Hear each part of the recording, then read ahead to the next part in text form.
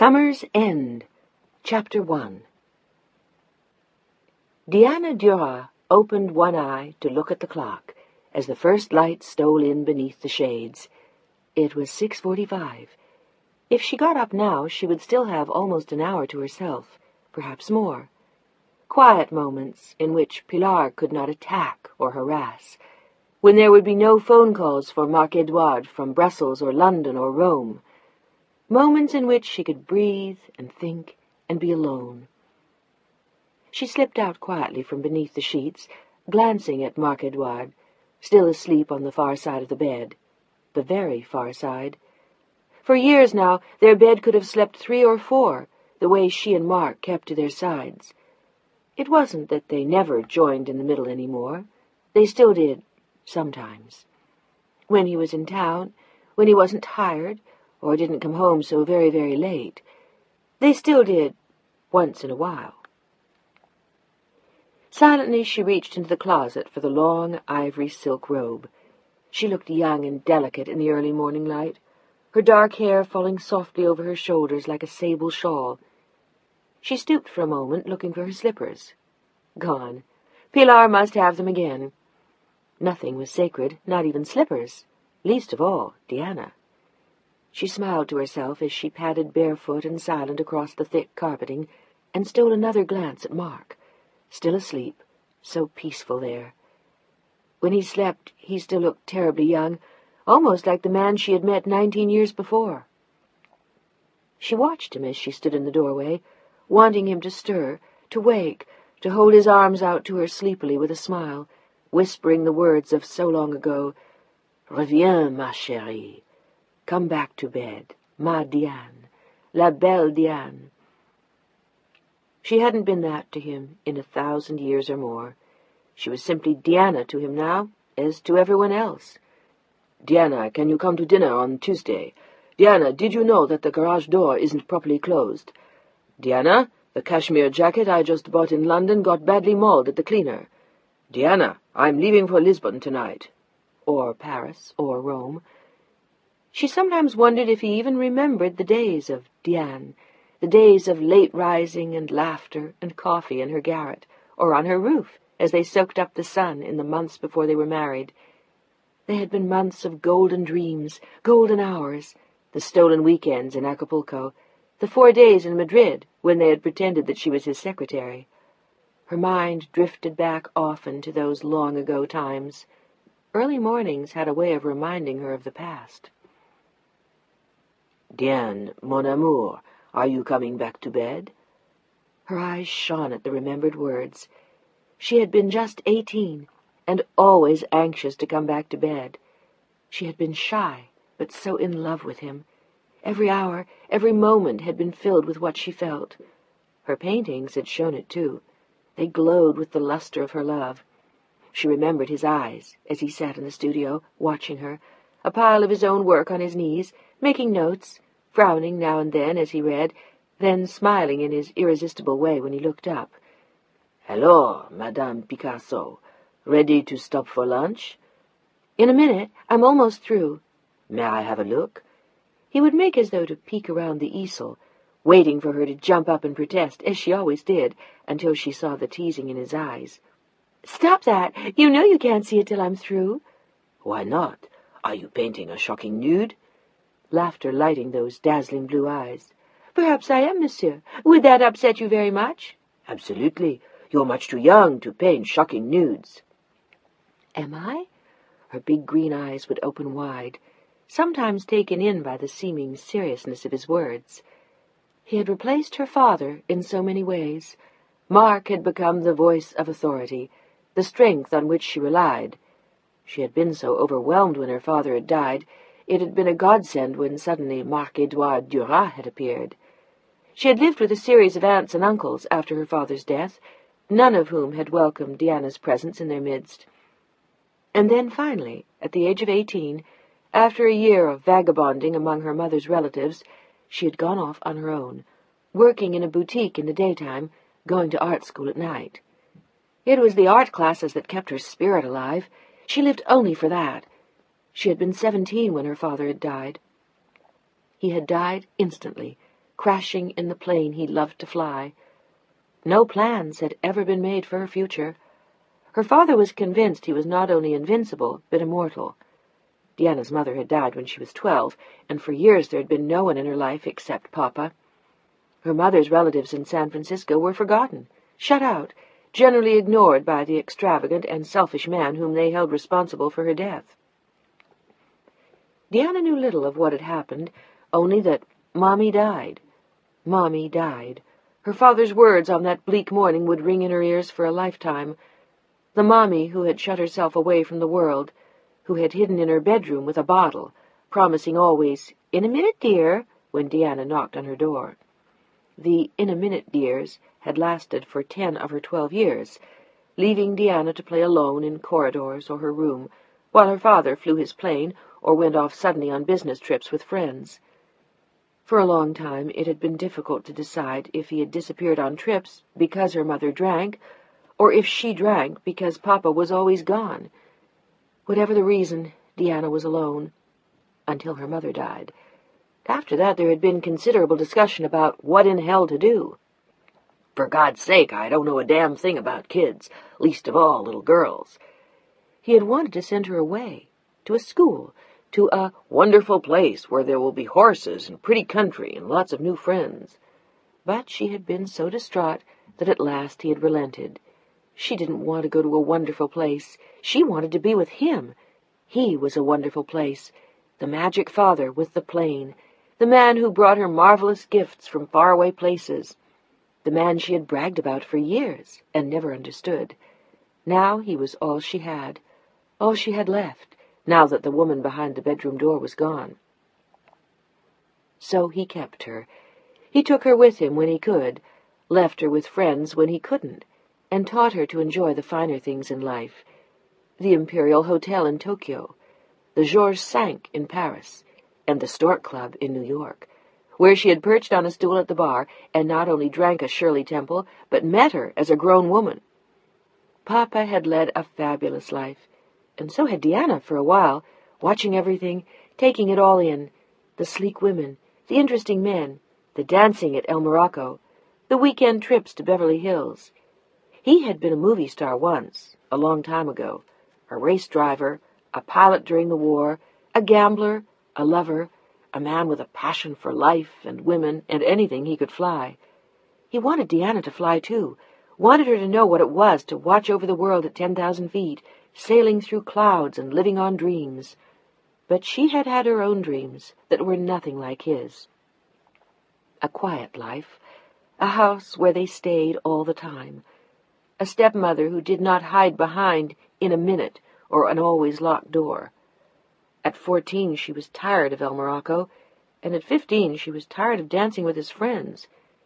At 16 she had managed to finish school and desperately wanted to go to Vassar or Smith. Papa insisted it would be a bore, so she painted instead, on sketch pads and canvases she took with her wherever they went. She drew on paper tablecloths in the south of France, and the backs of letters from his friends, having no friends of her own. She drew on anything she could get her hands on. A gallery owner in Venice had told her that she was good, that if she stuck around he might show her work. He didn't, of course.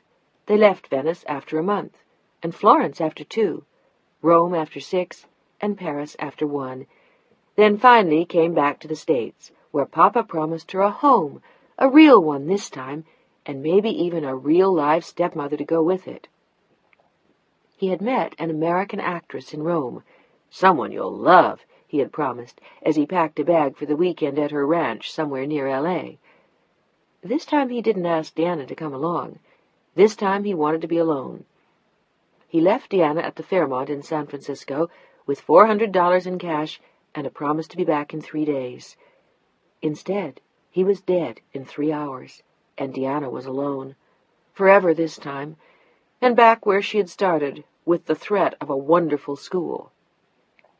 But this time the threat was short-lived. There was no money left, for a wonderful school or anything else. None, and a mountain of debts that went unpaid. She called the long-forgotten relatives of her mother. They arrived at the hotel and took her to live with them. "Only for a few months, Deanna. You understand. We just can't. You'll have to get a job and get your own place when you get on your feet." A job? What job? What could she do? Paint? Draw? Dream? What difference did it make now that she knew almost every piece in the Uffizi and the Louvre, that she had spent months in the Jeu de Paume, that she had watched her father run with the bulls in Pamplona, had danced at El Morocco and stayed at the Ritz? Who gave a damn? No one did. In 3 months she was moved in with a cousin, and then with another aunt. For a while, you understand. She understood it all now. The loneliness, the pain, the seriousness of what her father had done. He had played his life away. He had had a good time. Now she understood what had happened to her mother, and why. For a time she came to hate the man she had loved. He had left her alone, frightened and unloved. Providence had come in the form of a letter from France. There had been a small case pending in the French courts, a minor judgment, but her father had won. It was a matter of $6,000 or $7,000. Would she be so kind as to have her attorney contact the French firm? What attorney? She called one from a list she got from one of her aunts, and he referred her to an international firm of lawyers. She had gone to their offices at 9 o'clock on a Monday morning, dressed in a little black dress she had bought with her father in France, a little black Dior, with a little black alligator bag he had brought her back from Brazil, and the pearls that were all that her mother had left her. She didn't give a damn about Dior or Paris or Rio or anything else. The promised $6,000 or $7,000 was a king's ransom to her. She wanted to give up her job and go to art school day and night. In a few years she'd make a name for herself with her art. But in the meantime, maybe she could live on the $6,000 for a year. Maybe. That was all she wanted when she walked into the huge wood-paneled office and met Marc-Edouard Duras for the very first time. "Mademoiselle." He had never had a case quite like hers. His field was corporate law, complex international business cases, but when the secretary had relayed her call, he had been intrigued. When he saw her, a delicate child woman with a frightened, beautiful face, he was fascinated. She moved with mystifying grace, and the eyes that looked into his were bottomless. He ushered her to a seat on the other side of the desk and looked very grave, but his eyes danced as they talked their way through the hour. He, too, loved the Uffizi.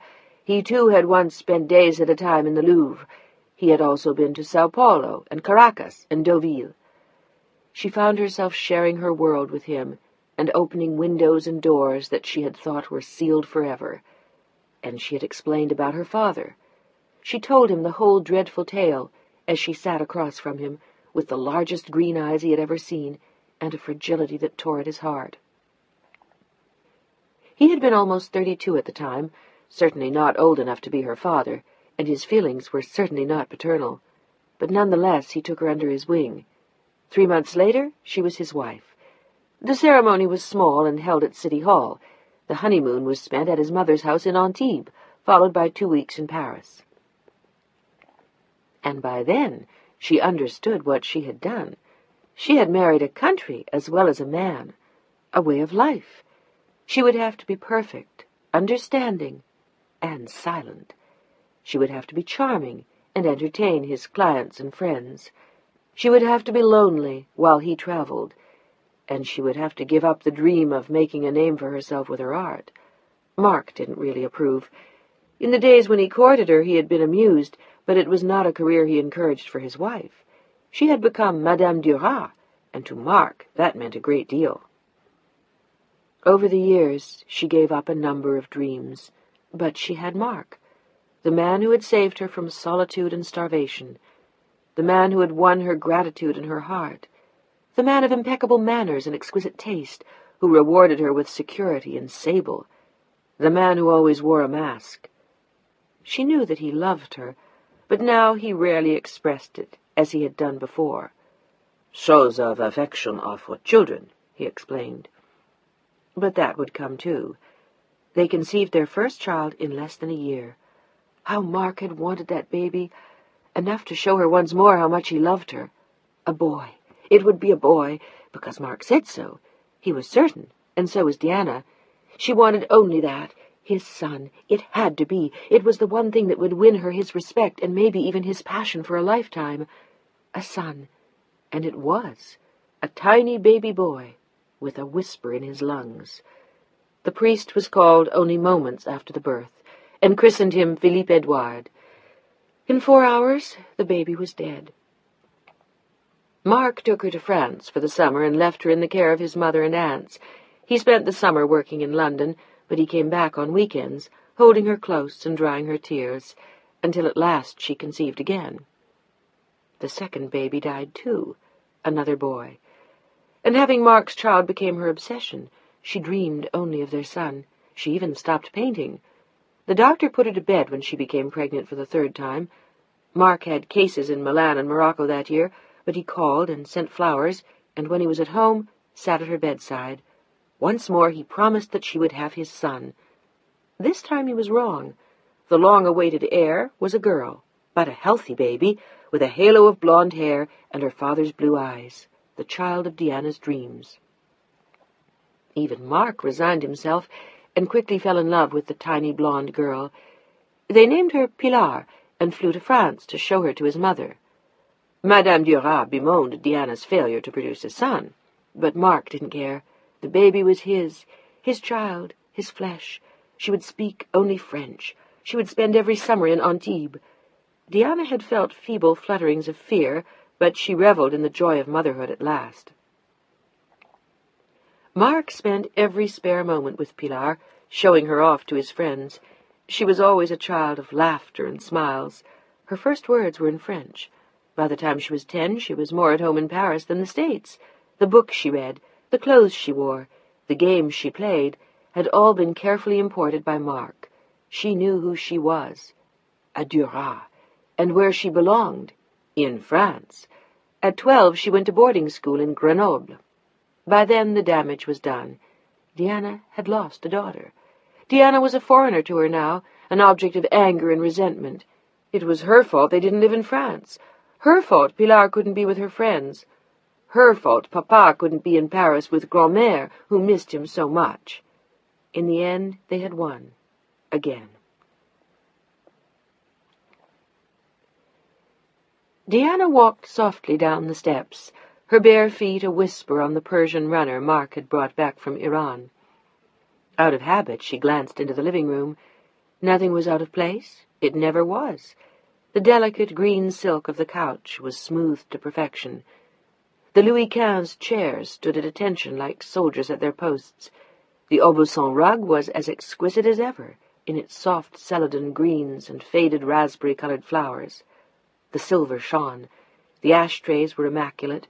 The portraits of Mark's enviable ancestors hung at precisely the right angle, and the curtains framed a perfect view of the Golden Gate Bridge and the bay. There were no sailboats yet at this hour, and for once there was no fog. It was a perfect June day, and she stood for a moment, looking at the water. She was tempted to sit down and simply watch, but it seemed sacrilege to rumple the couch, to tread on the rug, even to breathe in that room. It was easier to simply move on, to her own little world, to the studio at the back of the house, where she painted, where she fled. She walked past the dining room without looking in, then soundlessly down a long corridor to the back of the house. A half-flight of stairs led to her studio. The dark wood was cold on her feet. The door was stiff, as always. Mark had given up reminding her to have something done about it. He had come to the conclusion that she liked it that way, and he was right. It was difficult to open, and it always slammed rapidly closed, sealing her into her own bright little cocoon. The studio was her own precious world, a burst of music and flowers tenderly tucked away from the stifling sobriety of the rest of the house. No Aubussons here, no silver, no Louis XV. Here everything was bright and alive. The paints on her palette, the canvases on her easel, the soft yellow of the walls, and the big, comfortable white chair that embraced her the moment she relinquished herself into its arms. She smiled as she sat down and looked around. She had left a terrible mess the morning before, but it suited her. It was a happy place in which she could work. She flung back the flowered curtains and pushed open the French doors, stepping onto the tiny terrace. the bright tiles like ice beneath her feet. She often stood here at this hour, sometimes even in the fog, breathing deeply, and smiling at the spectre of the bridge hanging eerily above an invisible bay, listening to the slow owl hoot of the foghorns. But not this morning. This morning the sun was so bright that she squinted as she stepped outside. It would be a perfect day to go sailing, or disappear to the beach. The very idea made her laugh. Who would tell Margaret what to polish? Who would respond to the mail? Who would explain to Pilar why she could not go out that night? Pilar. This was the day of Pilar's departure, Cap d'Antibes for the summer, to visit her grandmother and her aunts, uncles, and cousins, all down from Paris. Diana almost shuddered at the memory. After years of enduring those stifling summers, she had finally said no. The eternal charm of Mark's family had been insufferable. Politesse through clenched teeth, the invisible thorns that ripped through one's flesh. Diana had never won their approval. Mark's mother made no secret of that. Diana was, after all, an American, and far too young to be a respectable match. Worst of all, she had been the penniless daughter of an extravagant wanderer. It was a marriage that added nothing to Mark's consequences, only to her own. His relatives assumed that was why she had snared him, and they were careful not to mention it, more than twice a year. Eventually Diana had had enough, and had stopped making the pilgrimage to Antibes for the summer. Now Pilar went alone, and she loved it. She was one of them. Diana leaned her elbows on the terrace wall and propped her chin on the back of one hand. A sigh escaped her unnoticed as she watched a freighter glide slowly into the bay. "Aren't you cold out there, Mother?" The words were as chilly as the terrace tiles. Pilar had spoken to her as though she were an oddity, standing there in her bathrobe and bare feet. Diana cast a look at the ship, and turned slowly around with a smile. "Not really. I like it out here. And besides, I couldn't find my slippers." She said it with the same steady smile, and looked directly into her daughter's brilliant blue eyes. The girl was everything Diana was not. Her hair was the palest gold, her eyes an almost iridescent blue, and her skin had the rich glow of youth. She was almost a head taller than her mother, and in almost every possible way the image of Marc Edouard. But she did not yet have his aura of power. That would come later. And if she learned her lessons well from her grandmother and aunts, she would learn to mask it almost as viciously as they did. Marc Edouard was not quite as artful. There was no need to be. He was a man. But the Duras women practiced a far subtler art. There was little Diana could do to change that now, except, perhaps, keep Pilar away, but that would be a fruitless venture. Pilar, Marc, the old woman herself, all conspired to keep Pilar in Europe much of the time. And there was more to Pilar's resemblance to her grandmother than mimicry. It was something that ran in her blood. There was nothing Diana could do other than accept it. She never ceased to marvel, though, at how acutely painful the disappointment always was. There was never a moment when she didn't care, when it mattered less. It always mattered. She always felt Pilar's loss. Always. She smiled now and looked down at her daughter's feet. She was wearing the absentee slippers. "I see you found them." Diana's words teased, but her eyes wore the pain of a lifetime, tragedy constantly hidden by jokes. "Is that supposed to be funny, Mother?" There was already warfare in Pilar's face at barely 7:30 in the morning.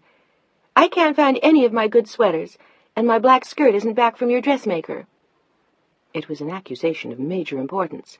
Pilar flung back her long, straight blonde hair and looked angrily at her mother. Diana always wondered at Pilar's fury. Teenage rebellion? Or merely that she didn't want to share Marc with Diana? There was nothing Diana could do, at least not for the moment. Maybe one day, maybe later, maybe in 5 years she'd get another chance to win back her daughter and become her friend. It was something she lived for, a hope that refused to die. "The skirt came back yesterday. It's in the hall closet. The sweaters are already in your suitcase. Margaret packed for you yesterday. Does that solve all your problems?" The words were spoken gently. Pilar would always be the child of her dreams, no matter what, no matter how badly the dreams had been shattered. Mother, you're not paying attention. For a moment Deanna's mind had wandered, and Pilar's eyes blazed at her. I asked you what you did with my passport. Deanna's green eyes met Pilar's blue ones and held them for a long moment. She wanted to say something, the right thing. All she said was, I have your passport. I'll give it to you at the airport. I'm perfectly capable of taking care of it myself. I'm sure you are. Deanna stepped carefully back into her studio, avoiding the girl's gaze. Are you going to have breakfast? Later. I have to wash my hair. I'll have Margaret bring you a tray. Fine. Then she was gone, a bright arrow of youth that had pierced Deanna's heart yet again. It took so little to hurt. The words were all so small, but their emptiness stung her. Surely there had to be more. Surely one did not have children merely to have it end like this. She sometimes wondered if it would have been this way with her sons. Maybe it was just Pilar. Maybe the pull between two countries and two worlds was too great for her. The phone buzzed softly on her desk as she sighed and sat down. It was the house line, no doubt Margaret asking if she wanted her coffee in the studio. When Mark was away, Deanna often ate alone in this room. When he was at home, breakfast with him was a ritual, sometimes the only meal they shared. Yes? Her voice had a soft, smoky quality that always lent gentleness to her words. Diana, I have to call Paris. I won't be downstairs for another 15 minutes. Please tell Margaret that I want my eggs fried and not burned to a crisp. Have you got the newspapers up there? No, Margaret must have them waiting for you at the table. Bon, à tout de suite. Not even good morning, or how are you? How did you sleep? I love you. Only the papers, the black skirt, the passport, Deanna's eyes filled with tears. She wiped them away with the back of her hand. They didn't do it deliberately. They were simply that way. But why didn't they care where her black skirt was, where her slippers were, how her latest painting was coming? She glanced over her shoulder wistfully as she closed the door to her studio behind her. Her day had begun. Margaret heard her rustling the papers in the dining room and opened the kitchen door with her customary smile. "Morning, Mrs. Duroth." "Good morning, Margaret." And so it went, as ever, with precision and grace. Orders were given with kindness and a smile. The newspapers were carefully set out in order of importance. The coffee was immediately placed on the table in the delicate Limoges pot that had belonged to Mark's mother. The curtains were pulled back, the weather was observed, and everyone manned his station, donned his mask, and began a new day. Deanna forgot her earlier thoughts as she glanced at the paper and sipped coffee from the flowered blue cup, rubbing her feet along the carpet to warm them from the chill of the tile on the terrace. She looked young in the morning, her dark hair loose, her eyes wide, her skin as clear as Pilar's, and her hands as delicate and unlined as they had been 20 years before. She didn't look her 37 years, but more like someone in her late 20s. It was the way she lifted her face when she spoke, the sparkle in her eyes, the smile that appeared like a rainbow that made her seem very young. Later in the day, the consummately conservative style, the carefully knotted hair, and the regal bearing as she moved would make her seem more than her age. But in the morning she was burdened with none of the symbols. She was simply herself. She heard him coming down the stairs before she heard him speak, calling back gaily to Pilar in French as the girl stood with wet hair on the second-floor landing. It was something about staying out of Nice and making sure she behaved herself in Antibes. Unlike Diana, Mark would be seeing his daughter again in the course of the summer. He would be back and forth between Paris and San Francisco several times, stopping off in Antibes for a weekend whenever he could. Old habits were too hard to break, and the lure of his daughter was too great. They had always been friends. "Bonjour, ma chère." Ma chère, not ma chérie. My dear, not my darling, Diana observed. The I had fallen from the word many years since. "You look pretty this morning." "Thank you." She looked up with the dawn of a smile, then saw him already studying the papers. The compliment had been a formality more than a truth. The art of the French. She knew it well. "Anything new in Paris?" Her face was once again grave. "I'll let you know. I'm going over tomorrow for a while." Something in his tone told her there was more. There always was. "How long a while?" He looked at her, amused, and she was reminded once again of all the reasons she had fallen in love with him. Mark was an incredibly handsome man, with a lean, aristocratic face and flashing blue eyes that even Pilar's couldn't match. The gray at his temples barely showed in the still sandy blonde hair. He still looked young and dynamic, and almost always amused, particularly when he was in the States. He found Americans amusing. It amused him when he beat them at tennis and squash, at bridge or backgammon, and particularly in the courtroom. He worked the way he played, hard and fast and well, and with extraordinary results. He was a man whom men envied and over whom women fawned. He always won. Winning was his style. Diana had loved that about him at first. It had been such a victory when he first told her he loved her. "I asked you how long you'd be away." There was a tiny edge to her voice. "I'm not sure. A few days. Does it matter?" "Of course." The edge to her voice. "Have we something important?" He looked surprised. He had checked the book and hadn't seen anything there. "Well?" "No, nothing important, darling. Only each other. No, nothing like that. I just wondered." "I'll let you know. I'll have a better idea after some meetings today. There's a problem apparently on the big shipping case. I may have to go directly to Athens from Paris." "Again?" "So it would seem." He went back to the papers until Margaret set his eggs in front of him, then glanced at his wife again. "You're taking Pilar to the airport?" "Of course." "Please see to it that she's properly dressed. Mother will have a stroke if she gets off the plane again in one of those outrageous costumes." "Why don't you tell her yourself?" Diana fixed him with her green eyes. "I thought that was more your province." He looked unmoved. What? Discipline or her wardrobe? Each of them thankless tasks, as they both knew. "Both, to a degree." She wanted to ask to what degree, but she didn't. To the degree that she was capable of it? Was that what he meant? Mark went on. "I've given her some money for the trip, by the way, so you won't have to." "How much?" He glanced up sharply. "I beg your pardon?" "I asked how much money you gave her for the trip." She said it very quietly. "Is that important?"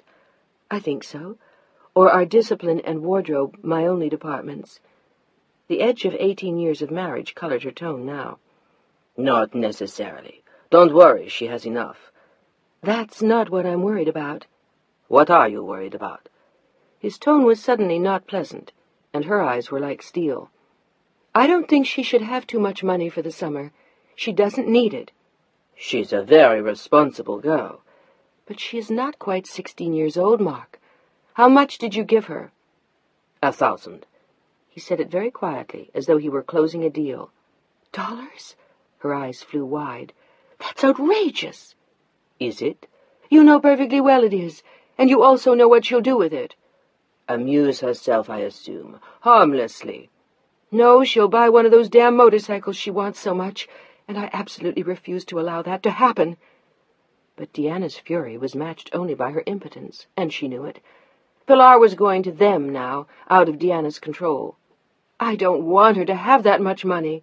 "Don't be absurd." "For God's sake, Mark." The telephone rang as she began her tirade in earnest. It was for Mark, from Milan. He had no time to listen to her before he left. He had a meeting to attend at 9:30. He glanced at his watch. "Stop being so hysterical, Diana. The child will be in good hands." But that was a whole other discussion right there, and he didn't have time. "I'll see you tonight." "Will you be home for dinner?" "I doubt it. I'll have Dominique call." "Thank you." They were two tiny, frozen words. She watched him close the door. A moment later she heard his Jaguar purr out of the driveway. She had lost another war. She broached the subject again with Pilar on the way to the airport. "I understand your father gave you quite a lot of money for the summer." "Here we go. What is it now?" "You know damn well what it is now. The motorcycle. I'll put it to you very simply, love. You buy one, and I'll have you hauled home." Pilar wanted to taunt her with, "How will you know?" but she didn't dare. "Okay, so I won't buy one." "Or ride one." "Or ride one." But it was a useless parroting, and Deanna found herself, for the first time in a long time, wanting to scream. She glanced at her daughter for a moment as she drove, and then looked straight ahead again. "Why does it have to be this way? You're leaving for 3 months. We won't see each other. Couldn't it be pleasant between us today? What's the point of this constant haggling?" "I didn't start it. You brought up the motorcycle." "Do you have any idea why? Because I love you. Because I give a damn. Because I don't want you killed. Does that make any sense to you?" There was desperation in her voice, and finally anger. "Yeah, sure." They rode on, in silence, to the airport. Deanna felt tears sting her eyes again, but she would not let Pilar see them. She had to be perfect. She had to be strong. The way Mark was. The way all his damned French relatives pretended to be. The way Pilar wanted to be. Deanna left her car with the valet at the curb, and they followed the porter inside, where Pilar checked in. When the clerk handed back her passport and ticket, she turned to her mother. "You're coming to the gate?" There was more dismay in her voice than encouragement. "I thought that might be nice. Would you mind?" "No." Sullen and angry. A goddamn child. Deanna wanted to slap her. Who was this person? Who had she become? Where had the sunny little girl who loved her gone? They each held tightly to their own thoughts as they walked towards the gate, collecting appreciative glances as they went. They were a striking pair. The dark beauty of Deanna in a beautifully cut black wool dress, her hair swept into a knot, with a bright red jacket over one arm. Pilar in her youthful blaze of blonde, tall and slender and graceful, in a white linen suit that had met with her mother's approval as she came down the stairs. Even her grandmother would approve, unless she found the cut too American. Anything was possible with Madame Duras. The plane was already boarding when they arrived, and Deanna had only a moment to hold the girl's hand tightly in her own. "I mean it about the motorcycle, darling. Please." All right, all right." But Pilar was already looking past Deanna, eager to be on the plane. "I'll call you, and call me if you have any problems." "I won't." It was said with the assurance of not quite 16 years. "I hope not." Deanna's face softened as she looked at her daughter, then pulled her into a hug. "I love you, darling. Have a good time." "Thanks, Mom." She favored her mother with a brief smile and a quick wave as her golden mane flew into the passageway. Deanna suddenly felt leaden. She was gone again. Her baby, the little girl with the curly blonde hair, the child who had held her arms out so trustingly each night to be hugged and kissed. Pilar. Deanna took a seat in the lounge and waited to see the 747 begin its climb into the sky. At last she rose and walked slowly back to her car. The valet tipped his cap appreciatively at the dollar she handed him and wondered about her as she swung her legs gracefully into the car. She was one hell of a good-looking woman. He couldn't quite guess how old she was. 28? 32? 35? 40? It was impossible to tell. Her face was young, but the rest of her, the way she moved, the look in her eyes, was so old. Deanna heard him coming up the stairs as she sat at her dressing table, brushing her hair.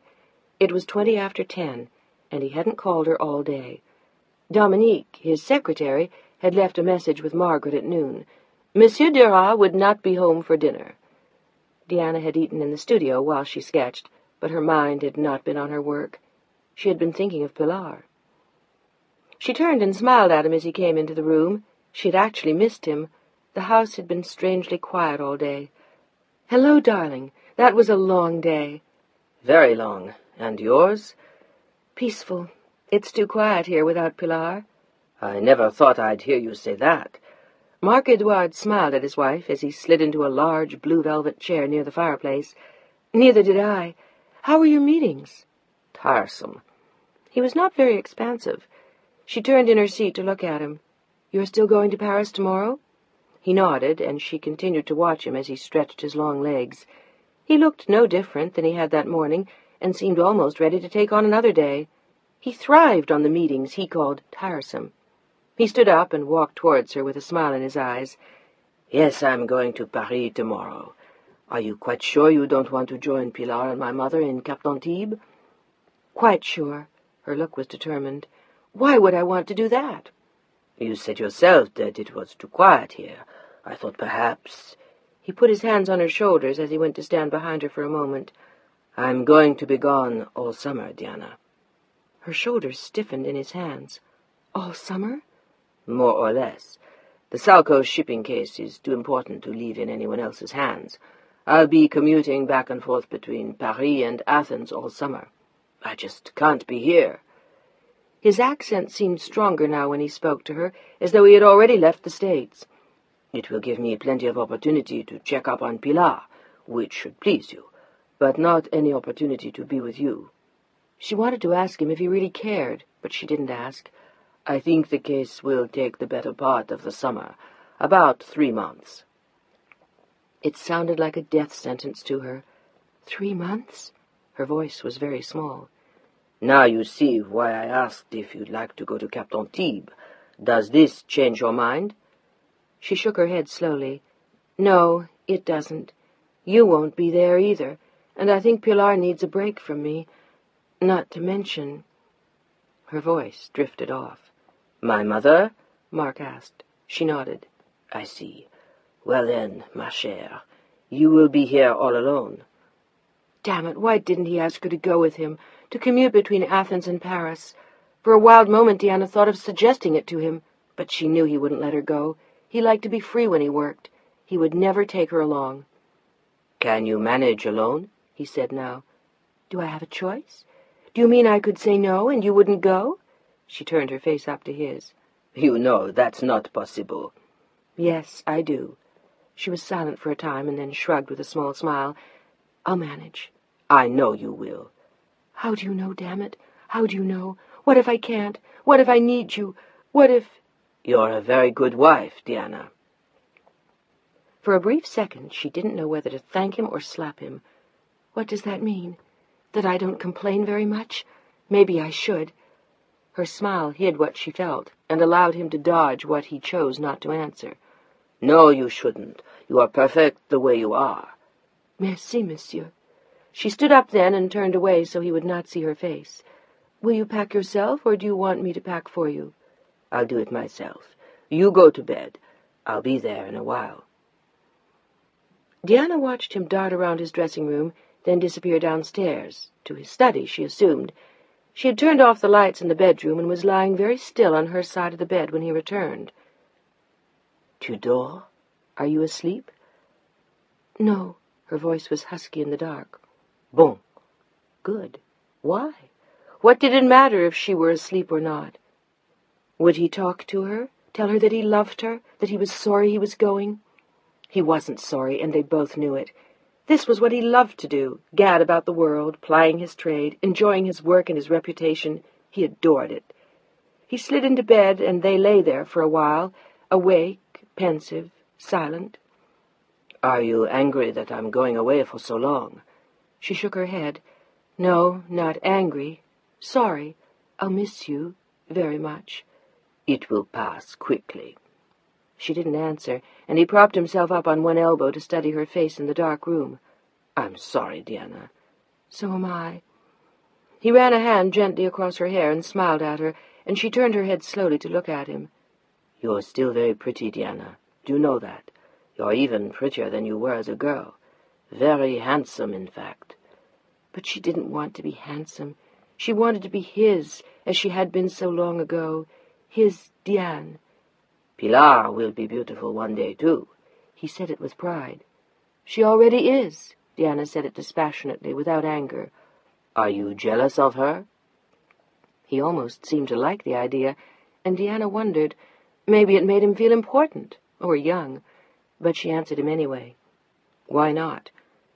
Yes, sometimes I'm jealous of her. I'd like to be that young again, that free, that sure of what life owes me. At her age, it's all so obvious. You deserve the best, you'll get the best. I used to think so, too.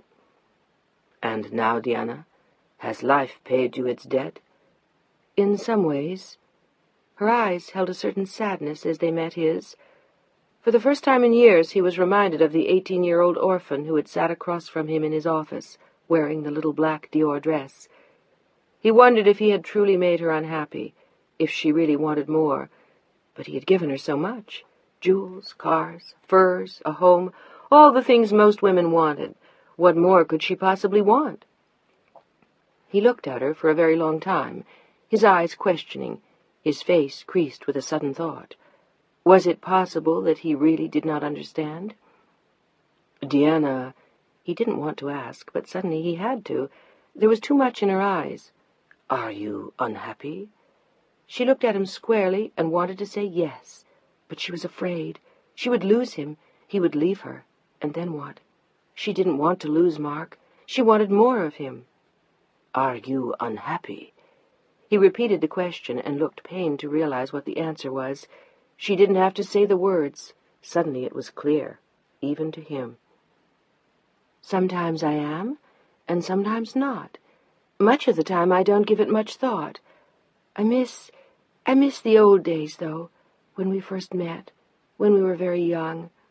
Her voice was very small as she said it. We've grown up, Diana. You can't change that.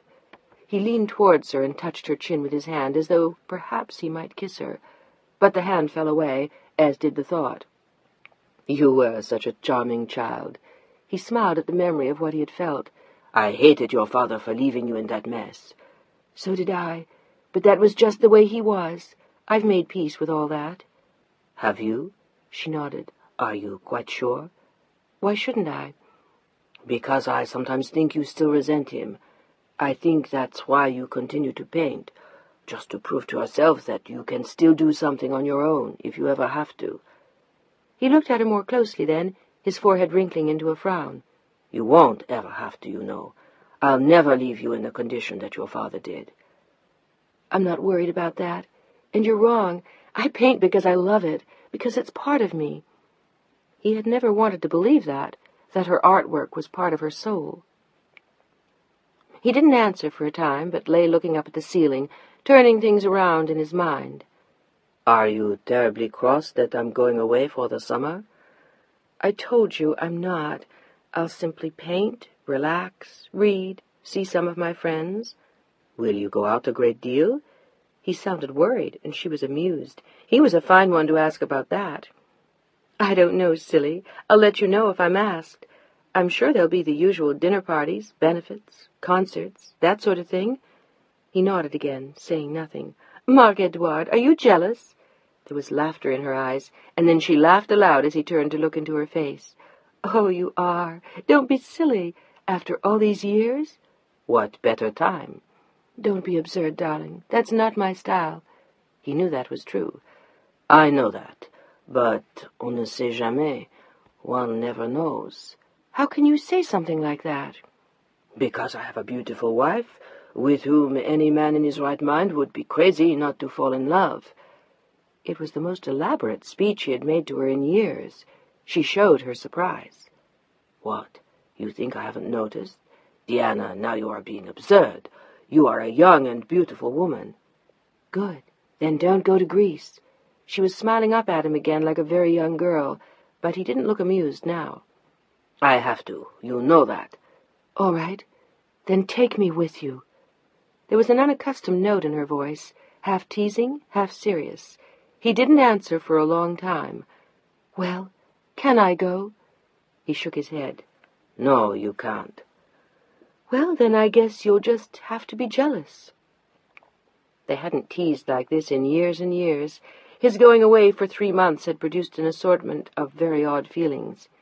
But she didn't want to push him too far. Seriously, darling, you don't have to worry. I hope not. Marc, arrête! Stop it! She leaned forward and reached for his hand, and he let her take it in hers. I love you. Do you know that? Yes. Do you know as well that I love you? Her eyes grew very serious as they looked into his. Sometimes I'm not so sure. He was always too busy to show her he loved her, and it wasn't his style. But now something told her that she had hit home, and she was stunned as she watched him. Didn't he know? Didn't he realize what he had done? The wall he had built around himself, surrounded by business and work. Gone for days or weeks, and now months, and his only ally, Pilar. I'm sorry, darling. I suppose you do, but sometimes I have to remind myself of it. But I do love you. You must know that. Deep inside, I think I do know.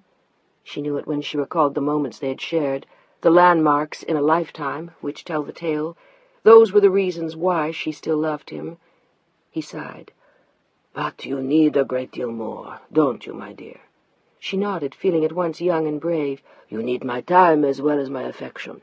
You need, enfin, you need what I don't have to give.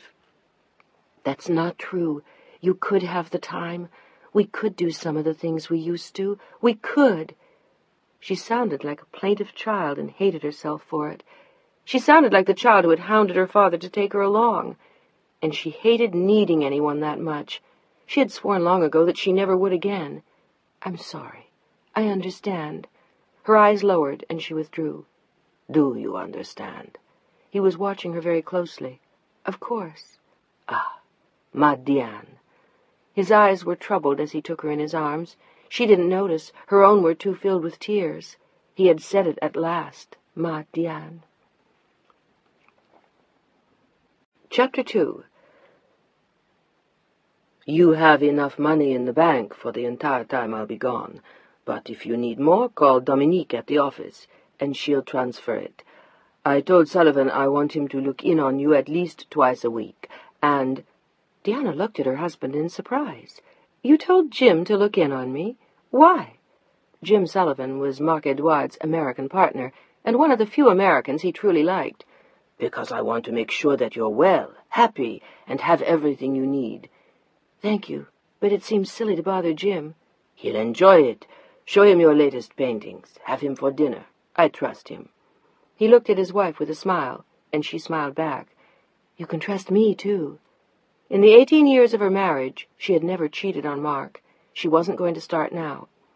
I do trust you. I'll call as often as I can. You know where I'll be. If anything comes up, just call. I'll get back to you as soon as possible, if I'm not in. She nodded quietly at his words, and then let out a small sigh. He turned to look at her in the silence of the Jaguar. For a moment there was worry in his eyes. You'll be all right, Diana, won't you? Her eyes found his. She nodded. Yes, I'll be fine, but I'll miss you terribly. He was already looking back at the road. The time will go quickly. If you change your mind, you can always join Mother and Pilar in Cap d'Antibes. He smiled at his wife again. Not that you will.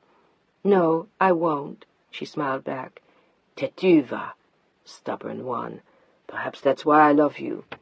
Is that why? I've often wondered. There was a teasing sparkle in her eyes now as she studied the handsome profile next to her in the car. You'll take care of yourself, won't you? Don't work too terribly hard. But it was a useless admonition, and they both knew it. I won't. He smiled at her tenderly. You will. I will. And you'll enjoy every minute of it, too. They both knew that was true, too. I hope the Salco case comes out in your favor. It will. You can be quite sure of that. Marc-Edouard Duras, you are unbearably arrogant. Has anyone told you that yet today? Only the woman I love. He reached for her hand as he took the turn-off for the airport, and she touched his fingers gently with her own. It made her think of the night before, and the rare meshing of their bodies that she cherished so much. Ma Diane, I love you, darling. She pulled his hand to her lips and gently kissed the tips of his fingers. I wish we had more time. So do I. We will one of these days. Yes, but when? She carefully put his hand back on the seat and left her fingers intertwined with his. When you come back, do you suppose we could go somewhere together for a holiday? She watched him, her eyes wide, childlike. She still wanted him, wanted to be with him, to be his. After all these years, she still cared. Sometimes it still surprised her how much she did. Where would you like to go? Anywhere, just so we're together. And alone.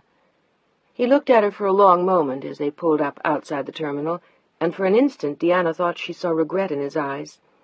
We'll do that, as soon as I get back. Then he seemed to catch his breath. Diana, She waited, but he said no more. He only put his arms around her and held her close. She felt her own arms go around him and hold him close.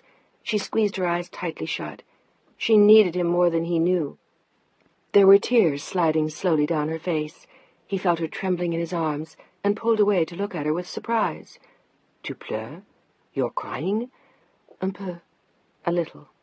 He smiled. It had been so long since she had answered him in French. "I wish you didn't have to go." If only he'd stay. If they had some time without Pilar. "So do I." But they both knew that was a lie. He pulled the keys out of the ignition and opened the door, signaling for a porter. Deanna walked sedately beside him, lost in her own thoughts, until they reached the first-class lounge where he generally hid while waiting for a plane. She settled into a chair next to his and smiled at him, but he was already different, already gone, the moment in the car all but forgotten. He checked the papers in his briefcase and looked at his watch. He had 10 minutes left, and he suddenly seemed impatient to leave. "Alors, is there anything we forgot to discuss in the car? Any message for Pilar?" "Just give her my love. Will you stop there before you go to Athens?" "No, I'll phone her tonight." "And me too?" She watched the seconds tick by on the enormous clock on the wall. "And you too. You're not going out?" "No, I have some work I want to finish in the studio." "You should do something amusing, so you don't feel alone." "I won't. I'm used to it." Again, she didn't say the words. "I'll be fine." She crossed one leg over the other, looking down at her lap. She had worn a new lavender silk dress and the purple jade earrings encircled by diamonds that he had brought her from Hong Kong. But he hadn't noticed. His mind was on other things. "Diana." She looked up to find him standing next to her, his briefcase in his hand and the familiar smile of victory in his eyes. He was off to the wars now, gone again, free. "Is it time to go? Already? So soon?" He nodded, and she stood up, dwarfed by his considerable size, but the perfect companion beside him. They were a strikingly good-looking couple.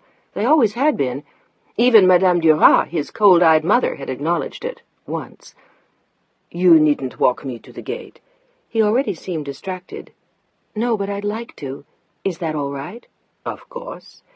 He held the door for her, and they stepped back into the bustle of the terminal, instantly lost among an army of travelers, burdened with suitcases, gifts, and guitars. They arrived too soon at the gate, and he turned to look down at her with a smile. "I'll call you tonight." "I love you." He didn't answer, but bent to kiss the top of her head, then strode into the passageway to the plane without a backward look or a wave. She watched until he disappeared, then slowly turned and walked away. "I love you." Her own words echoed in her head. But he hadn't answered. He was already gone. She slid into the car, waiting at the curb, and with a sigh turned the key and drove home. She went quickly upstairs to change her clothes, and was buried deep in her own thoughts in the studio all afternoon. She sketched absently, and had just gone out on the terrace at last for some air, when Margaret knocked softly on the studio door. Deanna turned in surprise as the housekeeper hesitantly entered the room. "Mrs. Duras, I'm sorry." She knew how Deanna hated to be disturbed there, but now and then she had no choice. Deanna had disconnected the studio phone. "Is something wrong?" Deanna looked distracted, standing there with her hair loose over her shoulders and hands tucked into the pockets of her jeans. "No, Mr. Sullivan is downstairs to see you." "Jim?" And then she remembered Marc Edouard's promise that Jim would look in on her.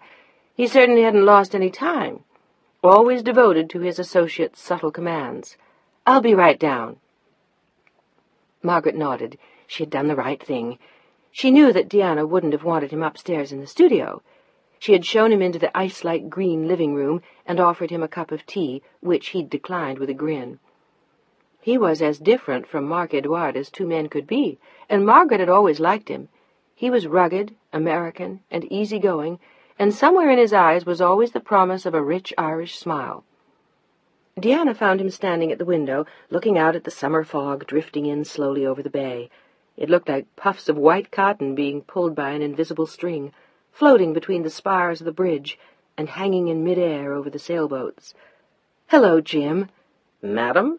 He executed a small bow and made as though to kiss her hand. But she waved the gesture away with a gurgle of laughter and offered her cheek, which he unceremoniously kissed. I must admit I prefer that. Kissing hands is an art I've never quite mastered. You never know if they're going to shake with you or expect to be kissed. A couple of times I damn near got my nose broken by the ones who planned to shake. She laughed at him and sat down. You'll have to get Mark to give you lessons. He's a genius at it. It's either the Frenchman in him or a sixth sense. How about a drink? Love it. He lowered his voice to a conspiratorial whisper. Margaret seems to think I should have tea. How awful! She was laughing again, and he watched her appreciatively as she opened a small inlaid cabinet and withdrew 2 glasses and a bottle of scotch. Drinking, Deanna? He said it casually, but he was surprised. He had never seen her drink scotch. Maybe Mark Edouard had had a good reason after all for suggesting he come by, but she was already shaking her head. I thought I'd have some ice water. Were you worried? She looked at him with amusement as she returned with his glass. A little. Don't worry, love. I haven't hit the bottle yet. Her eyes seemed suddenly wistful as she took a sip from her own glass and set it down carefully on a marble table. But it's going to be a mighty long summer. She sighed and looked up at him with a smile. Gently he reached over and patted her hand. I know. Maybe we can go to the movies sometime. You're a sweetheart, but don't you have anything better to do? She knew he did. He had been divorced for 4 years and was living with a model who had moved out from New York a few months ago. He adored that type, and they always loved him. Tall, handsome, athletic, with Irish blue eyes and ebony black hair, barely salted with gray. He was the perfect contrast to Mark Edouard in every possible way. Easy-going when Mark was formal. All-American, unlike Mark's totally European manner, and surprisingly unassuming, in contrast to Mark Edouard's barely concealed arrogance.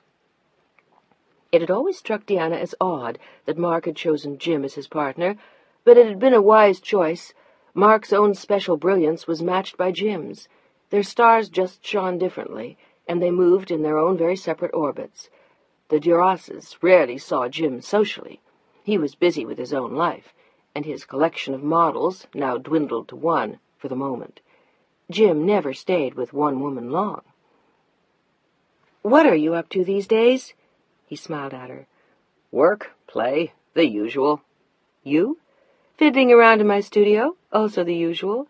She played it down as she always did. What about this summer? Have you made any plans? Not yet, but I will. Maybe I'll go see some friends in Santa Barbara or something. God! He made a horrible face, and she laughed. What's wrong with that? You'd have to be 80 years old to enjoy that. Why don't you go down to Beverly Hills? Pretend you're a movie star. Have lunch at the Polo Lounge. Have yourself paged. Is that what you do?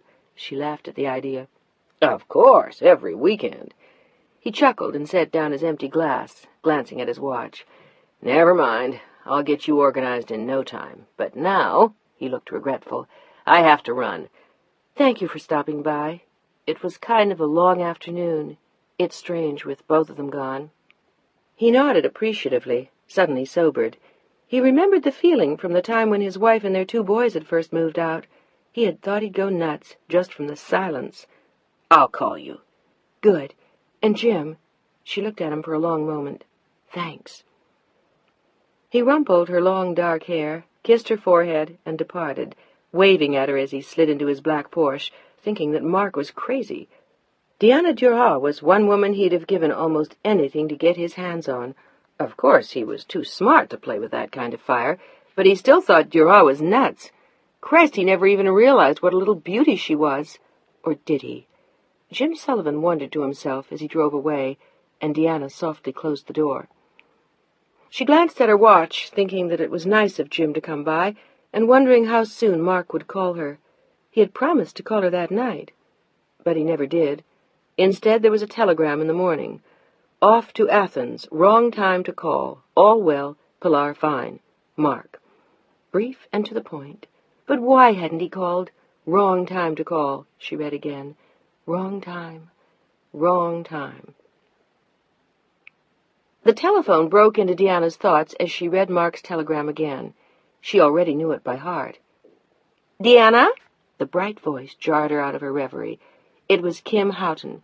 She lived only a few blocks away, but her life couldn't have been more different. twice married, twice divorced, eternally independent and merry and free.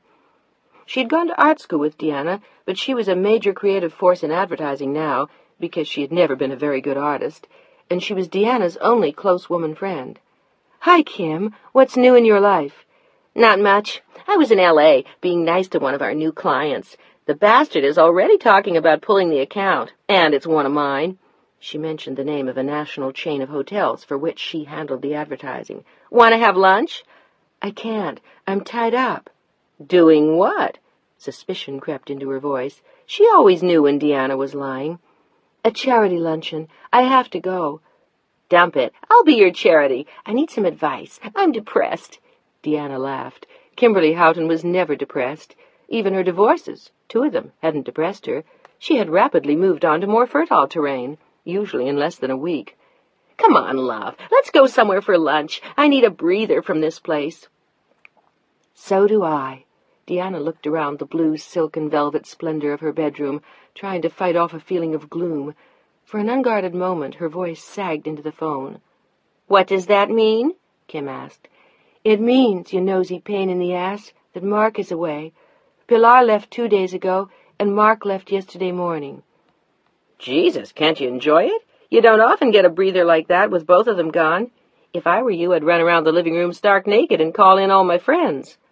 "While I was still naked, or after I got dressed?" Deanna threw her legs over the side of the chair and laughed. "Either way. Listen, in that case, forget about lunch. How about dinner tonight?" "That's a deal. That way I can do some work in the studio this afternoon." "I thought you were going to a charity lunch." Deanna could almost see Kim grinning. "Gotcha." "Go to hell." "Thank you. Dinner at 7 at Trader Vic's?" "I'll meet you there." "See ya." She hung up, leaving Deanna with a smile.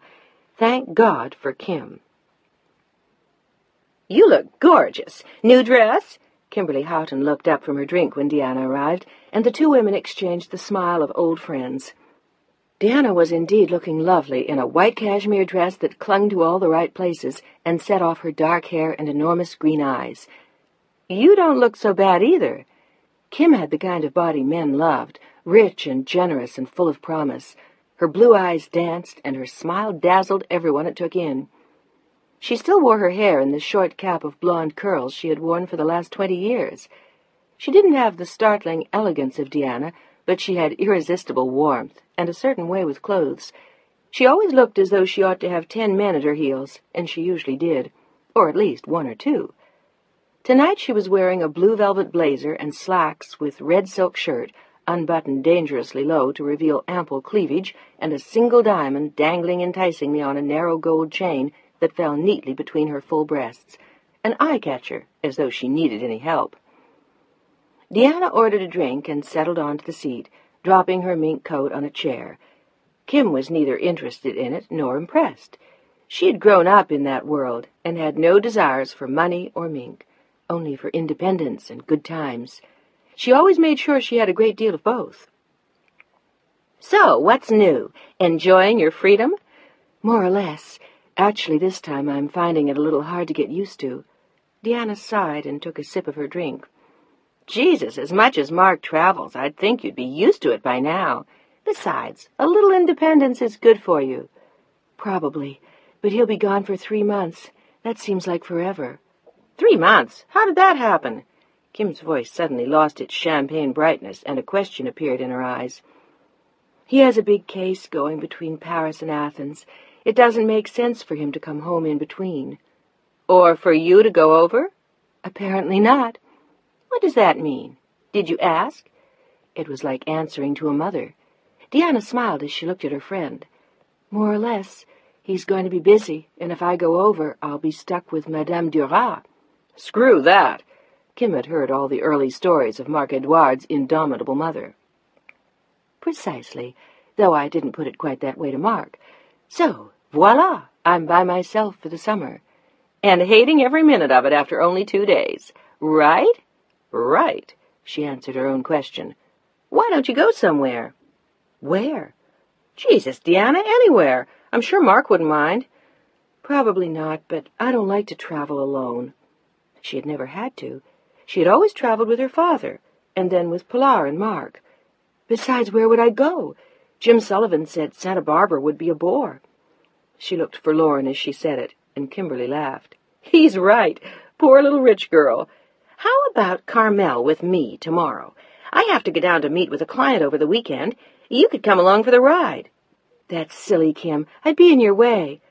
But for a moment she had liked the idea. She hadn't been to Carmel in years, and it certainly wasn't far away, just a 2-hour drive from the city. Why would you be in my way? I'm not having an affair with this guy, for Christ's sake, and I'd enjoy the company. By myself it would be a drag. Not for long. She looked pointedly at her friend, and Kim laughed. Please, my reputation. She smiled broadly at Deanna, then tilted her head to one side, shaking the halo of soft blonde curls. Seriously, will you come? I'd love it. I'll see. No, you'll come. Settled? Settled.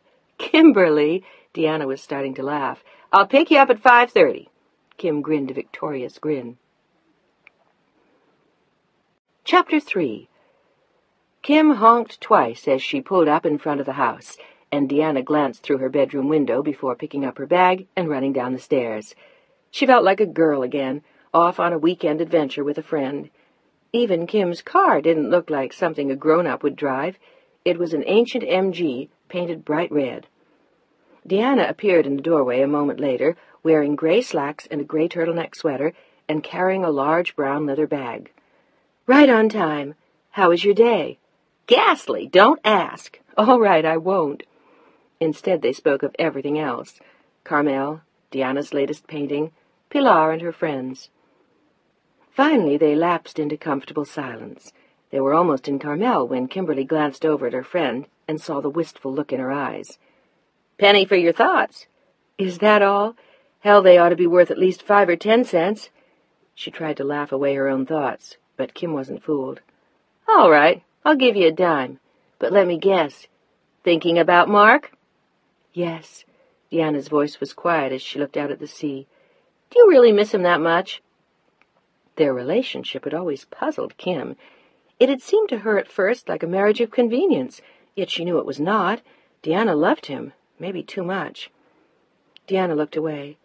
Yes, I miss him that much. Does that seem silly to you? No. Admirable, maybe. Something like that. Why, admirable has nothing to do with it. Kim laughed and shook her head. Sweetheart, 18 years with one man looks more than admirable to me. It's goddamn heroic. Deanna grinned at her friend. Why heroic? I love him. He's a beautiful, intelligent, witty, charming man. And making love with him the night before his departure had renewed something in her heart. Yes, he is. Kim kept her eyes on the road as she said it, but she found herself wondering if there was more, if there was a side of Marc Duras that no one knew, a warm side, a loving side, another dimension to the man of unlimited beauty and charm, a human side that laughed and cried and was real. That would make him a man worth loving, to Kim. It's going to be a very long summer. Deanna let out a small sigh. Tell me about this client of yours. Someone new? Yes. He insisted on having this meeting in Carmel. He lives in San Francisco, but has a house here. He was on his way up from L.A. and thought this would be a more pleasant place to discuss the account. How civilized. Yes, very. Kim smiled at Deanna. It was almost 8 o'clock when they pulled up in front of the hotel. Kimberly climbed out of the MG with a shake of her curls and a glance at Deanna, pulling herself out of the car with a groan. Think you'll survive? I'll admit, this isn't the smoothest possible chariot for traveling. I'll live. Deanna looked around at the familiar surroundings.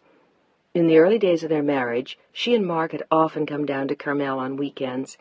They had wandered in and out of the shops, had cozy candlelit dinners, and walked for miles on the beach. There was a bittersweet feeling to being here again, this time without him.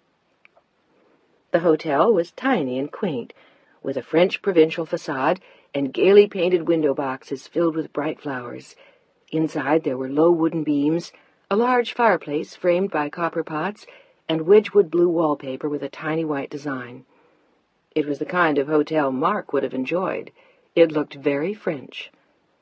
Kimberly signed the register at the front desk, then handed the pen to Deanna. I asked for adjoining rooms. Okay with you? Deanna nodded, relieved. She liked having a room to herself and hadn't really wanted to share one with Kim. "That sounds fine." She filled in her name and address on the card, then they followed the porter to their rooms. 5 minutes later, Deanna heard a knock at the door. "Want a Coke, Deanna? I just got 2 out of the machine down the hall."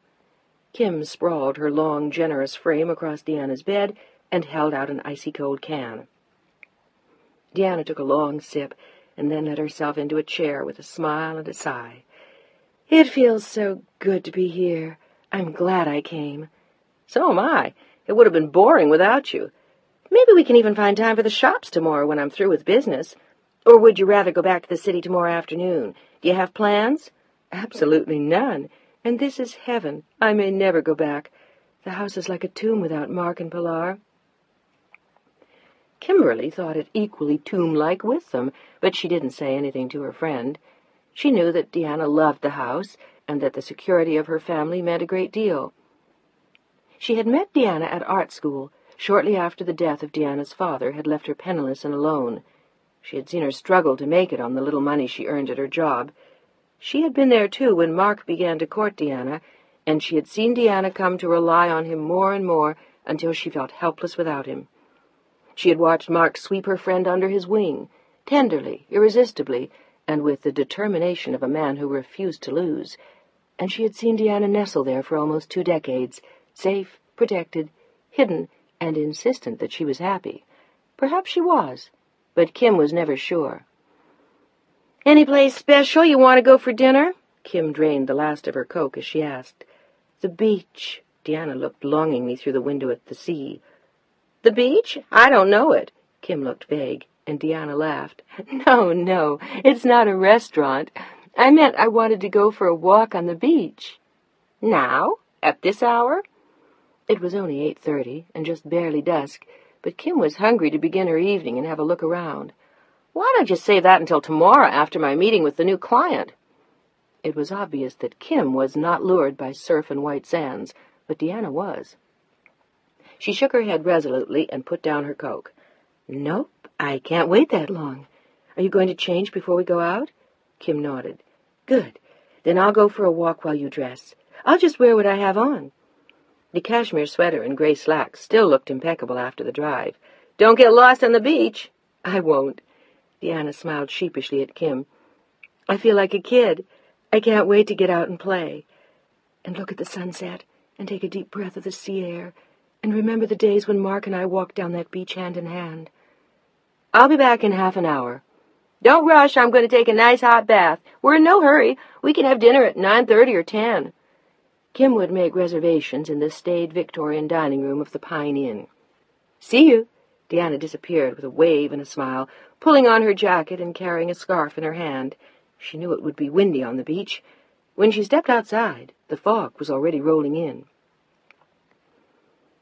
She walked along the main street of Carmel, weaving her way between the few straggling tourists who had not yet taken refuge at dinner tables or in their hotels, their children chattering at their heels, their arms filled with booty from the shops, their faces smiling and relaxed. It reminded her of the time she and Mark had come here with Pilar.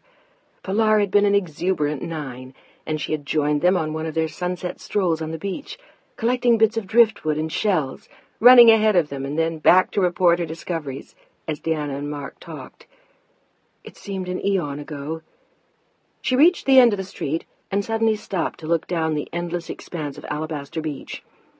Even Mark had admitted that there was nothing like it in France. The perfectly white sand and the rich swell of waves rolling in towards the shore, with seagulls drifting slowly by. She took a deep breath as she looked at the scene again, watching the tide roll inexorably in. There was a lure to that beach, a lure like none she had ever known. She pocketed the scarf and slipped her shoes off, feeling the rush of sand between her toes as she ran towards the shore, stopping short of the water's edge. The wind ripped through her hair. She closed her eyes and smiled. It was a beautiful place, a world she had left buried in memory for too long. Why had she stayed away for so long? Why hadn't they been back here before? With another deep breath, she set off down the beach, one shoe in each hand, and her feet aching to dance in the sand like a child. She had walked a long way before she stopped to watch the last rim of gold on the horizon. The sky had turned to mauve, and a thick bank of fog was moving in towards the shore. She stood watching it for an interminable time, then walked slowly up towards the dunes, where she made a seat for herself amid the tall grass and pulled her knees up under her chin as she looked out to sea. After a moment she rested her head on one knee and closed her eyes, listening to the sea and feeling a rush of joy in her soul. "It's perfect, isn't it?" Deanna jumped at the unexpected voice at her side. She opened her eyes to see a tall, dark-haired man standing beside her. For a moment she was frightened, but his smile was so kind that it was impossible to feel threatened while in the warm embrace of those eyes. They were a deep blue-green like the sea. He had the build of a man who might have played football in college. His hair was as dark as Deanna's and ruffled by the wind. He was looking down at her intently. "I like it best at this time of day," he said. "So do I." She found it easy to answer him, and was surprised that it didn't annoy her when he sat down beside her. "I thought I was alone on the beach." She glanced shyly into his face, and he smiled. "You probably were. I came up behind you. I'm sorry if I startled you." He looked at her again with that same open smile. "My house is just behind here." He nodded over his shoulder to an area shrouded by wind-contorted trees. "I always come out here in the evenings, and tonight I just got in from a trip. I haven't been here in 3 weeks. I always realize then how much I love it, how much I need to walk on this beach and look at that." He looked straight ahead, out to sea. "Do you live here all year round?" Deanna found herself conversing with him as though he were an old friend, but he had that way about him. It was impossible to be ill at ease. "No, I come down on weekends whenever I can. And you?"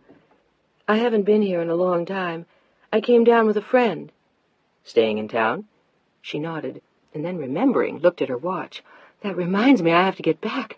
I got carried away by my walk on the beach." It was already 9:30, and the last light of day had fled as they talked. She stood and looked down at him, smiling. "You're lucky to have this any time you like." He nodded in answer, but he wasn't really listening. He was looking intensely at her face, and for the first time since she'd noticed him next to her, Deanna felt an odd rush of warmth in her cheeks, and was aware of her embarrassment when he spoke. "Do you know, you looked like a painting by Andrew Wyeth, sitting there in the wind. I thought that when I first saw you sitting on the dune. Are you familiar with his work?" He had a look of great concentration in his eyes, as though measuring her face and the thickness of her hair, but she was already smiling. "I know his work very well. It had been her passion when she was a child, before she had discovered that Impressionism was much more her style. I used to know every piece he had done." "Every piece?" The sea-colored eyes were suddenly teasing, but still warm. "I thought so." "Do you know the one of the woman on the beach?" She thought for a moment and shook her head. "Would you like to see it?" He stood next to her, looking like a bright-eyed, much-excited boy. Only the manly spread of his shoulders and the few strands of gray in his hair belied the look in his eyes. "Would you?" I really have to get back, but thank you." She trailed off in embarrassment. He didn't seem to be the kind of man one ought to be afraid of, but nevertheless he was only a stranger who had appeared on a beach. It struck her then that she was really a little bit mad to be talking to him at all, standing there alone in the dark. "Really, I can't. Perhaps some other time." "I understand." The fire dampened a little in his eyes, but the smile was still there. "It's a beautiful piece, though, and the woman in it looks a great deal like you." "Thank you. That's a lovely thing to say." She was wondering how to leave him. He seemed to have no immediate intention of returning to his house. "May I walk you back up the beach? It's a little too dark now for you to be wandering around on your own." He grinned at her, squinting into the wind. "You might get accosted by a stranger." She laughed in answer and nodded as they walked down the shallow dune back towards the sea. "Tell me, how did you become so fond of Wyeth?" "I thought he was the greatest American painter I'd ever seen. But then," she looked apologetically into his eyes, "I fell in love with all the French Impressionists, and I'm afraid I forgot about him. Not forgot, really, but I fell a little bit out of love." They walked along comfortably, side by side, the only two people on the beach, with the surf pounding beside them. She laughed suddenly then. It was so incongruous, discussing art with this stranger, walking in the sand in Carmel. What would she tell Kim? Or would she tell Kim at all? For a moment she was inclined to tell no one about her new friend. It was just a moment's encounter at dusk on a quiet beach. What was there to tell? Do you always fall out of love that easily? It was a silly thing to say, the sort of thing strangers say to each other for lack of something better. But she smiled. Generally not. Only when French Impressionists are involved. He nodded sagely. That makes sense. Do you paint? A bit. Like the Impressionists? He seemed to know the answer already, and she nodded. I'd like to see your work. Is it shown? She shook her head, looking out at the waves capped iridescently by the first light of the moon. No, not any more. Just once, a long time ago. Did you fall out of love with painting, too? Never. She looked down at the sand as she spoke, and then back at him again. Painting is my life. Then why don't you show? He seemed puzzled by her reaction, but she only shrugged. They had reached the place where she had walked onto the beach. This is where I get off. They stood in the moonlight, looking into each other's eyes. For the madness of one moment, she wanted to be held in those strong, comfortable arms, wrapped in his windbreaker with him. It was nice talking to you. Her face was strangely serious as she spoke. My name is Ben. She hesitated for a moment. Deanna. He held out his hand, shook hers, and then turned away and walked back down the beach. She watched him, the broad shoulders, the strong back, and the wind in his hair. She wanted to shout, "Goodbye," but the word would have been lost in the wind. Instead, he turned, and she thought she saw him wave at her once in the dark. Chapter 4. Where the hell have you been? Kim was waiting for her in the lobby with a look of concern when Deanna returned. She smoothed her tangled hair back from her face and smiled at her friend. Her cheeks were pink from the wind, her eyes shining. The word radiant flashed into Kim's mind as Deanna began a rush of explanation. I'm sorry. I walked farther than I thought. It took me ages to get back. It sure did. I was beginning to worry. I'm sorry. She looked remorseful, and Kim's face softened into a smile. All right. But Jesus, let the kid loose on a beach and she vanishes. I thought maybe you'd run into a friend. No. She paused for a moment. I just walked. She had missed it. Her chance to tell Kim about Ben. But what was there to say? That she had met a stranger on the beach with whom she had discussed art? It sounded ridiculous, childish, or worse, stupid and improper. And she found that when she thought of it, she wanted to keep the moment for herself. She would never see him again anyway. Why bother to explain? Ready for dinner? I certainly am. They walked the 2 blocks to the Pine Inn, glancing into shop windows, chatting about friends. Theirs was always an easy exchange, and the silence left Deanna to her own thoughts. She found herself wondering about the unknown Wyeth Ben had suggested he had. Did he really, or was it only a poster? Did it matter? She told herself not. You're mighty quiet tonight, Deanna, Kim said as they finished their dinner. Tired? A little. Thinking about Mark? Yes, it was the easiest answer. Will he call you from Athens? When he can. The time difference makes it difficult. And it made him seem terribly far away. In only 2 days he already seemed part of another lifetime. Or maybe that was just the effect of being in Carmel. When she was at home, with his clothes and his books, or on his side of the bed, he felt much nearer. What about your client tomorrow? What's he like? I don't know. Never met him. He's an art dealer. The Thompson Galleries. As a matter of fact, I was going to ask you if you wanted to come to the meeting. You might like to see his house. I hear he has a fabulous collection in what he calls his cottage. I don't want to get in your way. You won't. Kimberly looked at her reassuringly, and they paid the check. It was already 11:30, and Deanna was glad to climb into her bed. When she slept, she dreamed of the stranger named Ben. The phone rang beside her bed as she lay on her back, sleepily wondering if she should get up. She had promised to go with Kim, but she was tempted to go back to sleep, and then take another walk on the beach. The lure of that bothered her. She knew why she wanted to go back, and it was a strange, uncomfortable feeling, the way he lingered in her mind. She would probably never see him again. And what if she did? What then? The phone rang again, and she reached over to answer it. Rise and shine. It was Kim. What time is it? 5 after 9. God, it feels more like 7 or 8. Well, it isn't, and our meeting's at 10. Get up and I'll bring you breakfast. Can't I order room service? Deanna had grown used to traveling with Mark. The Ritz, this ain't. I'll bring you coffee and a Danish. Deanna realized suddenly how spoiled she'd become. Not having Margaret and one of her perfect breakfasts was becoming a hardship. All right, that'll be fine. I'll be ready in half an hour. She showered and did her hair and slipped into a cashmere sweater of a rich cornflower blue, which she pulled on over white slacks. She even managed to look fresh and alive by the time Kim knocked on her door.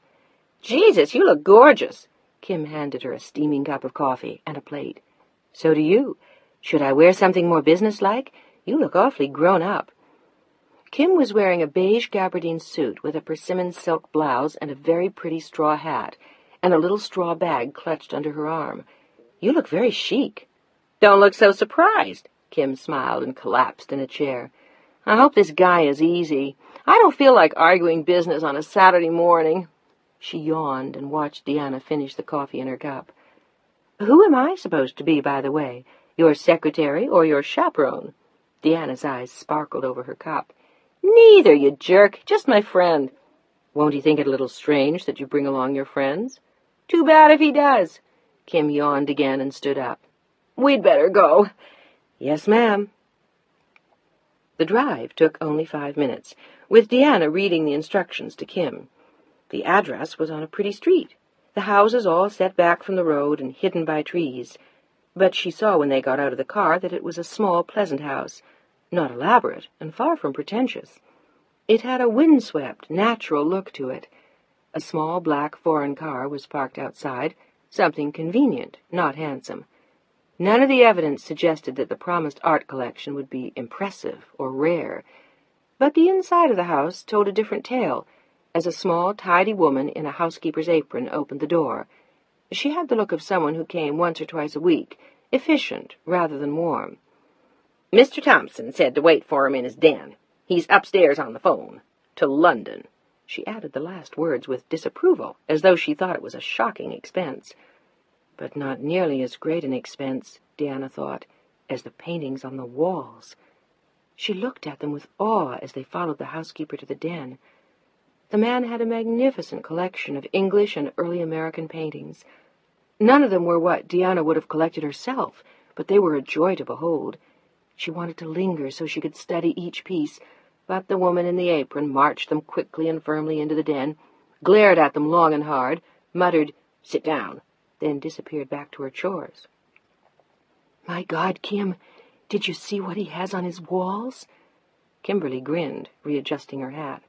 "Beautiful stuff, isn't it? Not my cup of tea, but he has some awfully good pieces, though they're not all really his." Deanna raised an eyebrow in question. "He owns 2 galleries, one in San Francisco and one in L.A. I suspect he borrows some of these from his galleries. But what the hell? It's beautiful work." Deanna nodded in rapid agreement and continued to look around. They were seated in a room with a wide picture window that looked out at the sea. A simple pine desk, 2 couches, and a chair. Like the exterior of the house and the modest car, it was functional rather than impressive. But the art collection amply made up for that. Even here he had hung 2 very fine, perfectly framed black and white sketches. She leaned closer to peer at the signatures, then turned to look at a painting that hung behind her, the only ornament on a totally bare white wall. Even as she turned to look, she felt herself gasp. It was the painting, the Wyeth, the woman on the dune, her face partially hidden as she rested it on her knees. And even Deanna could see that the woman was startlingly like her. The length and color of her hair, the shape of her shoulders, even the hint of a smile. She was surrounded by a bleak, damp-looking beach and accompanied only by the passing of one lonely gull. "Good morning." She heard his voice behind her before she could comment on the painting. Her eyes met his in surprise. "How do you do? I'm Ben Thompson. Miss Houghton?" There was an unspoken question in his eyes, but she quickly shook her head and pointed to Kim, who stepped forward with an extended hand and a smile. "I'm Kimberly Houghton, and this is my friend, Deanna Duras. We heard so much about your collection that I had to bring her along. She's an amazingly gifted artist herself, though she won't admit it." "No, I'm not. See? Kim's eyes danced as she took in the good-looking man who stood before them. He looked to be somewhere in his late 30s, and he had extraordinarily beautiful eyes. Deanna was smiling at them both and shaking her head. "Really, I'm not." "How do you like my Wyeth?" He said it straight into Deanna's eyes, and she felt a little pull at her heart. It's a very, very fine piece, but you already know that." She found herself blushing when she spoke to him. She wasn't sure what to say. Should she admit having met him before? Should she pretend that there had been no meeting? Would he? "Do you like it, though?" His eyes held hers, and she felt herself grow warm under his gaze. "Very much." He nodded, pleased. And then she understood. He would say nothing about the night before on the beach, but she found herself smiling as they sat down. It was a strange feeling, having this secret between them. Stranger still to know that she had met the new client before Kim. "Ladies, some coffee?" They both nodded, and he stepped into the hall to call to the housekeeper. "1 medium, 2 black." As he came back into the room, he grinned at them. "They'll either all be medium or all black. Mrs. Meacham doesn't approve of anything. Coffee, visitors, or me. But I can trust her to clean the house when I'm gone. She thinks all this stuff is crap." He waved airily around the room, a gesture encompassing the Wyeth and both sketches, as well as the pieces they had seen on their way in. Kim and Deanna both laughed. When the coffee arrived, all 3 cups were black. "Perfect, thank you." He smiled boyishly at the housekeeper as she left the room. "Miss Houghton." "Kimberly, please." "Okay, Kimberly. You've seen the ads we ran last year?" She nodded. "What did you think?" "Not enough style. Not the right look. Not aimed at the right marketplace for what you want." He nodded, but his glance kept wandering back to Deanna, who was still drinking in the Wyeth behind him. His eyes betrayed nothing as he watched her, and his words showed that he knew what he wanted from Kim. He was quick, funny, astute, and very businesslike, and their meeting was over in less than an hour. She promised to give him some fresh ideas within 2 weeks. "Will Deanna be consulting on the account?" It was hard to tell if he was teasing. Deanna shook her head rapidly and held up a hand, laughing. "Good God, no. I have no idea how Kim comes up with any of her wizardly ideas." "Blood, sweat, and a lot of black coffee." Kimberly grinned. "What do you paint?" He was looking again at Deanna with the same gentle eyes she had seen on the beach the night before. Her voice was very soft as she answered. "Still lifes, young girls, the usual impressionist themes." "And mothers with young babies on their knees?" The eyes were always teasing, but unrelentingly kind. "Only once. She had done a portrait of herself in Pilar. Her mother-in-law had hung it in the Paris apartment and then ignored it for the next dozen years." "I'd like to see some of your work. Do you show?" Again, no betrayal of the night before, and she wondered why. "No, I don't. I haven't shown in years. I'm not ready." "Now that's crap, to use your housekeeper's word." Kimberly looked first at Ben Thompson and then at Deanna. "You should show him some of your work." "Don't be silly." Deanna felt awkward and looked away. No one had seen her work in too many years. Only Mark and Pilar, and now and then Kim. "One day, but not yet. Thank you anyway, though." Her smile thanked him for his silence as well as his kindness. It was strange that he, too, should wish to remain mute about their meeting on the beach. The conversation drew to a close, with the usual amenities and a brief tour of his collection, conducted beneath the buzzard-like gaze of the housekeeper as she swept. Kimberly promised to call him the following week. There was nothing unusual in his farewell to Deanna, no inappropriate pressure of her hand, no message in his eyes, only the warmth that she had already seen, and the smile he left them as he closed the door. "What a nice guy," Kim said as she started the little MG. The engine grumbled, then came to life. "He's going to be a pleasure to work with, don't you think?" Deanna just nodded. She was lost in her own thoughts until Kim screeched to a halt outside their hotel. "Why the hell don't you let him see your work?" Deanna's reticence always annoyed Kim. She had been the only one in art school who had really had a notable talent, and the only one who had buried her light under a bushel for almost 20 years. The others had all tried to make it, and eventually failed. "I told you, I'm not ready." "Bull! If you don't call him yourself, I'm going to give him your number. It's time you did something about that mountain of masterpieces you keep standing around in your studio, facing the wall. That's a crime, Deanna. It just isn't right. Jesus, when you think of the garbage I painted and busted my ass to sell—" "It wasn't garbage." Deanna looked kindly at her, but they both knew it hadn't been very good. Kim was much better at planning campaigns, headlines, and layouts than she had been at her art. "It was garbage, and I don't even care anymore. I like what I do. But what about you?" "I like what I do, too." "And what's that?" Kimberly was becoming frustrated now, and her voice betrayed her feelings. It always wound up that way when they talked about Deanna's work. "What do you do?" "You know what I do. I paint, I take care of Mark and Pilar, I run the house, I keep busy." "Yes, taking care of everyone else. What about you? Wouldn't it do something for you to see your work shown in a gallery, hung somewhere other than your husband's office?" "It doesn't matter where they're hung." She didn't dare tell Kim that they weren't even there anymore. Mark had hired a new decorator 6 months before, who had declared her works weak and depressing and taken them all down.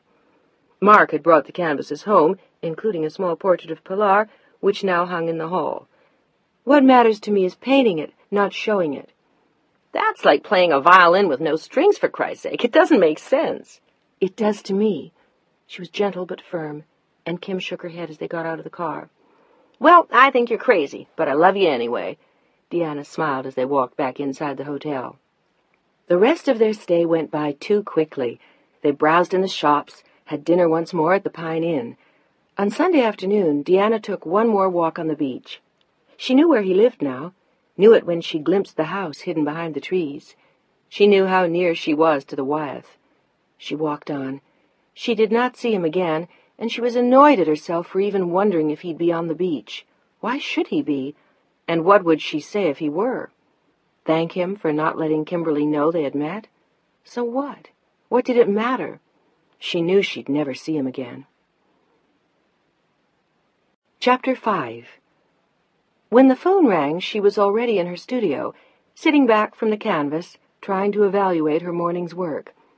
It was a bowl of tulips dropping their petals on a mahogany table against a background of blue sky, glimpsed through an open window. "Deanna?" She was stunned to hear his voice. "Ben, how did you get my number?" She felt a warm blush rise to her cheeks and was instantly angry at herself for the way she felt. "Kim?" "Of course. She said that if I didn't show your work, she'd sabotage our account." "She didn't." The blush deepened as she laughed. "No, she just said that you were very good. Tell you what, I'll trade you my Wyeth for one of yours." "You're crazy, and so is Kim." "Why don't you let me judge for myself? Do you suppose I could come by around noon?"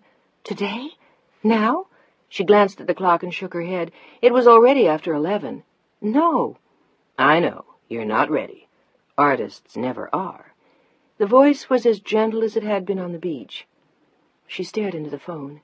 "Really, I can't." It was almost a whisper. "Tomorrow?" Not pushy, but firm. "Ben, really, it's not that. She faltered and heard his laugh. "Please, I'd really love to see your work." "Why?" She instantly felt stupid for the question. "Because I like you, and I'd like to see your work. It's as simple as that. Doesn't that make sense?"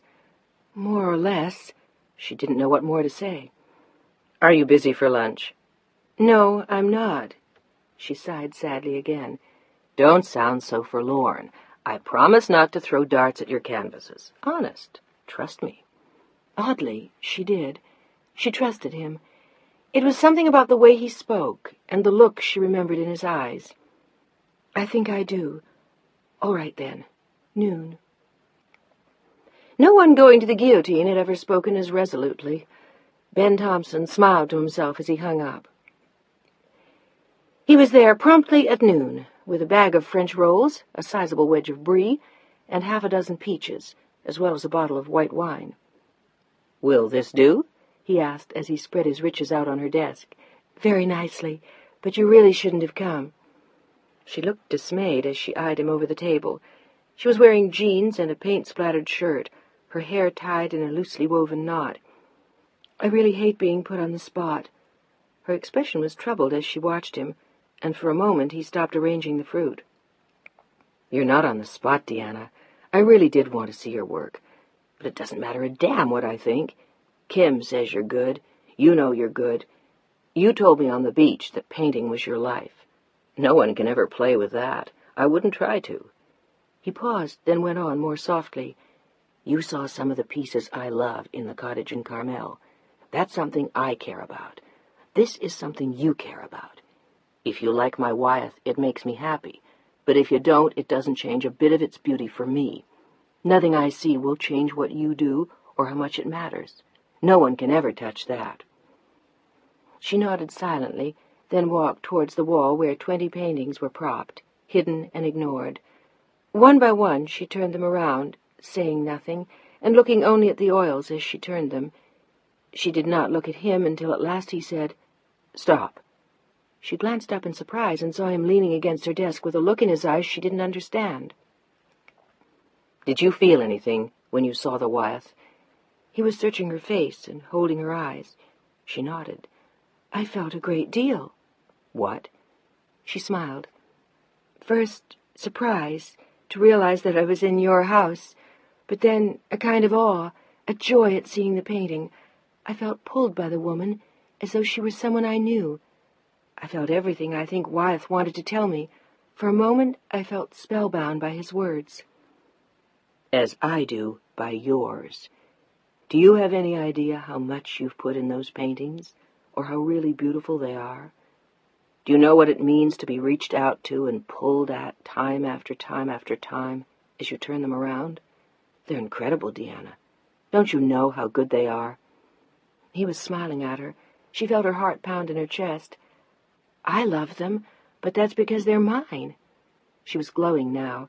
He had given her the ultimate gift, and she knew he meant every word. It had been so long since anyone had seen what she painted and cared. "They're not only yours, they are you." He walked closer to one of the canvases and silently stared. It was a painting of a young girl leaning over her bath, Pilar.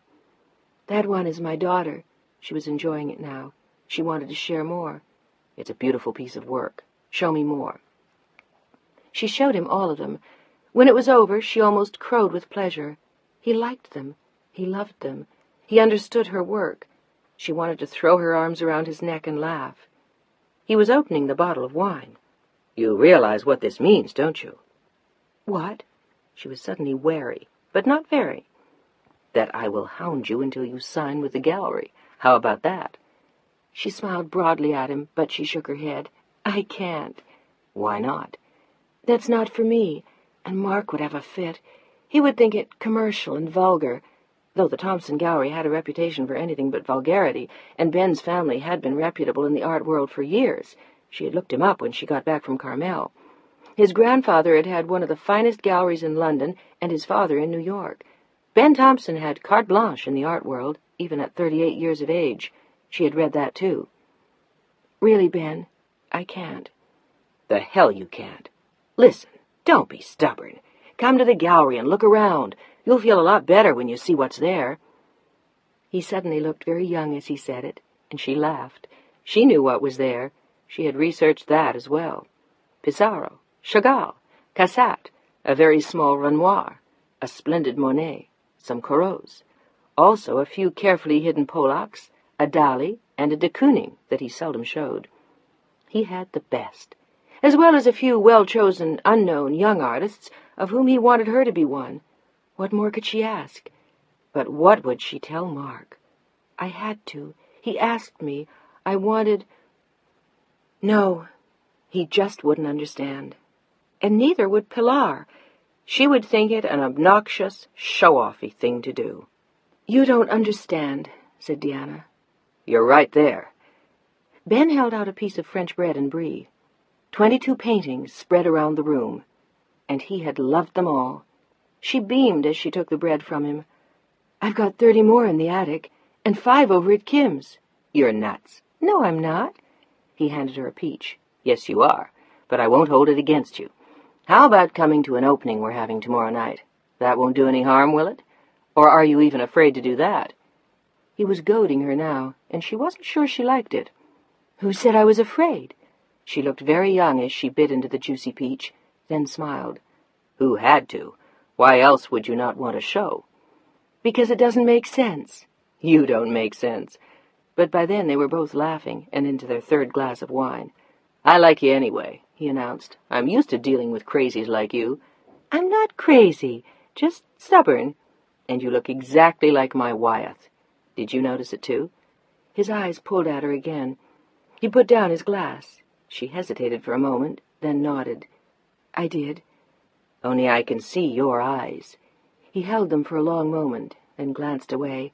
They were precisely the eyes he always knew the woman in the painting would have. You have beautiful eyes. So do you. Her voice was like a soft breeze in the room, and they were both reminded of their walk in Carmel. He said nothing for a while. He only sat silently, looking at her paintings. You said that was your daughter. Is that really true? He looked at her again, wanting to know more. Yes, she's almost 16. Her name is Pilar, and she is very, very pretty, much more so than she looks in the painting. I've done several of her. She thought wistfully of the one Mark's decorator had rejected into the hall. Some of them are quite good. She felt free with him now, free to like her own work. Where is she now? Is she here? No. Diana looked at him for a long moment. In the south of France. My husband is French. She wanted to tell him that Mark was away too, that he was in Greece, but it seemed treasonous. Why would she tell him? What did she want of this man? He had already told her that he liked her work. What more could she ask? She wanted to ask him if he was married, but that seemed wrong too. What did those things matter? He was here for her work. No matter how kind those deep sea-green eyes were. You know, he looked regretfully at his watch. I hate to say this, but I have to get to work. I have a meeting at 3 in the office. 3? Her eyes flew to the clock. It was already 2:45. Already? How did the time go so fast? But they had looked at a great deal of her work. She stood up with a regretful look in her eyes. You'll come tomorrow night? To the vernissage? His eyes told her that he wanted her to come. She wasn't sure why. I'll try. Please, Diana, I'd like that. He touched her arm briefly, and then with a last appreciative smile around the room, he stepped outside the studio and loped down the stairs. I'll find my way out. See you tomorrow. His words faded as she sank into the comfortable white chair and looked around the room. There were 4 or 5 canvases of Pilar, but none of Mark. For one totally frantic moment, she couldn't remember his face. Chapter 6. Diana parked the dark blue Jaguar across from the gallery and slowly crossed the street. She still wasn't sure if she should go, if it was wise, if it made sense. What if Kim were there? It would make her feel foolish. What if... But then she thought of his eyes and pushed open the heavy glass door. There were 2 black-jacketed bartenders standing nearby, alternately pouring scotch and champagne, and a pretty young woman was greeting the guests, who all looked either well-heeled or artistic. Diana saw quickly that it was the show of an older man's work. He stood surrounded by his friends, looking victorious and proud. The paintings were well displayed and had the flavor of Van Gogh. And then she saw Ben. He was standing at the far corner of the room, looking very handsome in a navy-blue pinstriped suit. His eyes followed her inside, and she saw him smile and gracefully extricate himself from the group where he stood. He was standing next to her in a moment. So you came, did you? I'm glad. They stood there for a moment, looking at each other, and she felt herself smile. It was a smile she couldn't have repressed. She was happy to see him again. Champagne? Thank you. She accepted a glass from the extended hand of one of the bartenders, and Ben took her gently by the elbow. There's something I want to show you in my office. Etchings? She felt herself blush. How horrible. I shouldn't have said that. Why not? He was laughing too. But no, it's a tiny Renoir I bought last night. My God, where did you get it? She was following him down a long beige-carpeted hall. I bought it from a private collection. A wonderful old man. He says he never liked it. Thank God, I got it at an incredible price. He unlocked his office door and stepped rapidly inside. There, propped against the far wall, was a lovely, delicate nude in the distinctive style that needed no glance at the signature. "Isn't she pretty?" He eyed the painting like a new child of whom he was unbearably proud, and Deanna smiled at the light in his eyes. "She's wonderful." "Thank you." He looked at Deanna very hard then, as though there was something more he wanted to say, but he didn't. Instead, he looked around with a smile that invited her to do the same. There was another Andrew Wyeth above his desk, this one well known. "I like that one, too, but not as well as the other." "Neither do I." Their thoughts were instantly back to Carmel. The silence was interrupted by a knock on the door. The young woman who had been greeting guests at the entrance was beckoning to Ben from the hall. "Hi, Sally. What's up?" "Oh, this is Deanna Dura. She's going to be one of our new artists." Sally's eyes instantly opened wide. She approached with a handshake and a smile. "What good news?" "Now, wait a minute." Deanna glanced at Ben with an embarrassed smile. "I never said that." "No, but I'm hoping you will. Sally, tell her how wonderful we are, how we never cheat our artists, never hang paintings the wrong way round, never paint mustaches on nudes." Deanna was laughing now and shaking her head. "In that case, this isn't the gallery for me. I've always wanted to see a mustache on one of my nudes, and haven't had the courage to do it myself." "Let us do it for you." Ben was still smiling as he led them back into the hall and began to question Sally. There had already been 3 buyers at the show, and she had come back to discuss the price of one of the paintings with him. The artist wanted more. "I'll tell him we'll make it up on another piece. He already agreed to the price on that one. God bless Gustav. He's given me all my gray hair." "Not to mention mine." Sally pointed at a virgin blonde head and disappeared back into the crowd as Ben began to introduce Deanna to the guests. She felt surprisingly at home as she wandered through the gallery, meeting artists and collectors, and she was surprised that she didn't see Kim. She mentioned it to Ben when he joined her.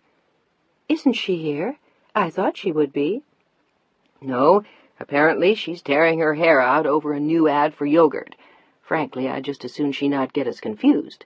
Better she get the yogurt out of her head before she starts in on art, wouldn't you say?"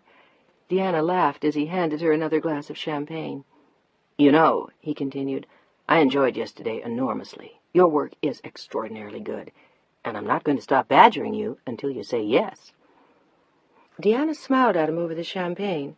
Before she could protest, they were interrupted by several more collectors who wanted Ben's ear.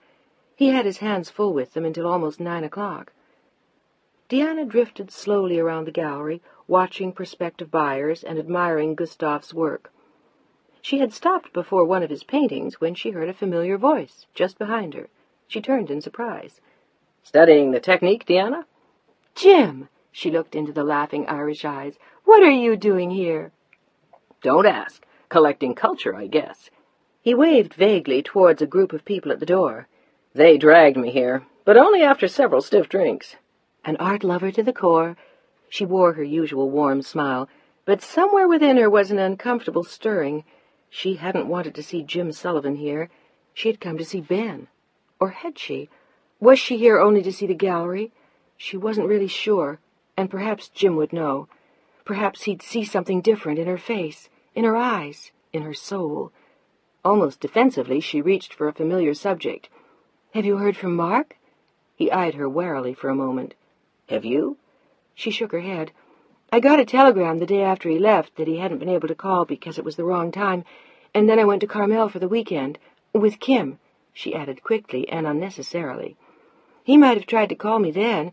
I suppose he's in Athens by now." Sullivan nodded and gazed back towards his friends. Deanna followed his gaze, and her glance fell immediately on a stunning chestnut-haired girl, gowned in shimmery silver. Jim's model. She had to be. "He must be," Jim was saying. "Well, love, I've got to run." Almost as an afterthought, as he kissed her cheek, he pulled away to look at her again. "Do you want to join us for dinner?" Instantly she was shaking her head. I can't. I have to get home, really, but thank you." Damn! Why did she feel so uncomfortable? She had nothing to hide. But he hadn't seemed to notice anything different about her. And why should he? What was different? "You're sure?" "Positive." "All right, I'll call you." He kissed her quickly on the cheek and rejoined his friends. A moment later, they were gone. She stared absently after them. He hadn't answered her about whether or not he'd heard from Mark. Instead, he had countered her question with his own, asking her if she had heard from him. She wondered why. "You look awfully serious, Deanna. Thinking of signing up with us?" There was teasing in Ben's whispered tones, and she turned to him with a smile. She hadn't noticed him come up to her. "No, but I was thinking that I ought to go home." "Already? Don't be silly. Besides, you haven't eaten." He looked at her for a moment. "Can I interest you in some dinner, or would your husband object?" "Hardly. He's in Greece for the summer." Their eyes met and held. "And dinner would be lovely." "Well, why not?" She smiled and forced Jim Sullivan from her mind. Ben signaled to Sally that he was leaving, and unnoticed by the last stragglers, they passed through the glass door and into the cool summer fog. "Sometimes this reminds me of London," he said. "I used to visit my grandfather there as a child. He was English." She laughed at the anonymity he assumed. "Yes, I know." "Did you bring your own car?" Ben asked. She nodded at the dark blue Jaguar. My, I'm impressed. I drive a little German car no one here has ever heard of. It runs on practically no gas and gets me where I want to go. Would you be ashamed to be seen in something so simple, or shall we take yours?" For a moment she was embarrassed to have come in Mark's car, but she always drove it when she went out in the evening. It was a matter of habit. "I'd much rather go in yours." "Tous les trois?" He said it hesitantly, testing the waters. "I think I'd like someplace more like your car, quiet and simple." He smiled his approval, and she laughed. "I suspect that you have a horror of ostentation, except in art." "Exactly. Besides, my housekeeper would quit if I showed up one day in a Rolls. She already thinks all that crap on the walls is an outrage. I once hung a beautiful French nude, and she took it down as soon as I left Carmel. I found it wrapped in a sheet when I got back. I had to take it back to the city." She laughed as he unlocked his car and held the door for her. He took her to a little Italian restaurant tucked into a side street near the bay, and they talked about art through most of the evening.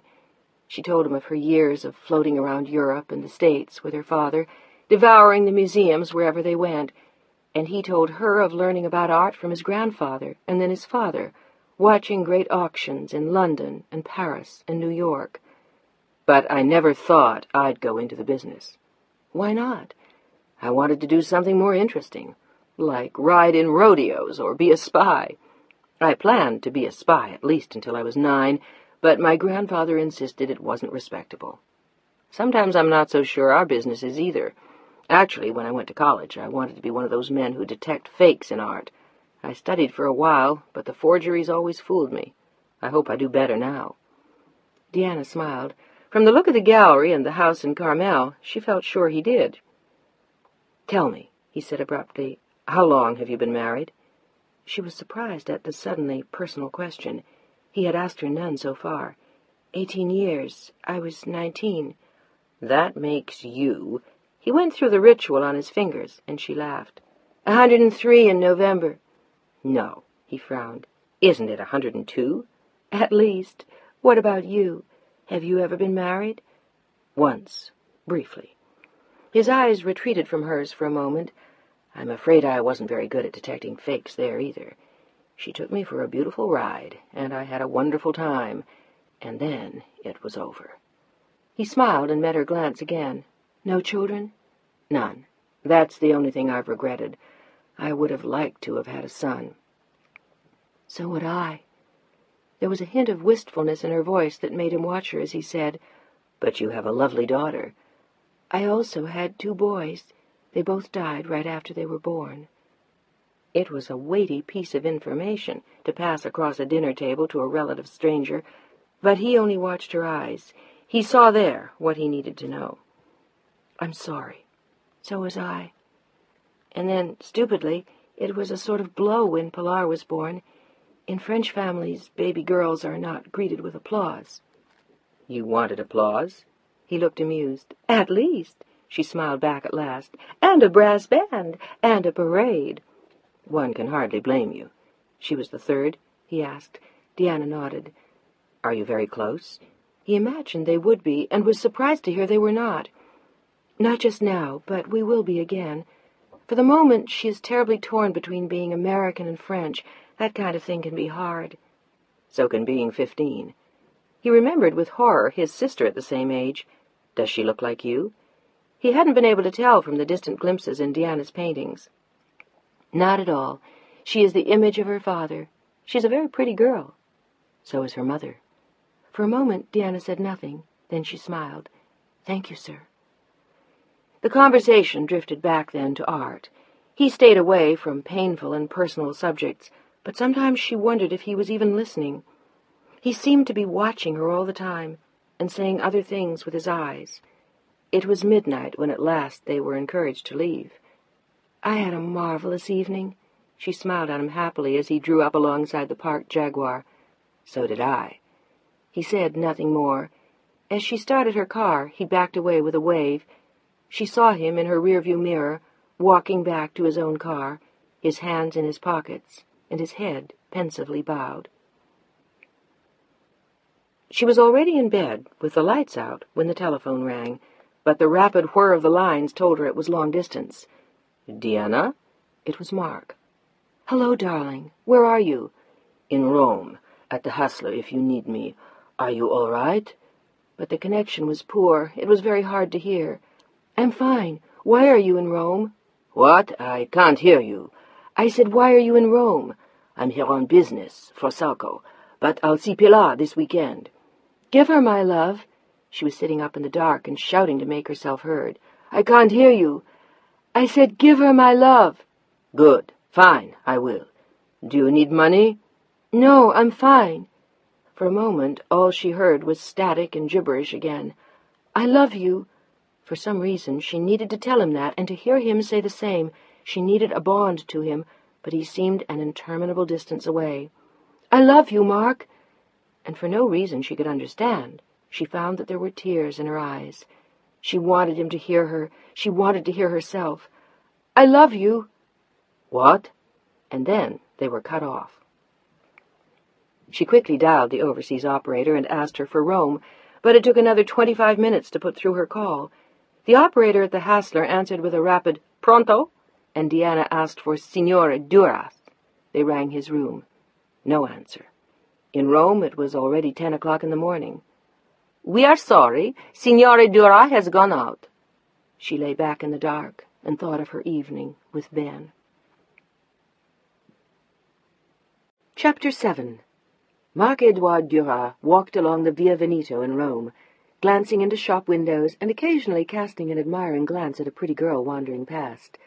It was a brilliantly sunny day, and the women were wearing T-shirts with narrow straps, white skirts that clung to shapely legs, and sandals that bared red enameled toes. He smiled to himself as he walked, the briefcase under his arm. It didn't make sense, really, this brief sojourn in Italy, but after all, why not? And he had promised. Promised. Sometimes he wondered how he could promise so easily, but he did. He paused for a moment, an aristocratic figure in an impeccably tailored gray suit, waiting for the machine-gun spurt of Roman traffic to hurtle past him, casting itself hurly-burly in all directions, sending pedestrians scurrying in flight. He smiled as he watched an old woman wave a parasol and then make an obscene gesture. Ecco, signora. He bowed slightly to her from the opposite side of the street, and she made the same gesture to him. He laughed, glanced at his watch, and hurried to a table in a café. Beneath a brightly striped umbrella, he could take refuge from the sun and continue to admire the energy and ecstasy that were the very essence of Rome. Roma, it was a magical city. Perhaps the promise had been worth keeping after all. For an instant, but only that, the abortive conversation with Deanna crept into his mind. It had been almost impossible to hear her, and he was relieved. There were times when he simply couldn't deal with her, couldn't reach out to her, couldn't bear to imagine the pain in those eyes or hear the loneliness in her voice. He knew it was there, but it was sometimes more than he could handle. He could cope with it in San Francisco, in the context of his ordinary routine, but not when he was in the throes of a professional crisis abroad, or when he was at home in France, or here in Rome. He shook his head slowly, as though to brush away the memory of her voice, and found himself gazing longingly up the street. He couldn't think of Deanna now. Couldn't. No, not now. His mind was already 1,000 miles away from her, as his eyes sifted through the crowd. a pretty blonde, a tall brunette, two very Roman-looking men in light linen suits with thick dark hair, a tall Florentine-looking woman, like something in a Renaissance painting. And then he saw her, striding gaily down the street with her own inimitable gait, the endless legs seeming to dance across the sidewalk as a brilliant turquoise skirt caressed her thighs. She wore the palest mauve silk shirt, delicate sandals, and a huge straw hat that almost hid her eyes. Almost, but not quite. Nothing could hide those eyes, or the sapphire lights that seemed to change with her every mood. They changed from the brilliance of fire to the mystery of the deep blue sea. A rich chestnut mane swept her shoulders. "Alors, chérie," she stopped only inches from him, and sensuous lips offered a smile for his eyes alone. "I'm sorry I'm late. I stopped to look at those silly bracelets again." He stood to greet her, and for once the chill reserve of Marc-Edouard Duras was clearly shattered. He wore the face of a boy, and one who was very much in love. Her name was Chantal Martin, and she had been a model at Dior, their top model, in fact, for 6.5 years. "Did you buy the bracelets?" His eyes caressed her neck, and as she shook her head, the chestnut hair danced beneath the hat he had bought her only that morning. It was frivolous, but delightful, and so was she. "Well?" Her eyes laughed into his. She shook her head again. "No, again I didn't buy them." Unexpectedly, she tossed a small package into his lap. "I bought you that instead." She sat back, waiting for him to open it. "Tu me gâtes, petite sotte. You spoil me, silly little one." "And you don't spoil me?" Without waiting for an answer, she signaled for a waiter. "Senta, cameriere." He approached instantly and with a look of pleasure, and she ordered a Campari and soda. "And you?" "Inviting me to drinks too?" She never waited for him to take matters in hand. Chantal liked to run her own show. "Oh, shut up. What'll you have?" "Scotch." She ordered it the way he liked it, and he watched her eyes for a long moment as they sat beneath the umbrella. The beginnings of the lunchtime crowd swirled colorfully around them. "Will you always be this independent, my love?" "Always. Now open your gift." "You're impossible." But that was precisely what had always fascinated him about her. She was impossible, and he loved it, like a wild mare running free on the plains of Camargue.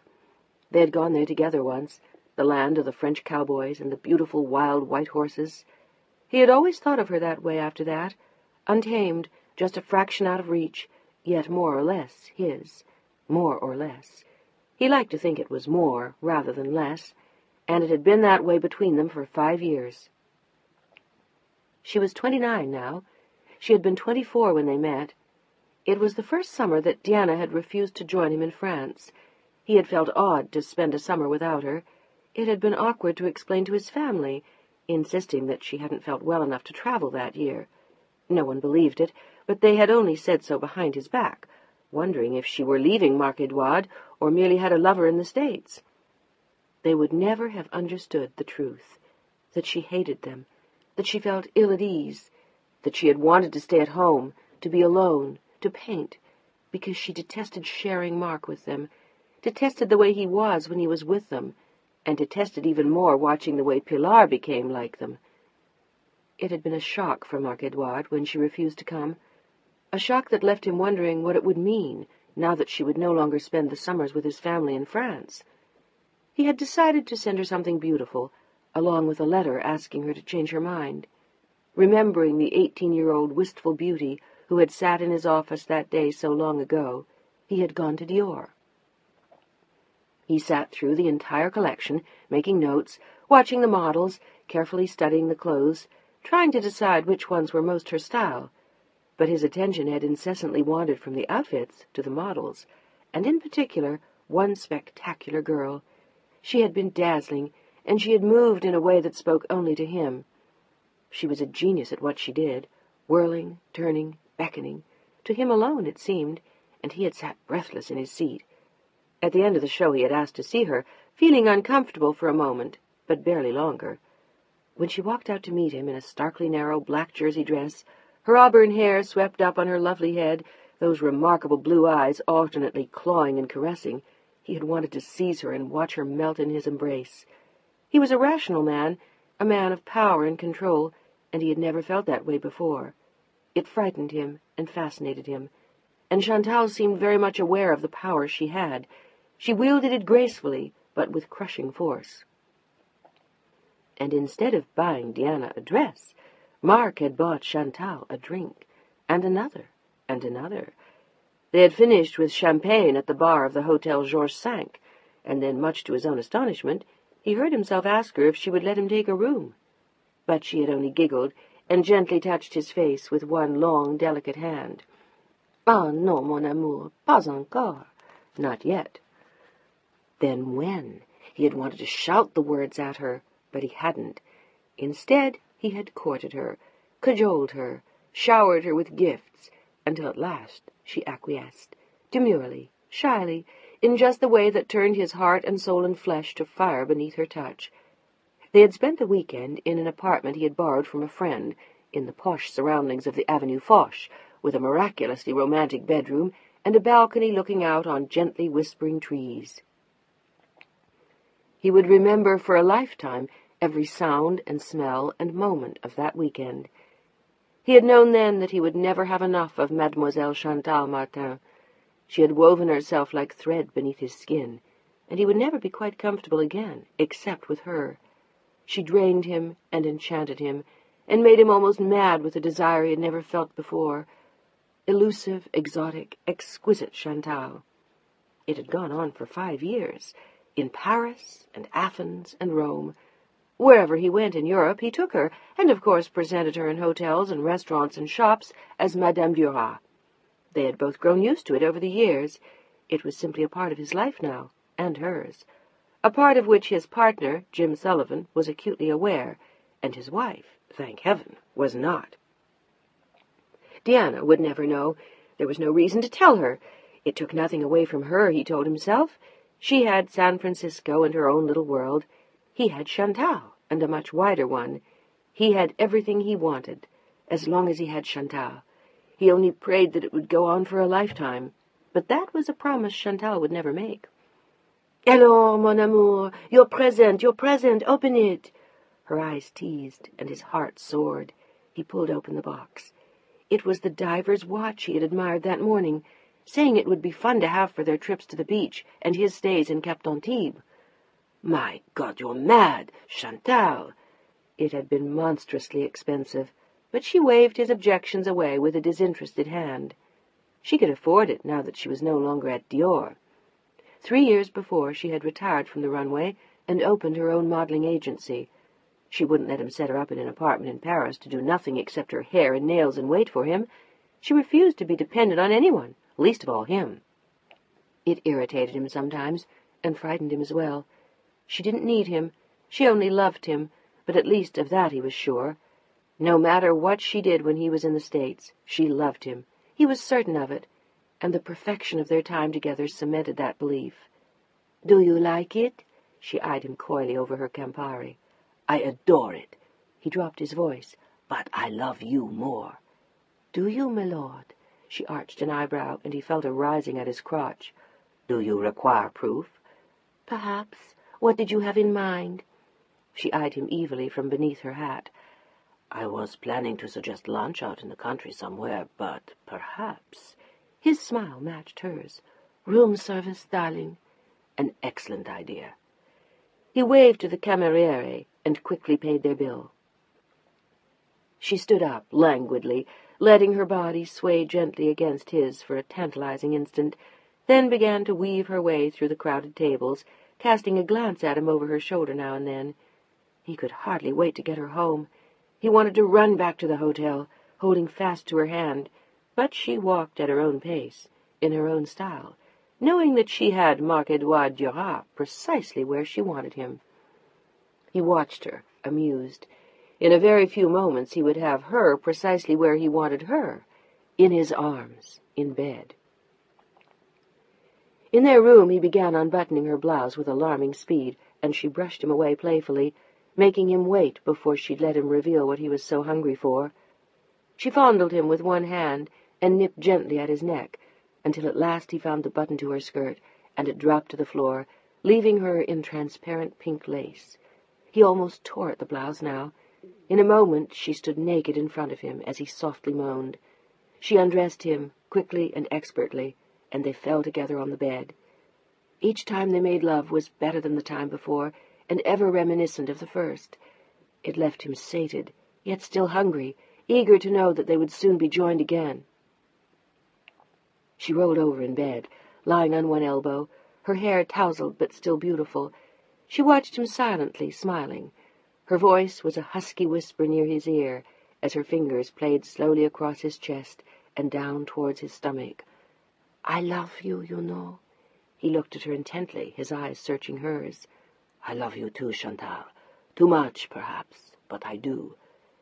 It was a remarkable admission for a man like Marc-Edouard Duras. No one who knew him would have believed it, least of all Diana. Chantal smiled and then lay back with her eyes closed for a moment, and there was concern in his eyes. "Are you all right?" "Of course." "You'd lie to me, though, I know it. Tell me seriously, are you all right, Chantal?" A look of almost frantic worry crossed his face. She smiled. "I'm fine." "You took your insulin properly today?" He was all fatherly concern now, the passion of the moment before forgotten. "Yes, I took it. Stop worrying. Want to try your new watch in the bathtub?" "Now? Why not?" She smiled happily at him, and for once he felt totally at peace.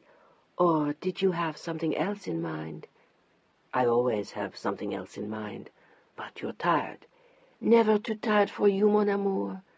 And he was never too tired for her. The years between them vanished as he made love to her again. It was 3 o'clock in the afternoon when they lay quietly side by side again. "Well, we've taken care of this afternoon." She smiled mischievously at him, and he grinned in answer. "You had other plans?" "Absolutely none." "Want to do some more shopping?" He loved to indulge her, to spoil her, to be with her, admire her, drink her in. Her perfume, her movements, her every breath excited him, and she knew it. "I could probably be lured back to the shops." Good. The trip to Rome had been for her anyway. He was going to have to work hard that summer, and Athens would be dull for her. He knew how she loved Rome, and he always made a point of bringing her, just to please her. Besides, he was going to have to leave her for the weekend. "What's wrong?" She had been watching him very closely. "Nothing. Why?" "You looked worried for a moment." "Not worried, but it was best to get it over with. Just unhappy. I'm going to have to leave you for a couple of days." "Oh?" Her eyes iced over like a winter frost. "I have to stop off in Antibes to visit my mother and Pilar before we go to Greece." She sat up in bed and looked at him with annoyance. "And what do you plan to do with me?" "Don't make it sound like that, darling. I can't help it. You know that." "Don't you think Pilar is old enough to withstand the shock of knowing about me? Or do you still find me so unpresentable? I'm no longer the little mannequin from Dior, you know. I run the biggest modeling agency in Paris." But she also knew that in his world that didn't count. "That's not the point. And no, I don't think she's old enough." In what concerned Pilar, he was oddly stubborn. It irritated Chantal a great deal. "And your mother?" "That's impossible." "I see." She threw her long legs over the side of the bed and stalked across the room, grabbing a cigarette on her way, turning to look at him angrily only when she had reached the little window at the opposite side. "I'm getting a little bored with being dumped in out-of-the-way places while you visit your family, Marc-Edouard." "I'd hardly call Saint-Tropez an out-of-the-way place." He was beginning to look annoyed, and his tone showed none of the passion of the hours before. "Where did you have in mind this time?" "I thought maybe Saint-Remo." "How convenient." "Well, I won't go." "Would you rather stay here?" "No." "Do we have to go through this again, Chantal? It's getting very tedious. What's more, I don't understand. Why has this suddenly become an issue between us, when for 5 years you have found it perfectly acceptable to spend time on the Riviera without me?" "Would you like to know why?" Suddenly her eyes blazed. "Because I'm almost 30 years old, and I'm still playing the same games I was playing with you 5 years ago, and I'm just a little tired of it. We play make-believe games of Monsieur and Madame Duras halfway around the world, but in the places that matter, Paris, San Francisco, Antibes, I have to hide and slink around and disappear. Well, I'm sick of it. You want an exclusive arrangement. You expect me to sit in Paris and hold my breath for half the year, and then come out of mothballs at your command. I'm not going to do that any more, Marc Edouard. At least, not for much longer. She stopped, and he stared at her, stunned. He didn't dare ask if she were serious. For a terrible instant, he knew that she was. What do you expect me to do about it? I don't know yet, but I've been giving it a lot of thought lately. The Americans have a perfect expression, I believe. Shit or get off the pot. I don't find that amusing. I don't find San Ramo amusing. Christ! It was useless. A small sigh escaped him, and he ran a hand through his hair. Chantal, I can't take you to Antibes. You won't take me to Antibes. There's a difference. And what's more, she had added San Francisco to the list of her complaints. That startling bit of information hadn't escaped him either. She had never even wanted to go to the States before. May I ask what brought all this on? It can't just be your 30th birthday. That's still 4 months away. She paused, her back to him, as she looked silently out the window, and then slowly she turned to face him again. Someone else just asked me to marry him. Time seemed to stand still. Marc Edouard stared at her in horror. Chapter 8. Deanna? The phone had rung before she'd gotten out of bed. It was Ben. Yes? She sounded sleepy, and he smiled. I'm sorry. Did I wake you? More or less. What a very diplomatic answer. I'm calling to bug you a little more. I figure that sooner or later I'll wear down your resistance and you'll sign with the gallery just to get me off your back. How about lunch? Now? She was still half asleep and turned towards the clock, wondering how late she had slept, but Ben was laughing at her again. No, not at 8 o'clock in the morning. How about 12 or 1 in Sausalito? What's there? Sunshine, a condition we're not always blessed with on this side of the bridge. Have I sold you? More or less. She laughed into the phone. What the hell was he doing, calling her at 8 o'clock in the morning? And why lunch so soon? They had had dinner the night before, and lunch in her studio the day before that. She was beginning to wonder if she had found a new friend, an ardent potential dealer for her work, or something else. She wondered if it were wise to see him again quite so soon. Yes, it is. What is? She was confused. You're wondering if it's a good idea to have lunch with me. It is. You're impossible. Then we'll have lunch in the city. No, Sausalito sounds nice. She had accepted without thinking further, and found herself smiling at the ceiling as she spoke into the phone. I'm an easy sail at this hour of the day.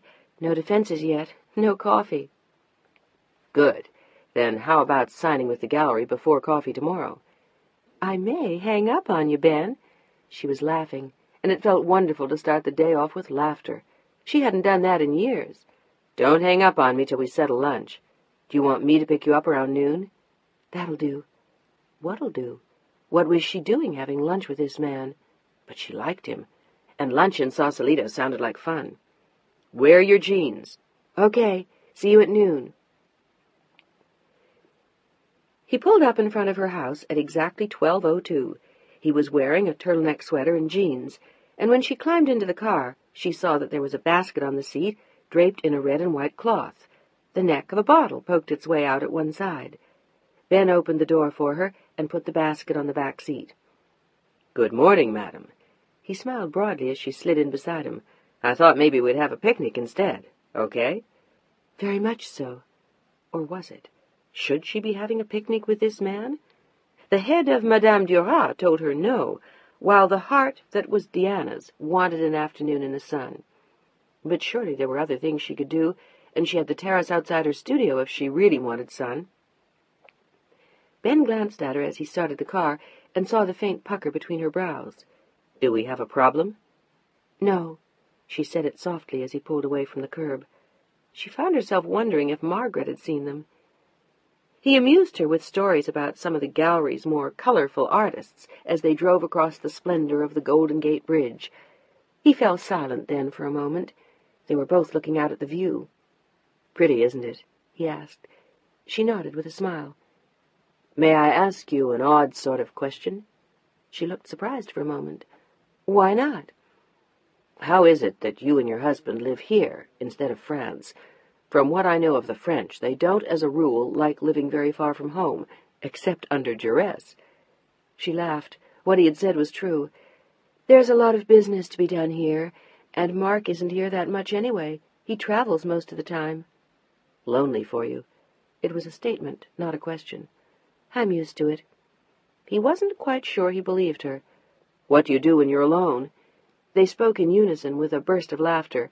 "Paint." "That's what I thought." "Whatever made you come down to Carmel?" He seemed to be riddled with questions. So far they were all easy to answer. "Kim. She insisted that I needed to get away." "Was she right?" He glanced over at her as he took the turnoff that led into the military preserve on the other side of the bridge. "Did you need to get away?" "I suppose I did. I'd forgotten how lovely Carmel is. I hadn't been there in years. Do you go every weekend?" She wanted to turn the questions back to him. She didn't really like talking to him about Mark. "I go whenever I can. It's never often enough." She noticed then that they had taken a narrow country road and were driving past deserted bunkers and military buildings. "Ben, what is this?"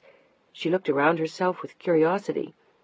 They might have stumbled onto a stage set for a movie depicting the years after a war. The barracks on either side of the road were crumbling and boarded up, and there were wildflowers and weeds climbing onto the road. "It's an old army post from the last war. For some reason they hang on to it, though it's empty now. There's a beautiful beach down here at the end. I come here sometimes just to think." He looked over at her with a smile, and once again she was aware of how comfortable it was just to be with him. He had all the makings of a good friend. They fell into an easy silence as he drove the rest of the way. "It's eerie, isn't it? It's so pretty, and there's no one here." His was the only car there when they stopped just before they reached the beach. She hadn't seen another car since he'd turned off the main road. "There never is, and I've never told a soul about it. I like coming here by myself." "Do you do that sort of thing often? Like walk on the beach in Carmel by yourself?" she asked. He nodded, reaching over for the basket in the back seat. He was looking very closely at her. "I never thought I'd see you again after that night on the beach." "Neither did I. It was strange, walking along, talking to you about art. I felt as though we'd known each other for years." "So did I, but I thought it was because you looked so much like the Wyeth." She smiled and lowered her eyes. "I wasn't quite sure what to say the next day when I found you in my den. I didn't know whether or not to acknowledge that we'd met." "What made you decide not to?" She looked back into his eyes with a very small smile. "The ring on your left hand. I thought it might be awkward for you if I did." It was like him, Diana realized, perceptive and thoughtful. She saw him frown a little and sit back in his seat. "Would it be awkward for you if people knew we were having lunch?" he asked. "I don't see why." But there was more bravado than truth in her face, and he saw it. "What would your husband say, Diana?"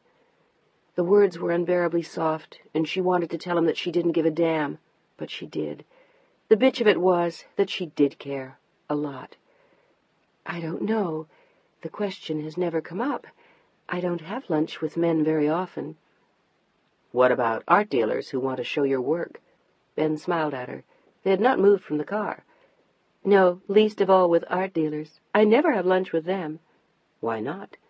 She took a deep breath and looked him in the eye. "My husband does not approve of my work. He thinks it's a nice hobby, a pastime, but artists are hippies and fools." "Well, that certainly takes care of Gauguin and Manet." He thought for a moment. When he spoke, she felt as though his eyes were burning straight into her soul. "Doesn't that hurt? Doesn't it force you to deny an essential part of yourself?" "Not really. I still paint." But they both knew that her denial was a lie. She had been forced to give up something she wanted very much. "I suppose marriage is a kind of exchange," she went on. "Everyone compromises something." "But what did Mark compromise? What had he given away?" She looked pensive and sad, and Ben looked away. Maybe that's what I had all wrong when I got married. I forgot the compromises. Were you very demanding? Deanna watched him with surprise. Maybe I was. It was so long ago it's hard to be sure. I wanted her to be what I had always thought she was. His voice drifted off. And what was that? Oh, he looked up with a wry little smile. Faithful, honest, pleasant, in love with me. The usual stuff. They both laughed then, and he grabbed the picnic basket and helped Deanna out of the car. He had brought a blanket, too, and spread it out carefully for her on the sand. Good God! Did you make this lunch? She looked at the goodies he was pulling out of the basket. There was crab salad, pâté, French bread, a little box of pastries, and more wine. There was also a smaller basket filled with fruit and richly sprinkled with cherries. She reached for a cluster and hung it over her right ear. You look lovely in cherries, Deanna, but have you tried grapes? He handed her a small bunch. She laughed and draped them over her left ear.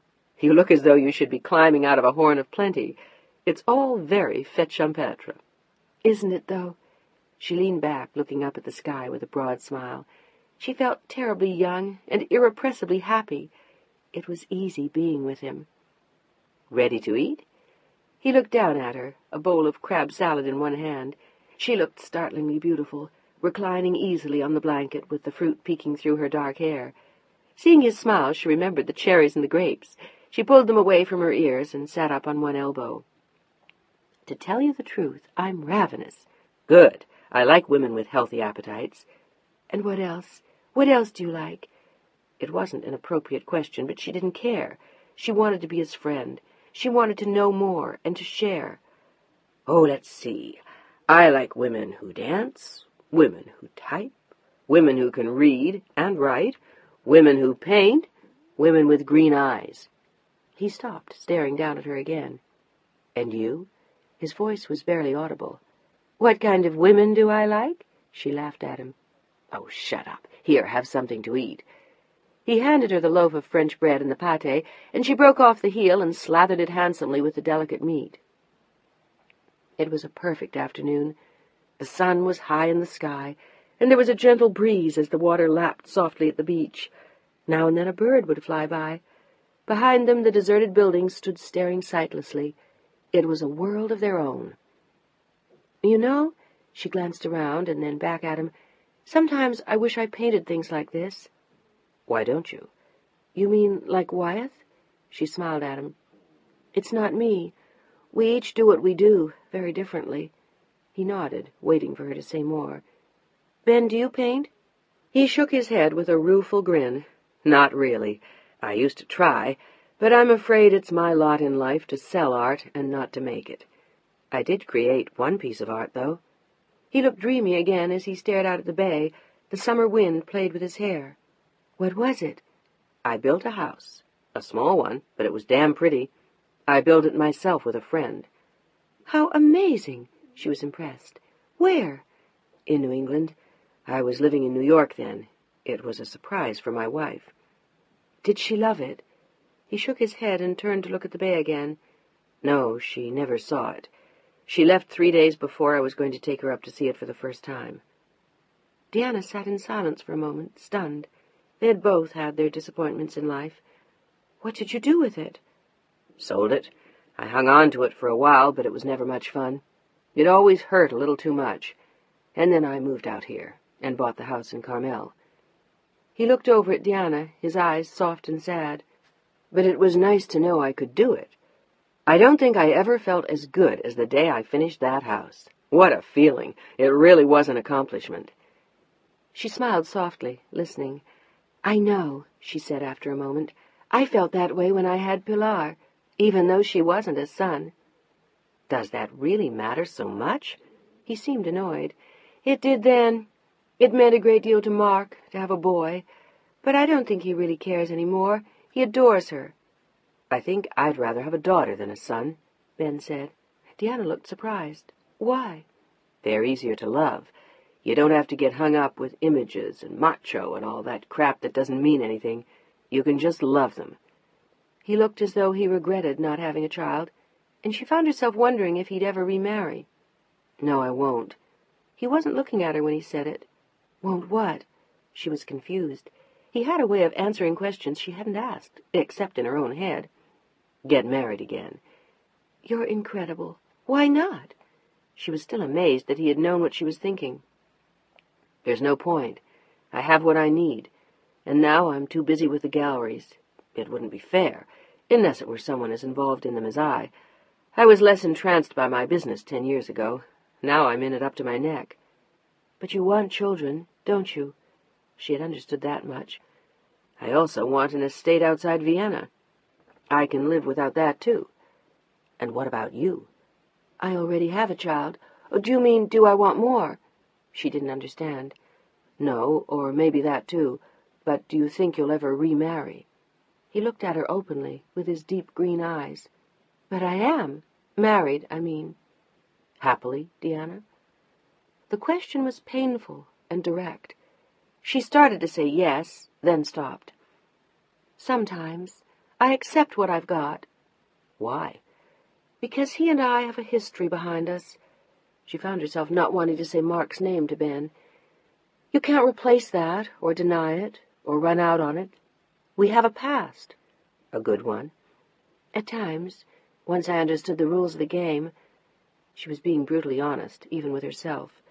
"Which were?" His voice was so unbearably soft, it made her want to reach out to him and not talk about Mark. But Ben was her friend now, and she had a right to no more than that, only his friendship. It was just as well that they were speaking of Mark. "What were the rules?" She sighed and then shrugged. "A lot of thou shalt nots. Thou shalt not defy the wishes of thy husband. Thou shalt not ask too many questions. Thou shalt not want a life of your own, least of all as a painter. But he was very good to me once. My father left me stranded and penniless and scared when he died. Mark bailed me out. I don't think I wanted quite as much bailing as he gave me, but he did. He gave me comforts and a home, a family and stability, and eventually he gave me Pilar." She had not mentioned love. "Was it all worth it? Is it now?" She tried to smile. "I guess so. I've stuck around.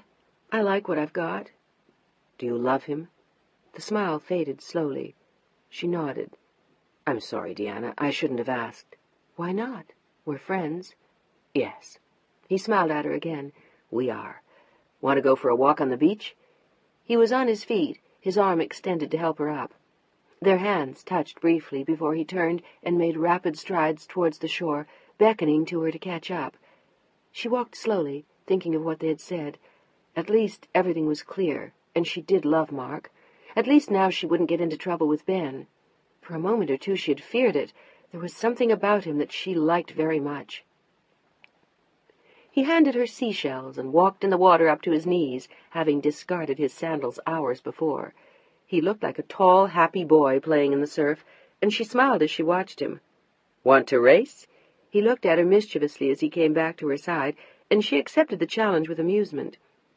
If Pilar could see her mother now, racing with a man on the beach as though they were children. But she felt like a girl, pounding along the damp sand, breathless and wind-tousled. She stopped at last, laughing and out of breath, shaking her head as he thundered past. "Give up?" He shouted the words back to her. When she nodded, he loped back across the beach and came to a halt next to where she had sunk down on the sand. The sun had set off glints of red in her dark hair. He let himself down next to her, and they sat together, looking out to sea and catching their breath. After a moment she looked up at him, knowing what she would see, those sea-colored eyes waiting for hers. "Deanna." He waited an interminable time, looking at her, and then leaned slowly towards her, whispering the words into the wind-swept darkness of her hair. "Oh, Deanna, I love you." As though he couldn't stop himself, he felt his arms go around her, and his mouth closed gently on hers, but her arms were as quickly around him, and her mouth as hungry as his own. They sat there for a long time, holding each other and touching each other's faces, gazing into each other's eyes, with no more words between them than those he had spoken first. They didn't need words. They had each other in a world where time had stopped. It was Ben who pulled away at last, saying nothing, only standing up, quietly, slowly, reaching a hand out for hers. Together, hand in hand, they walked back down the beach. They didn't speak again until they were back in the car. Ben sat there for a time, looking troubled. "I should tell you I'm sorry, Deanna, but I'm not." "Neither am I." She sounded as though she were in shock. "But I don't understand it." "Maybe we don't have to. We can still be friends." He looked at her then with an attempt at a smile, but there was none in her eyes, only the glimmer of something haunted. "I don't feel betrayed, at least not by you." She wanted him to know that much. "By yourself?" "Perhaps. I think I just don't understand." "You don't have to. You were very clear about your life when we talked about it before. There's nothing for you to understand or explain." His voice was so unbearably gentle. "We can forget. I'm sure we will." But she didn't want to, and that was what astonished her most. She didn't want to forget at all. "Did you mean what you said?" She meant his "I love you," but she could see that he understood. "I feel that way, too. It's really a little crazy." "Isn't it just?" He laughed aloud this time and gently kissed her cheek. "Maybe it's even very crazy, but however we feel, I won't destroy your life. You have what you need, and you don't need me rocking your boat now. I suspect that it's taken you the last 18 years to come to terms with that life." It was true, and she knew it. "I promise, Deanna, I won't hurt you." "But what will we do?" She felt like a child, lost in his arms. "Nothing. We'll be big kids, both of us, and good friends. Does that sound all right to you?" "I suppose it has to." But there was relief in her voice, too, as well as regret. She didn't want to cheat on Mark. It meant a lot to her to be faithful. He started the car, and they drove slowly home, saying little on the way back. It was a day she would not quickly forget. It seemed an eternity before they stopped at her house. "Will you come to lunch in my studio now and then?" She sounded so forlorn that it made his pain more acute, but he smiled. "Any time. I'll call you sometime soon." She nodded and slipped out of the car. She heard him drive away before she had a chance to look back. She walked slowly up the stairs to her bedroom and lay down on the bed. Then, glancing at the phone, she saw a message from Mark. Margaret had taken the call that afternoon. She cringed as she read it. "Please call Mr. Duras."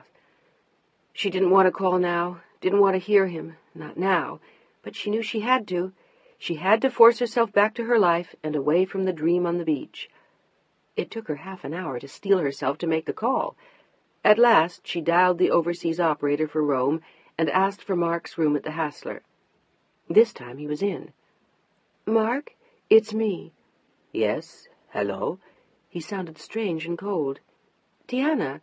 She thought for a moment that he didn't understand who it was. Then she realized the time. It was 2 a.m. in Rome. He had undoubtedly been fast asleep. Yes, I know. I was asleep." "I'm sorry. We were cut off the last time we talked, and Margaret left a message. I thought perhaps it was important." But suddenly she felt awkward with him. He didn't sound as though he'd been asleep. "Right. Where were you?"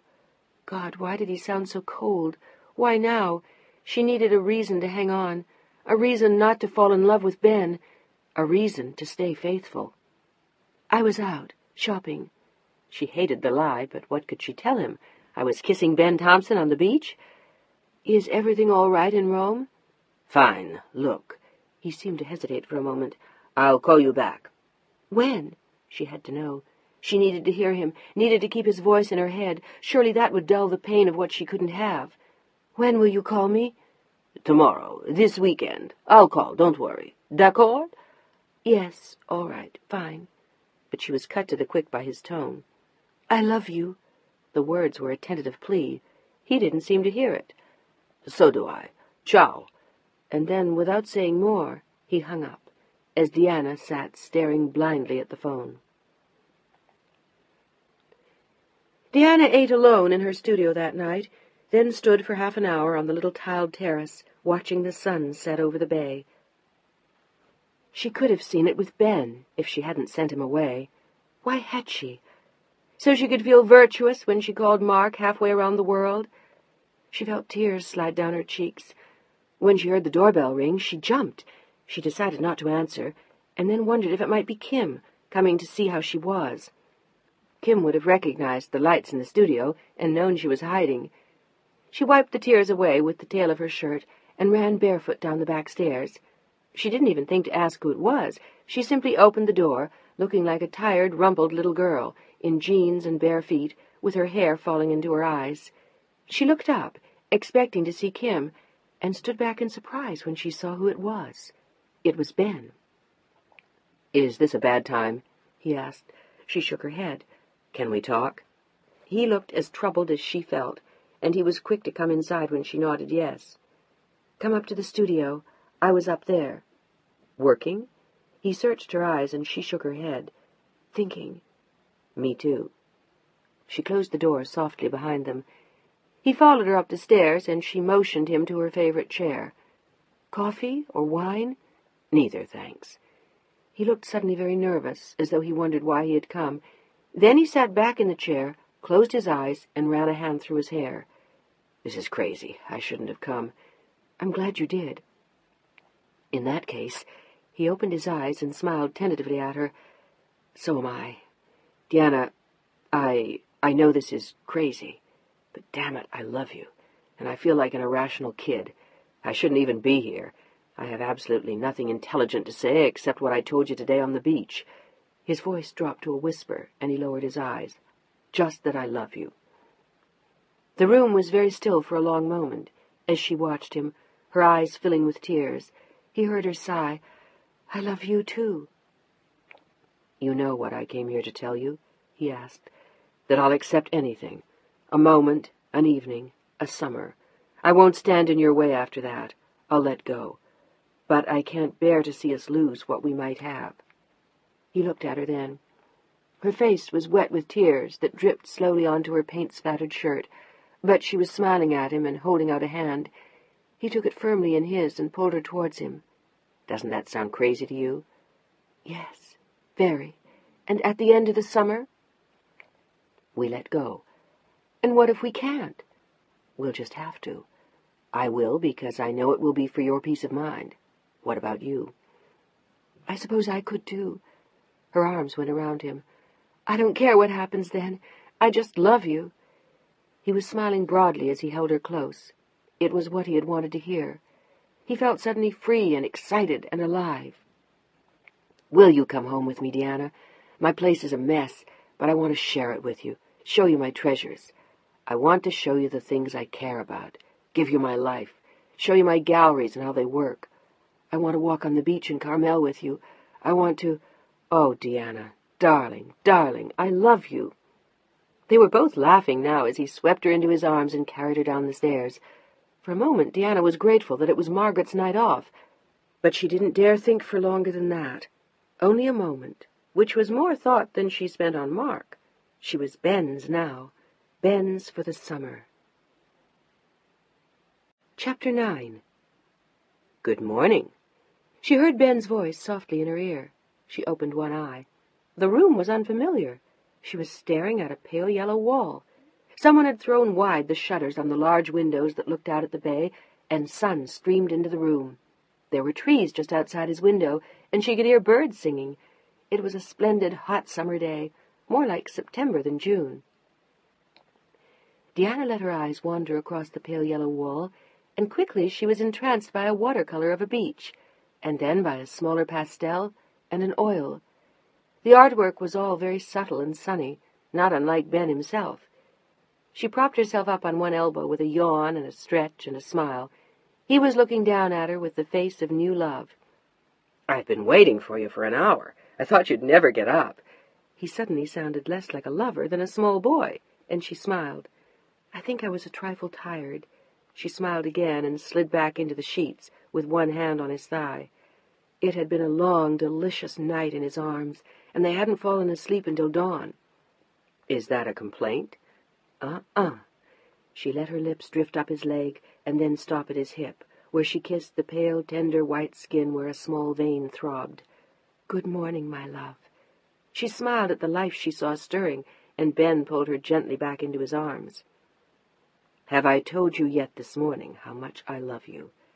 He was looking tenderly into her eyes, and there was something in his face she had dreamed of and painted, but never seen.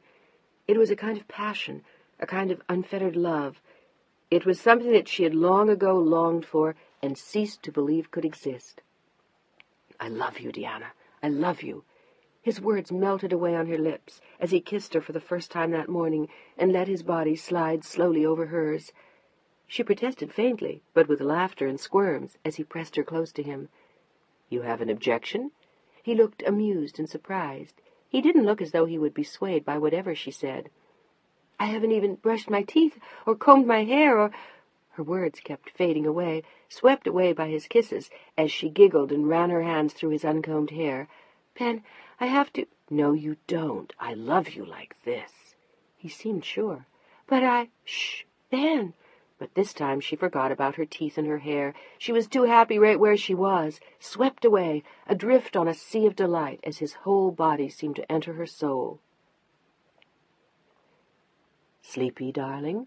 His voice was a whisper when they finally spoke. Almost 2 hours had passed, and she was curled happily in his arms, one leg braided between his. "Mm-hmm. Ben?" "Yes." His voice was so soft on the warm summer morning. "I love you." Hers was almost the voice of a child. "I love you, too. Now go to sleep." And she did, for another 2 hours.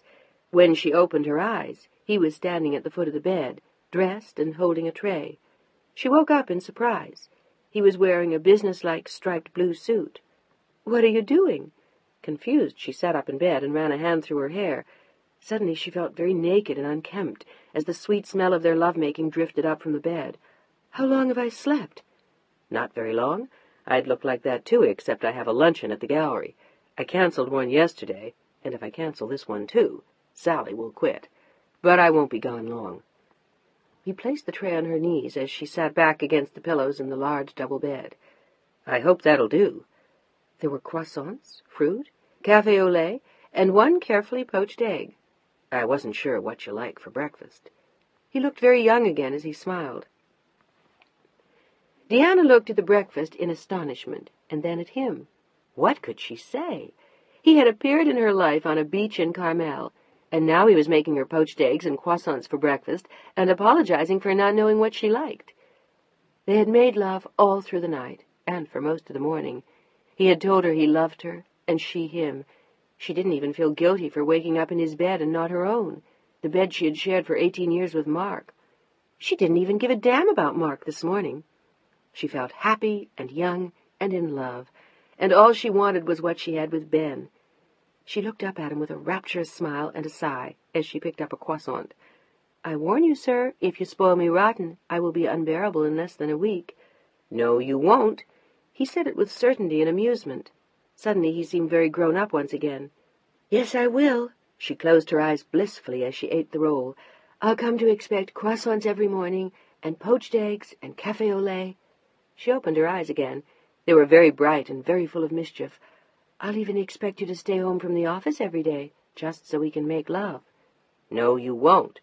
"Oh, no? Why won't I?" "Because tomorrow it's your turn to make breakfast for me. This is a democracy, Diana. We live here together. We take turns. We spoil each other. We make each other poached eggs." He leaned down to kiss her one last time. "And I like mine fried." "I'll make a note of that." She grinned at him. He stood up. "I'll remind you." "Okay." She went on eating her breakfast, perfectly happy and at ease. She felt as though they had lived together for months, if not years. It did not seem strange at all to have him smile happily at her naked breasts as she sipped café au lait from a bright yellow mug. Everything between them was comfortable and easy and real. It was a far cry from the formality and rituals in her own home, and she found that she liked Ben's way better. The yellow mug in her hand had a feel of solidity. It felt strong, not like the prissy blue-flowered Limoges from Mark's mother. "What are you doing today?" "I think first of all I'll take a bath." She wrinkled her nose, and they both laughed. "I love you just like that." "You're a piggy." She held her arms up to him, though, and he kissed her again. When he pulled away, he rolled his eyes with regret. "God, maybe I'll have to cancel that lunch after all." "There's later, or—" She started to ask him if they would see each other that night, but she could already see the answer in his eyes. "No or, Deanna. I'll be finished at the gallery at 5. I thought we could go somewhere quiet for dinner. Maybe somewhere in Marin?" "I'd love it." She sat back against the pillows with a broad smile, but she noticed that there was a shadow of concern in his eyes. "Something wrong?" "Not for me. But I was wondering how you feel about going out. I don't want to create any difficult situations for you." He had to remind himself that she had another life, that she would never be entirely his, that she was on loan, like a masterpiece from a foreign museum, not something he could own and keep on his gallery wall. It would make her infinitely more precious in the time that they'd share. "Won't it create a problem for you if we go out?" He looked at her very openly, his green eyes tender and wide. "It doesn't have to. It will depend on what we do, where we go, how we behave. I think it could be all right." He nodded, saying nothing, and she held out a hand. He took it silently and sat down again on the bed. "I don't want to do anything that will hurt you later." "You won't. Now stop worrying. Everything will be fine." "I mean it, though, Deanna. I would hate it if you suffered for this afterward." "Don't you think we both will?" He looked up in surprise. "What do you mean?" "I mean that this is going to be the most beautiful summer of my life, and hopefully yours. When it ends, when we both go back to our own lives, don't you think that we'll suffer?" He nodded and looked down at the graceful hand he held tightly in his own. "Do you regret what we decided?" Deanna threw back her head and laughed a silvery laugh before kissing him tenderly on the cheek. "Not for a moment." And then she grew serious again. "But I think we'd be crazy if we expected not to suffer later. If it's worth a damn, if it's beautiful, if we really care, then we will. We'll have to accept that." "I do. For myself. But—" "But what? You don't want me to hurt too? You don't want me to feel it, or to love you? Don't be crazy, Ben. It's worth it." "I understand that. I agree. But I also want to be discreet. I don't want to create problems for you with Mark." She almost cringed at the sound of his name. Ben leaned towards her again, kissed her quickly, then stood. "I think we've said enough for one morning." He hated to think of what would happen at the end of the summer, but it was hard to believe that time would come. Their moments together had just begun. "Where will you be at 5? He looked at her over his shoulder from the door. "Here?" She shook her head. "I'd better go home." "Shall I pick you up there?" He looked dubious for a moment. "I'll meet you here." He nodded, smiled, and was gone. She heard the little German car drive away a moment later as she walked around the room and then sat naked on the edge of the bed and crossed one leg. She was smiling to herself. She wanted to sing. She felt wonderful, and she was in love. What a lovely man he was. How gentle, and how careful, and how wise. And he amused her, too. He loved to laugh, loved to tell silly stories and endless funny tales. He had spent hours the previous night telling her stories of his youth, showing her albums of photographs of himself as a child, and his parents, and sister, and their friends, many of them famous artists and actors and playwrights and writers. The albums still lay spread out on the floor. He had a comfortable little house, very different from the cottage in Carmel. The place in Carmel was larger and wore the same bland sandy colors as the beach, whites, beiges, grays, dust-colored woods, and soft off-white wools. The city house was a tiny bijou, nestled high on Telegraph Hill, and crammed full of paintings and books. There were 2 deep red-leather couches in a living room walled with handsomely bound volumes, mostly about art. The walls were a soft beige that enhanced the 2 paintings he'd hung. The floors were of old burnished wood, and the rug was oriental, but not as fine as the ones Mark had brought back for her years before from Iran. Ben's little home was not a showplace. It was warm and lovely, and a place he clearly liked to be, to spend evenings with his artists or his friends. There was an often-used fireplace with brass andirons he had found in France, and a bass fiddle propped up in one corner. He had a small piano and a guitar, a handsome old English desk, and a bronze bust of Cézanne. Throughout there was a kind of friendly scramble, a kind of elegant wear and tear. Some of the objects were of value, but most were only of value to him and the people who loved him. The living room was very Ben, as was the pretty little yellow bedroom that looked east over the bay, and that was as bright as the morning sun. It boasted a tiny terrace, filled with an array of bright flowering plants and 2 comfortable faded canvas chairs. Other than that, there was a kitchen and 1 extra room in which Ben housed his work, a few rare paintings, many files, another desk. The additional room allowed him to work at home, and, like his car, was useful but not luxurious. As Deanna looked around, she realized again that he was an odd mixture of comfort and style, and he always seemed to happily marry the two in a way that was uniquely his. Deanna slipped into his blue and black silk bathrobe and wandered out onto the terrace. She sat down on one of the faded canvas chairs. It had once been a bright parrot green, now sun-bleached to a very pale lime. She stretched her legs out for a moment, turning her face to the sun and thinking of him, wondering where he was, already at the gallery, having lunch, signing checks with Sally, talking to Gustav. She liked the way he led his life, what he did, how he handled the people around him, how he handled her. She found that she even liked the idea of taking turns making breakfast. A democracy, he'd called it. It was just a very pleasant way to live. She let the robe fall slightly open, and smiled as she felt the bright warmth of the sun. In a while she would go home to her studio and paint, but not yet. She was too happy, sitting in the sun like a cat, thinking of Ben. Grazie, signore. Signora Duras. The concierge at the Hassler bowed formally to Chantal and Mark as they checked out of the hotel, and Mark endowed him with a more than healthy tip. A car was already waiting for them outside the hotel. Their bags had been stowed in the trunk, and the driver waited to take them to the airport. Chantal was strangely quiet as they rode to the airport. At last Mark pulled his gaze from the windows and allowed himself to seek out her eyes. "You're sure that's what you want to do?" Absolutely. But it worried him. She had never been this obstinate before. She had insisted that she was not going to hide in San Remo or some other town on the Riviera. She wanted to go back to Paris and wait for him there, while he visited his family in Cap d'Antibes, so that she could steal a weekend with her lover, the man who had asked her to marry him. The implied threat had not been lost on Mark. He felt a surge of murderous jealousy.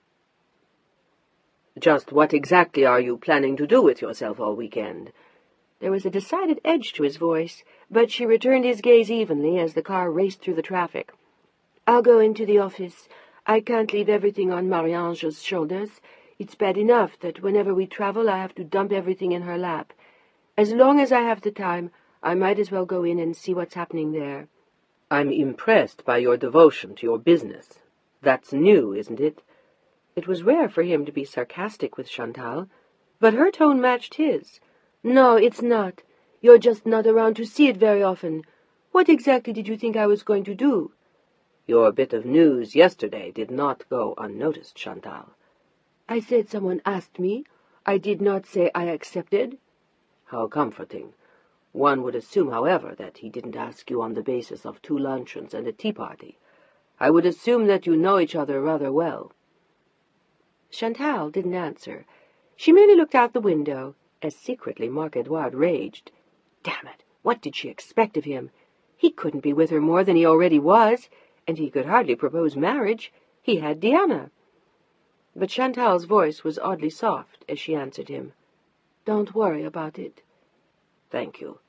He sighed, and his shoulders seemed to sag as he took her hand. "I love you, darling. Please, please try to understand." "I do try, more than you know." "I know it's difficult for you. It is for me, too. But at least don't establish a competition between you and Pilar and my mother. That just isn't fair. I need to see them, too." "Perhaps so do I." There was something so sad in her voice that he didn't know what more to say. Had he been a less rational man, he might have decided to throw reason to the winds and taken her with him, but he simply couldn't. "Darling, I'm sorry." Gently he slipped an arm around her shoulders and pulled her closer to him, and there was no resistance. "I'll try to think this thing out. All right?" She nodded and said nothing, but a tear hovered on the end of her lashes, and he felt something tear at his heart. "It's only for a few days. I'll be home on Sunday night, and we can have dinner at Maxim's before we leave for Athens." When are we leaving? Monday or Tuesday. She nodded again. He held her close all the way to the airport. Deanna turned her key in the door and stopped for a moment, listening for Margaret. There was no one at home. It was still Margaret's day off. Could it be? Hadn't weeks passed? Or months? Or even years? Had she only gone with Ben the night before to make love with him for the very first time? Had it only been 18 hours since she'd left the house? Her heart pounded as she closed the door behind her. It had been so peaceful at his place as she bathed and got dressed. She had watched two little birds play on the terrace, and she had listened to one of his records while she made the bed. She'd grabbed a plum from a large basket of fruit in the kitchen as she left, feeling as though she had lived there for years, as though it were hers as well as his. Now, suddenly, she was here again, in Mark's house, in the home of Monsieur and Madame Duras. She glanced at a photograph of them in a silver frame, taken during their first summer in Cap d'Antibes. Could that have been her, standing awkwardly with a glass of white wine in her hand, while Mark chatted with his mother beneath her gigantic straw hat? How awkward she felt again just looking at it. How awkward she felt in this room. She stood at the entrance to the pale green silk living room with the Aubusson rug, thinking that just looking at it made her feel cold. But this was her home. This was where she belonged, not in that tiny house on the hill where she had just spent the night with a strange man. What on earth was she doing? She slipped her feet out of her sandals, walked barefoot into the chilly green room, and sat down carefully on the couch. What had she done? She had cheated on Mark for the first time in 18 years, and it had all seemed so natural, so normal. For one entire night it was as though she didn't even know Mark, as though she were married to Ben. She reached for a small photograph of Pilar in another silver frame and saw that her hand was shaking. Pilar was in tennis clothes. The photograph had been taken in the south of France.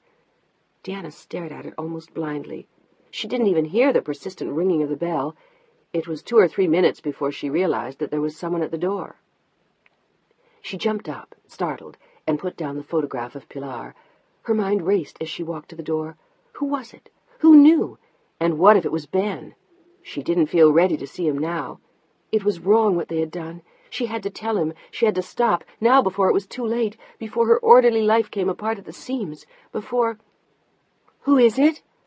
A voice informed her that there was a package. Reluctantly, she opened the door and saw the delivery boy. "But I didn't order." Then she knew. They were flowers from Ben. For a moment she wanted to turn them away, send them back, pretend that the night before hadn't happened and never would again. Instead, she held out her arms and took the bundle inside, where she pulled off the card and held it for a moment before reading what it said. "Hurry home, my darling. I'll meet you at 5. I love you, Ben." "I love you, Ben." Her eyes ran over the words and filled with tears. "I love you, Ben." It was already too late. She loved him too. She ran upstairs to her room and packed a small bag. Then she went to the studio. That's all she would take, just 1 or 2 canvases, some paints. She'd make do for a while. She didn't have to stay for more than a few days. That was all. She left a number for Margaret and explained that she was staying with a friend. By 5:30 she was back at his house. She parked the Jaguar half a block away and walked hesitantly towards the door. What in hell was she doing? But he'd heard her on the front steps. Before she rang, he opened the door with a bow and a smile and a sweep of one arm. "Come in. I've been waiting for hours." He closed the door softly behind her. For a moment she stood there, her eyes tightly shut against tears. "Deanna, are you all right, darling?" There was concern in his voice, but she nodded. Slowly he put his arms around her. "Are you afraid?" She opened her eyes and hesitantly nodded her head. But Ben only smiled and held her very close as he whispered into her hair, "So am I." Chapter 10. "Okay, kid, off your ass. It's your turn." Ben poked her gently in the small of her back, and Deanna groaned. "It is not. I made breakfast yesterday." She smiled into the pillow and hid her face. "Do you know that I love you, even if you are a liar? I made breakfast yesterday, and 2 days before that, and 4 days just before that. In fact, I think you owe me 3 in a row." "That's a lie." She was giggling. "The hell it is. I told you this is a democracy." He was laughing, too, and trying to turn the naked body he loved so that he could see her face. "I don't like democracy." "Tough. I want coffee and French toast and eggs." "What if I won't do it?" "Then tonight you sleep on the terrace." "I knew it. I should have brought Margaret." "A ménage à trois? It sounds lovely. Can she cook?" "Better than I can." "Good. We'll have her move in today." He rolled over in bed with a satisfied smile. "Meanwhile, get off your dead ass and feed me." "You're spoiled rotten." "And I love it." "You'll get fat." She sat on the edge of the bed, looking at his far from overweight body. "Besides, eggs aren't good for you. They have carbohydrates or cholesterol or chromosomes or something, and—" He pointed towards the kitchen, a mock scowl lining his face, and Deanna stood up. "I hate you." "I know." Laughing, she vanished into the kitchen. They had been together for 2 weeks. A moment. A lifetime. They shared the cooking and the chores. A funny little old lady came in twice a week to clean, but Ben liked doing things for himself, and Deanna found that she enjoyed sharing those things with him. They went marketing, cooked dinners, polished the brass, and pulled weeds from among the flowers on the terrace. She watched him pore over catalogues of upcoming auctions, and he watched her sketch or work in pastels or oils. He was the first person she had allowed to see her work in progress. They read mystery books and watched television and went for drives. They walked on the beach once at midnight, and twice went down for the night to his house in Carmel. She went to another opening at his gallery and on a visit to a new artist, masquerading as his wife. It was as though nothing had come before and nothing would come after. They had only the time and the life that they shared. Deanna set down the tray with his breakfast and the paper. "You know something? I like you. I really do." "You sound surprised. Were you afraid democracy would wear you out?" "Maybe." She sat down with a small, happy shrug. "I haven't taken care of myself or anyone else in a practical way in a long time. I'm responsible for everyone, but I don't think I've made breakfast in years, or done any of the things that we've done." "I don't like being dependent on other people, like maids. Basically, I like a very simple life." She grinned to herself, remembering the 3 lavishly expensive paintings he had bought the day before in L.A., but she knew that what he was saying was true. Opulence wasn't his style. He had seen too much of it as a child, in the home of his grandparents and then his father. He was happier with the little house on the hill in San Francisco and the unpretentious cottage in Carmel.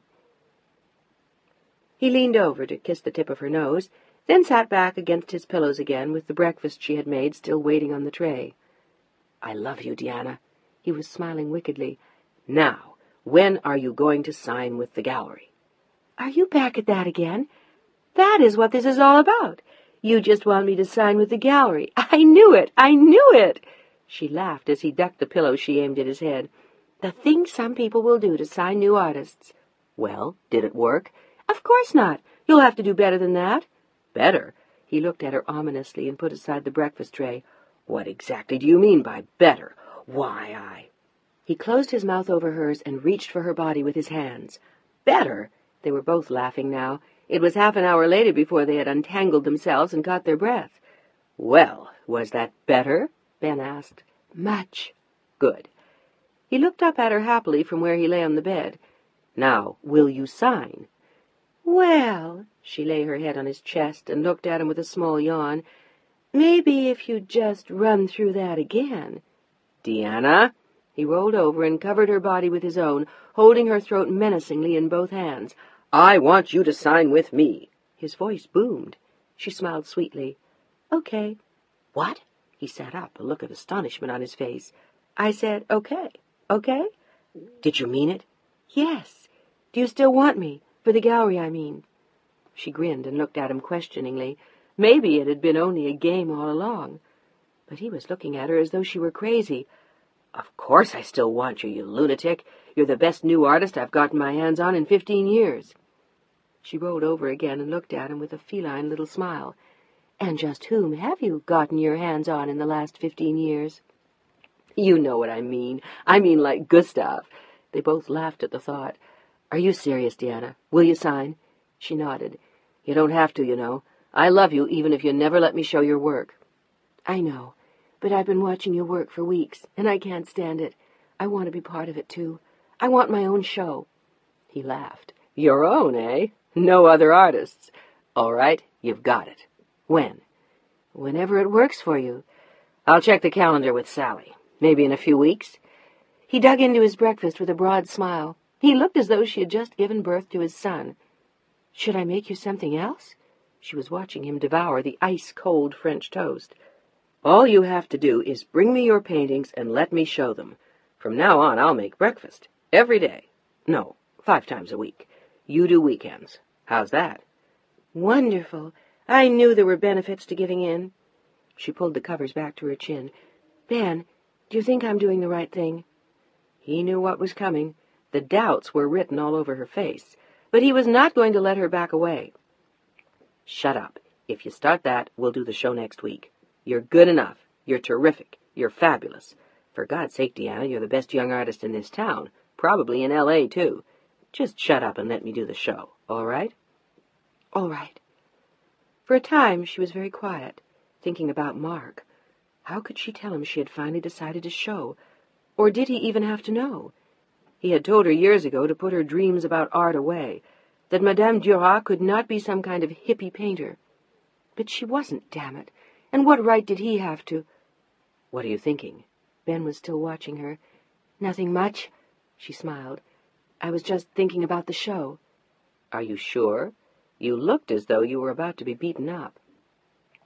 She sighed, then looked at him again. "I felt as though I was. I was trying to think of what to tell Mark." "Do you have to?" Ben sounded momentarily strained. "I probably should. I suppose it sounds crazy to you now, but I don't want to be dishonest with him, no more than I have to." "It does sound crazy, but I understand what you mean. He won't be pleased about a show, will he?" "No, he won't. But I think I ought to tell him." "And if he says no?" Ben looked hurt, and Deanna lowered her eyes. "He won't." But they both knew he would. Mark quietly let himself into the apartment. It was the second weekend he had gone away without Chantal. But his weekends in the south of France with his family were sacred. She had always understood that before. Why was she giving him problems about it now? She had barely been speaking to him on Friday when he left. He set his bag down in the hall and looked around. She wasn't home, but it was already after 9 o'clock. Where the hell was she? Out? Out with whom? He sighed a long, tired sigh as he sat down on the couch. He glanced around. She hadn't left him a note. He looked at his watch again, and this time he reached for the phone. It would be noon in San Francisco, a good time to report to Deanna about Pilar. He dialed the call direct and waited for the phone to ring. He hadn't spoken to her in a week.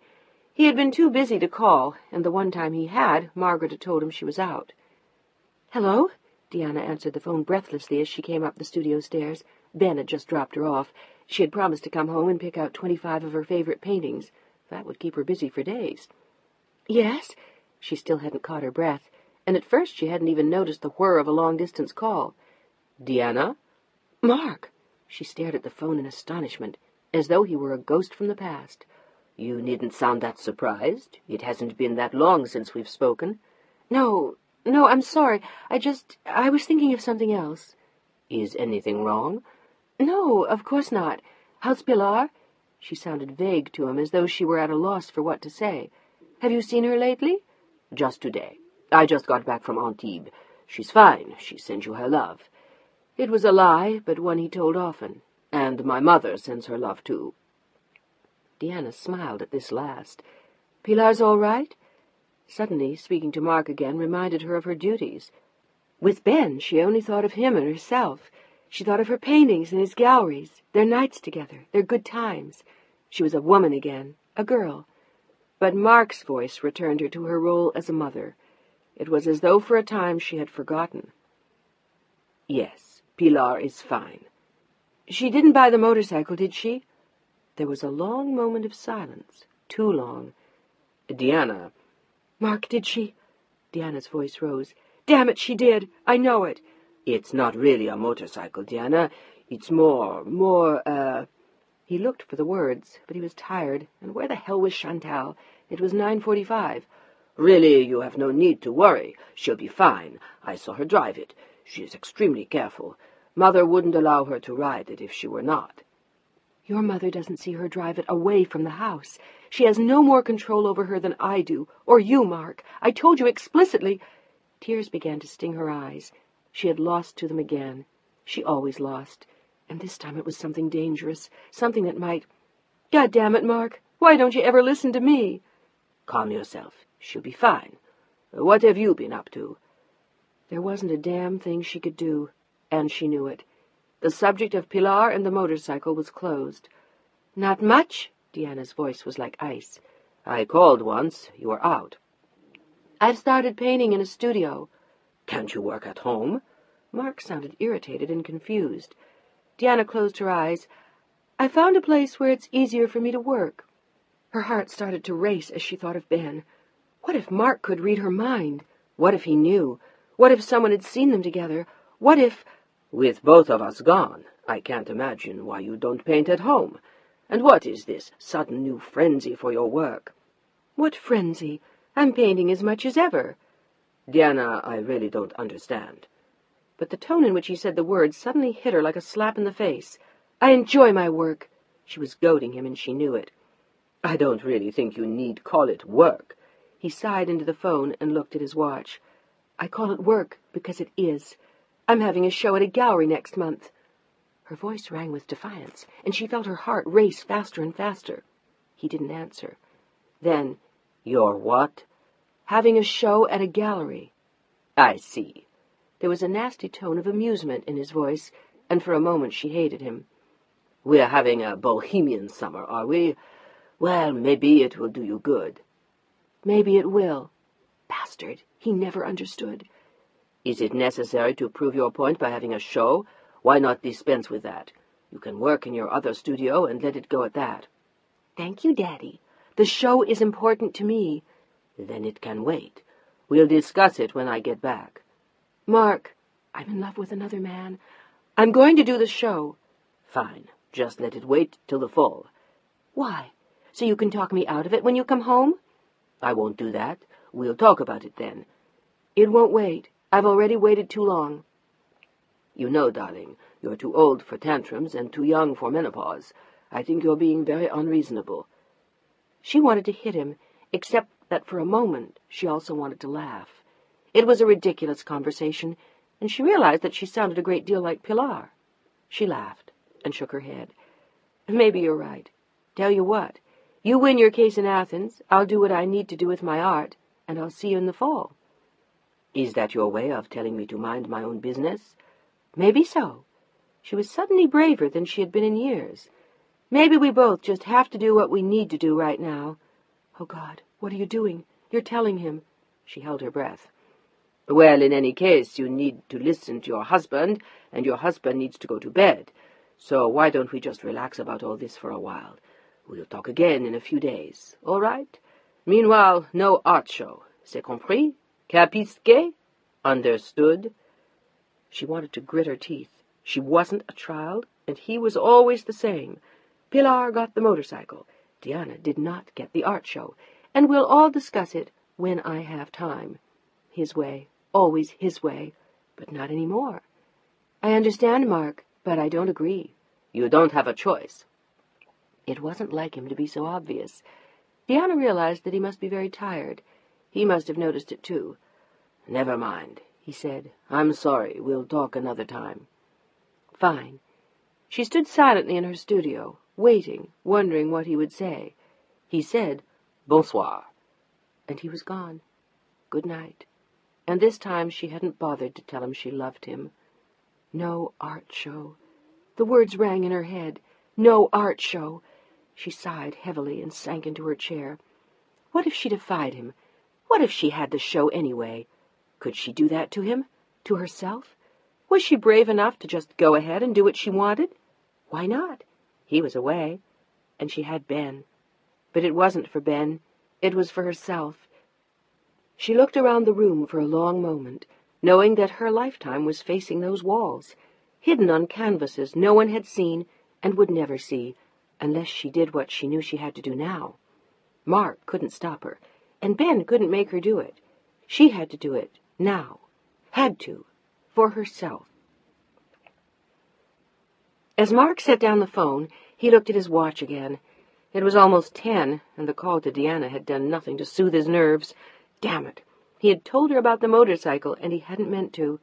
And her bloody art show. Why the hell didn't she give up on that nonsense? And where the hell was Chantal? Jealousy was beginning to gnaw at his insides again as he poured himself a scotch. When he heard the bell, he went to the door and opened it an inch. It was the little old man from next door, Monsieur Moutier. He was sweet, Chantal said, and he was taken care of by a daughter and a maid. He, too, had once been a lawyer, but now he was 80 years old. He had a soft spot for Chantal. Once he had sent her flowers. Oui? Mark looked at him questioningly, wondering if the old man was ill. Why would he come to their door at this hour? Is something wrong? Je regrette. I wanted to ask you the same thing. How is mademoiselle? Very well, thank you, except that as far as I can see, she's a little bit late getting home. He smiled at the elderly gentleman, wearing the black smoking jacket and needlepoint slippers, doubtless made by his daughter. Would you like to come in?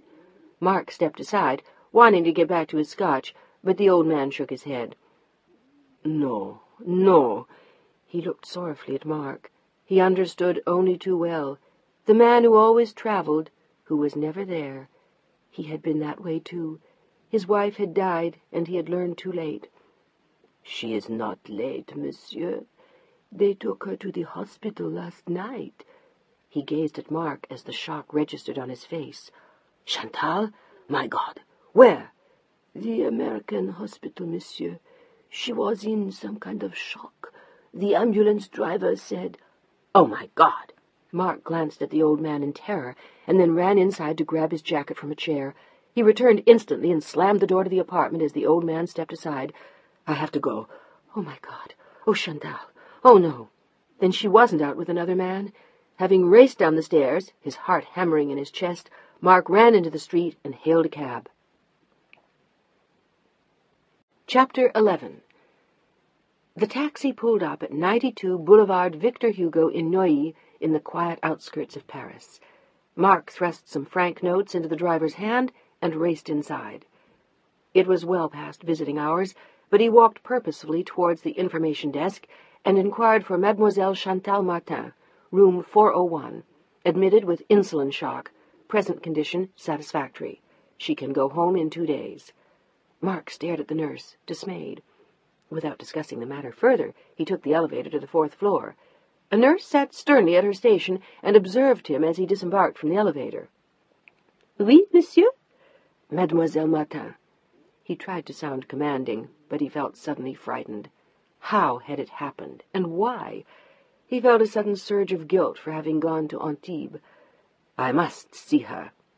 The nurse shook her head. Tomorrow? Is she asleep? You may see her tomorrow. Please, I came all the way from... He was about to say the south of France, then had a better idea. He flipped open his wallet. From San Francisco, in the United States. I caught the first plane after I heard. There was a long pause. Very well. 2 minutes, and then you go. You are her father? Mark only shook his head. It was the final blow. The nurse led him to a room not far away. Inside, a dim light burned. She left Marc-Edouard at the door. He hesitated for a moment on the threshold before stepping softly inside. Chantal? His voice was a whisper in the dark room. She was lying in her bed, looking very pale and very young. In her arm there was an intravenous tube attached to an ominous-looking bottle. Darling. He approached, wondering what he had done. He had taken on this girl and only given her half his life. He had to hide her from his mother, his child, his wife, sometimes even from himself. What right did he have to do this to her? His eyes were too bright as he stood at her side and gently took her free hand. Darling, what happened? A sixth sense had already told him that the insulin shock was no accident. Chantal had the kind of diabetes one didn't fool around with, but as long as she took her insulin, ate well, and slept enough, she'd be all right. Her eyes closed, and tears filtered through her lashes. "Je m'excuse. I'm so sorry." Then, after a pause, "I took too much insulin." On purpose? As he watched her nod, he felt as though someone had delivered a blow to his heart. Oh, my God! Chantal, darling, how could you? He watched her in sudden terror. What if she had died? What if... He couldn't bear losing her, couldn't bear it. Suddenly the full force of it struck home. He reached for her unencumbered hand and pressed it hard. "Don't ever do that again." His voice rose desperately. "Do you hear me?" She nodded again, and then there were tears pouring down his face as well. He sat down at her side. "I would die without you. Don't you know that?" There was no answer in her eyes. No, she didn't know it. But it was true. He himself knew it for the first time. Now there were two of them, Diana and Chantal. Two of them he owed a lifetime to, and he was only one man. He couldn't live with himself if he put Diana out of his life, and he couldn't live without Chantal. The weight of it struck him like an axe. He saw her watching him. He was almost gray. "I love you, Chantal. Please, please don't ever do anything like this again. Promise me." He squeezed harder on the delicate hand. "I promise." It was a whisper in the sudden electricity of the room. Fighting the sobs that were rising in his chest, Marc Edouard folded her gently into his arms. By the end of the day, Diana had chosen 11 paintings. It was going to be hard work selecting the rest. She set the 11 to one side and then walked back to the main part of the house. She was still thinking of her talk with Marc. She wondered if she would have defied him about the show if he hadn't let Pilar buy the motorcycle. It was strange how those things worked. Their marriage was filled with petty revenges. She walked up the stairs to her bedroom and peered into the closet. What would she need? Another bathrobe, some jeans, the champagne-colored suede skirt that she was sure Ben would like. What was she doing here, in Marc's bedroom, planning her life with another man? Was she being menopausal or childish, as he'd suggested, or merely crazy? The phone rang as she stared into her closet, wondering. She didn't even feel guilty anymore, except when she talked to Marc. The rest of the time she felt as though she belonged with Ben. The phone rang again and again. There was no one she wanted to talk to. She felt as though she'd already moved out, but reluctantly she picked it up. "Hello? "Can I come get you? Are you ready to come home?" It was Ben, and it was only 4:30. "So early?" She smiled into the phone. "You want some more time to work?" As though her work mattered, as though it were important, as though he understood. But she shook her head. "Nope, I'm all through. I picked out 11 today, for the show." Her voice was strong, and he smiled. "I'm so proud of you I can hardly stand it. I told Sally today about the show. We're going to run a beautiful ad." Oh, Jesus, not an ad. What about Kim? She felt as though she were gasping for air when she spoke again. "Do you have to do an ad?" "You let me handle my business, and you handle yours. Speaking of which, I'd like to handle—" His voice was very soft in the phone, and Diana blushed. "Stop that." "Why?" "Because you're in your office, and I'm here." "Well, if that's all that's stopping you, let's both get the hell out of those repressive places. I'll pick you up in 10 minutes. Are you ready?" Desperately. She couldn't wait to get out of the house. Every moment she spent in it was oppressive. "Desperate enough to go all the way to Carmel?" "I'd love it." Then, "What about your housekeeper?" "Mrs. Meacham? She'll be off." It was disagreeable to be hiding like that, but he knew Diana felt that she had no choice. She still wasn't free. "Anyway, never mind Mrs. Meacham. I'll pick you up in 10 minutes. And by the way, Diana—" He paused while she waited, wondering what he would say. He sounded very solemn. Then his voice dropped again, and she almost could see him smile. "I love you." She smiled happily and closed her eyes. "So do I." The weekend in Carmel was heavenly. The 4th of July. They spent all 3 days wandering on the beach, lying in the sun, looking for shells and collecting driftwood, and once or twice braving the still icy ocean for a quick swim. She was already smiling to herself as he lay down next to her on the blanket, shivering from the sea. She had been soaking up the sun and improving her deep honey tan. "What are you smiling about, Sleeping Beauty?" His body was cool and damp next to hers, and his skin felt delicious as she turned and ran her fingers down his arm. I was just thinking that this is all rather like a honeymoon, or a very good marriage. I wouldn't know. I've never had either one. Didn't you have a honeymoon? Not really. We spent it in New York. She was an actress, and she was in something off Broadway, so we spent a night at the Plaza in New York. When the play folded, we went up to New England. Did the play have a long run? She looked admiring, with her big, innocent green eyes. Ben smiled. 3 days. They both laughed, and Ben moved on to his side so he could look at Deanna. Were you happy with Mark before I came along? I thought I was. Sometimes. Sometimes I was terribly lonely. We don't have a relationship like this. In a way, we're not really friends. We love each other, but it's very different. She remembered their last conversation, when he had told her not to show her work. He was still the voice of authority. He doesn't respect me the way you do, my work, my time, my ideas, but he needs me. He cares. In his own way, he loves me. And you love him? His eyes searched her face. She didn't answer immediately. I thought we weren't going to talk about things like that. This is our summer. There was reproach in her voice. But it's also our life. There are some things I need to know. He was strangely serious. You already know them, Ben. What are you saying? That he's my husband. That you won't leave him? I don't know. Do you have to ask me that now? Her eyes held an autumnal sorrow. Can't we just have what we know we can have? And then what? I don't know yet, Ben. And I promised I wouldn't ask, but I find that increasingly difficult. Believe it or not, so do I. My mind drifts to the end of the summer, and I ask myself questions I can't answer. I keep hoping for an act of God, a miracle, something that will take the answers out of our hands. So do I. He smiled at her then and leaned over to kiss her lips again and again. So do I. Chapter 12. Ben? He smiled to himself as Deanna's voice reached him from his spare room. It was late on a Sunday night, and they were just back from another weekend in Carmel. What? Need some help?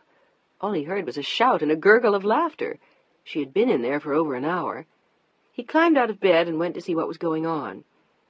As he opened the door to the spare room, in which he often worked, she was staggering to hold up a tenuously piled stack of canvases, which had started to slide off a mountain of boxes propped against the wall. "Help! It's an avalanche!" She peeked out at him, a small paintbrush clenched in her teeth, and both arms held aloft, trying to keep the pile of paintings from crashing to the floor. "I came in here to sign a few that I noticed I'd forgotten to sign, and—" She shoved the paintings aside as he lifted them from her arms. Then, his hand still filled with the mountain of her work, he bent his head to kiss the tip of her nose. "Take the paintbrush out of your mouth." "What?" She looked at him with an expression of absent-minded pleasure. She was still thinking about 2 of the paintings she knew she had to sign. "I said," he put the paintings carefully aside and reached for the brush with one hand, "take that thing out of your mouth." "Why? This way I have my hands free to look for—" But he silenced her almost immediately with a kiss. "That's why, you dummy. Now, are you coming to bed?" He pulled her close to him, and she nestled against him with a smile. "In a minute. Can I just finish this?" "I don't see why not." He sat down in the comfortable old chair at his desk and watched her ferret through the stack again, looking for unsigned canvases. "Are you as excited as I am, madam, about the show?" It was only 4 days away. Thursday. He was finally going to launch her into the art world. She should have been showing for years. He looked at her with pleasure and pride as she stuck the end of the brush through her hair to free her hands once again. There was a huge smile on her face. It not only played with her mouth, it danced in her eyes. "Excited? Are you kidding? I'm half crazy. I haven't slept in days." He suspected it was true. Every night when they went to bed, he looked sleepily into her eyes after their hours of love-making, and the last thing he remembered was always that smile. And suddenly in the mornings she was wide awake now. She jumped up and got him breakfast, then disappeared into the spare room where she had put all her work. She had brought her treasures to him to keep until the show. She didn't even want them in the gallery until the day before the opening. Now she signed the last one and turned to him with a grin. "I don't know if I'll make it till Thursday night." "You will." He glowed as he watched her. What a beautiful woman she was! She seemed even prettier lately. Her face had a soft, luminous beauty, and her eyes a kind of passionate fire. There was a tenderness and a burning about her all at once, like a velvet flame, and their time together had a magic about it, like nothing he had ever known. The little cottage in Carmel fairly hummed with her presence, filling the rooms with flowers, bringing back huge pieces of driftwood, which they lay against as they toasted their feet near the fire on their dune just outside. She filled his dreams and his arms and his days. He could no longer imagine a life without her. "What are you thinking?" She tilted her head to one side and leaned against the stack of her paintings. "About how much I love you." "Oh," she smiled, and her eyes softened as she looked into his eyes. "I think about that a lot." "About how much I love you?" He smiled, and so did she. "Yes, and about how much I love you. What did I ever do before you came along?" "You lived excessively well, and never made your own breakfast." "It sounds awful." She walked towards him, and he pulled her down onto his lap. "That's just because you're excited about the show and you can't sleep. Wait another month or two." He paused painfully. He had been about to say a year, but they didn't have a year. Only another 5 or 6 weeks. "You'll get tired of making breakfast. You'll see." She wanted to see. She wanted to see for a lifetime, not a month. "I'll never get tired of this." She buried her face in his chest, feeling warm and safe like a child.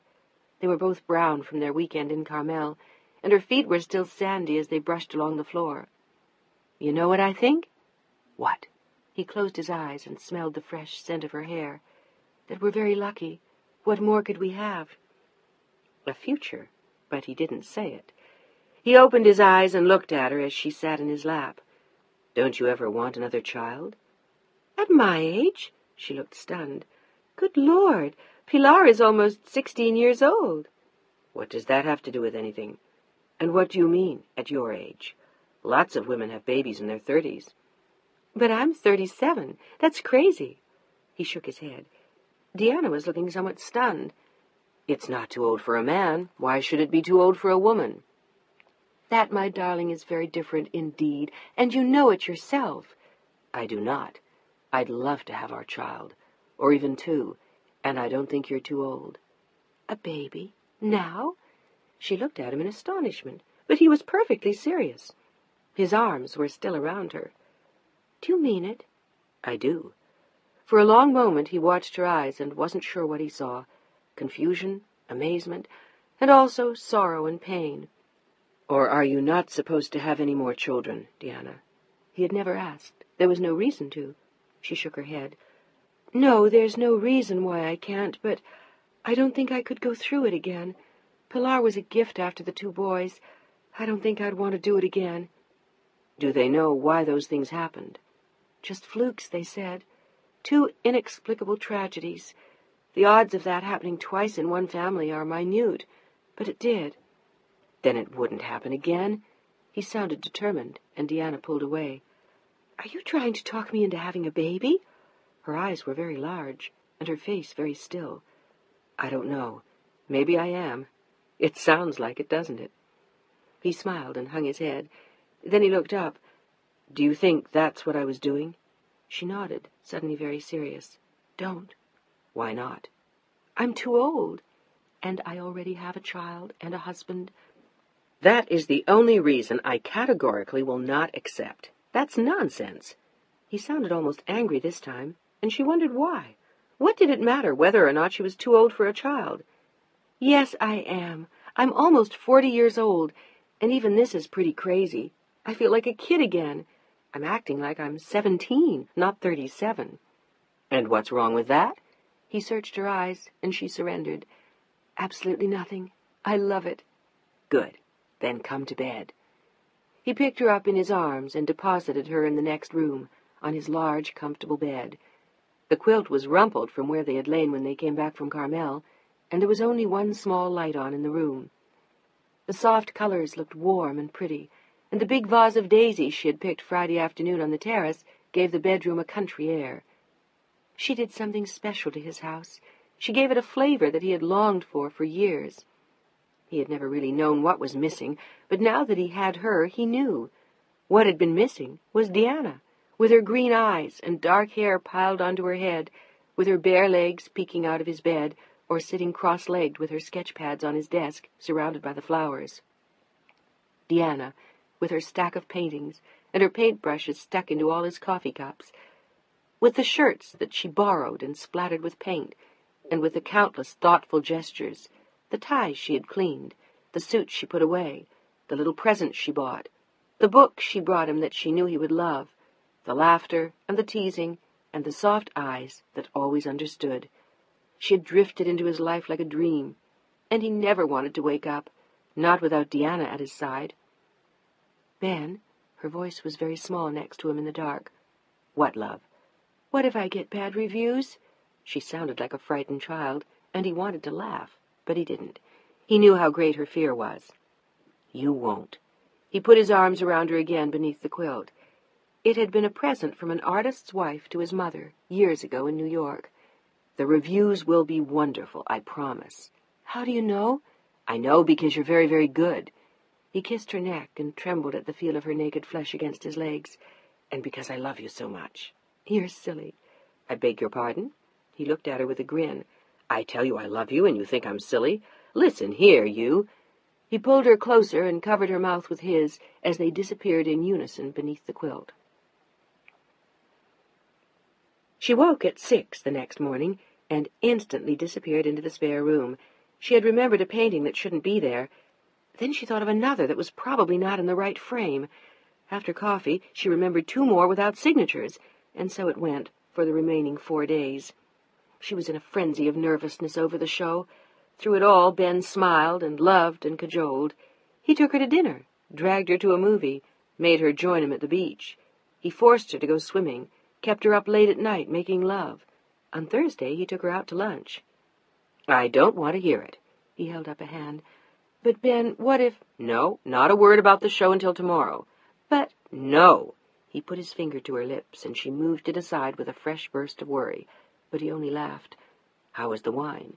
"What wine?" She looked around, distracted, and he pointed to her glass. "The wine you're not drinking. How is it?" "I don't know. And what I wanted to ask you is—" He put both fingers in his ears, and she started to laugh at him. "Ben, stop it!" "What?" He smiled happily at her across the table. She was laughing. "Listen to me. I wanted to ask you something about tonight." He started to hum gently, his fingers still in his ears. Deanna couldn't stop laughing. "You're horrible, and I hate you." "No, you don't. You can't keep your hands off me, and you want to drag me away with you so you can attack me, right?"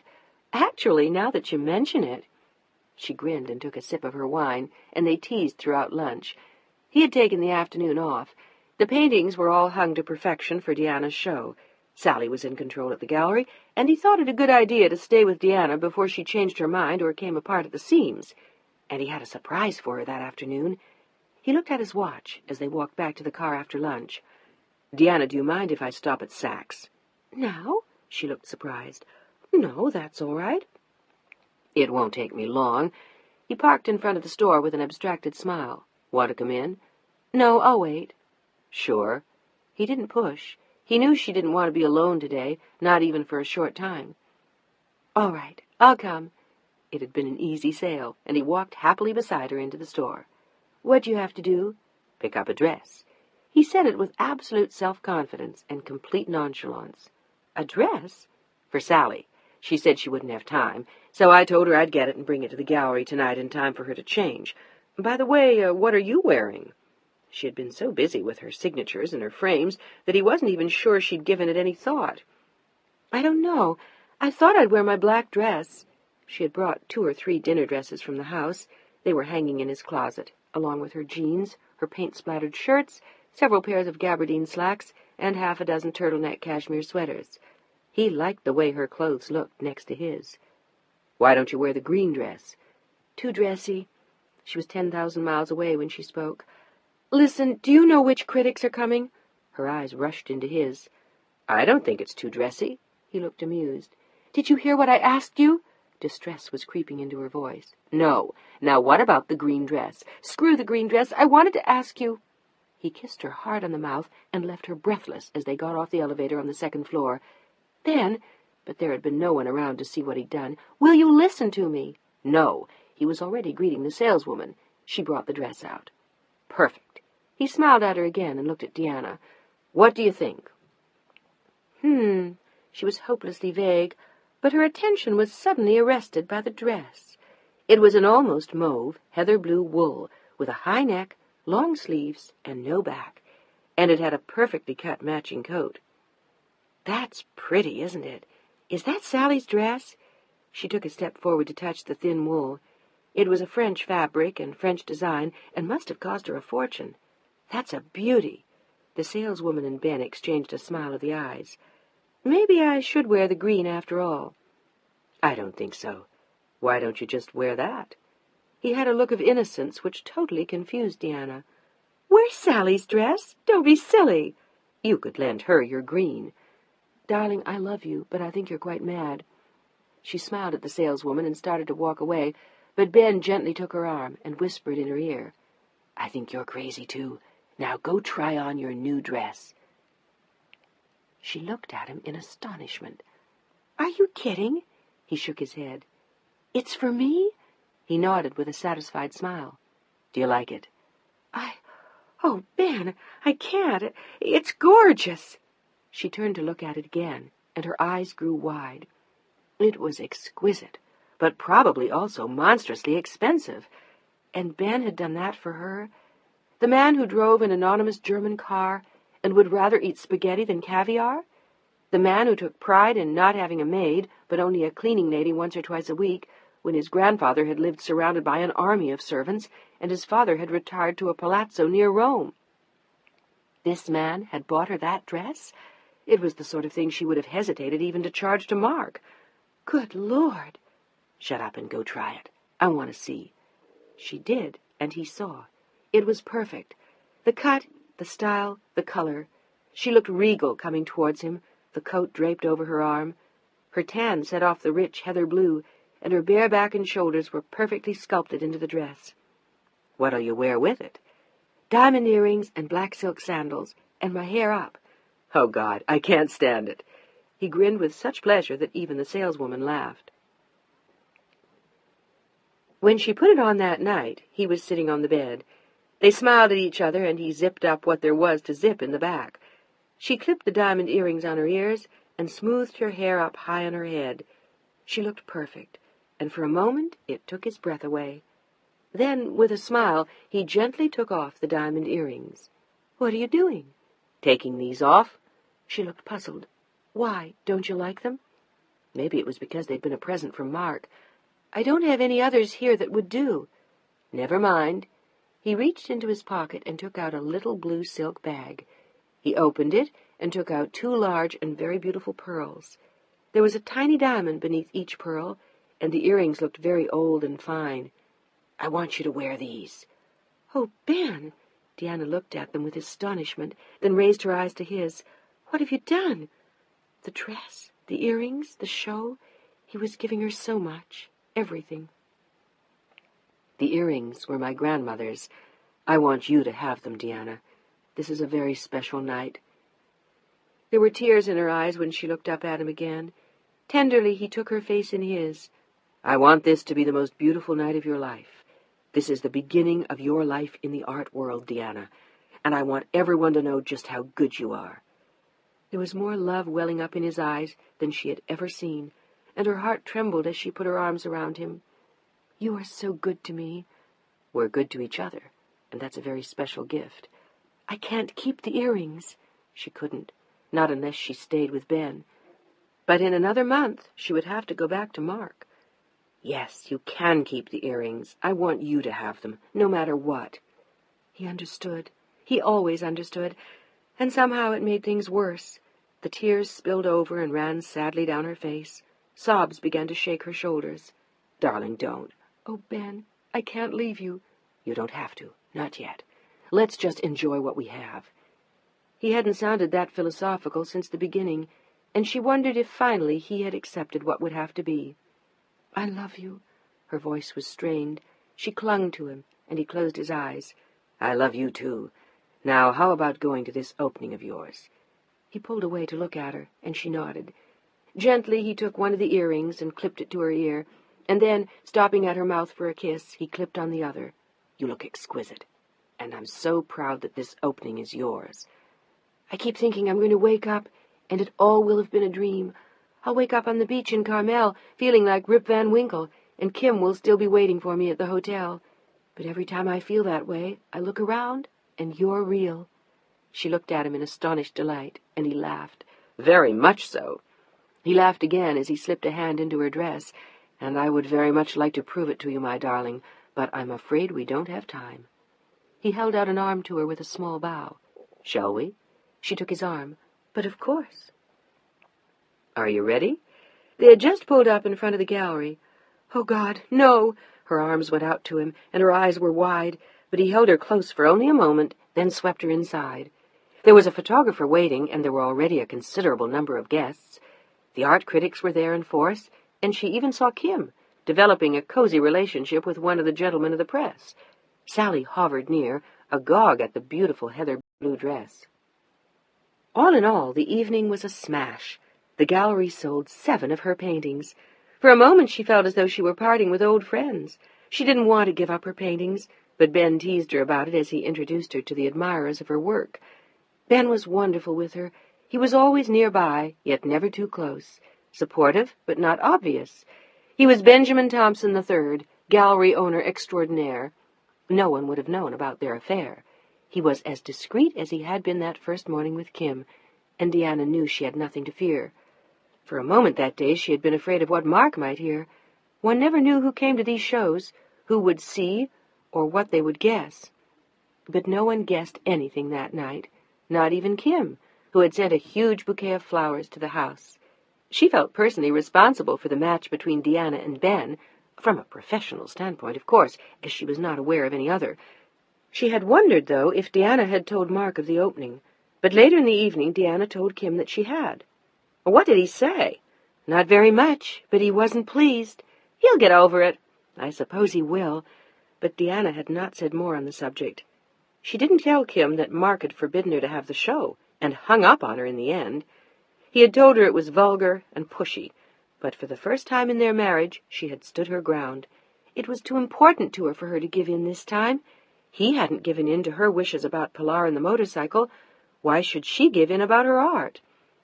"My heavens, what are you frowning about, darling?" Ben spoke softly so no one else would hear, and Deanna drifted back from her own thoughts. "Nothing. I'm sorry. It's just so much has happened." "You can say that again. Sally just sold 2 more of your paintings." He looked as happy as a boy, and Deanna wanted to throw her arms around him in a hug. Instead, she just caressed him with her eyes. "Can I interest you in a celebration dinner?" "Only if it's pizza." She grinned at him, knowing his preferences. "Not this time, madam. The real thing." "Hamburgers? Go to hell." Without further ceremony, he put an arm around her shoulders and kissed her cheek. It was not an inappropriate thing for a gallery owner to do on the night of an artist's first success, but as Kim watched them, she suddenly found herself wondering if there was something more. Deanna had just whispered something in Ben's ear, in answer to which Kim had heard him say with a gentle smile, "I'm glad you liked them." Deanna had touched the pearls at her ears and happily walked away.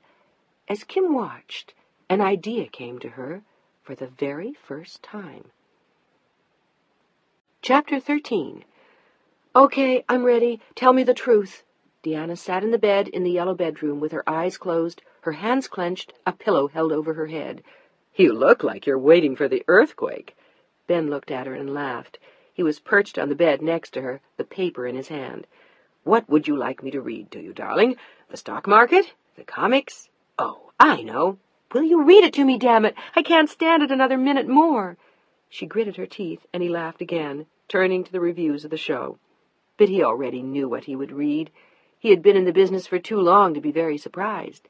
He generally knew what was in store. And as he glanced over the article, he knew he had been right again. "Okay, now, are you ready?" "Benjamin, read it, damn it!" She said it through tensely clenched teeth, and looked terrified as he started to read.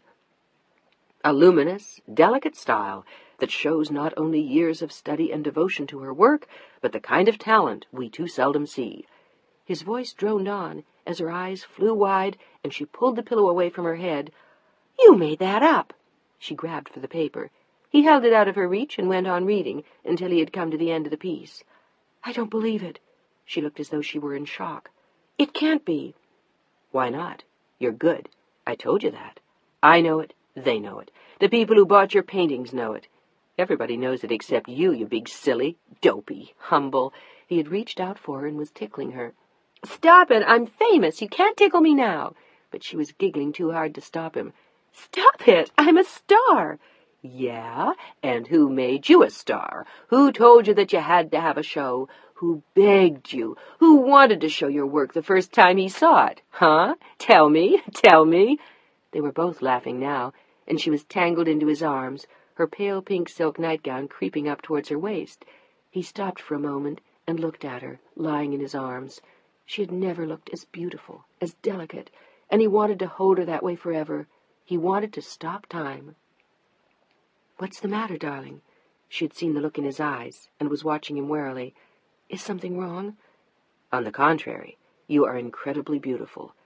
"And entirely yours." She slid her body onto his and smiled happily at him as she settled her mouth on his for a long, tender kiss. In less than a minute, the pink silk nightgown lay on the floor. It was noon before they climbed out of bed.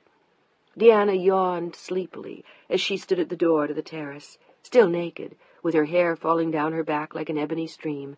He watched her from the bed, wanting her to stay there forever. "You know, I think you're destroying my career." He kept his eyes on her as she turned to him again. She looked so fragile and so young. Her looks belied the toughness he knew lay within. There was a certain steel in her, or she would never have survived the loneliness of her years with Mark. "Why am I destroying your career? I thought I was going to make you a fortune with my brilliant paintings." She looked imperiously over her shoulder. "You would, if I'd ever go to the office. It's a good thing I told Sally not to expect me in today. Do you know I've never done anything like this in my life?" But he didn't look unhappy with his new lifestyle as he wrapped himself in a towel, threw her his robe, and followed her out onto the terrace, where they sat comfortably in the 2 green canvas chairs. "You make me lazy and happy and horny and young." "Which is precisely what you do to me." She leaned towards him, and they kissed. "I feel about 21, maybe 22. "Good. Then let's get married and have 12 kids. She glanced at him again, and for a moment she almost thought he was serious. "That would certainly give us some fresh problems to think about, wouldn't it?" She tried to keep her tone light. She didn't want to talk about that with him again. She couldn't. It wasn't right. Instead, she asked, "What are we doing this weekend?" She held her face up to the sun and closed her eyes contentedly. It was lovely being with him, living with him, going to Carmel and staying in town, waking up in the morning and falling asleep at night beside him. She felt as though they had been together for the last 100 years, not merely 7 weeks. Was it already that? Had their lives soldered together that quickly? It was remarkable how much had happened, and how rapidly. "Do you want to go down to Carmel, or are you tired of that?" "I'll never be tired of that. It is the most perfect, peaceful place to be." "I'm glad." He reached over and took her hand. "That's how I feel, too. But I keep thinking that you might like to do something more exotic." "Like what?" She was amused at the idea. "Athens?" She forced her mind back from thoughts of Mark. "I don't know. We could go down to Beverly Hills. I haven't been down there in weeks." He usually went just for the day and was back in time for dinner. "Or one of these days we could even go to New York." He was never very far from his work. Other galleries, other dealers, auctions, artists. In his own way, his passion for his profession wasn't so different from Mark's. The differences were that he included her, and that it was a passion which she shared as well. "In any case, my darling, what is your pleasure this weekend?" "I told you. Carmel." She opened her eyes with a warm, happy smile. "Then Carmel it is." "And that reminds me." She put her head back with a frown. "There are some things I want to pick up at the house." She hadn't been there in days. Now and then she wondered what Margaret must be thinking. She had explained that she was working in a friend's studio, and that it was easier to sleep there most of the time. But her occasional morning stops at the house to rumple her bed after Margaret had had the night off wouldn't fool anyone. least of all a woman who had worked for her for years. But what could she say? I'm in love with another man? So she simply kept her peace and avoided the old woman's wily blue eyes. It was 2 in the afternoon when Ben dropped her a block from the house. She wanted to look at the mail and sign a few checks. She had to pay Margaret and leave her more money for food. Not that she ever ate at home anymore. Her heart and her stomach all lived somewhere else. She didn't even work in her own studio anymore.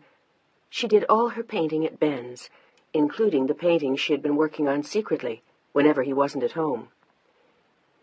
Deanna let herself in and called out to see if anyone was home, but Margaret wasn't there.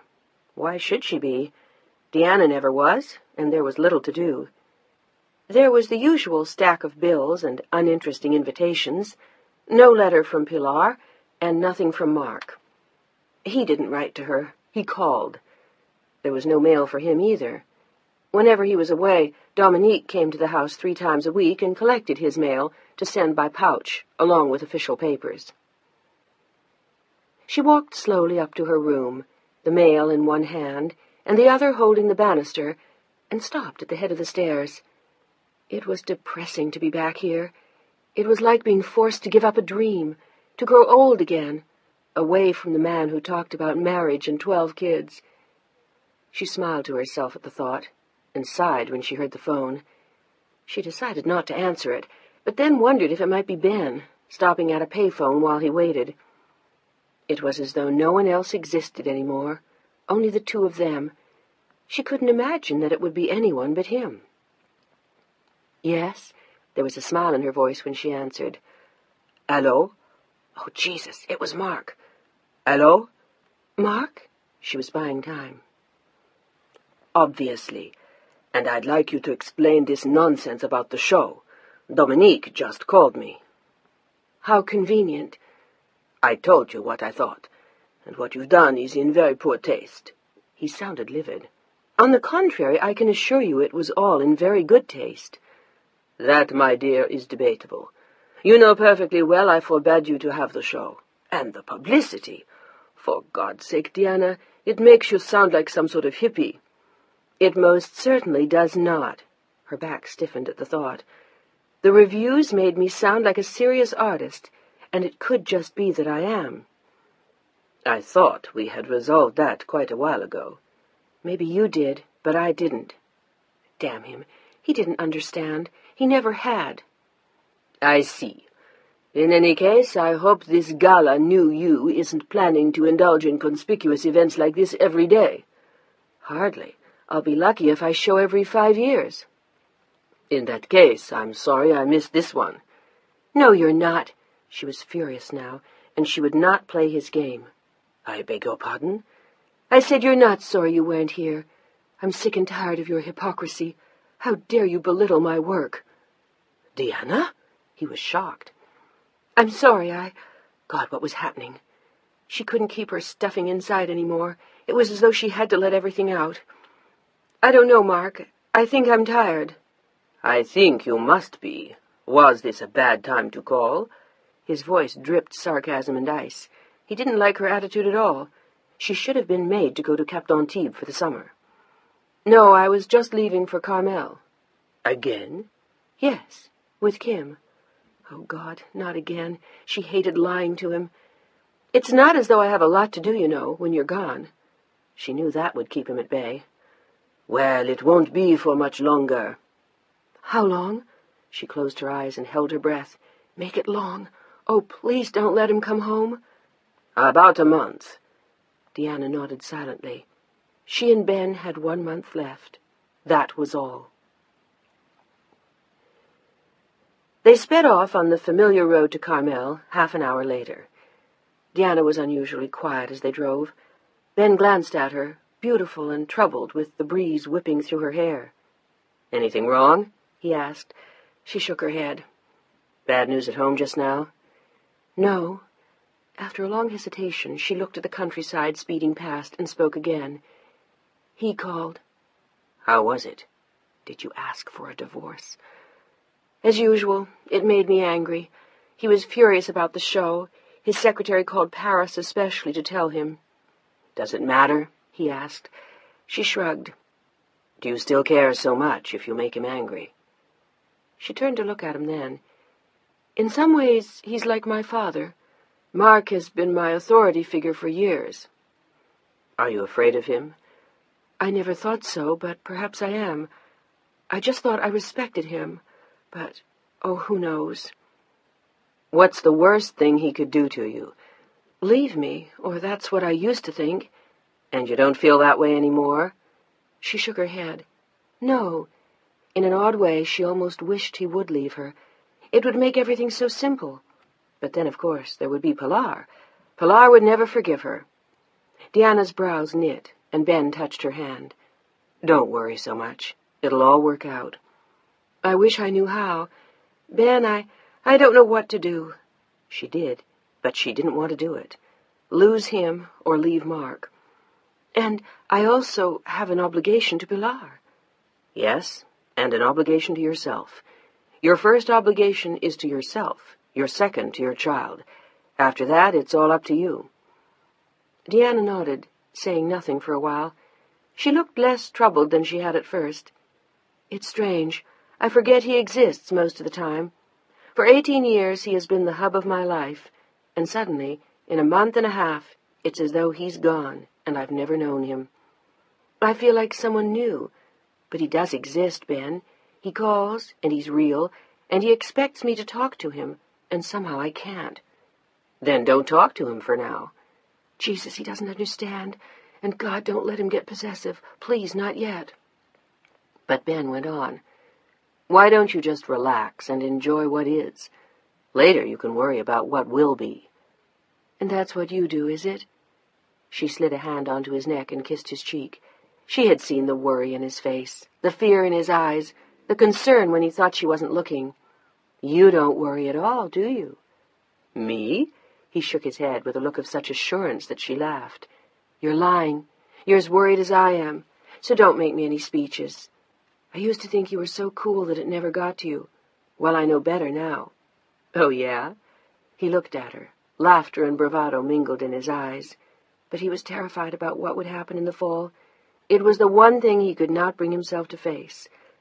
Well, at least he said he wouldn't be home for a month. A month? Deanna nodded silently, and they drove on. Chapter 14. "Come on, sleepyhead. Get up. It's almost 10. She opened one eye, groaned at him, and turned over. He patted her behind, then leaned over her with a kiss. "Come on. You have an appointment with a prospective buyer today. You have to be at the gallery by 11. "And what about you?" She spoke to him from the depths of her pillow. "I'm going now. Darling, will you get up?" "No." He sat down again next to her. "Deanna, are you all right?" She had been frequently exhausted in the last 2 weeks since the show. "I'm fine." But she didn't feel it. Her head was heavy, and her body felt dipped in cement. It was so much easier to stay in bed, to sleep the day away and drowse. "How come you're so tired these days?" He was looking down at her with considerable concern. "I think it must be old age." "Apparently. I just hope success won't prove to be too much for you, because it looks like you might just turn out to be very successful." He chatted with her over his shoulder as he went out to the kitchen. "Do you want toast?" The idea did not appeal to her. She shook her head as she closed her eyes again and buried her head in the pillow. "No, thanks." But he reappeared a moment later with coffee, and for the first time in years that did not appeal to her either. "Deanna, are you really all right?" "I'm fine. I'm just tired." And sick with apprehension about Mark's return. It had to be that. It was draining her to the core thinking about him and Pilar. It was stupid letting them spoil these last weeks with Ben, but she couldn't help it. "Really, darling, I'm all right. You don't need to worry." She smiled brightly at him and took a sip of the coffee, but as the warm fumes rose into her face, she almost gagged. She turned visibly pale and set down the cup. "You are sick." It was an accusation, filled with fear. "I'm not, so stop it. I'm fine. I'm wonderful. I'm healthy, and I adore you." She reached out her arms for him with a bright smile, and he held her close. He didn't want anything to happen to her. He was suddenly terrified of losing her. He thought about it 10,000 times a day. She could get sick, have an accident, drown in the surf at Carmel. She could die in a fire. She could go back to Mark. "Who is this buyer we're meeting with today?" "His name is Junot. He's either Swiss or French. I'm not sure which." French? Maybe he knew Mark. But before she could speak, Ben already had the answer. "No, he just got to town this week, and he liked your work when he walked past the gallery.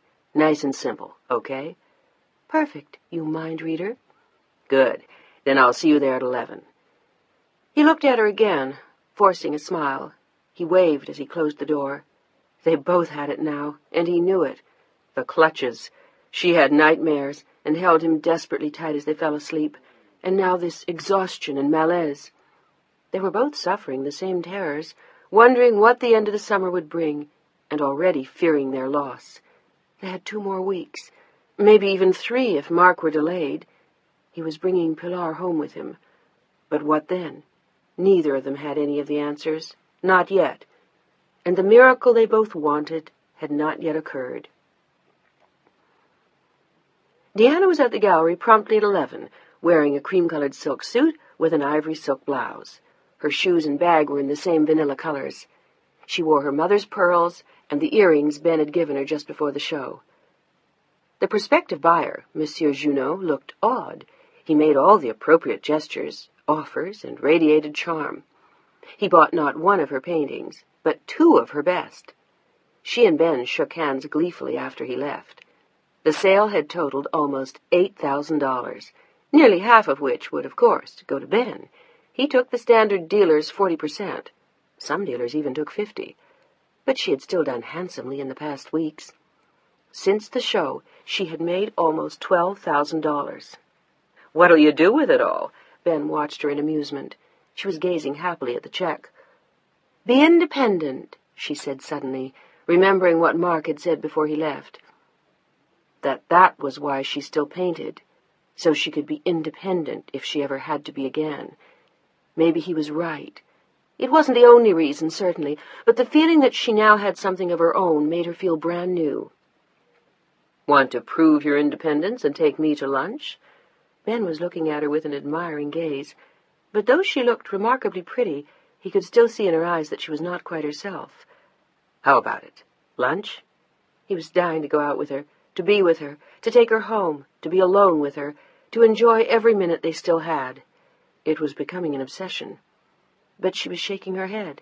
"I'd love to, but I can't. I'm having lunch with Kim." "Damn. All right, I won't ask you to break it. But when I leave here at 5 today, madam, you're all mine." "Yes, sir." She looked up at him with pleasure. "Promise?" "That'll be an easy promise to keep." "All right, then." He walked her to the door of the gallery, bestowed a small gentlemanly kiss on her cheek, and watched as she crossed the street to the Jaguar. What an elegant woman she was, and she was his. He smiled with pride as he went back inside. "So, how's my favorite artist today? The new Mary Cassatt?" Kim had on a broad smile as Deanna slipped into her seat. They met, as usual, at Trader Vic's. Deanna hadn't been there in almost 2 months. "Would you believe we just sold 2 more paintings this morning?" "I believe it. Thank God Thompson knew when to push. I never thought I'd see the day you'd give in." But she also knew that a lot of it had to do with Mark's absence. Deanna would never have agreed to the show if Mark had been there to squelch it. "Anyway, I'm delighted you did, and it's about time." Kim signaled to the waiter and ordered champagne, despite Deanna's laughter and protests. "Why not? We've barely seen each other since Carmel, for Christ's sake, and we have a lot to celebrate." Deanna laughed to herself, more than Kim knew. "So, other than the fact that you're now a famous artist, what's new?" Kim's eyes searched hers, but Deanna only smiled. "You look like the cat that swallowed the canary." "I don't know why." "Bull. I think that maybe I know why." She had seen it that night at Deanna's opening, but at first she hadn't been sure. "Well, are you going to tell me, or am I going to die of suspense?" "You mean I have a choice?" "Never mind that. Come on, Deanna, be nice. Tell me." Kim was playing, but Deanna was suddenly serious. "It sounds as though you already know. Jesus, I hope it's not that obvious." "It's not. I just suddenly began to wonder that night, at the opening, but I don't think anyone else would have known." Their eyes met at last, and Deanna was silent for a time. "He's incredibly special, Kim, and I love him very much." Kim let out a slow sigh and waited. "He seems like a very nice man. Is it serious?" she asked. Deanna nodded, and Kim sipped her champagne. "I'd like to say I don't know, but I do know." Her eyes filled with tears. "I have to go back to Mark. Ben knows it too. I can't start all over again, Kim. I can't. I'm too old. I'm almost 40, and—" her voice was barely a whisper. "I have a life with Mark. I've always loved him. And there's Pilar." But Deanna couldn't go on. Her eyes were brimming, and she had to blow her nose. Kim wanted to put her arms around her and come up with a magical solution. They both knew there was none. "There's no other way?" Deanna shook her head. "Well, how does Ben feel?" Deanna took a deep breath. "As panic-stricken as I. But I just can't walk out and start all over again. I can't." She sounded desperate as she whispered at Kim. "I'm too old." "If that's all that's stopping you, you know damn well you're not. Hell, women remake their lives at 60 when their husbands die. At 37, you'd be crazy to throw something away you really want." "But it's not right. And I am too old, damn it, Kim. He wants children, for God's sake, and I have a daughter who's almost grown." "All the more reason. Pilar will be gone. If you want more children, now's the time." "You're as crazy as he is." Deanna tried to smile, but it was not an easy subject. She felt as though the next 2 weeks were already vanishing beneath her eyes. "Are you happy with Ben, Deanna?" "I've never been as happy in my life, and I can't understand it. I've lived with Mark for almost 20 years. We know each other, and suddenly— Oh, Kim, I can barely remember what Mark looks like, how he sounds. It's as though my whole life is with Ben. At first I felt guilty. I thought I was horrible for doing what I did. Now I don't even feel badly. I just love him." "And you think you'll be able to give that up?" Kim looked at her friend with sorrow for what she knew was happening to her. "I don't know. Maybe we can still see each other. Maybe— Oh, Kim, I just don't know." Neither did Kim, but she suspected that Ben Thompson wouldn't put up with sharing her for very long. He didn't seem like that kind of man. "Will you tell Mark?" Deanna shook her head. "Never. He would never understand. He'd be heartbroken. We'll just have to see. Ben has to go to New York in September for a few weeks. That'll give me time to see how things stand." "If I can do anything, Deanna, if you need a shoulder or a hand, I'm always there for you, babe. I hope you know that." "I do." The two exchanged a smile and went on to other things, but long after Kim left her, she was haunted by Deanna's face and what she had seen. And when she had left Kim, Deanna had slowly driven home. She had to check the mail and pay her bills. She wasn't meeting Ben again till 5. They'd go someplace quiet for dinner, and then maybe for a walk, or to a movie, do the kind of things people did who didn't have children, or pressures, or too little time. She wanted to spend these 2 weeks as they had spent the 2 months before, simply, quietly, together. It was what Ben wanted, too. "Mrs. Duras?" Margaret was waiting for her as she turned her key in the door. She was wearing a look of tension, which, at first, Deanna did not understand. "Margaret, are you all right?" She thought the older woman looked pale. As she reached the hall table, she realized that the housekeeper was still staring. "Margaret, is something wrong?" Her voice was more insistent this time, and she looked long and hard at the woman in the dark blue uniform. Could she know about Ben? Had she seen them? "What is it?" "There have been 2 calls. Margaret trailed off, not knowing what more to say. She wasn't really sure. She had no right to worry Mrs. Duras, but she had had a feeling. "From Mr. Duras?" Deanna stood up very straight. "From Madame Duras, his mother." "What did she say?" There was a frown in Deanna's eyes now. "Was anything wrong?" "I don't know. She only spoke to the operator in Paris, but she wants you to call back, right away." "In Paris? You mean Antibes?" To Margaret, Deanna knew it was one and the same. The housekeeper shook her head emphatically. "No, it was Paris. They left a number." Margaret ferreted the message from the pile and handed it to Deanna. She was right. It was Paris. It was the number of the house on the Rue François Premier.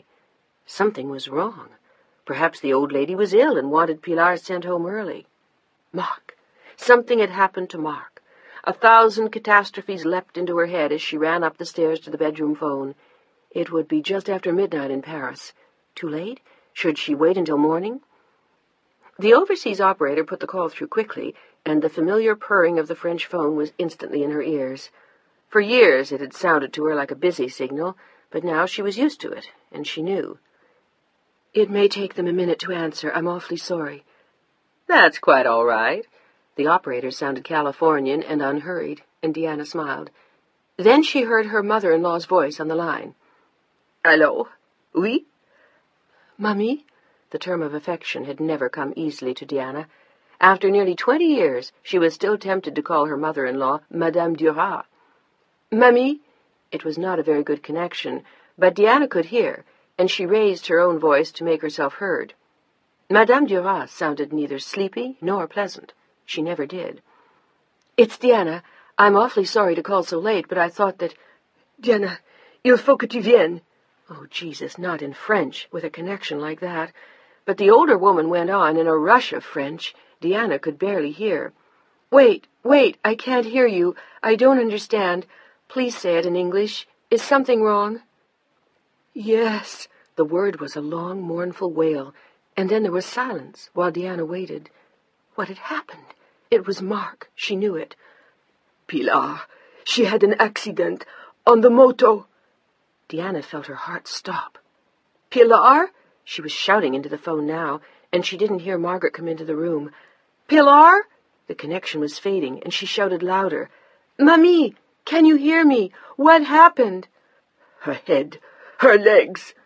"Oh, God, is she all right?" The tears were pouring down her face, and she was desperately trying to control her voice. "Mamie, is she all right?" "Paralysée. Les jambes." "Her legs paralyzed. And her head, we don't know." "Where is she?" Deanna was shrieking. "At the American hospital." The old woman was sobbing now. "Have you called Mark?" "We can't find him. He's in Greece. His société is trying to locate him. They think he will be here tomorrow. Oh, please, Deanna, you will come." "Tonight, right now." Her whole arm was trembling as she looked at her watch. It was 10 minutes to 4. She knew there was a flight at 7:30. Mark took it all the time.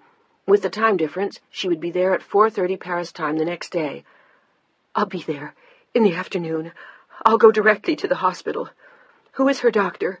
She hastily scribbled his name. "How can I reach him?" Madame Duras gave her his home number. "Oh, Deanna, the poor child. I told Mark that the moto was too big for a child. Why didn't he listen? I told him." "So did I." "Mummy, is anyone with her?" It was the first thing that had come to her mind. Her baby was alone in a hospital in Paris. "We have nurses, of course." That sounded more like the Madame Duras Deanna knew. "No one else?" There was horror in her voice. "It is after midnight here." "I don't want her alone."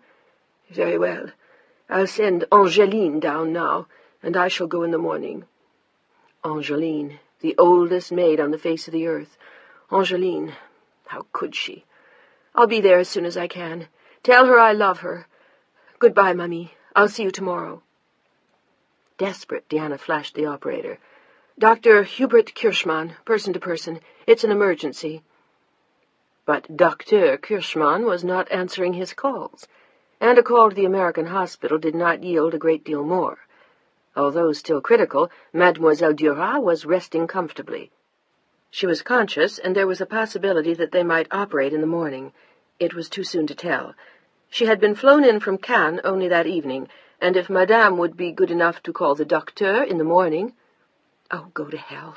Pilar was not able to take phone calls, and there was nothing more Deanna could do, except get on a plane.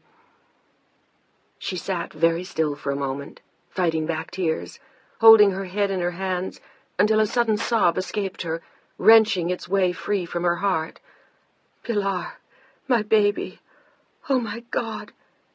The blue uniform was around her then, and Margaret's comforting arms held her tightly. "Is it very bad?" Her voice was a whisper in the too silent room. "I don't know. They say her legs are paralyzed, and there's something wrong with her head, but I couldn't get intelligent answers from anyone. I'm going to take the next plane." "I'll pack a bag." Deanna nodded and tried to marshal her thoughts. She had to call Ben. And Dominique. Instinctively, her fingers dialed Dominique at the office. The voice she disliked was quick to answer the phone. "Where is Monsieur Duras?" "I have no idea."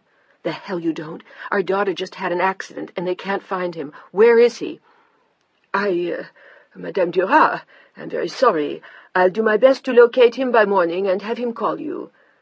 "I'm leaving for Paris tonight. Just tell him to be there, and call his mother. Pilar is at the American hospital in Paris. And for God's sake, do me a favor, will you please, Dominique, and find him?" Her voice trembled on the words. "I'll do my best, and I'm really very sorry. Is it serious?" "We don't know." She called the airline and the bank. She glanced at what Margaret had put in her bag and quickly dialed Ben before he left the gallery. She had an hour before she had to leave for the airport. He was quick to come on the line. "I have to leave town tonight." "What did you do this afternoon? Rob a bank?" His voice was full of mischief and laughter. He was looking forward to the evening ahead, but he was quick to sense that something was wrong. "Pilar had an accident. Oh, Ben!" And then the tears came, sobbing, aching, frightened, and angry at Mark for letting her have the bike. "Take it easy, darling. I'll be right there. Is it all right if I come to the house?" "Yes." Margaret opened the door to him 7 minutes later. Deanna was waiting in her room.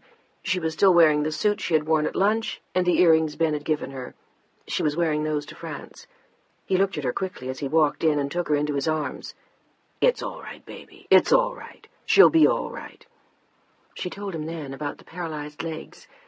"That could be just a temporary reaction from the fall. You don't know the details yet. It may not be nearly as bad as it sounds.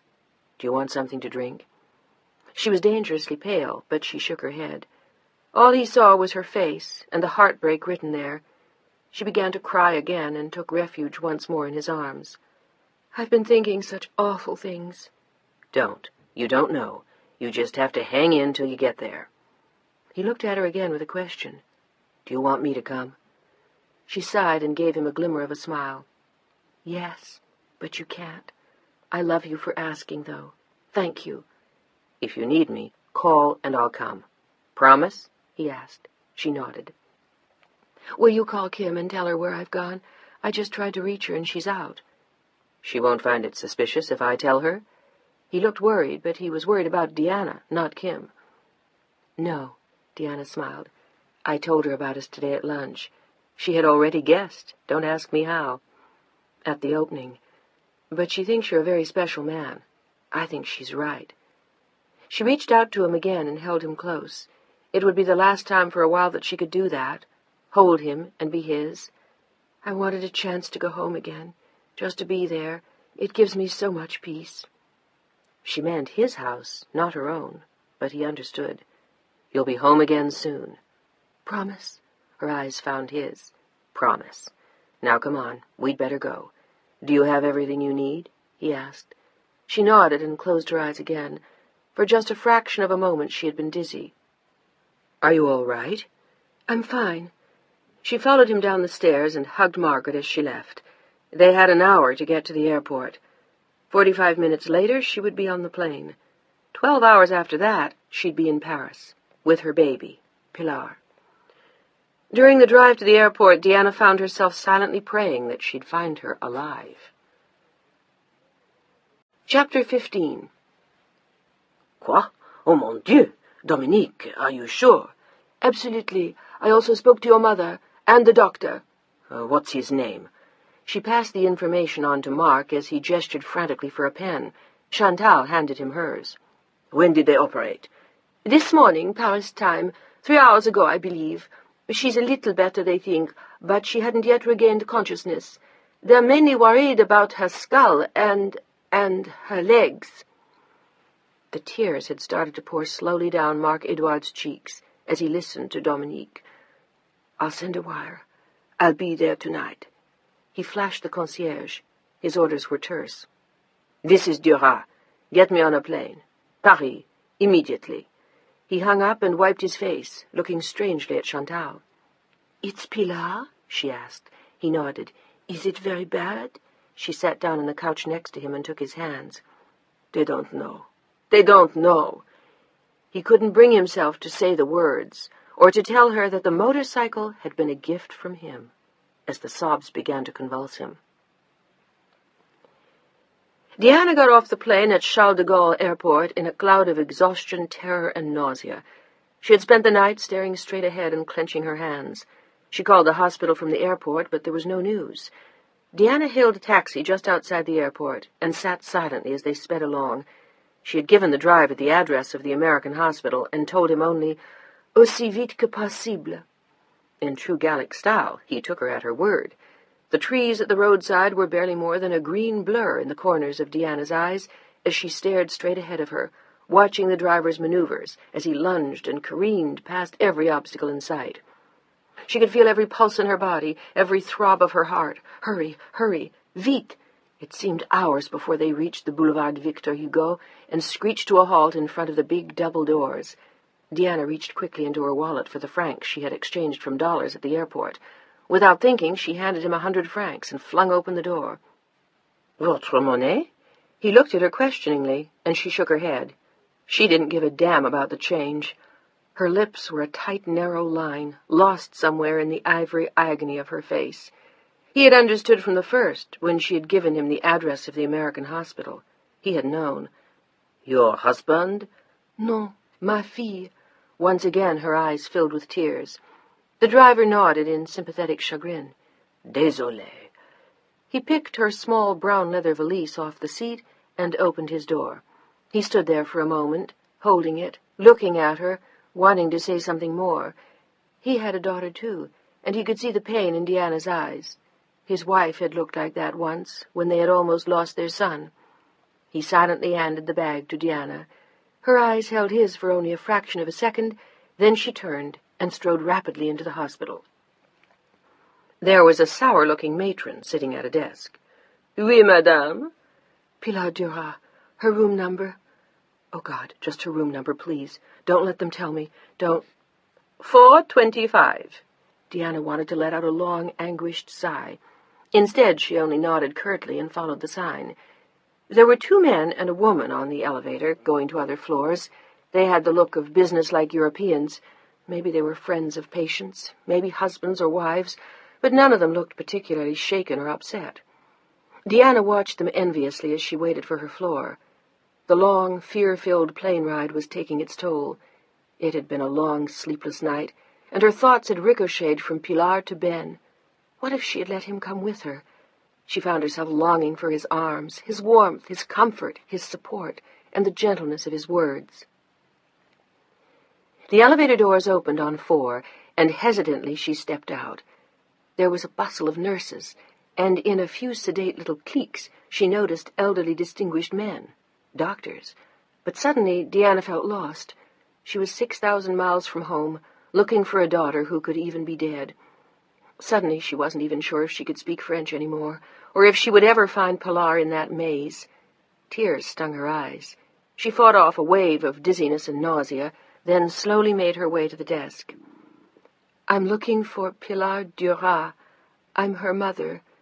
She didn't even try it in French. She just couldn't. She only prayed that someone would understand.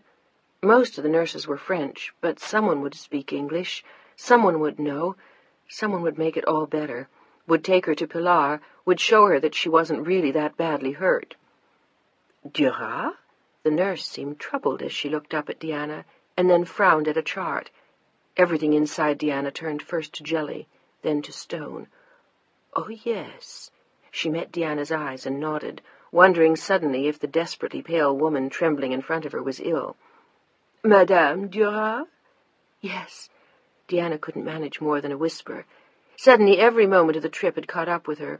She just couldn't any more. She even found herself wishing for Mark. "Madame Duras, are you all right?" The young woman in the white uniform had a heavy accent, but her English was fluent. Diana only stared at her. Even she wasn't quite sure. She felt very odd, as though she might faint. "I have to I think... May I sit down?" She looked around vaguely and then watched in fascination while everything around her first turned gray, then shrank. It was like watching a slowly fading screen on a disgruntled television, as slowly, the picture just faded away. At last all she heard was a hum. Then she felt a hand on her arm. "Madame Duras? Madame Duras?" It was the same girl's voice, and Deanna felt herself smile. She had such a pleasant young voice. Such a pleasant... Deanna felt unbearably sleepy. All she wanted to do was drift away, but the hand kept tugging at her arm. Suddenly there was something cool on her neck, and then her head. The picture returned to the screen. A dozen faces surrounded her, all looking down. She started to sit up, but a hand immediately restrained her, and two young men spoke urgently to each other in French. They wanted to transfer her to emergency, but Deanna rapidly shook her head. No, I'm fine. Really, I've just had a very long flight from San Francisco, and I haven't eaten all day. Really, I'm just terribly tired, and—" The tears welled up in her eyes again. She tried to will them away. Damn it, why did they want to take her to emergency? "I have to see my daughter, Pilar Duras." The words seemed to stop them. The two young men stared at her, then nodded. They had understood. In a moment, with a hand at each elbow, she was on her feet, while a young nurse helped her straighten her skirt. Someone brought a chair, and the first nurse brought her a glass of water. A moment later, the crowd had dispersed. Only the young nurse and the older one remained. "I'm awfully sorry," Deanna said. "Of course not. You are very tired. You have had a long trip. We understand. In a moment we will take you to see Pilar." The two nurses exchanged a glance, and the older one nodded almost imperceptibly. "Thank you." Deanna took another sip of water and handed back the glass. "Is Dr. Kirschmann here?" The nurse shook her head. "He left earlier this afternoon. He was with Pilar all night. They performed surgery, you know." "On her legs?" Deanna felt herself trembling again. "No, her head. Is she all right?" There was an endless pause. "She is better. Come, you will see for yourself." She stood aside to help her up, but Deanna was steady now and furious with herself for the time she had just wasted. She was led down a long peach-colored hall and stopped at last at a white door. The nurse looked long and hard at Deanna, then slowly opened the door. Deanna took a few steps inside and felt the air freeze in her lungs. It was as though she could no longer breathe. Pilar was wrapped in bandages and covered with machinery and tubes. There was a severe-looking nurse sitting quietly in one corner, and at least 3 monitors were feeding out mysterious reports. Pilar herself was barely visible through the bandages, and her face was badly distorted by the various tubes. But this time Deanna did not faint. She dropped the valise where she stood and advanced into the room with a firm step and a smile, as the nurse who had brought her in watched. She exchanged glances with the nurse on duty in the room. The woman approached, but Deanna didn't notice. She continued to make her way towards the bed, praying for strength and fighting back tears with a heartbreaking smile. "Hi, baby. It's Mommy." There was a soft groan from the bed, and the eyes of her child followed her steps. It was easy to see that Pilar knew her and understood. "Everything's going to be just fine. Just fine." She stood next to the bed and reached for Pilar's one undamaged hand, and gently, almost so lightly as not to touch her, she took the hand in both of hers, lifted it to her lips, and kissed the fingers of her little girl. "It's all right, my darling. You're going to be fine." There was a gruesome sound from the girl in the bed. "Shh, you can talk to me later. Not now." Deanna's voice was barely more than a whisper, but it was firm. Pilar shook her head. Shh. Deanna looked distressed, but Pilar's eyes were too full of words. "Is it something you want?" Now Deanna watched, but there was no answer in the eyes. Deanna glanced at the nurse. Could she be in pain? The nurse approached, and together they watched and waited as Pilar tried again. "Glad you came." It was a thread-light, fragile whisper from the bed, but it filled Deanna's heart with passion and tears. Her eyes filled. She forced herself to smile while she went on holding Pilar's hand. "I'm glad I came, too. Now don't talk, baby. Please. We can talk later. We'll have a lot to say." This time Pilar only nodded yes, and then at last closed her eyes for a while. The nurse told Deanna when they stepped into the hall that except for when they operated, and she had been given an anesthetic, Pilar had been awake the entire time, as though she were waiting for someone, for something, and now it was easy to see why. "Your being here will make an enormous difference, you know, Madame Durand." Pilar's nurse spoke impeccable English and looked terribly crisp. Deanna was relieved at her words. Pilar had been waiting for her. She still cared. It was stupid that at a time like this that should matter, but it did. She had feared that even in direst circumstances Pilar might still reject her, but she had not. Or had she really been waiting for Mark? It didn't matter. Deanna walked softly back inside the room and sat down. It was more than 2 hours before Pilar woke, and she only lay there watching her mother, her gaze never leaving Deanna's face. At last, after their eyes had seemed to hold for hours, she thought she saw Pilar smile. Deanna approached the bed again and gently took the girl's hand once again. "I love you, darling, and you're doing just fine. Why don't you try to get some more sleep?" But her eyes said no. They stayed open again for an hour, watching, only watching, staring into her mother's face as though drinking it in, as though she were reaching out with the words she couldn't find the strength to say. It was another hour before she spoke again. "Doggy," Deanna looked puzzled, and Pilar tried again. "Did you bring my doggy?" This time Deanna could not stop herself from crying.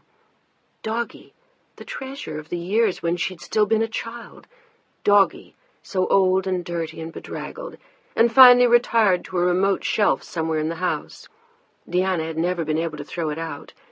Doggy brought back too many memories of Pilar as a child. Now Deanna watched her, wondering if she still knew where she was, or if she had drifted back to some distant place, to childhood and Doggy. "He's waiting for you at home." Pilar nodded with a tiny smile. "Okay." The word was feather soft on her lips as she drifted back to sleep. Doggy. It brought Deanna back a dozen years as she sat in the narrow chair and let her own thoughts wander back to when Pilar had been 3 and 4 and 5 and 9, and then too soon 12, and now almost 16. She had been so sweet when she was little, so tiny and graceful, the little girl with the golden curls and blue eyes, the delicious things she had said, the dances she sometimes had done for her parents when she played, the tea parties she'd held for her dolls, the stories she'd written, the poems, the plays, the blouse she had made Deanna one year for her birthday from 2 chartreuse kitchen towels, and Deanna had worn it, very seriously, to church. "Madame Durand?" Deanna was jolted back from a great distance at the sound of the unfamiliar female voice. She looked around, startled, and saw a new nurse. "Yes?" "Do you not wish to rest? We can make you a bed in the next room." Her face was very gentle, and the eyes were wise and old. She patted Deanna's arm with her hand. "You have been here for a very long time." "What time is it now?" Deanna felt as though she had been living in a dream for hours. "Nearly 11. It was 2 p.m. in San Francisco. She had been away from home for less than 24 hours, but it felt more like years. She stood up and stretched. "How is she?" Deanna looked intensely at the bed. The kindly nurse hesitated for a moment. "The same." "When is the doctor coming back?" And why the hell hadn't he been there in the 5 hours that Deanna had been at Pilar's side? And where was Mark, damn it? Wasn't he coming? He'd whip these morons into shape, and then things would start to move. Deanna glared at the monitors, irritated at the hieroglyphics they wrote. "The doctor will be back in a few hours. You could get a little rest. You could even go home for the night. We have given Mademoiselle another injection. She will sleep now for quite a while." Diana didn't want to leave, but it seemed as though it might be time to put in her appearance at her mother-in-law's house. She could find out if they had located Mark and see what was happening with this doctor. Who was he? And where? And what did he have to say? The only thing Diana knew now was that Pilar was critical. Diana felt desperately helpless, sitting there for hours, waiting for an explanation or a sign, something to herald encouragement or good news, someone to tell her it was nothing. But that would have been difficult to believe. "Madame?" The nurse watched her sorrowfully. Diana looked almost as wan as Pilar as she picked up her bag. "I'll leave a number where I can be reached, and I'll be back soon. How long do you think she'll sleep?" "At least 4 hours, perhaps even 5 or 6, but she will not be awake before 3, and I promise, if there is a problem, or if she wakes and wants you, I will call." Diana nodded and jotted down Mark's mother's number. She looked agonizingly into the nurse's eyes. "Call me immediately if I should come." She couldn't bring herself to say more, but the nurse understood. She clipped Diana's number to the chart and smiled into Diana's very tired eyes. "I will call, but you must get some sleep." Diana could never remember feeling so tired in her life, but the last thing she planned to do was sleep. She had to call Ben, talk to the doctor, find out about Mark. Her mind raced and she felt dizzy again. She steadied herself against the wall, but this time she did not faint. She merely stood for a long moment, looking at Pilar. Then, with eyes flooded with tears, she left the room, her suitcase in one hand, her coat over her arm, and her heart dragging behind her. She found a taxi at a stand across the street from the hospital and sank back into the seat with a sigh so loud it was almost a groan. Every inch of her was tired and painful and sore. Every fiber in her body was tense and exhausted, and her mind never seemed to stop its constant worrying. Pilar as a baby, Pilar last year, Pilar at 7, Pilar in her room, in school, at the airport, with a new hairdo, her first stockings, a red bow. It was a never-ceasing film she had been watching all day, sometimes with the soundtrack, sometimes without it, but it was a vision she couldn't escape, even as the cab sped through Paris to the Rue François Ier. It was an elegant neighborhood, conveniently located near Christian Dior. The street was as pretty as any in Paris, quite close to the Champs-Élysées. When she was younger, Diana had often escaped in the afternoon to look at the shops and have an espresso at a café before returning to the austerity of life at her mother-in-law's, but now all thought of those days slipped from her mind. She rode blindly along, exhaustion enveloping her like a blanket drenched in ether. The driver was smoking a Gauloise papier-mâché and singing an old song. He was too happy to notice the gloom in the back seat, and when he stopped at the address, his eyes met Diana's with a lure and a smile. She didn't notice. She simply handed him the money and got out. The driver only shrugged and drove away as she plodded towards the door. It had not gone unnoticed that her mother-in-law had not been at the hospital all evening. The nurse said she had been with Pilar for 2 hours in the morning. 2 hours? That was all? And left her in that appalling condition all alone? It proved everything Diana had always thought. Madame Duras had no heart. She rang the doorbell with 2 quick, sharp jabs, and the heavy wooden outer door swung open before her. She stepped over the high threshold and closed the door behind her, making her way quickly to the tiny, elegant cage. She always felt as though there ought to be a canary in that elevator and not people, but today her thoughts were far from flip as she pressed the button for the 7th floor. It was the penthouse. Madame Duras owned the entire floor. A faceless maid in a uniform was waiting at the door when Diana stepped out. "Oui, madame." She looked Diana over with displeasure, if not disdain. "Je suis Madame Duras." Diana's accent had never been worse, and she didn't give a damn. "Ah, bon. Madame is waiting in the salon." How sweet. Pouring tea? Diana felt her teeth grind as she marched behind the maid towards the living room. Nothing was unusual. Nothing was out of place. No one would have believed that Madame Edouard Duras's granddaughter lay, possibly dying, in a hospital 2 miles away. Everything appeared to be in perfect order, including Madame Duras, as the maid escorted Diana into the room. Her mother-in-law was wearing dark green silk and an impeccable coiffure. Her step was firm as she walked towards Diana with an extended hand. Only her eyes betrayed her concern. She shook hands with Diana and kissed her on both cheeks, looking with dismay at the expression on her daughter-in-law's face. "You've just come?" Her eyes glanced immediate dismissal to the maid, who instantly fled. "No, I've been with Pilar all evening, and I've yet to see the doctor." Diana pulled off her jacket and almost fell into a chair. "You look very tired." The older woman watched her with a face set in stone. Only the wily old eyes suggested that someone did indeed live behind the granite of her face. "Whether or not I'm tired is beside the point. Who the hell is this Kirschmann, and where is he?" "He is a surgeon, and he is known all over France.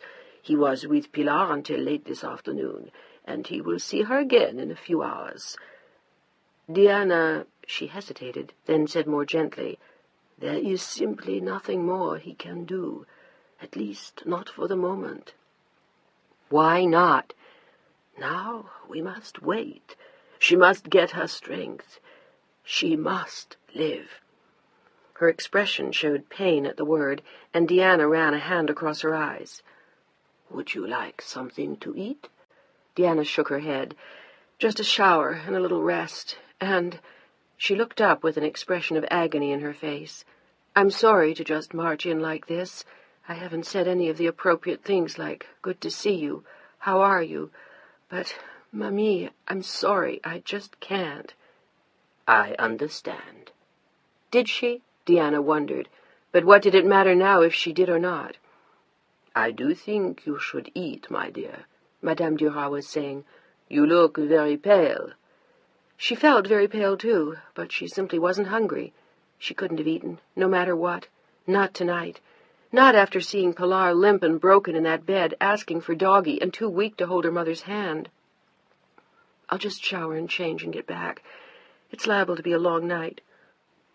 By the way, have you heard from Mark?" Her brows knit as she asked. Her mother-in-law nodded. "He'll be here in an hour." An hour. 1 hour. After more than 2 months, Diana felt nothing inside except what she felt for Pilar. "He's coming in from Athens. He's very upset." As well he might be. Diana looked his mother straight in the eye. "He bought her the motorcycle. I begged him not to." Madame Duras instantly bridled.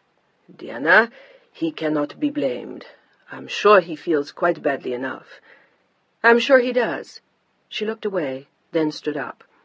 "He'll be landing in an hour?" "Yes. Will you go to meet him?" Diana started to say no, but something inside her wavered. She was thinking of Pilar, and how the child looked, how it would be for Mark, walking in, as she had, and seeing her for the first time.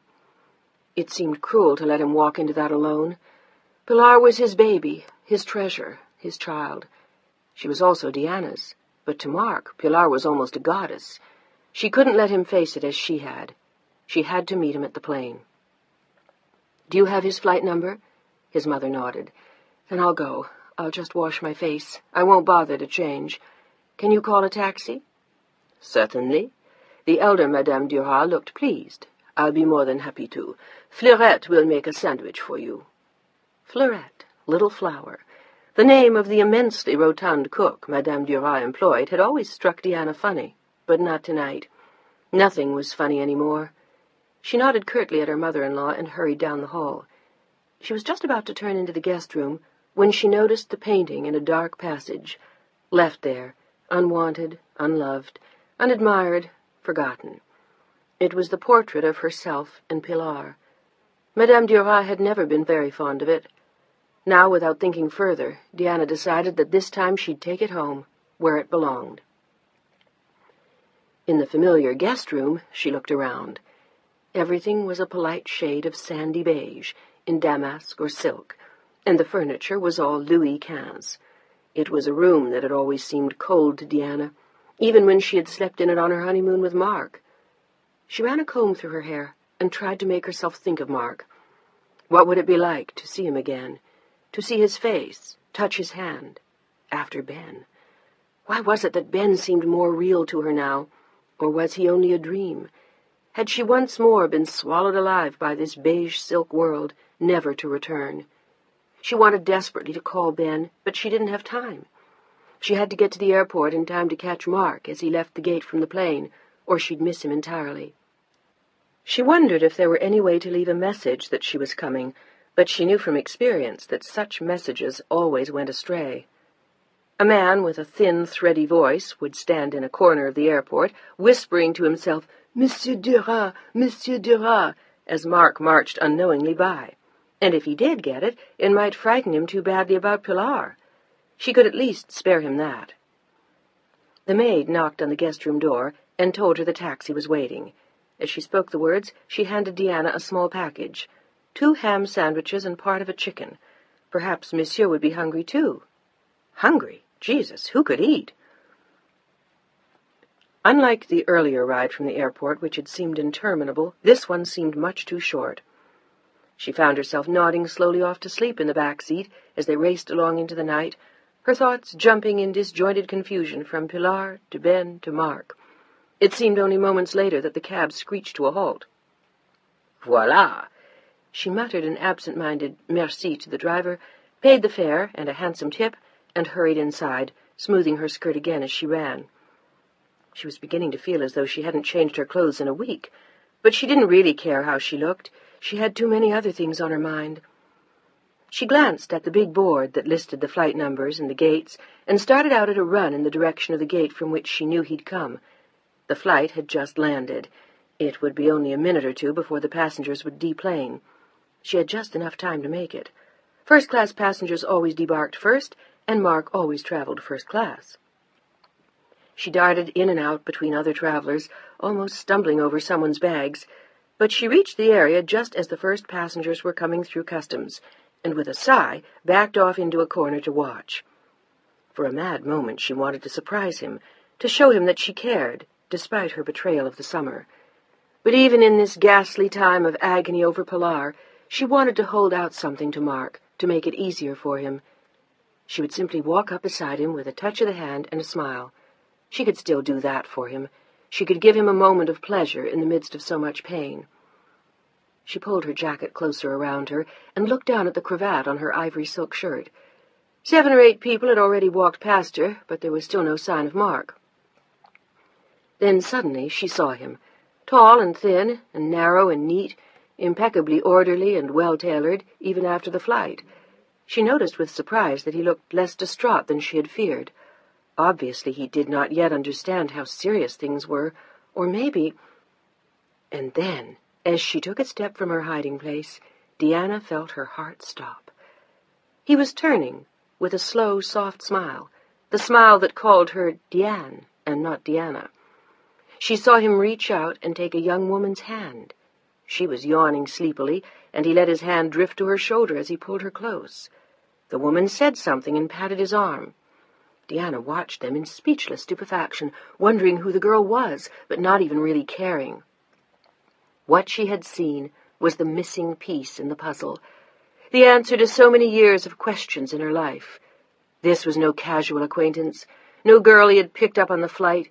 This was someone he was comfortable with, familiar with, someone he knew well. The way they walked and spoke and moved and shared told Diana everything. She stood riveted to the floor in the corner, with her hand raised in horror to her barely open mouth, and watched them walking away from her down the concourse until she could no longer see them. Then, her head down, running, seeing no one, and wanting desperately not to be seen, she ran towards the exit and hailed a cab. Chapter 16. Feeling panic-stricken and out of breath, Diana gave the cab driver the address of the hospital. She lay her head back against the seat and closed her eyes. She could hear her heart pounding in her ears. All she wanted was to get away, to put as many miles between herself and the airport as she could. There was a momentary feeling of madness, of being swept along by a wave, of having walked into someone else's bedroom and found him undressed, of having discovered what she had never been meant to see. But had she? Was it truly that? What if it was only a woman with whom he had shared the ride on the plane? What if her assumptions were crazy, her conclusions insane? No, there was more to it than that. She had known it the moment she had seen them. In her heart of hearts, she had simply known. But who was she?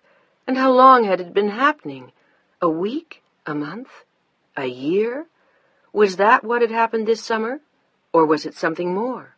Much, much more. Voilà, madame. The driver turned to her with a backward glance at his meter. Diana could barely hear. Her mind was running in 14 directions at once. During the whole agonizing ride from the airport, she hadn't thought even once of Ben.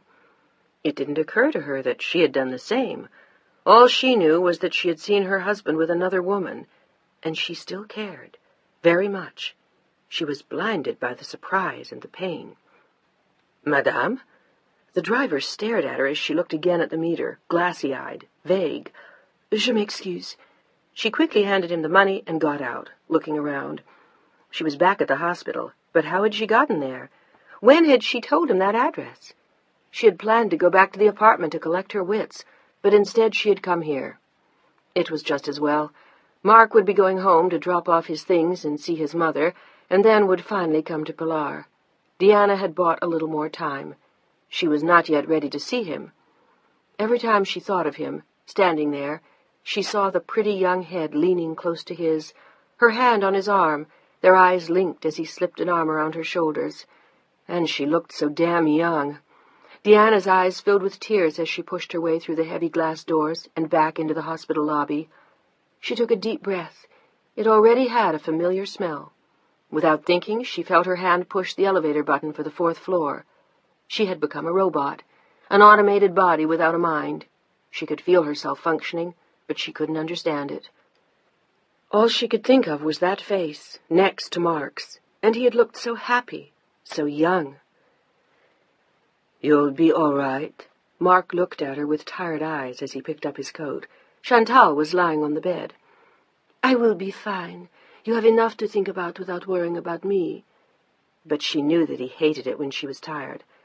The doctor had warned him after her brush with death that she mustn't wear herself out. Ever since, Mark had been treating her like an overprotective papa with a delicate child. He wanted her to get lots of rest, eat well, and take care of herself, so that the diabetes would never get out of hand, and the dire possibilities the doctor had warned them of would never occur. Will you be all right? She held her arms out to him. She hated to see him go, hated to know how little she could do for him. But she knew that she couldn't go to the hospital with him. Diana would be there. It was one thing to insist upon being taken to Cap d'Antibes, to make a stand when everything was well, but it would have been madness for her to go with him now. This wasn't the time. Chantal understood that. Her timing had always been excellent. Will you call me and tell me how she is? There was real concern in her eyes, and Mark was instantly grateful. As soon as I know anything, I promise. And, darling, he sat down and held her close. Thank you. I couldn't have made the trip without you. This has been the most difficult night of my life. She'll be all right, Marc-Edouard. I promise you. He held her very tightly. When he pulled away, he wiped his eyes and cleared his throat. J'espère. I hope. Oui, oui, je le sais. But how could she know it? How did she know? And what if she were wrong? I'll be back later for my bag. You'll wake me if I'm asleep? It was a kittenish smile that lurked in her eyes, and he laughed. On verra. But he had already left her. His mind was somewhere else. They had only gotten in from the airport 10 minutes before, but already he felt as though he had lingered too long. He slipped into his raincoat. Marc-Edouard! He stopped and turned at the sound of her voice. He was already at the door. N'oublie pas que je t'aime. Don't forget that I love you. Moi aussi. The door closed soundlessly on his words. He drove Chantal's tiny Renault to the hospital and parked down the street. He should have taken a taxi, but he didn't want to waste another moment. He wanted to be there, at her side, seeing what had happened, trying to understand. Coming back on the flight, he had run it over and over and over in his mind. The why, and the how, and the when, none of it making any sense. There were moments when it seemed as though nothing had happened, as though they were just going back to Paris as always after his business meetings in Greece. And then suddenly it would all come crystal clear again, and he would remember Pilar. He would never have been able to keep himself together on the flight back had it not been for Chantal. The lobby was quiet. Dominique had already given him Pilar's room number when they spoke on the phone, and he himself had succeeded in getting through to Dr. Kirschmann before he left Athens. It had been too soon to know anything. The damage to her skull was considerable, to her legs perhaps permanent. Her spleen had been ruptured, one kidney bruised. She was all in all a very sick girl. Mark felt his chest go tight as he entered the elevator and pressed 4. His mind was a blank as the elevator ascended. Then, with a whir, the doors opened and he stepped out. He felt lost for a moment, powerless and afraid, as he glanced around him, wondering where to find his child. He saw the head nurse at the desk and somberly approached her. "Pilar Duras?" The nurse began to give him directions to the room. He held up a hand. "D'abord, how is she?" "Critical, monsieur." The nurse's eyes were grave. "But any better than she has been?" In answer, only a shake of the head. "And Dr. Kirschmann, he's here?" "He was, and he has left again. He'll be back in a while. He is keeping a very close watch on the situation. She is completely monitored. We're doing all that we can." This time Mark only nodded. He cleared his throat and dabbed at his eyes with his handkerchief as he marched purposefully down the hall. He had to pull himself together, show Pilar that everything would be all right. He would make her better. He would give her his strength. Chantal was forgotten. All that he had in his mind was his little girl. The door was ajar, and he glanced inside. The room seemed to be filled with machines. There were 2 nurses, one in a sterile green operating room suit, and the other in white. Their eyes searched his face. Soundlessly he stepped inside. "I am her father." The whispered words had a ring of authority, and they both nodded as his eyes swept the room. He instantly found her, dwarfed by the bed and the tubes and the monitors that jumped with precision at her every breath. For a moment he felt a chill seize him as he looked at her face. She was a very pale gray, and she looked like no one he knew, until he stepped closer and recognized the distorted features of his child. The tubes and the pain and the bandages had almost totally changed her, but it was his Pilar.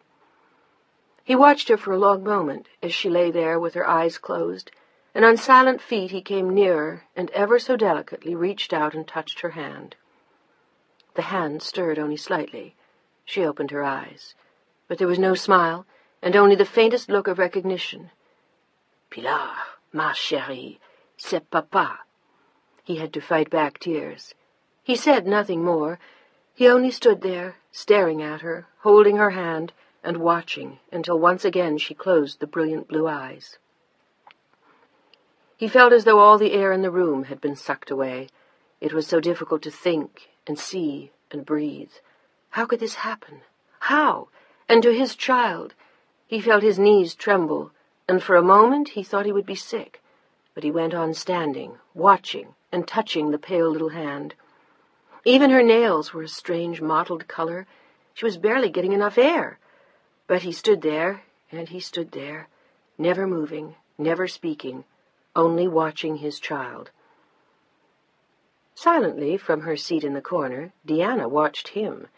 She had said nothing when he entered the room, and he hadn't seen her, concealed as she was by the mammoth machines. It was almost 20 minutes later when at last he found the familiar face and those eyes, watching him with a look of despair. He looked surprised when he saw her, as though he didn't understand. Why had she said nothing? Why did she just sit there? When had she come? Or was it simply that she was in shock?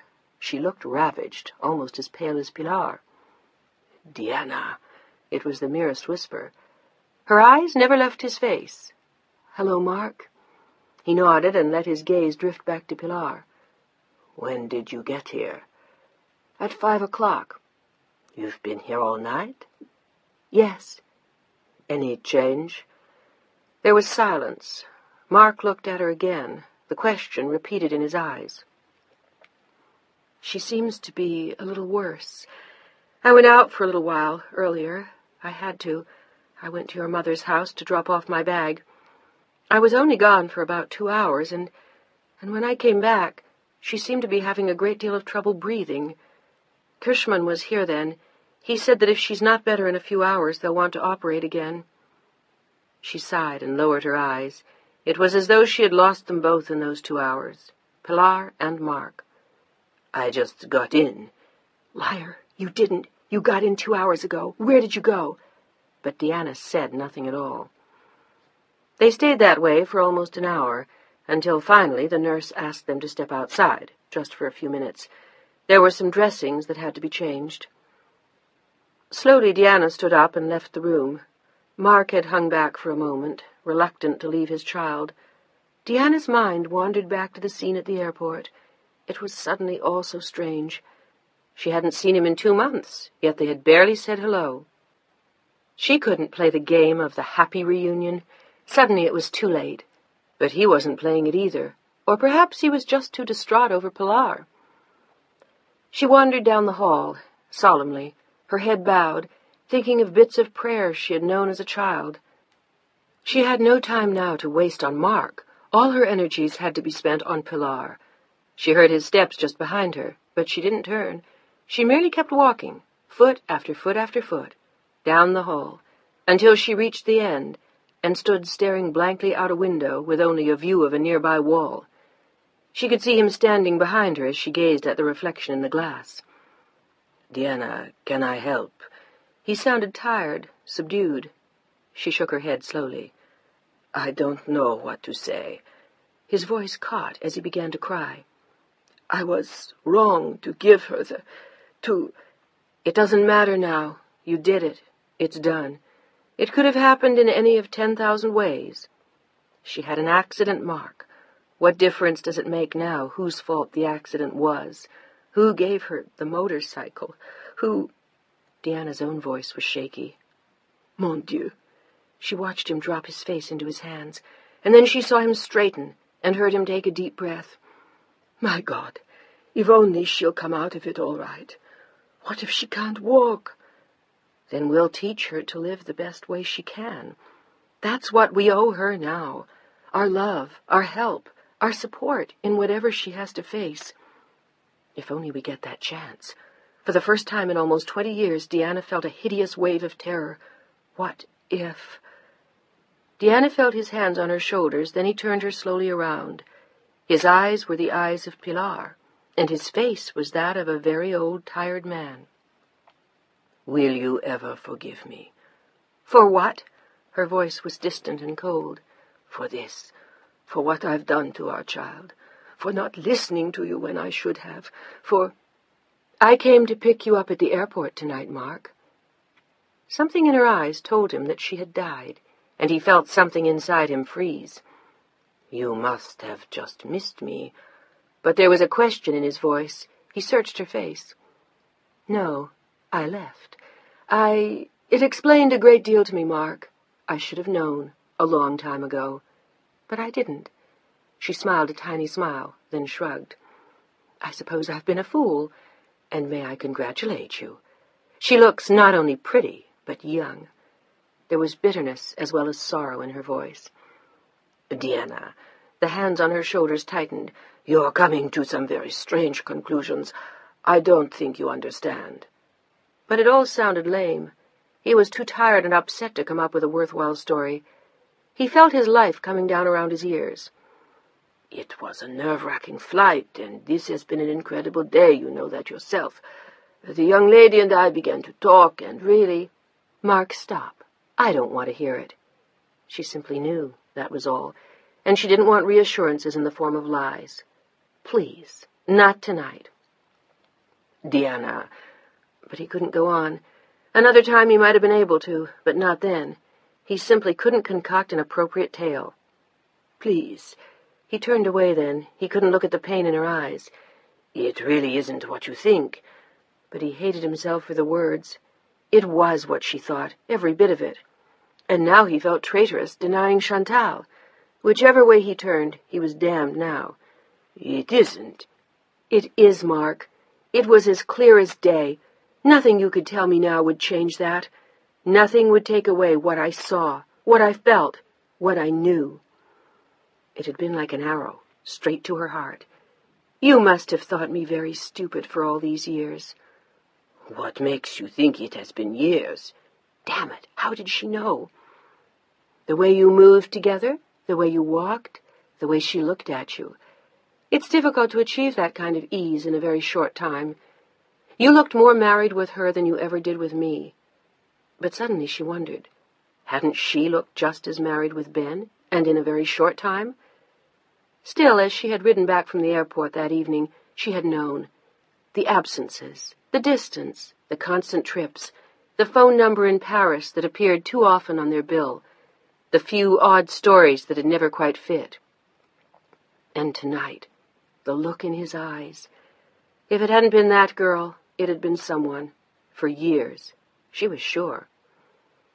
"What do you want me to say?" He faced her again. "Nothing. There is nothing left to say." "Are you telling me it's over? That you'd leave me because you saw me at the airport with a girl? But that's insane. Diana, you're mad." Am I? Are we so happy together? Do you enjoy my company, Mark? Do you long to come home when you're away? Or is it that we have a deep and meaningful relationship, that we respect each other's needs and virtues and feelings? Maybe it's that we're so blissfully happy with each other after all these years. Maybe it's that I still love you. As he said it, his eyes filled with tears, and she turned her head. It doesn't matter if you do. It was too late now. They had each gone their separate ways. What are you saying, Diana? He was suddenly gray. I'm not entirely sure. First, let's get through this with Pilar. After that, we can talk about us. We'll make it. I know we will. He looked at her with determination, and she felt fatigue wash over her like a wave of cement. What makes you think so? Why should we make it? Because I want to. But he didn't sound totally sure. Really? Why? Because you like having a wife as well as a mistress? I can hardly blame you. That must be a very cozy arrangement. Where does she live, Mark? Over here? That must work out perfectly. And that was why he hadn't wanted her to join him on the trip to Greece. Diana, stop it! He reached out and grabbed her arm, but she pulled away. Leave me alone. For the first time in her life, she hated him, what he was, what he did to her, and all that he didn't understand. And for one painful, blinding moment, she found herself longing for Ben. But was Mark really so bad? Was she any different, any better? Her mind was in a whirl. I don't want to discuss this with you tonight. We have enough on our minds. We can discuss it when Pilar is out of the woods. He nodded, relieved. He needed time. He had to think. He'd find the right words to say. He would set things right. Almost at that instant, the nurse beckoned to them both from down the hall, and their own problems were forgotten as they hurried towards her. Is there any change? Mark was the first to ask. No, but she's awake, and she's asking for both of you. Why don't you talk to her a little, but be careful not to wear her out. She needs the little strength that she has. Diana noticed a subtle change in Pilar as they entered the room.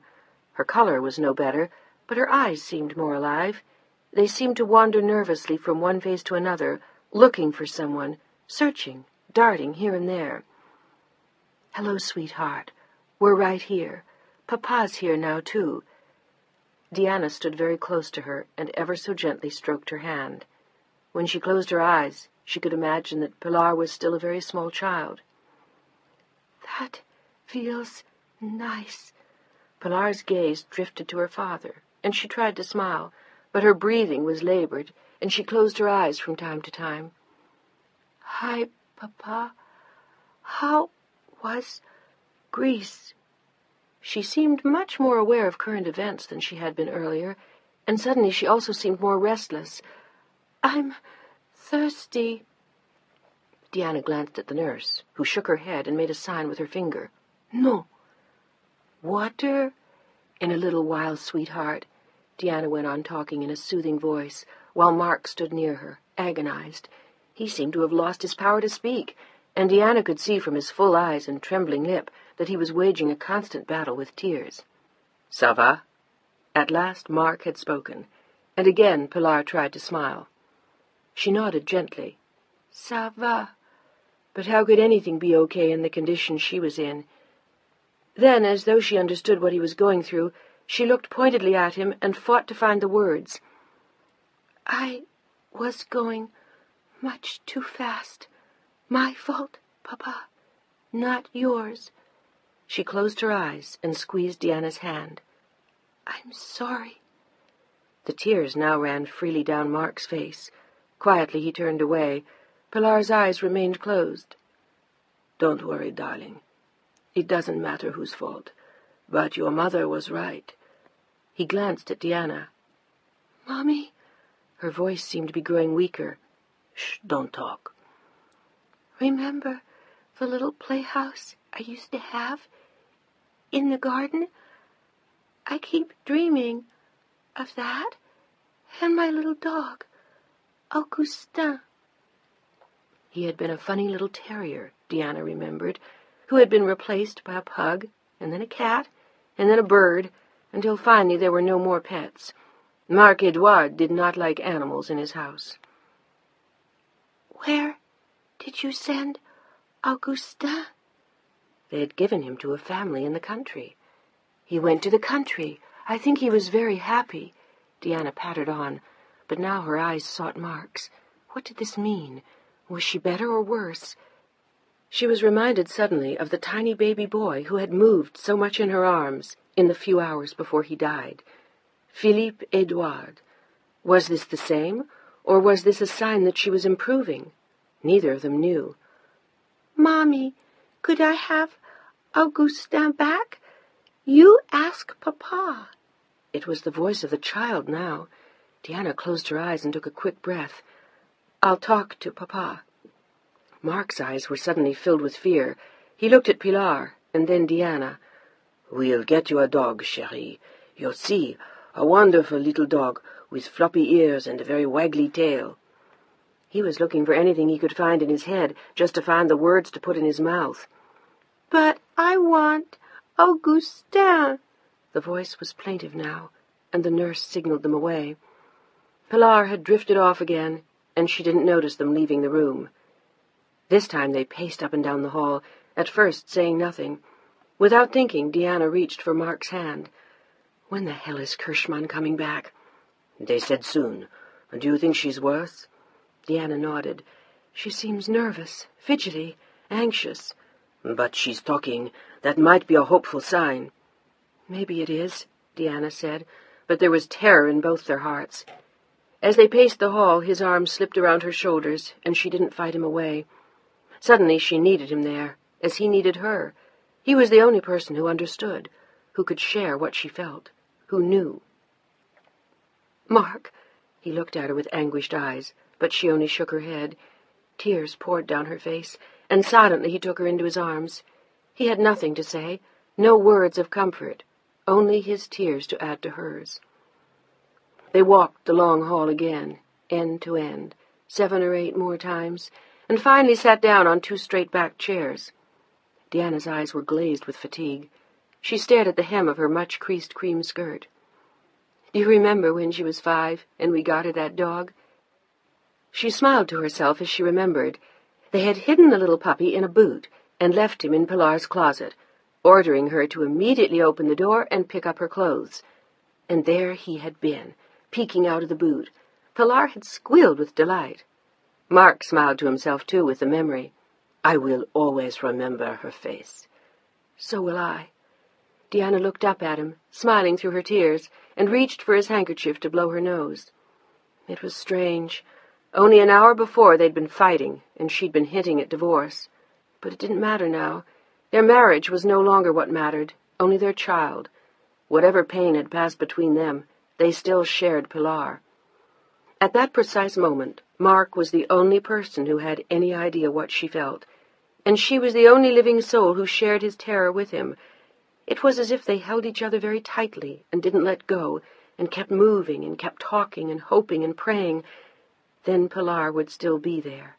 She couldn't die. Deanna looked up at Mark again, and he patted her hand.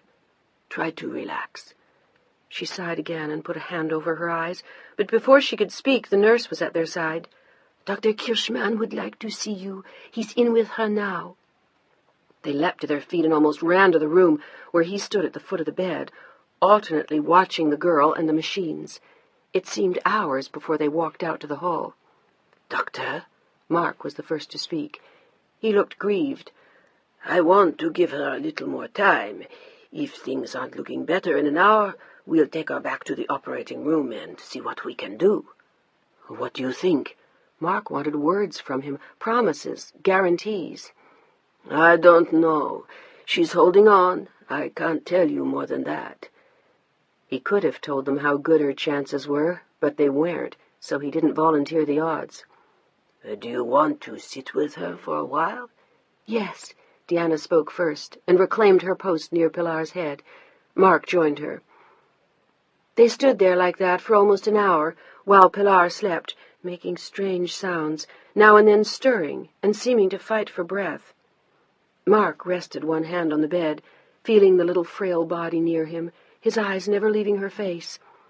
Deanna held her hand and waited, for something, for hope. The hour was almost over when at last she woke. "Thirsty." "In a little while, darling." Deanna's words were a gentle whisper caressed by a smile. She touched the girl's forehead with an infinitely light hand. "In a little while, my love. Now sleep. Mommy and Papa are here, darling. Sleep. You're going to feel so much better very soon." And then Pilar smiled. It was a real smile, despite the tubes, and it tore at Mark's and Deanna's hearts. "I feel better now." "I'm glad, chérie, and you'll feel much better tomorrow. Mommy is right." Mark's voice was as soft as a summer breeze. Once again Pilar smiled and closed her eyes. It was only a moment later when the doctor stepped back in and nodded for them to go out. He whispered to them as they left, "We'll prepare her for surgery now. You can step back in just a moment." He turned and they went outside. Deanna felt breathless now, too, as though, like Pilar, she had to fight for air. The hallway was at the same time too cold and too stuffy, and she had to hold on to Mark for support. It was 4 o'clock in the morning, and neither of them had slept in 2 days. She said she felt better. Mark held out the slim hope, and Deanna nodded. "I thought her color was a little better, too." Deanna was about to say something, but Dr. Kirschmann reappeared, coming down the length of the hall. "Merde, he ought to be spending his time with Pilar, damn it, not looking for us." Mark began to walk towards him, but Deanna stopped. She already knew, and clutched Mark's arm. She knew, and she could walk no further. The world had just ended. Pilar was dead. Chapter 17. The sun was just coming up as they left the hospital. It had taken more than an hour to sign the papers and make the arrangements. Mark had decided that he wanted the funeral held in France. Deanna didn't care. One of her babies was buried in California, the other in France. It didn't matter to her now, and she suspected that Pilar herself would have preferred it. Dr. Kirschmann had been sympathetic and kind. There had been nothing for him to do. She had been much too far gone when they brought her in from the south of France. The blow to her head had been too severe, and he marveled only that she hadn't died in the moments after the accident. "Ah, motorcycles," he said, as Mark visibly cringed. They had been offered coffee, which they had refused, and finally they were through. Mark took her arm and guided her gently towards the street. She felt as though her brain had ceased to function within the last hour. She couldn't think, couldn't move, couldn't even feel. She had gone through all the formalities mechanically, but she felt as though she too had died. Mark walked her to the little blue Renault and unlocked the door. "Whose car is this?" It was a strange question to ask on a morning like that, but her eyes stared at him almost blindly as she spoke. "It doesn't matter. Get in. Let's go home." He had never felt so tired or so lost or alone. All his hopes had been dashed, all his joys, all his dreams. It didn't even matter to him now that he had Deanna and Chantal. He had lost Pilar. The tears rolled slowly down his face again as he started the car, and this time he let them flow unchecked. He didn't care. In her seat, Deanna put her head back and closed her eyes, feeling a knot in her chest and a lump in her throat. There was a lifetime of crying lodged there, but for the moment it wouldn't come out. They drove slowly through Paris, as street cleaners swept, and the sun shone too brightly on the pavement. It should have been a day of rain and heavy mist, but it wasn't, and the bright sun made the horror seem a lie. How could she be gone on a day like this? But she was. Gone. The thought kept running through Mark Edouard's head. Gone. While Diana stared unseeingly out of the window. The maid was already at the door when they reached the Duras apartment, still draped in her bathrobe. She had heard the elevator and come running to know. Mark Edouard's face said it all. Silently, she began to cry.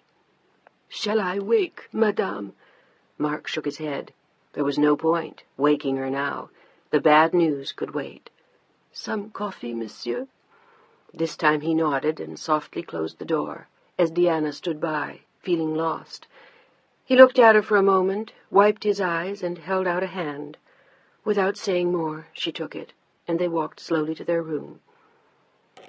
The shades were drawn, the shutters were closed, the bed was turned down, but somehow Diana did not want to go to bed. She couldn't face it, couldn't bear lying there and thinking, couldn't bear knowing that Pilar was dead. Mark Edouard sank into a chair and put his face in his hands. Slowly the sobs came again. Diana went to him and held his shoulders in her hands, but there was nothing more she could do. At last he cried himself out, and she helped him to the bed. "You should try to sleep," she whispered it to him as she had to Pilar. "And you?" His voice was hoarse when he spoke. "I will. Later. Didn't you bring a bag?" She looked around the room in surprise. None of his things was there. "I'll get it later." He closed his eyes. Picking up his bag meant seeing Chantal. He would have to tell her about Pilar, as he would have to tell his mother and their friends. He couldn't bear it. Telling them would make it real. The tears seeped out of the corners of his eyes again. Finally, he drifted to sleep. Only Diana drank the coffee when it came. She took her cup to the salon, where she sat alone, looking out over the rooftops of Paris, thinking of her child. She felt peaceful as she sat there, thinking, looking at the gilt-edged morning sky. Pilar had been so many things, and not often easy in recent years, but eventually she would have grown up. They would have been friends. Would have been. It was hard to imagine. She felt as though Pilar were right there, nearby, and in no way lost. It was inconceivable to her that they would no longer talk, or laugh, or argue, that Pilar would no longer fling that long golden hair like a mane, or flash those blue eyes to get whatever she might want, that Diana's slippers would no longer be borrowed, her lipstick wouldn't be gone, her favorite robe wouldn't disappear along with her best coat. As she thought of it, the tears finally came, in great waves. She knew finally that Pilar was no more. "Diana?" It was the old woman, standing in the center of the room, looking like a statue in an icy blue robe. "Pilar?" Diana shook her head and closed her eyes. Madame Duras steadied herself on a chair. "Oh, my God! Oh, bon Dieu! Bon Dieu!" And then, looking around, tears rolling down her cheeks, "Where is Mark?" "Asleep, I think, in bed." Her mother-in-law nodded and silently left the room. There was nothing she could say, but Diana hated her once more for not even trying. It was her loss, too, but she owed Diana the words at least. On tiptoe, Diana walked back to their room. She was afraid to wake Mark, and she opened the door very quietly. He was still sleeping, snoring softly. This time, as she watched him, he no longer looked young. His whole face seemed to sag with grief, and even in sleep, Diana could see that he wasn't at peace. She sat for a time, watching him, wondering what would happen, what they would do. A great deal had changed in a day. Pilar, the woman she had seen him with at the airport. She realized now that was probably where he had gotten the car and where he had left his bag. She wanted to hate him for it, but now she didn't care. She suddenly realized she had to call Ben. A glance at Mark's watch told her it was past 8:30. It would be midnight in San Francisco. He might still be up, and she had to call him now while she could. She ran a hand over her hair, put her jacket on again, and grabbed her handbag. She would make the call half a block away at the post office where Parisian residents without telephones made their calls. She didn't want his number on her mother-in-law's bill. She felt numb as she rode downstairs in the tiny elevator and then walked the half-block to the post. She could not move her feet quickly, and she couldn't slow her steps either. She just kept moving at the same pace, like a machine, until she reached the post office phone booth and closed the door. The number rang only twice, and the connection had been rapidly made. She felt herself tremble as she waited, and then she heard his voice. He sounded sleepy, and she realized then that he had already been in bed. Ben? Deanna, darling, are you all right? And then the words stopped. She couldn't say more. Deanna? She was trembling violently, still unable to speak. Oh, darling, how bad is she? I've been thinking of you every minute, ever since you left. The only sound Deanna made in answer was a short, convulsed sob. Deanna, please, sweetheart, try to calm down and talk to me. But suddenly a ripple of fear raced up his back. My God, is she... Deanna? His voice was suddenly very soft. Oh, Ben, she died this morning. For another endless moment she couldn't speak after she said the words. Oh, God, no. Darling, are you alone? Where are you? In the post office. Oh, for God's sake, what are you doing there? I wanted to call you. Is he in Paris, too? Yes. She tried to catch her breath again. He got here last night. I'm so sorry, for both of you. She sobbed again. With Ben, she could let herself go. She could reach out to him and show him how badly she needed him. With Mark, she always kept up a front. She had to live what he expected, be what he thought she should be. Do you want me to come over? I could take the first plane out in the morning. And do what? She wondered. It was too late for Pilar. I'd love you to, but it doesn't make much sense. I'll be home in a couple of days. Are you sure?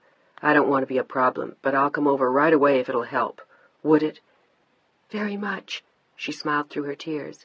But it's better not to. And everything else? He tried not to sound concerned or upset. I don't know. We'll have to talk. He knew she was talking about Mark. Well, don't worry about all that now. Just get through this, and then we can worry about the rest. Are you going to have it here? The funeral? She wanted to die when she said the word. Her hand shook terribly. She tightened her grip on the phone. No, Mark wants it here. It doesn't matter. I think Pilar probably would have preferred it too. In any case, I'll be home in 2 or 3 days. I wish I could spare you all that. But she couldn't go on for a moment. Doesn't matter. I'll be all right. But would she? She wasn't so sure. She had never felt this shaky in her life. Well, remember, if you need me, I'll come. I won't go anywhere for the next few days without leaving a number, so you can always reach me, okay? Okay. She tried to smile as she said it, but the effort made her cry more. Could you call? Kim? Yes. It was a sad little croak. I'll call right away. Now I want you to go home and get some rest. Darling, you can't keep pushing. You have to rest. Go get some sleep. And as soon as you come home, we'll go to Carmel. No matter what. I don't care what happens after that, but you're coming to Carmel with me. We'll walk on the beach and we'll be together. She was sobbing violently now. They would never be together again. She'd never walk on that beach again, or any other. She would be trapped in this nightmare forever, alone. Deanna, listen to me, Ben was saying. Will you think of Carmel through all this, and try to remember that I love you? She nodded sadly, still unable to get out the words. My love, I'm with you every moment. Be strong, my darling. I love you. I love you, too. But her voice was only a whisper as she hung up the phone, then walked to the counter and paid the woman at the desk for the phone call, and passed out cold on the floor. Chapter 18. Where on earth have you been? Mark was sitting in the living room looking rumpled and haggard when she returned. You were gone for hours. It was an accusation. He was staring at her, red-eyed, over a cup of coffee. She looked scarcely better, in fact, considerably worse. Where were you? I went for a walk. I'm sorry. I needed some air. She put her handbag down on a chair. How is your mother? You can imagine. I called the doctor half an hour ago, and he gave her a shot. She probably won't wake up until noon. For a moment, Deanna envied her. What an easy way out. She didn't voice the thought. Instead, she asked, "And you?" "We have a lot to do today." He looked at her mournfully and then noticed the smudges on her skirt. "What happened? Did you fall?" She nodded and looked away. "I must have been tired. I stumbled. It's nothing." He came to her then and put an arm around her. "You should really go to bed." "I will, but what about the arrangements?" "I'll take care of it. You don't have to do anything." "But I want to." She suddenly felt out of control again, as though she never had any say. "No, I want you to get some sleep." He led her to the bedroom and sat her on the bed. "Shall I call the doctor for you?" She shook her head, then lay down, looking up at him with heartbroken eyes that tore at him. "Diana." "What about your friend?" He stood up and turned away. "Never mind that." "Maybe now isn't the time, but sooner or later we'll have to talk about it." "Perhaps not." "What does that mean?" She stared at him very hard. He turned to face her. "It means that it's not your affair, and that I will do my best to settle it." "Permanently?" He seemed to hesitate a long time, and then he quietly nodded, his eyes never leaving hers. "Yes." Chantal heard his key turn in the lock as she climbed out of the shower. She hadn't dared call the house on the Rue François Premier, and her last anonymous call to the hospital had brought only the information that Pilar was the same. She had intended to call again as soon as she had coffee, but Marc-Edouard arrived first, looking as though he hadn't slept all night. Chantal looked up and smiled from the bathroom doorway. The pale yellow towel was drying her leg. "Bonjour, mon chéri. How's Pilar?" She stood up with a serious expression, holding the towel in one hand. There was something in his eyes that suddenly frightened her. He closed them and covered them for a moment with one hand. It seemed a very long time before he looked at her again. She's gone at 4 o'clock this morning." He sat down heavily in a chair in the living room, and Chantal came to him quickly, pulling a pale pink robe off a hook on the bathroom wall. "Oh, Marc-Edouard! Oh, darling, I'm so sorry." She knelt beside him and pulled him gently into her arms, encircling his shoulders and holding him tight like a child. "Oh, mon pauvre chéri, Marc-Edouard! Quelle horreur!" This time he didn't cry. He only sat with his eyes closed, feeling relieved to be there. She wanted to ask him if something else was wrong. It was an insanely stupid question, given what had happened that morning, but he seemed odd to her, different, strange. Perhaps it was only exhaustion and the shock.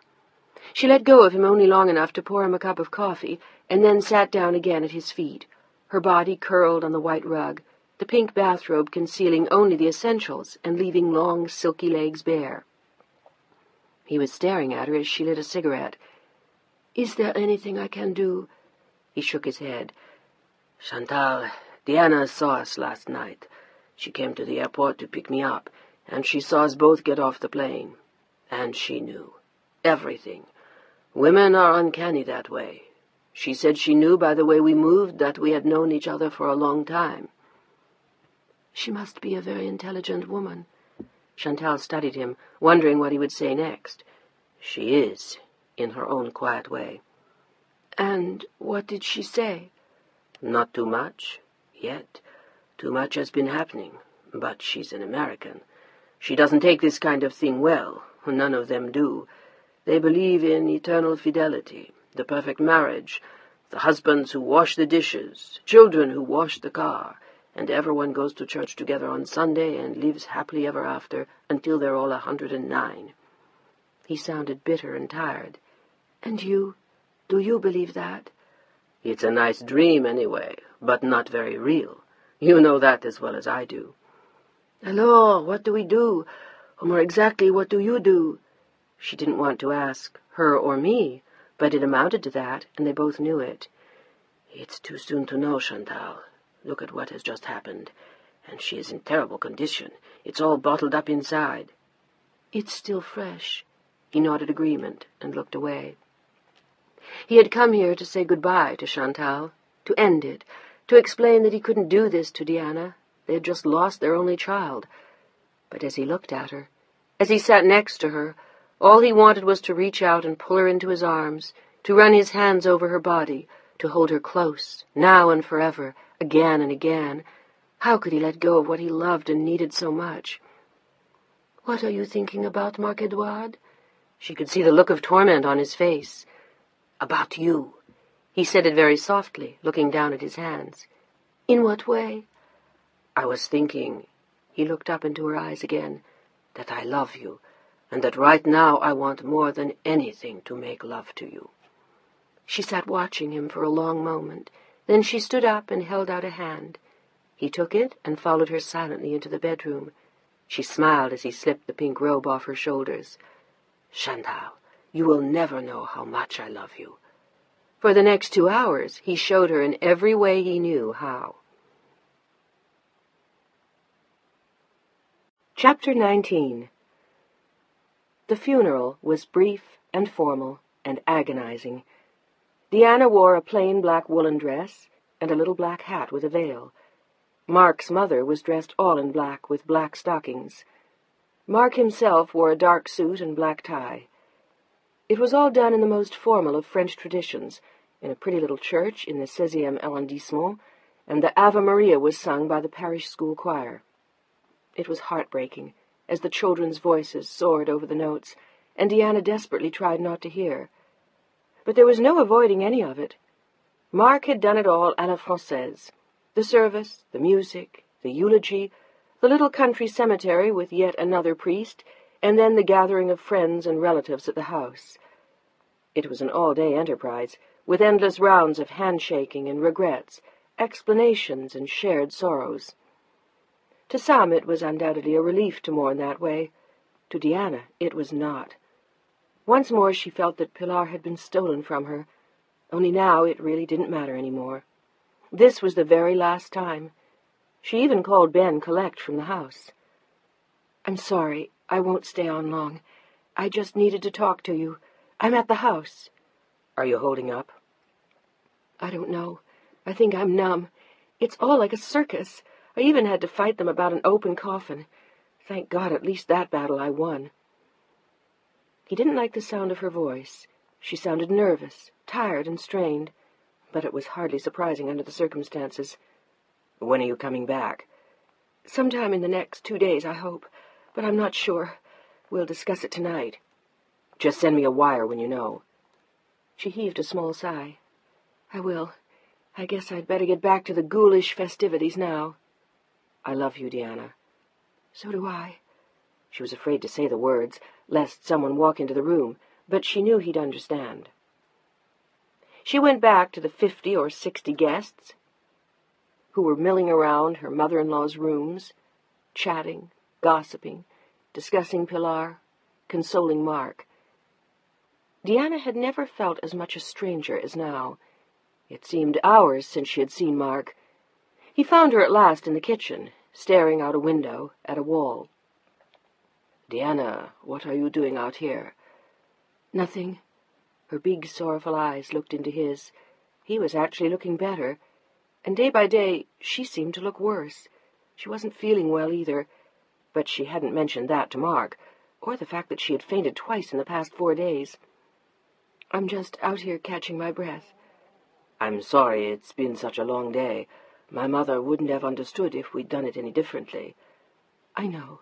I understand." Suddenly, looking at him, she realized that he understood too, and that he could see what a toll it was taking on her. "Mark, when are we going home?" "To San Francisco?" he asked. She nodded. "I don't know. I haven't given it any thought. Are you in a hurry?"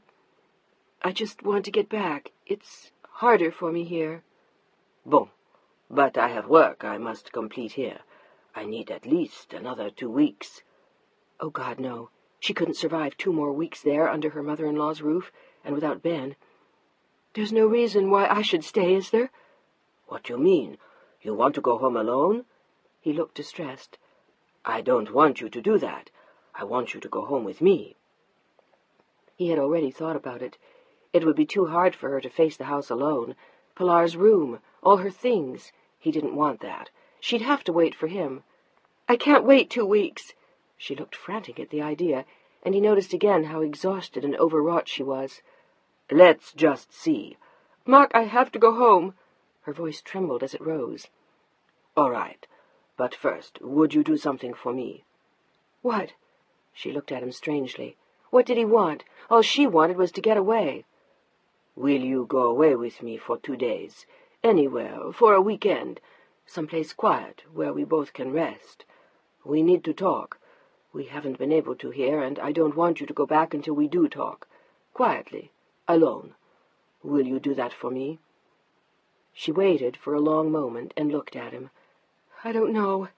"Please, it's all I ask. Only that. 2 days, and then you can go."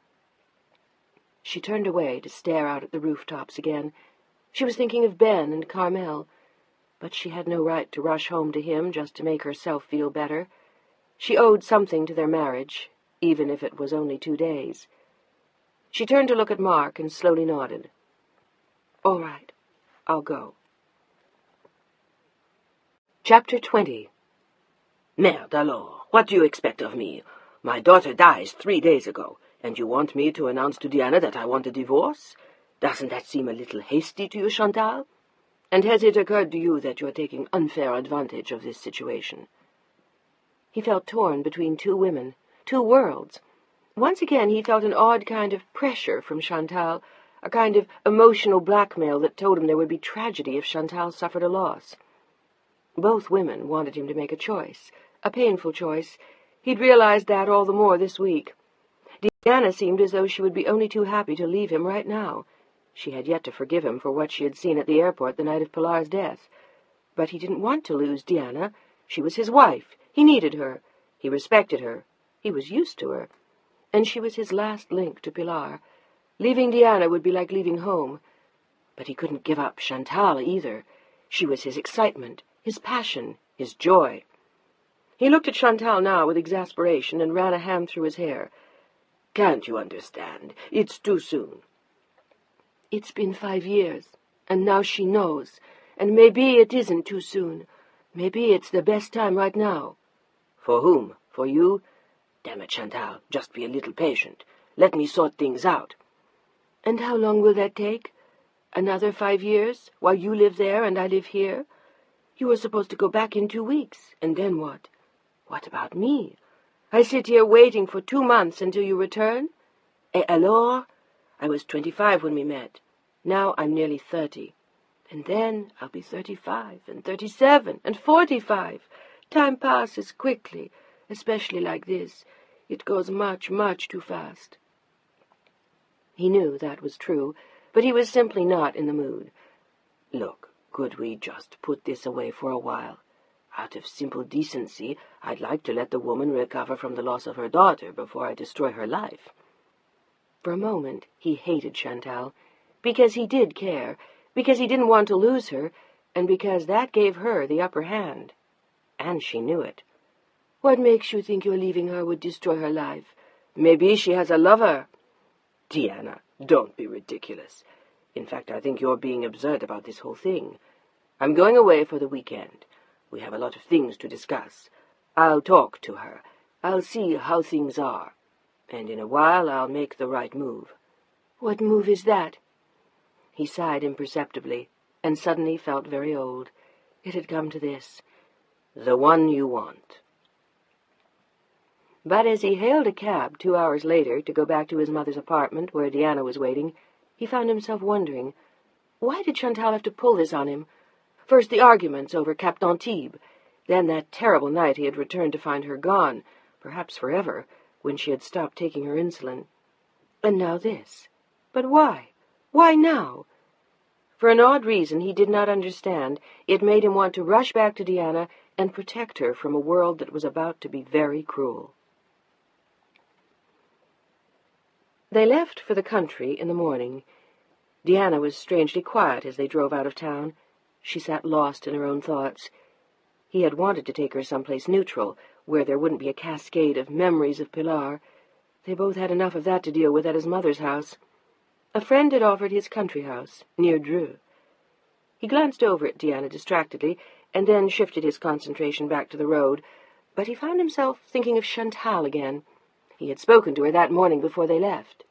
"Will you tell her this weekend?" "I don't know. I'll have to see. If I drive her to a nervous breakdown, it won't do any of us any good." But Chantal had sounded petulant and childish.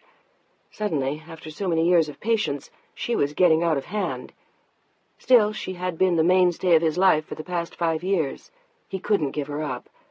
But could he so easily give up Deanna? He glanced over at her again. Her eyes were still closed, and she hadn't said a word. Did he love her? He had always thought so, but after the summer with Chantal he wasn't as sure. It was impossible to know, to figure it out, to understand, and damn Chantal for pushing him now. He had promised Deanna only 2 days ago that he would end the relationship with Chantal, and now he had made the same promise to his mistress about Deanna. "Is it very far?" Deanna's eyes fluttered open, but she did not move her head. She felt weighed down by the same exhaustion that had plagued her for days. "No, it's about an hour, and it's a pretty house. I haven't stayed there since I was a boy, but it was always lovely." He smiled at her. There were circles under her eyes. "You know, you look awfully tired." "I know. Maybe this weekend I'll get some rest." "Didn't you get some sleeping pills from my mother's doctor?" He had told her to the last time the man had come to the house. She shook her head. "I'll work it out for myself." He made a face, and for the first time she smiled. They arrived before she spoke again. It was indeed a beautiful place, an old stone house of considerable grandeur and proportion, almost in the style of a chateau, surrounded by magnificently manicured gardens. In the distance were fruit orchards that stretched for miles. "It's pretty, isn't it?" He said it tentatively, and their eyes met. "Very. Thank you for arranging this." Then, as he reached for the bag, she spoke again, barely audibly. "I'm glad we came." "So am I." He looked at her very cautiously, and they both smiled.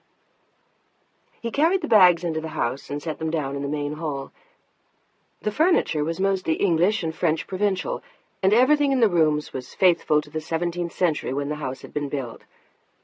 Deanna wandered down the long halls, looking at the beautifully inlaid floors and glancing out the tall windows into the gardens. She stopped at last at the end of the corridor, in a solarium filled with plants and comfortable chairs. She sat down in one and stared silently out at the grounds. It was a while before she heard Mark's footsteps echoing down the hall. "Deanna?" "I'm in here." He entered the room and stood in the doorway for a while, looking outside and occasionally glancing at his wife. "C'est joli, non?" He spoke absent-mindedly, and her eyes reached up to his. "It's pretty." She nodded. "I understood." "Mark," she didn't want to ask, but she had to, and she knew he wouldn't be pleased. "How's your friend?" For a long time he didn't answer. "I don't know what you mean." "Yes, you do." She felt nausea rise in her as she searched his eyes. "How have you decided to handle it?" "Don't you think it's a little too soon to discuss it? We just got out of the car." She smiled at him. "How French. What did you have in mind, darling? That we spend the weekend being charming, and then discuss it on the way home Sunday night?" "That was not why I brought you here. We both needed to get away." She nodded again, her eyes filling with tears. "Yes, we did." Her mind immediately sped back to Pilar. "But we have to talk about this, too. You know, I suddenly wonder why we've stayed married." She looked up at him again. He came into the room and slowly sat down. "Are you mad?" "Maybe I am." She looked for her handkerchief and blew her nose. "Deanna, please." He glanced at her, then looked away. "What? You want to pretend that nothing has happened? Mark, we can't." Too much had happened over the summer. She had had Ben, and now she knew Mark had someone too. Only in Mark's case it probably had gone on for years. "But this is not something for you to worry about now." "What better time? We're both already in such pain, we might as well lance the whole boil.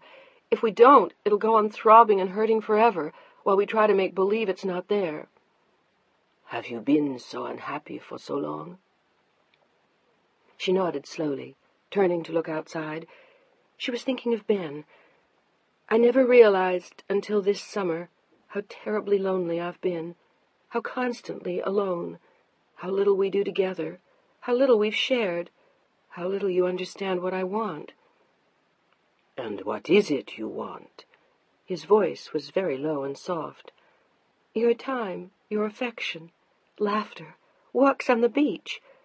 She said the last without thinking, and then turned her head towards him in surprise. "I want you to care about my work, because it's important to me. I want to be with you, Mark, not all by myself at home. What do you think will happen now, with Pilar gone? You'll travel for months, and what will I do? Sit there and wait?" The very thought of that existence made her tremble inside. "I can't do it any more. I don't want to." "Then what do you suggest?" He wanted her to say it, wanted her to ask for the divorce. "I don't know. We could call it a day, or if we decide to stay married, then things would have to be different, especially now." Jesus, what was she doing? If she stayed with him, she couldn't have Ben. But this was her husband, the man she had lived with for 18 years. "You are telling me you want to travel with me?" He looked annoyed. "Why not? She travels with you, doesn't she?" Deanna had finally figured that out. "Why couldn't I?" Because it's unreasonable, and impractical, and expensive, and because then he couldn't take Chantal." "Expensive?" Deanna raised an eyebrow with a small, vicious smile. My, does she pay her own way?" "Deanna, I will not discuss this with you." "Then why did we come here?" Her eyes were fierce in the narrow white face. "We came here to rest." They were the words of a monarch, her king. The subject was now closed. "I see. Then all we have to do is get through the weekend, be polite, and go back to Paris pretending nothing happened. You go back to your little friend, and in 2 weeks we go back to the States and go on as always. And just how long will you stay there this time, Mark? 3 weeks? A month? 6 weeks? And then you'll be gone again, and for how long, and with whom? While I sit all alone in that goddamn museum we live in, waiting for you to come back. Alone again, damn it. Alone." "That's not true." "Yes, it is, and you know it. And what I'm telling you now is that I've had enough. As far as I'm concerned, those days are over." She stood up suddenly then, and was about to leave the room, but when she got to her feet, she felt faint. She stopped for a moment, looking down and holding on to her chair. He watched her, at first saying nothing, then with concern in his eyes. "Is something wrong?" "No, nothing." She straightened herself and glared at him from where she stood. "I'm just very tired." "Then go and rest. I'll show you our room."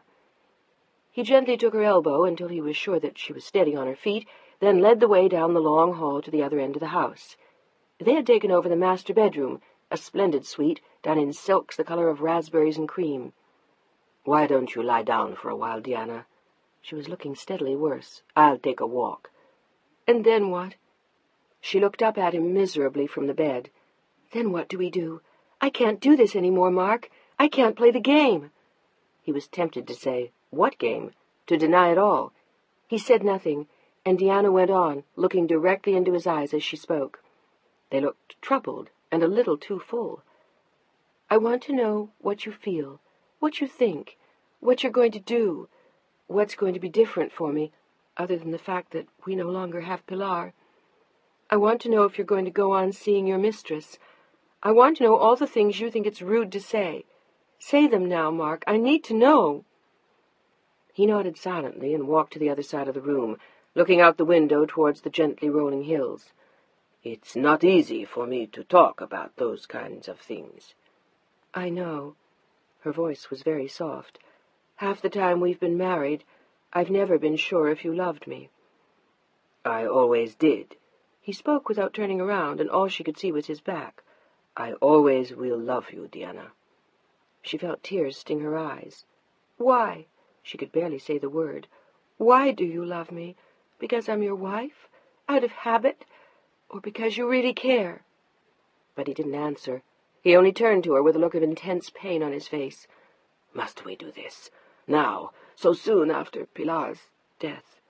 Deanna didn't speak. His whole face had trembled as he spoke of Pilar. "Deanna, I just can't."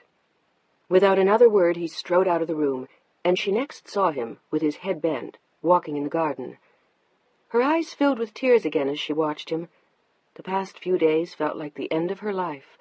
For a moment she didn't even think of Ben, only Mark. He did not return to the house for an hour, and when he did, he found her asleep. There was still a look of exhaustion around the black, circled eyes. For the first time in years she was wearing no makeup, and in contrast to the raspberry silk bedspread, he thought her face looked almost green. He wandered back into the main hallway and into a study beyond. For a moment he sat there, staring at the phone, and then, as though he had to, he started to dial. She answered on the third ring. "Mark Edouard?" "Oui." He paused. "How are you?" What if Deanna woke up? Why had he called her? "You sound odd. Is something wrong?" No, I'm just very tired. We both are." "That's understandable. Have you talked?" She was relentless. It was a side of Chantal he had never known. "Not really, only a little." "I suppose it's not easy." He could hear her sigh. "No, it's not." He paused. There were footsteps in the hall. "Look, I'll call you back." "When?" "Later." And then, "I love you." "Good, darling, so do I." He hung up with a trembling hand as the footsteps approached, but it was only the caretaker, come to see that they were comfortably settled. Satisfied, the man went away, and Mark sank slowly into a chair. It would never work.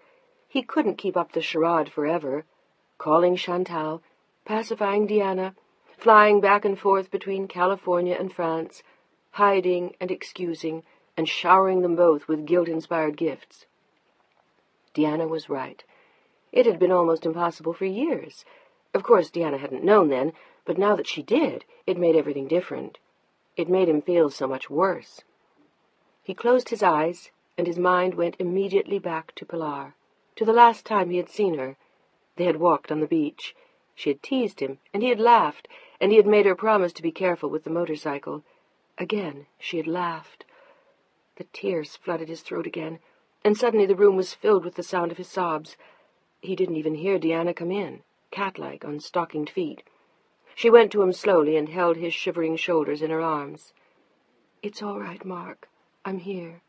There were tears on her face as well, and he could feel the warm wetness through his shirt as she rested her cheek on his back. "It's all right." "If you only knew how I loved Pilar. Why did I do it? Buy her that damned machine. I should have known." "It doesn't matter now. It was meant to be. You can't do this to yourself for the rest of your life."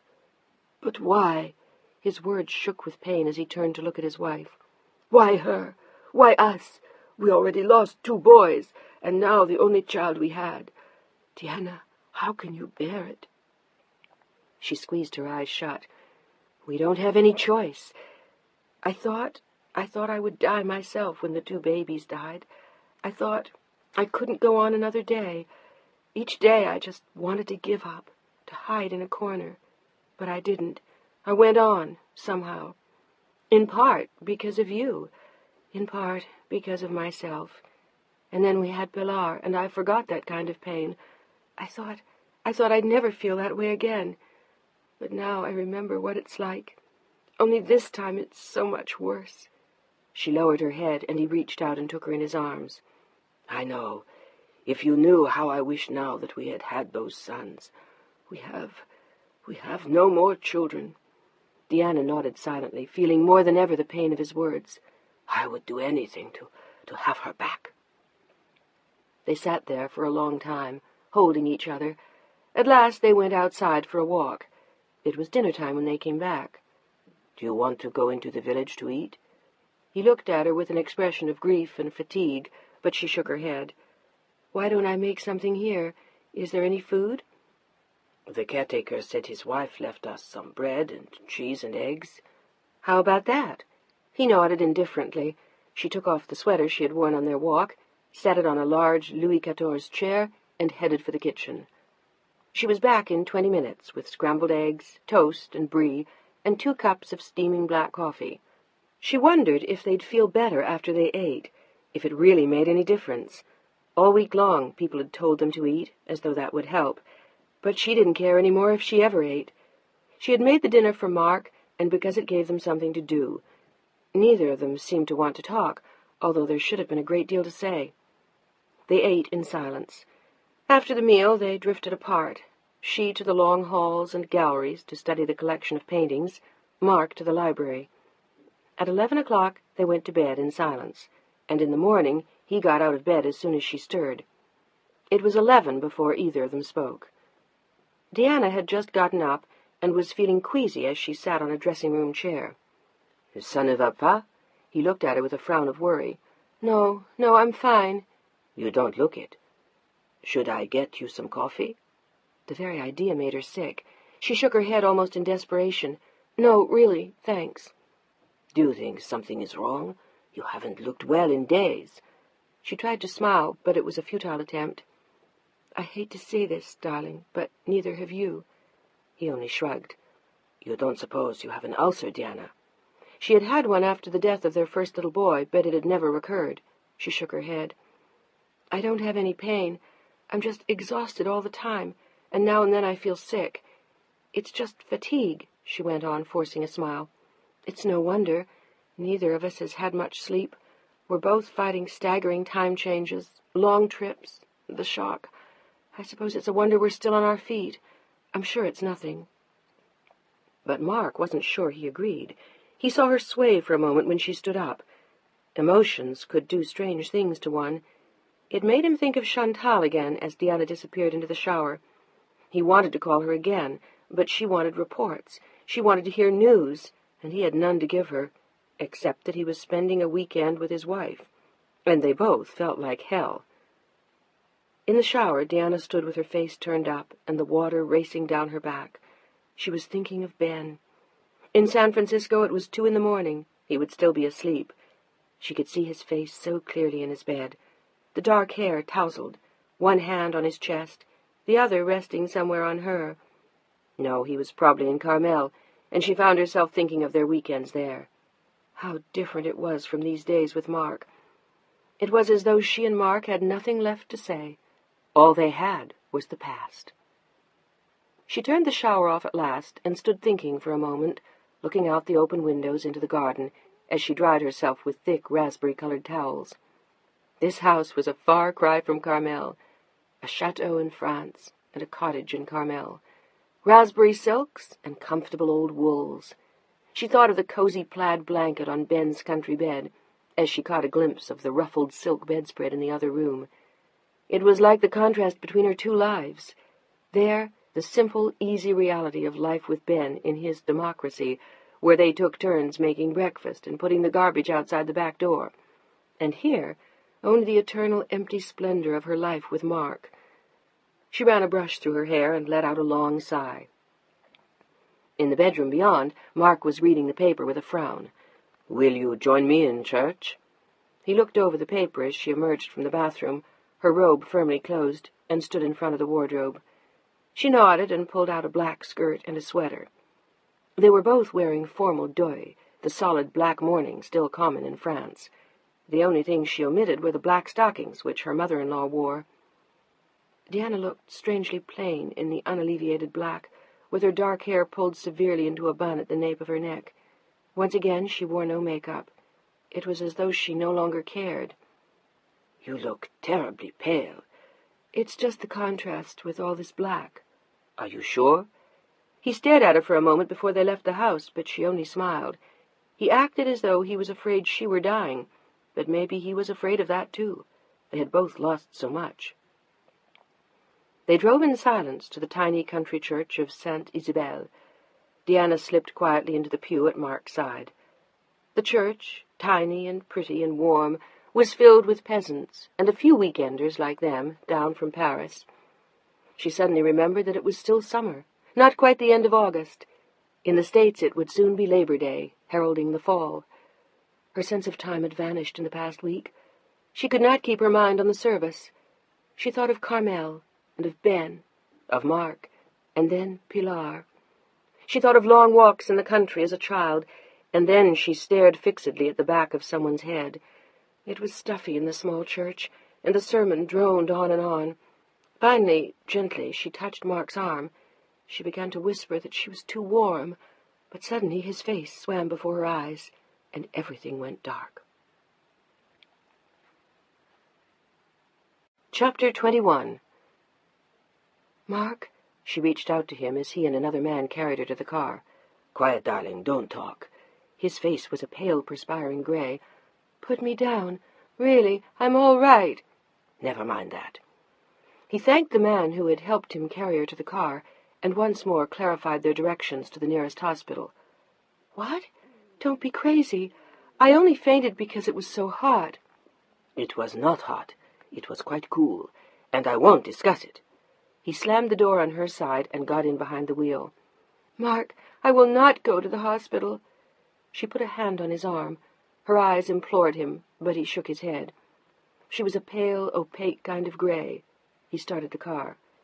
I'm not interested in what you will not do. His face was set. He didn't want to go to a hospital again. Didn't want to hear those sounds or smell those odors around him. Never, never again. He felt his heart race. What if it were serious? What if she were very ill? What if... He glanced at her again, trying to mask his fear, but she was looking away, staring out at the countryside. He glanced at her profile, and then down at her shoulders, her hands, everything draped in so much black. Austere. It seemed symbolic of everything happening to them now, everything they said. Why could they not escape it? Why wasn't this simply a weekend in the country, from which they would return relaxed and happy to find Pilar with that dazzling smile on her face? He looked over at Diana once more and let out a sigh. The sound dragged her eyes back from the road. Don't be so silly, Mark. Really, I'm perfectly all right. On verra. We'll see. Would you rather we just go back to Paris? Her hand trembled as she rested it in his, and he looked sharply at her again. Paris. And Chantal. Yes, he wanted to go back, but first he had to know that Diana was all right. We'll go back to Paris once you've seen a doctor. She was about to protest again, but a wave of dizziness swept over her. She put her head back on the seat. He looked at her nervously and stepped on the gas. She didn't argue. She didn't have the strength. It was another 10 minutes before they pulled up in front of a small, efficient-looking building with the sign Hôpital Saint-Gérard. Without a word, Mark got out of the car and came quickly to her side, but when he held open the door, Diana made no move to get out. Can you walk? There was terror in his eyes again. What if this were the beginning of a stroke? Then what would he do? She'd be paralyzed, and he'd have to stay with her always. But that was madness. He wanted to stay with Diana, didn't he? His pulse raced as he helped her out of the car. She was about to tell him again that she was all right. By now, they both knew she was not. She took a deep breath and stood up with a tiny smile. She wanted to prove to him that she'd make it, that this was only nerves. For a moment, as they walked into the hospital, she felt better and wondered why they had come. For a minute, she even walked in her usual smooth, easy strides. Then, as she was about to boast of it to Marc Edouard, an old man was rowed past on a gurney. He was ancient and wrinkled, foul-smelling, his mouth open, his face slack. She reached a hand out to Mark and passed out on the floor.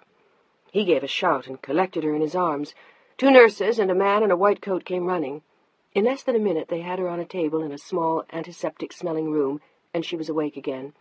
She looked around for a moment, confused. Then she saw Mark, standing horrified in the corner. "I'm sorry, but that man—" "That's enough." Mark approached slowly, holding up one hand. "It wasn't the old man, or the temperature in the church." He stood next to her, very tall, very grim, and suddenly very old. "Let's find out what it was, what it is. D'accord?" She didn't answer as the doctor nodded to him, and he left.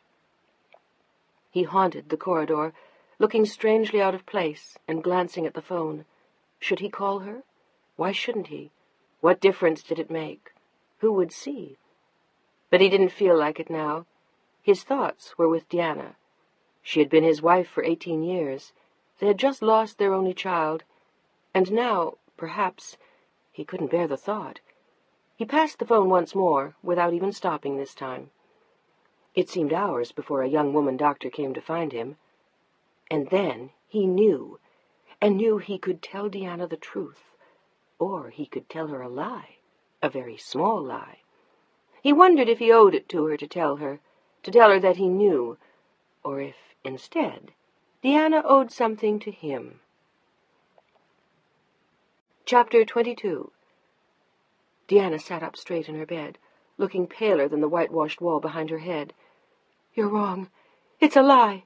Mark was staring at her and wearing a very small smile. He was completely calm. "It most certainly is not. And 6 months from now, my darling, you'll have a very hard time convincing anyone of that, I'm afraid." "But I can't be." "And why not?" His eyes searched her face.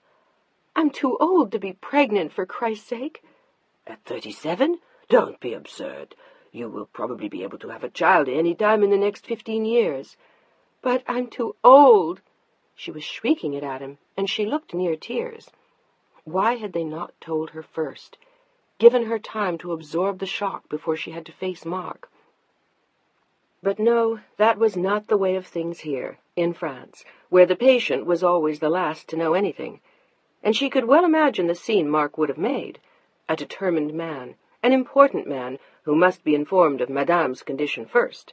He did not wish his wife to be upset, and they had just been through so much, such tragedy. "Darling, please don't be foolish," Mark was saying. He stood up and walked to the side of the bed, where he gently rested his hand on her head and ran it slowly down the long, silky black hair. "You're not too old at all. May I sit down?" he asked. She nodded, and he sat down on the edge of the bed. "But 2 months?" She looked at him with eyes filled with despair. She had wanted it to be Ben's. She had thought of it, too, for the first time just before she fell asleep. It had dawned on her, and she had argued with the thought, but as she drifted off to sleep, she suddenly wondered. The dizziness, the nausea, the constant desire for sleep. All she had been able to think of was Ben. She didn't want it to be Mark's. She looked at him now in disappointment and pain. 2 months pregnant meant it was Mark's, not Ben's. "It must have happened that last night before I left.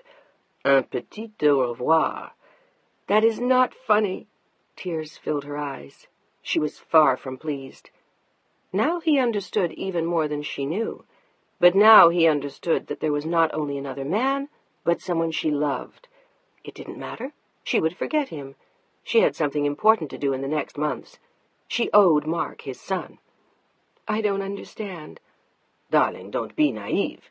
"I haven't gotten pregnant in years. Why now?" "Sometimes that's how those things happen. In any case, it makes no difference. We're getting a whole new chance, another family, a child." "We've already had a child." She looked like a petulant little girl as she sat cross-legged in her hospital bed, wiping away tears with the palm of her hand. "I don't want any more children. At least, not yours." Now she knew the truth, too. If she had truly loved him, she would have wanted his baby, and she didn't. She wanted Ben's. Mark was looking embarrassingly pleased and painfully patient. "It's normal to feel that way at first. All women do. But when it comes, remember Pilar?" Deanna's eyes flashed into his. "Yes, I remember Pilar. And the others. I've done that, Mark. I won't do it again. For what? For more heartbreak, more pain? For you to not be there for another 18 years? At my age, you expect me to bring up a child alone? And another half-breed, another half-American, all French? You want me to go through that again, competing with you for the allegiance of our child? Damn it, I won't do it." "You most certainly will." His voice was quiet and as solid as steel. "I don't have to," she was shouting at him now.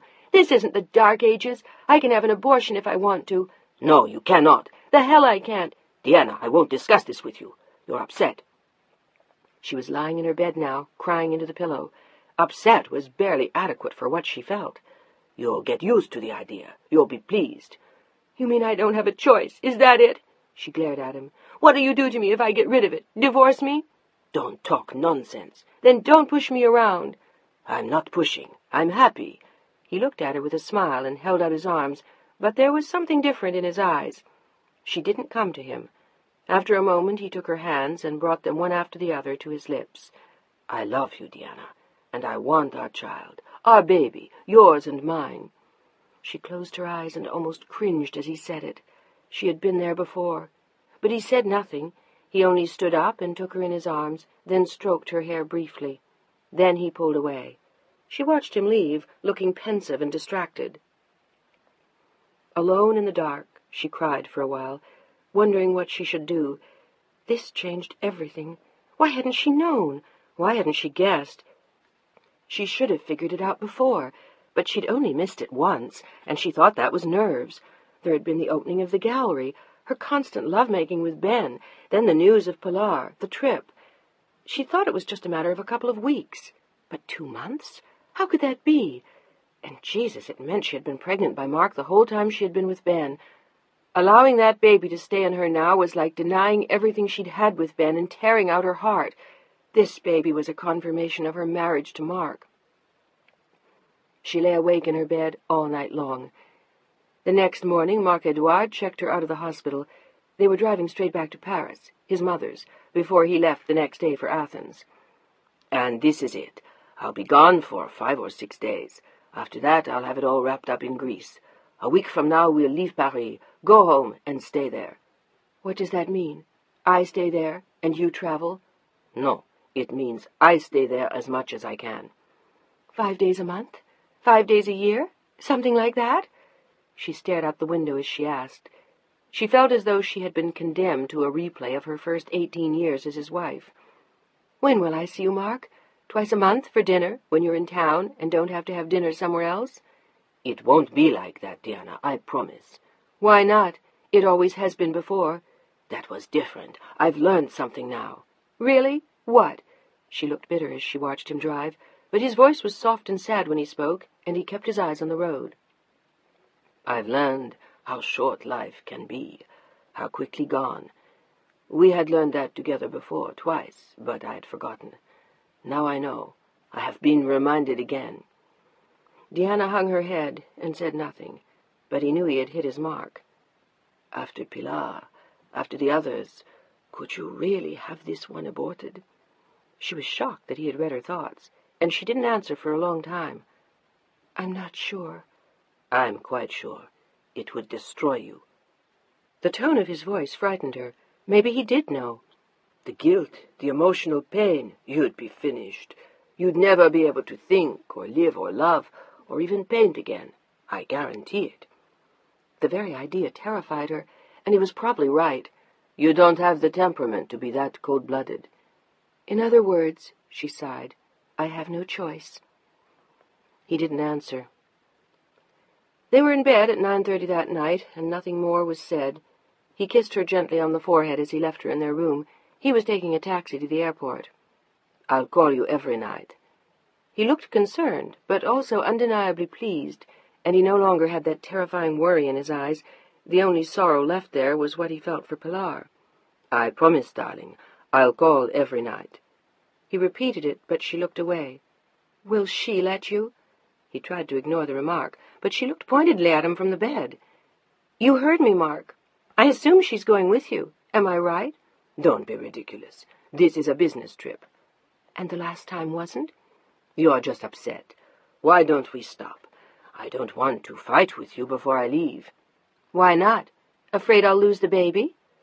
For an insane moment she wanted to tell him that the baby wasn't his, but the worst of it was that if she was 2 months pregnant, it was. "Diana, I want you to rest while I'm gone." He looked at her with an air of fatherly tenderness, blew her a kiss, and softly closed the door. She lay there for a while, listening to the sounds of her mother-in-law's house. So far, no one knew. It was their secret, as Mark called it. When she awakened the next morning, the house was still. She lay in bed for a long time, thinking, wondering what to do. She could fly to San Francisco while Mark was in Greece. She could have an abortion and be free. But she recognized the truth of what he had said to her. Having an abortion would destroy her as much as it would him. She had suffered too much loss already. And what if he were right? If it were a gift of God? And what if it were Ben's? A last ray of hope flickered and then died. 2 months, he had said, and the young, shy-looking doctor had nodded her agreement. It couldn't have been Ben's. So she would lie in this beige silk cocoon for a week, waiting for Mark to return, to take her home so they could begin the same charade again. She felt panic rising in her at the thought, and suddenly all she wanted to do was run away. She climbed out of bed, steadying herself for a moment against a wave of dizziness, then dressed quietly. She had to get out, to go for a walk, to think. She turned into streets she barely knew and discovered gardens and squares and parks that delighted her. She sat on benches and smiled at passers-by, funny little old ladies in lopsided hats, little old men playing chess, children babbling at their friends, and here and there a girl pushing a pram. A girl. They all looked 21 or 2, not 37. Deanna watched as she rested. The doctor had told her to take it easy, to go for walks but stop and rest, to go out but come home and nap, not to skip meals and not to stay up late, and in a few weeks she'd feel better. She already did, and as she walked around Paris, she stopped often and thought. About Ben. She hadn't called him in days. It was late afternoon when she finally stopped at a post office. She couldn't stay away any longer. She gave the woman the number and nodded at her, surprised. L'Amérique? It seemed eons before she heard him, but it was less than a minute before he answered the phone. For him it was 8 o'clock in the morning. "Were you asleep?" Her voice sounded intense, even across 6,000 miles. "Almost. I just woke up." Ben settled back in bed with a smile. "When are you coming home?" She squeezed her eyes shut and fought back tears in answer. "Soon, with Mark and his baby." She felt a sob lodge in her throat. "I miss you terribly." The tears started to roll silently down her face. "Not as much as I miss you, darling." He listened, trying to hear. There was something she wasn't saying, something he didn't understand. "Are you all right?" He knew she would still be distraught over Pilar, but she sounded as though there was something more. "Are you? Answer me." She was saying nothing, only standing in the booth, in silence, in tears. "Deanna, darling, hello?" He listened intently. He was sure she was still there. "I'm here." It was a sad little croak. "Oh, darling." He frowned and then smiled. "How about if I come over? Any chance of that?" "Not really." "How about next weekend in Carmel? It's Labor Day weekend. Think you'll be back?" It was light years away. She was about to say no, then stopped. Next weekend in Carmel. Why not? Mark would be in Greece. If she left tonight, they would have until the end of the weekend, and maybe even one more day before he got back. Together, in Carmel. And then it would be over, as they had foreseen. The end of the summer would have come. Her mind raced. "I'll be home tomorrow." "You will? Oh, baby, what time?" She made a rapid calculation in her head. "About 6 o'clock tomorrow morning, your time." She stood in the booth, suddenly beaming through her tears. "Are you sure?" "I certainly am." She told him the airline. "I'll call you if I can't make that plane, but otherwise count on it." And then, as she laughed into the phone, she felt tears sting her eyes again. "I'm coming home, Ben." How long it seemed since she'd left. It had only been a week. That night she left a note for her mother-in-law. She explained only that she had been called back to San Francisco, that she was sorry to leave in such a rush, and, incidentally, she had felt an irresistible need to reclaim her portrait of herself and Pilar. She was sure her mother-in-law would understand. She instructed the maid to tell Mark when he called that she was out. That was all. That would buy her a day at least. But there was nothing he could do. He had to finish up in Greece. She thought about it on the plane on the way home. Mark would leave her alone for a week. There was no reason why he should not. He would be annoyed that she had flown home from Paris, but that was all. She was free now, for one more week. It was all she could think of. An hour before they landed, she could hardly sit still in her seat. She felt like a very young girl. Even the occasional waves of nausea didn't dampen her mood. She would just sit very still for a few minutes and close her eyes, and the nausea would pass. She kept her mind on Ben. She was one of the first off the plane in San Francisco, after it had seemed to drift down through the clouds, racing the sun as everything around it turned pink and gold. It had been a splendid morning, but even that wasn't enough to take her mind off Ben.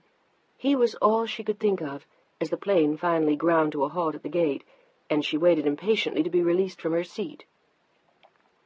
She was already wearing a half-smile as she shrugged on the black velvet jacket over white slacks and a white silk shirt. Her ivory face and ebony hair added to the portrait in black and white. She looked considerably paler than she had when she had left, and her eyes told a multitude of tales, but they danced and sang too, as she inched her way towards the door. Then she saw him, standing there, alone in the terminal at 6 a.m., waiting for her beyond the customs barrier, with a jacket slung over his arm and a smile on his face. They rushed towards each other as she came through the door, and she was instantly in his arms. "Oh, Ben!" There were laughter and tears in her eyes, but he said nothing. He only held her close. It seemed an eternity before he pulled away. "I worried about you terribly, Deanna. I'm so glad you're back." "So am I." He searched her eyes, but wasn't quite sure what he saw. One thing he knew was there, pain, but more than that he couldn't tell. She only reached out to him and held him tightly. "Shall we go home?" She nodded, her eyes filled with tears again. Home for a week. Chapter 23. Are you feeling okay? She was lying back in his bed, with her eyes closed and a small smile on her face. She had been back home for 4 hours, and in bed with him the whole time. It was only 10 o'clock in the morning, but she hadn't slept all night on the flight from Paris.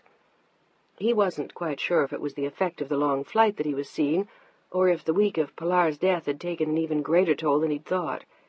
She had shown him the painting when she'd unpacked. "Deanna, are you okay?" He was watching her when she opened her eyes. "I've never felt better in my life." Her smile told him she meant it. "When do we leave for Carmel?" "Tomorrow, the day after, whenever you want." "Could we go today?" There was a tiny thread of desperation woven in there somewhere, but he had not yet discovered where. It troubled him. "We might. I could see what I can work out with Sally. If she doesn't mind taking on the gallery single-handed while we're gone, then it'll be all right." "I hope she can." It was softly spoken, but earnestly said. "As bad as that?" he asked. She only nodded, and he understood. He went to make breakfast. "Tomorrow it's your turn," he sang it out to her from the kitchen, and she laughed as she walked across the room, naked, and stood in the doorway watching him. It didn't matter now if they made love with Mark Edouard's child in her belly. They had been doing it all summer, and she didn't care. She wanted to make love to Ben. She would need that to remember. "Deanna?" She smiled and cocked her head. "Yes, sir?" "What's wrong? I mean, other than the obvious. Pilar. Is there something else?" She started to tell him that that was enough, but she couldn't lie to him. "Some things came up while I was in France." "Anything I should know about?" Like Mark, he was suspicious of her health. She just looked too frail. He eyed her carefully from where he stood.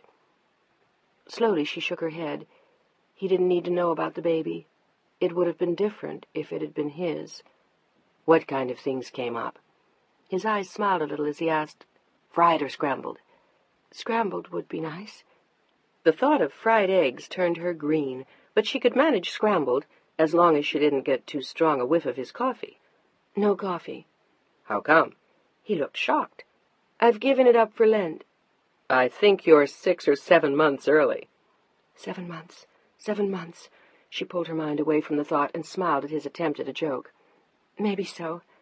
"So? What's up?" "Oh, I don't know." She came into the kitchen and put her arms around him, leaning into his back. "I don't know. I don't know. I just wish my life were a little bit simpler." "And?" He turned in her grasp and faced her as they both stood naked in front of his kitchen stove. "I love you, that's all." Damn it, why did it have to be now? Why did she have to tell him so soon? Her eyes filled with tears, but she forced herself to look at him. She owed him that. "And things aren't going to work out as easily as I thought." "Did you really think it would be easy?" His eyes never left hers. She shook her head. "No, but easier than it is." "And how is it?" "I can't leave him, Ben." There, she had said it. Oh, God, she had told him. She looked at him for an endless time, tears filling her eyes. "Why not?" "I just can't. Not now." "And not even later? Not once I've had his child? Call me in another 18 years. "Do you love him, Deanna?" Once again she shook her head. "I thought I did. I was sure of it. And I know I did once. I suppose I still love him in a way. He has given me something for 18 years, in his own way. But it's been over for years. I just didn't understand that until this summer. I understand it even better now, after this week." She paused for a breath, then went on. "There were even times, with you, when I wasn't sure if I should leave him or not.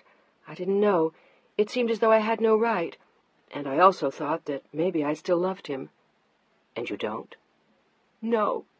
It was a small, choking sob. Finally she looked away and wiped her face with her hands. "I only realized it a few days ago. Something happened, and I knew. Because I don't want his baby, Ben. I want yours." "Then why are you staying with him? Because of Pilar?" He was strangely calm as he spoke to her, almost like a father speaking to a child. "That and other reasons. It doesn't matter why. I just am." She looked at him in agony again. "Do you want me to go?" But he only stared at her, then silently left the room. She heard him in the living room for a moment, and then heard him slam the bedroom door as hard as he could. She stood in the kitchen for a time, wondering, stunned. She knew she had to leave now. There would be no Carmel, but all her clothes were locked up with him in his room. She had no choice except to stay until he came out. At last he did, an hour later. He stood in the doorway, looking red-eyed and distraught. For a moment she wasn't quite sure if he was insanely angry or simply upset. "What exactly were you telling me, Deanna?" "That it's over." Oh, God." For a moment she thought again that she might faint, but she couldn't, not now. She took 2 deep breaths and sat down on the edge of the couch, her long, slim, bare legs hanging gracefully to the floor. "I have a week." "And then what?" "I disappear." "Into that lonely life again? Into a life by yourself? In that mausoleum you lived in, and without even Pilar now? How can you do that to yourself?" He looked tormented. "Maybe it's just what I have to do, Ben." "I don't understand." He was about to walk back into his bedroom, but he stopped, turning to face her. "Deanna, I told you. I said it could just be for the summer, and I'd understand. That was what I said. I have no right to change that now, do I?" "You have every right to be furious, or very, very hurt." She saw tears well up in his eyes, and felt them well up in her own, but he never wavered as he watched her. "I'm both, but that's because I love you very much." She nodded, but she could no longer speak. She only walked back into the circle of his arms. It seemed hours before either of them let go. "Shall we go to Carmel today?" He was lying on his stomach, looking into her face. She had just awakened from a 3-hour nap, and it was almost 5. He had never gone to the gallery. He had explained that he'd be gone all week, and Sally would have to hold her own. "What do you really want to do?" "Be with you." She said it solemnly, but with a small, happy smile in her eyes. "Anywhere?" "Anywhere." "Then let's go to Tahiti." "I'd rather go to Carmel." "Seriously?" He ran a finger down her thigh. She smiled. "Seriously." "Okay, then let's go. We can have dinner down there." "Sure. It's 2 o'clock in the morning, Paris time. By the time we have dinner, I'll be ready for breakfast." "Jesus, I wasn't thinking about that. Do you feel half dead?" She was looking very tired, but she seemed to have more color now. "No, I feel fine, and happy, and I love you." "Not half as much as I love you." He took her face in his hands and pulled her closer. He wanted to kiss her, hold her, and touch her, and have all of her that he could for the few days they had left. Then he thought of something. "What about your work?" "What about it?" "Will we still work together at the gallery? Will we still represent you? Will I?" He wanted her to be incensed, to answer, "Of course," but for a long moment she said nothing. Then he knew. "I don't know. We'll have to see." But how could they? How could she go to see him at the gallery in a few months when she would be swollen with Marc Edouard's child? "It's all right," he said. "Never mind." But the look of pain in his eyes now was too much for her to bear. She burst into tears. She seemed to be doing that a lot. "What's wrong, love?" "You're going to think I'm like her, the fake, the girl you were married to." He knelt on the floor at her side. "You're not a fake, Deanna. Nothing about you has ever been fake. We just undertook something difficult, and now we have to live up to the deal. It's not easy, but it's honest. It's always been honest. I love you more than I've ever loved anyone in my life. I want you to remember that always. If you ever want to come back, I will always be here for you. Always. Even when I'm 93 years old. He tried to make her smile, but he failed. Shall we make another deal now? What?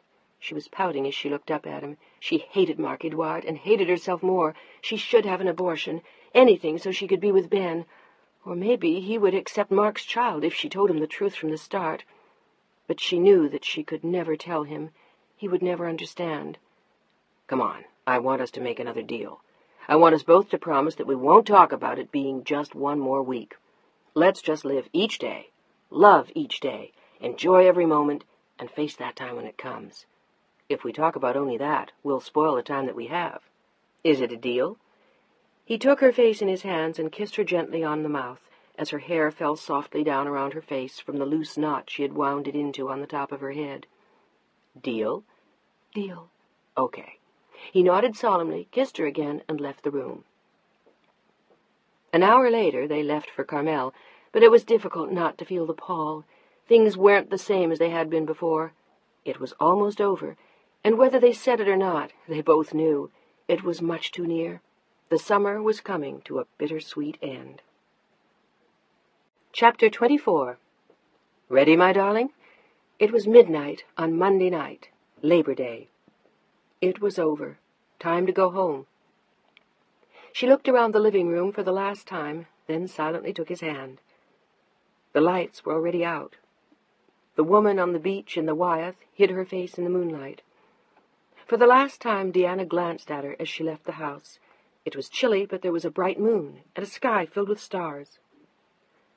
"I love you," they were whispered words as she slid quietly into the car. He touched her face, then he kissed her. "I love you, too." They were both smiling. Suddenly it was not a time to be sad. They had shared a bond of joy and peace and love like none other, and it was something no one could ever take away. It was theirs for a lifetime.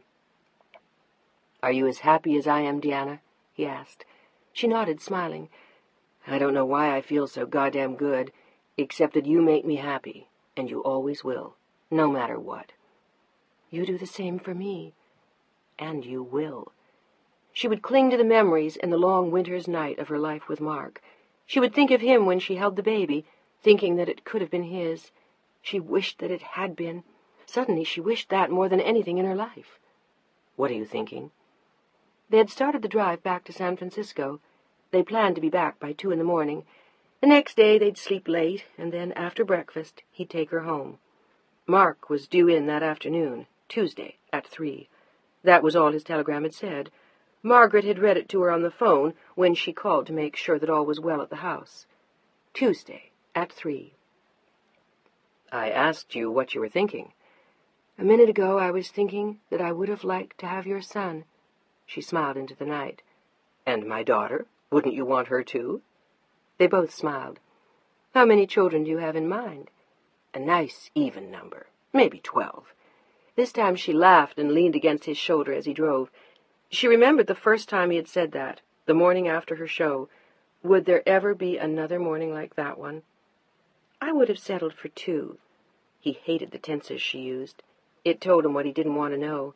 Or remember, not tonight. "Since when did you decide that you're not too old?" "I still think I am, but it's easy to dream." "You'd look cute pregnant." This time she said nothing. "Tired?" "Just a little."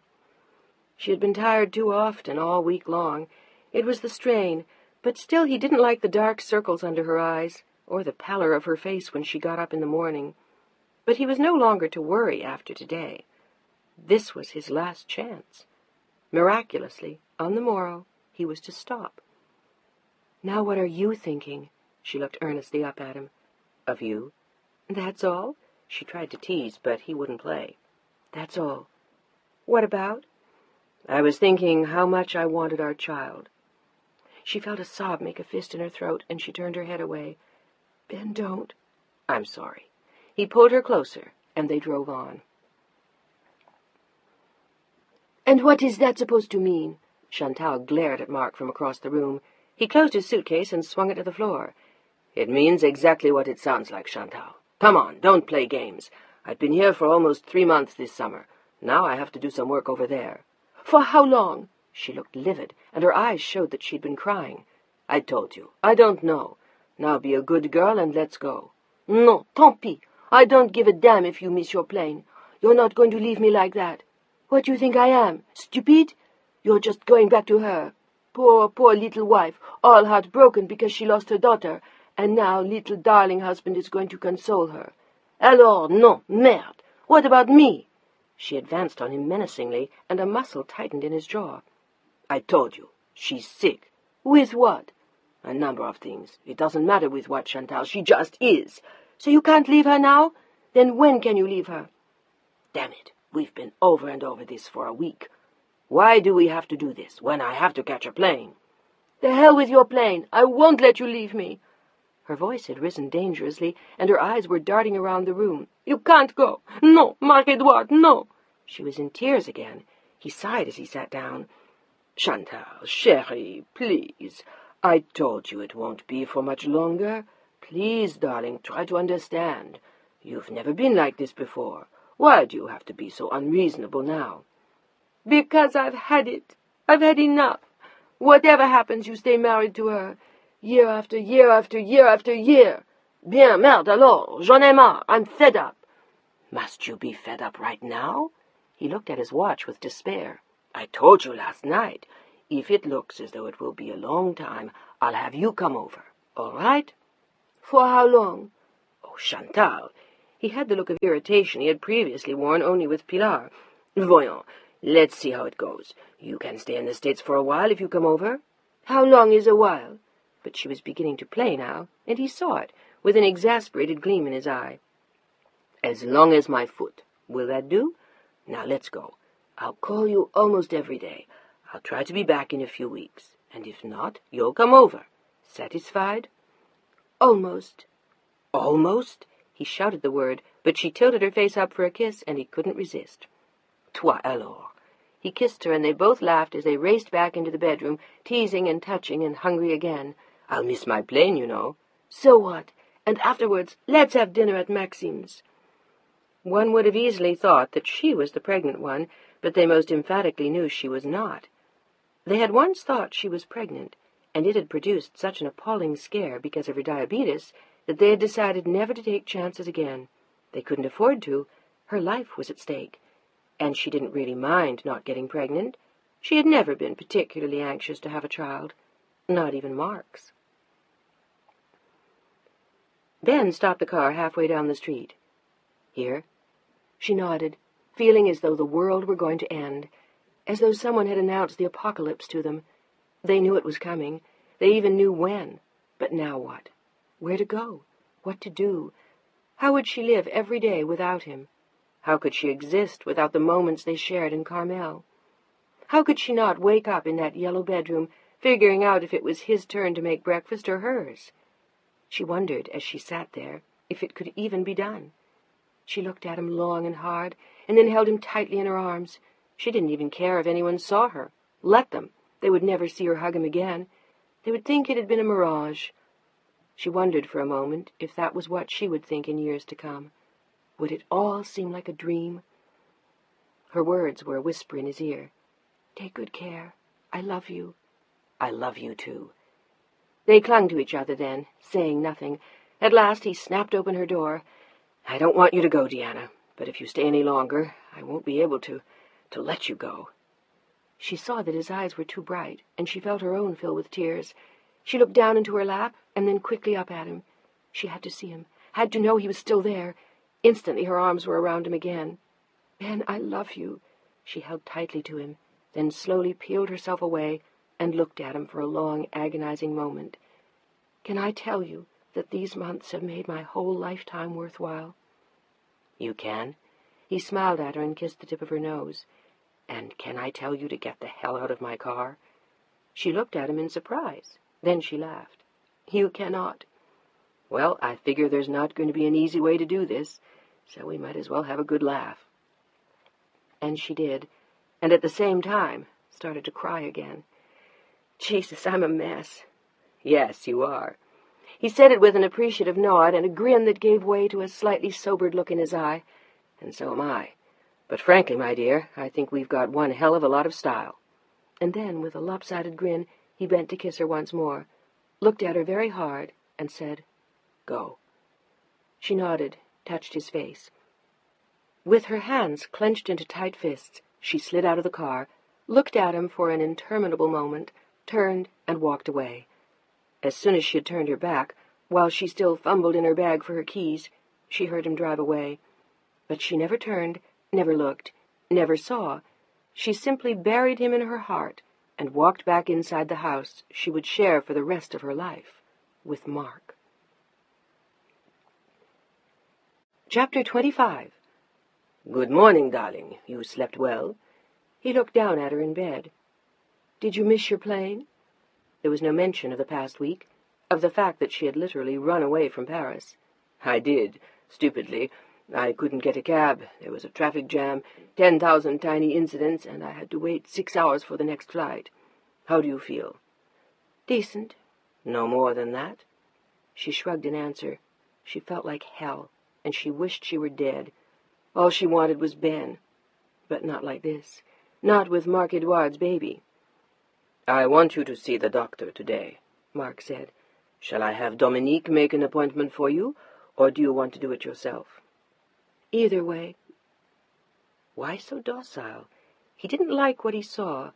She looked haggard and pale, nervous and unhappy, and yet indifferent to everything he said. "I want you to see him today," he repeated. "Fine. Can I go by myself, or will you have Dominique take me?" Her eyes spat fire into his. "Never mind that. You'll go today?" "Count on it. And where are you going today? Athens or Rome?" She walked past him into the bathroom and quietly closed the door. It was going to be a delightful 8 months, Mark thought grimly. When the baby came a month later than Deanna expected, he was simply going to tell her it was overdue. That happened all the time, babies born 3 weeks late.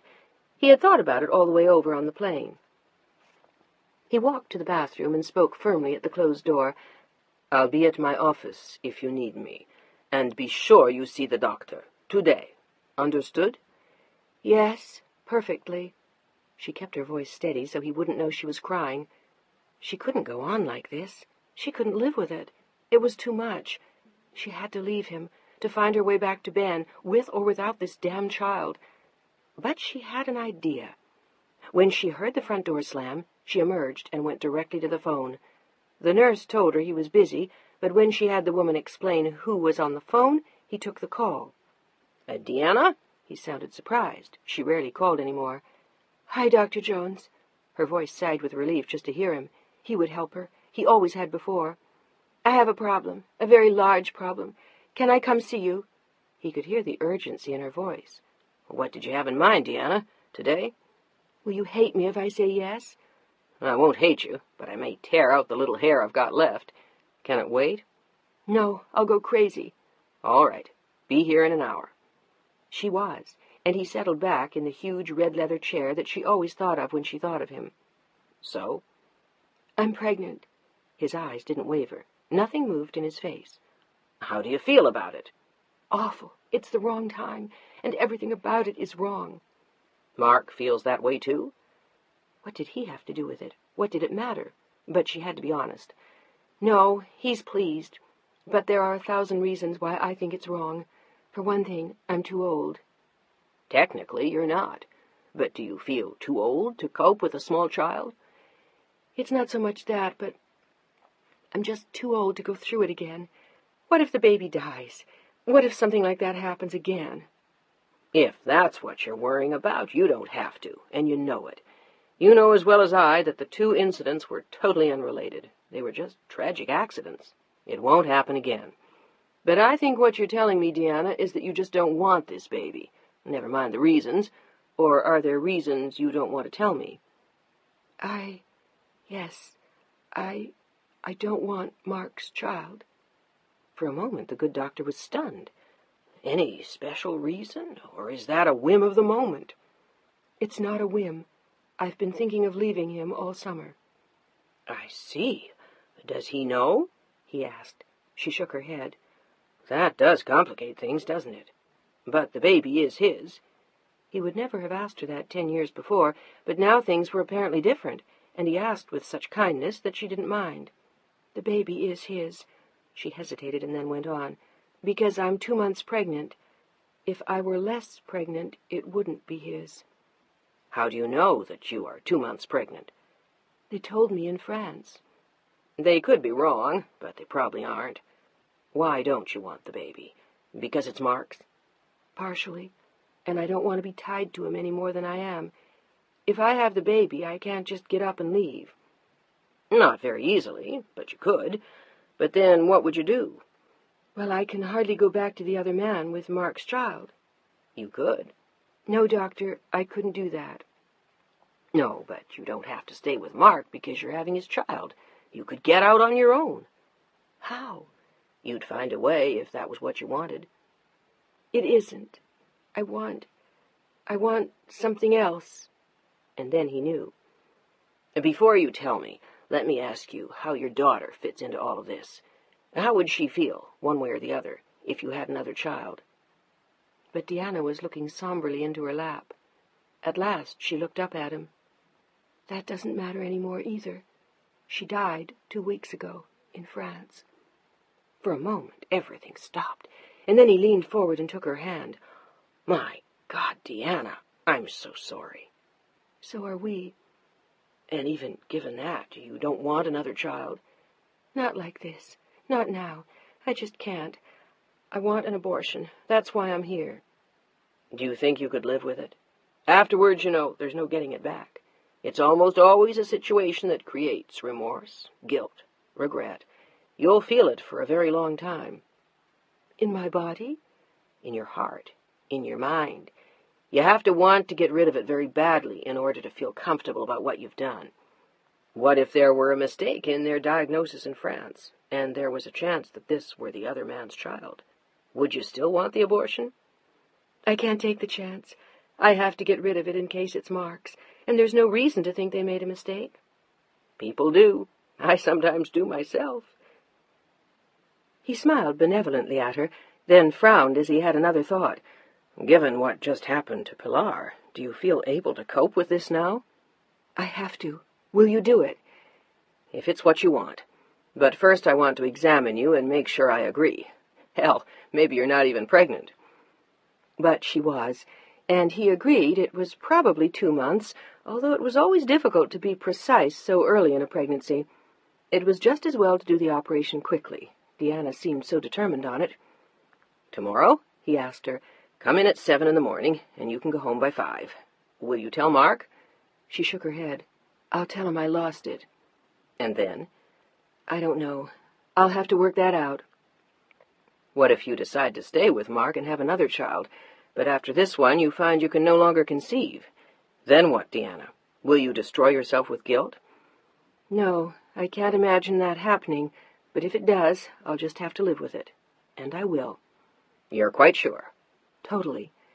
She stood up, and he nodded and jotted down the address of the hospital where he wanted her to go. Is it dangerous? She hadn't even thought to ask until then. She didn't really care. She would just as soon die as be pregnant now with Mark's child. But Dr. Jones shook his head and patted her arm. No, it's not.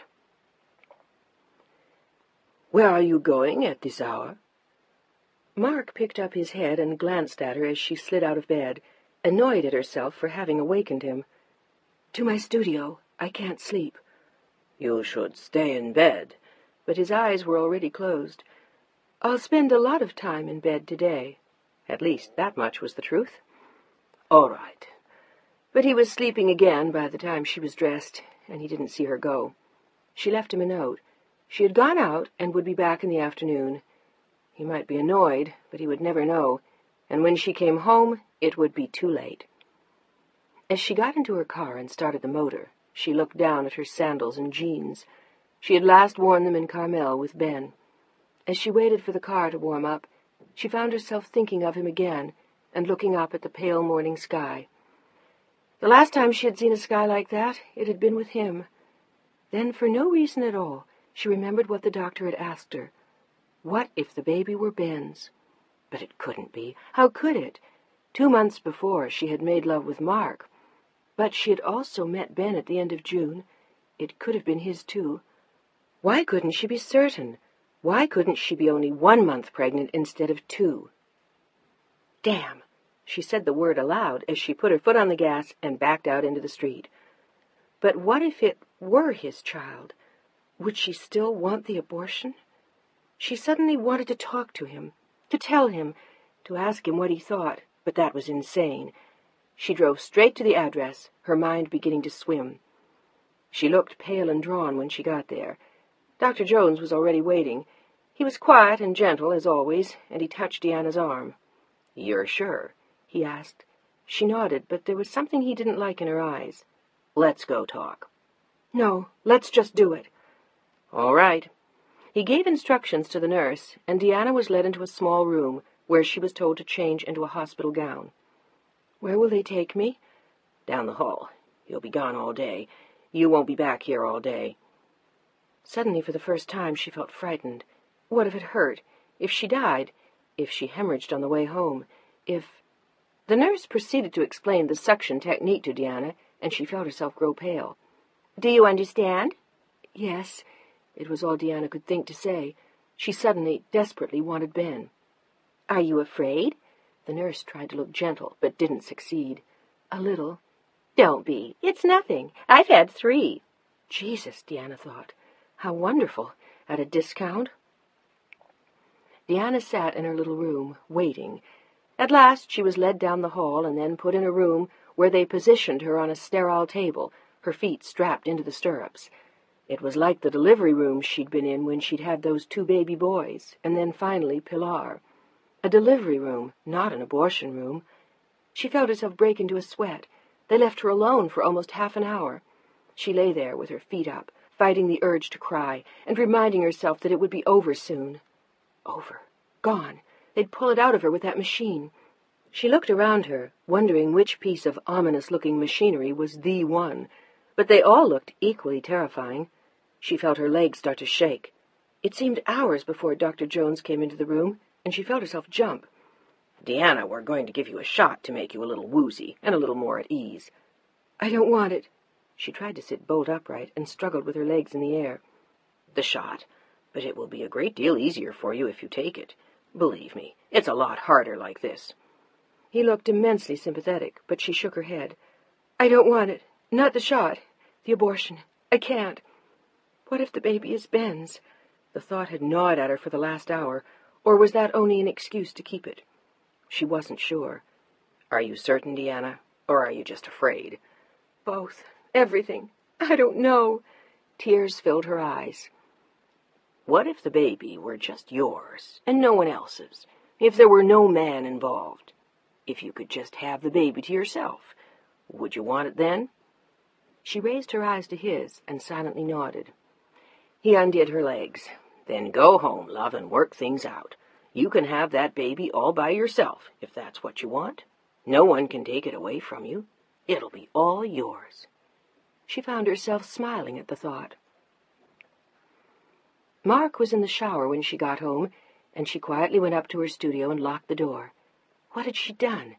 She had decided to keep the baby, and what the doctor had said was true. She could have the baby alone and just make it hers.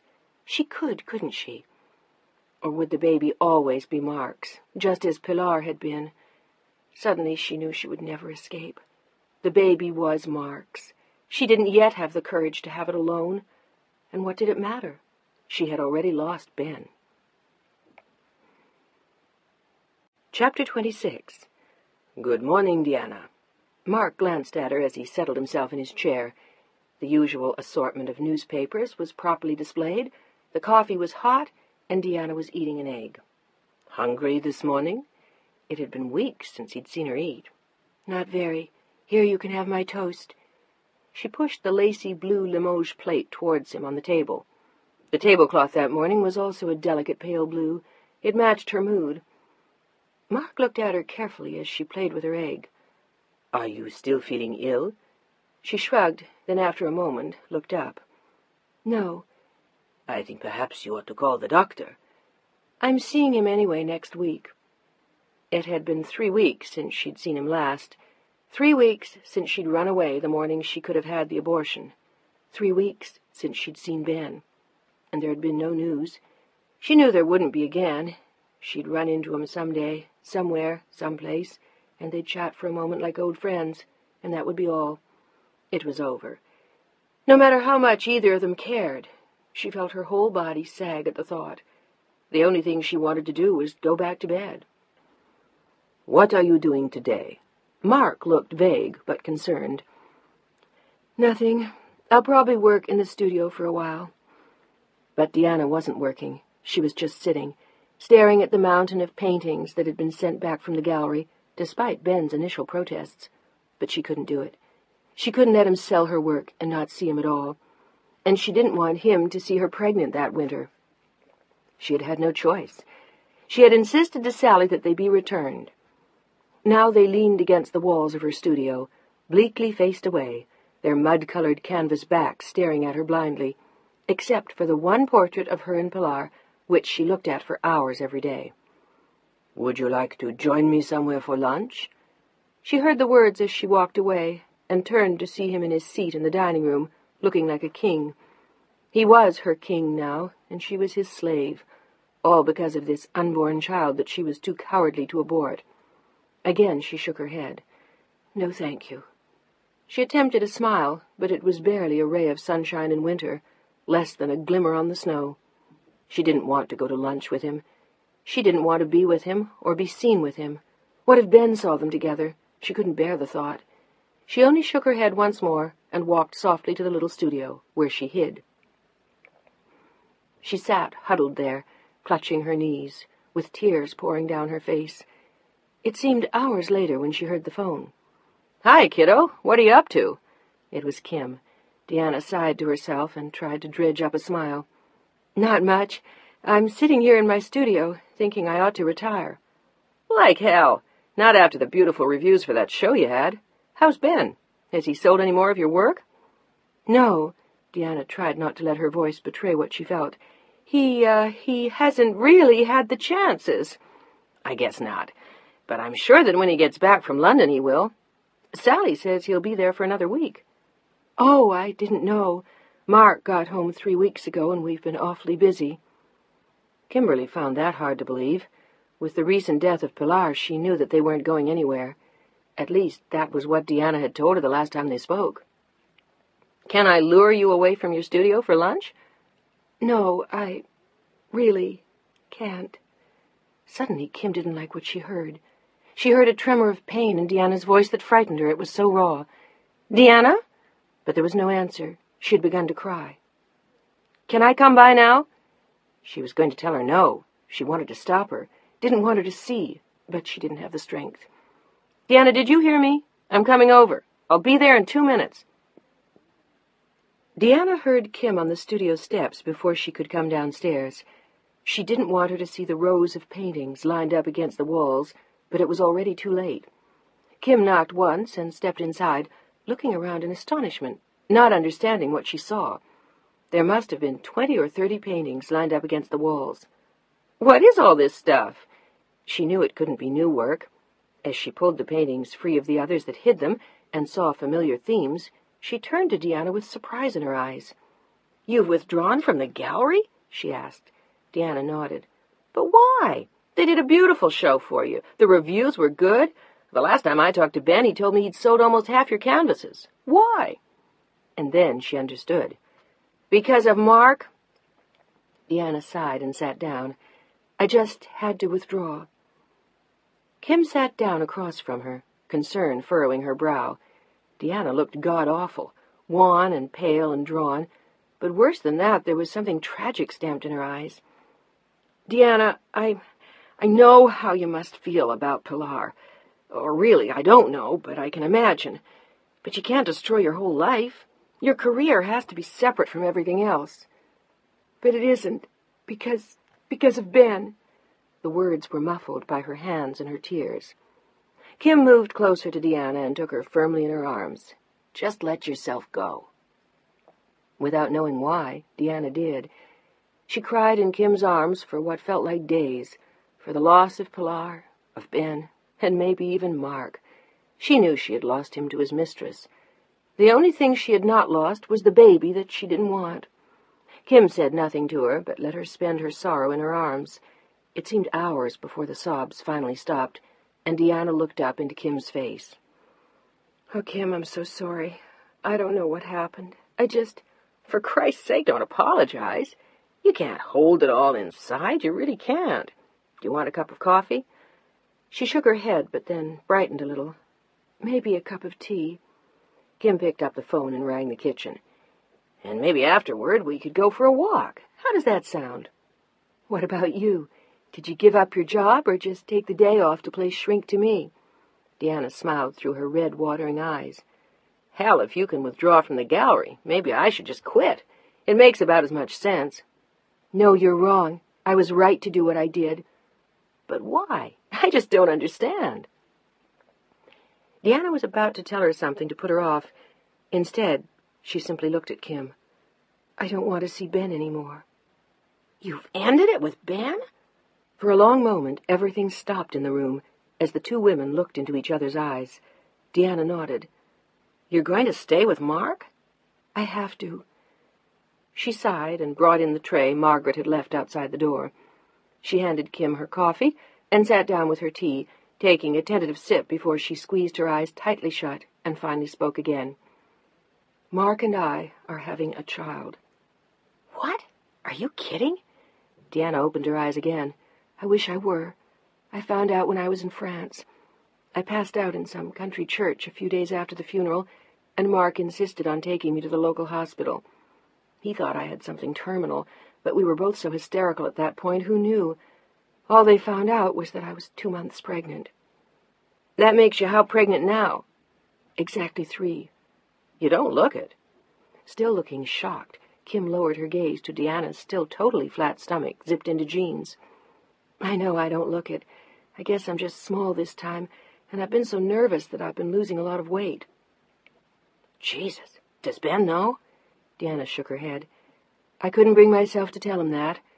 I was thinking of having it aborted, and I tried. I had it all set up, but when they got me on the table, I just couldn't. Not with 2 dead babies, and now Pilar. No matter how much I don't want this child, I just can't." "And Mark?" "He's ecstatic. He'll finally get his son, or a replacement for Pilar." "And you, Deanna?" Her voice was painfully soft. "What do I get? Not much. I lose the one man I truly love. I get locked into a marriage that I've discovered has been dead for years. I have another baby who may or may not live, and if it does, it will be Mark's, and he'll turn it against me again, make it 2,000% French. God knows, Kim, I've been through it. But what are my choices? What can I do?" "You could have it alone, if you want the kid. Ben might even want it, even if it isn't his." "Mark would never let me go. He'll do everything in his power to stop me." It seemed a nebulous threat, but she looked terrified by her own words. Kim watched the pain in her friend's eyes. "But what could he do?" "I don't know. Something. Anything. I feel as though I could never get away. If I tried to make it on my own, he'd do everything he could to stop me. And somehow he shakes my self-confidence. He convinces me that I can't." "Tell me something, Deanna." Kim looked at her long and hard. "Are you painting these days?" Deanna shook her head. "What's the point? I can't show." She gave a small, useless shrug. "You didn't show for 20 years, and you painted anyway. Why did you stop now?" "I don't know." "Because Mark told you to? Because he thinks it's foolish? Because he makes you and your artwork seem very small?" Kim's eyes were blazing now. "I don't know. Maybe. He just makes everything seem so trivial and pointless." "And Ben?" Deanna's voice was suddenly very soft, and there was that light in her eyes again, the one Kim had so rarely seen. "It's very different with Ben." "Don't you think he could love that baby?" "I don't know." Deanna came back to reality, and she looked long and hard at Kim. "I can't ask him. Do you realize that I was pregnant with Mark's child the whole time I was sleeping with him? Do you have any idea how outrageous that is?" Deanna looked for a moment as though she hated herself. "Don't be so goddamn uptight, for Christ's sake. You didn't know you were pregnant, did you?" "No, of course not." "You see? For God's sake, Deanna, it might even be Ben's." But Deanna was shaking her head. "No, there's a discrepancy of a month." "Could they have made a mistake? You ought to know." Yes, I should, but it's a little hard to tell. I'm irregular. That makes things very confusing. I have to rely on their theories, not mine. And they say I got pregnant in mid to late June. It could still be Ben's, but it's not very likely. Kim sat silently for a long time, watching her friend, before she asked the one question that seemed to matter to her. The rest really did not. Deanna, do you want the baby? I mean, if none of this existed, if they both fell off the face of the earth and there was just you, would you want this kid? Think about it for a second before you answer. But she didn't have to. Dr. Jones had asked her the same thing. She looked up at Kim with a small, tender light in her eyes. The answer is yes. Yes, I'd want it. I'd want it to be my baby. Mine. She looked away with tears in her eyes, and I could always tell myself it was Ben's. Kim sighed and put down her cup. Then for God's sake, Deanna, have it. Enjoy it. Love it. Be with it. Thrive with it. But have it alone. Leave Mark, so at least you can enjoy this child. I can't. I'm afraid. Of what? She hung her head as though in shame. The bitch of it is that I don't know.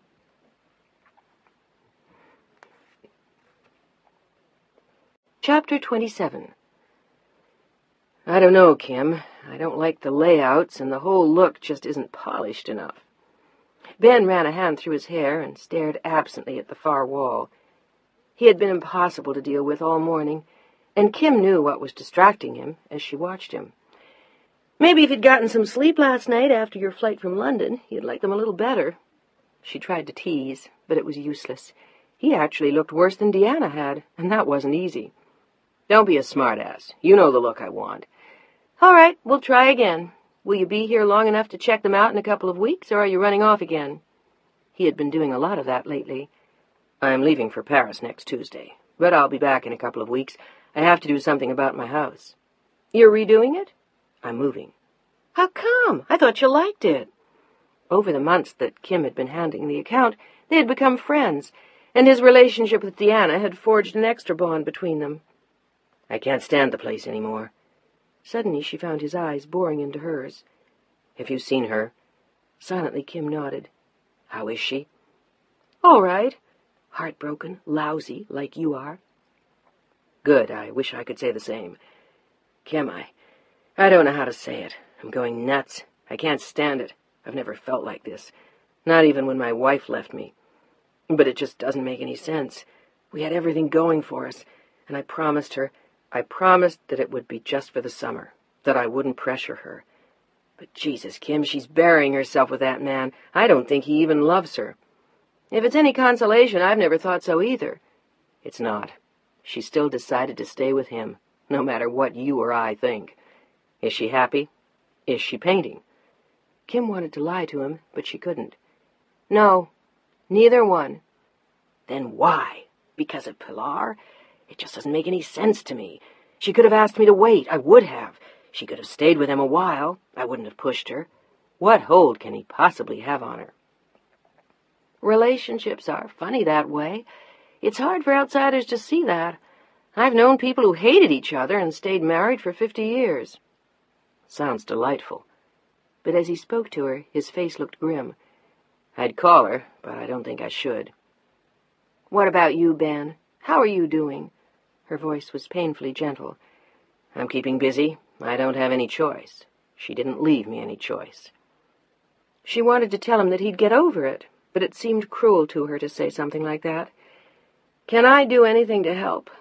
Yeah, help me kidnap her. He looked away again.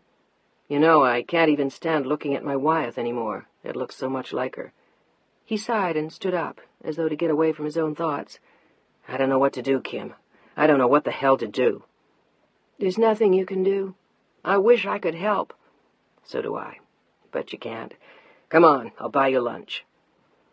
Kim put the ads for the gallery back in her briefcase and replaced it on the floor. It was agonizing to see him like that.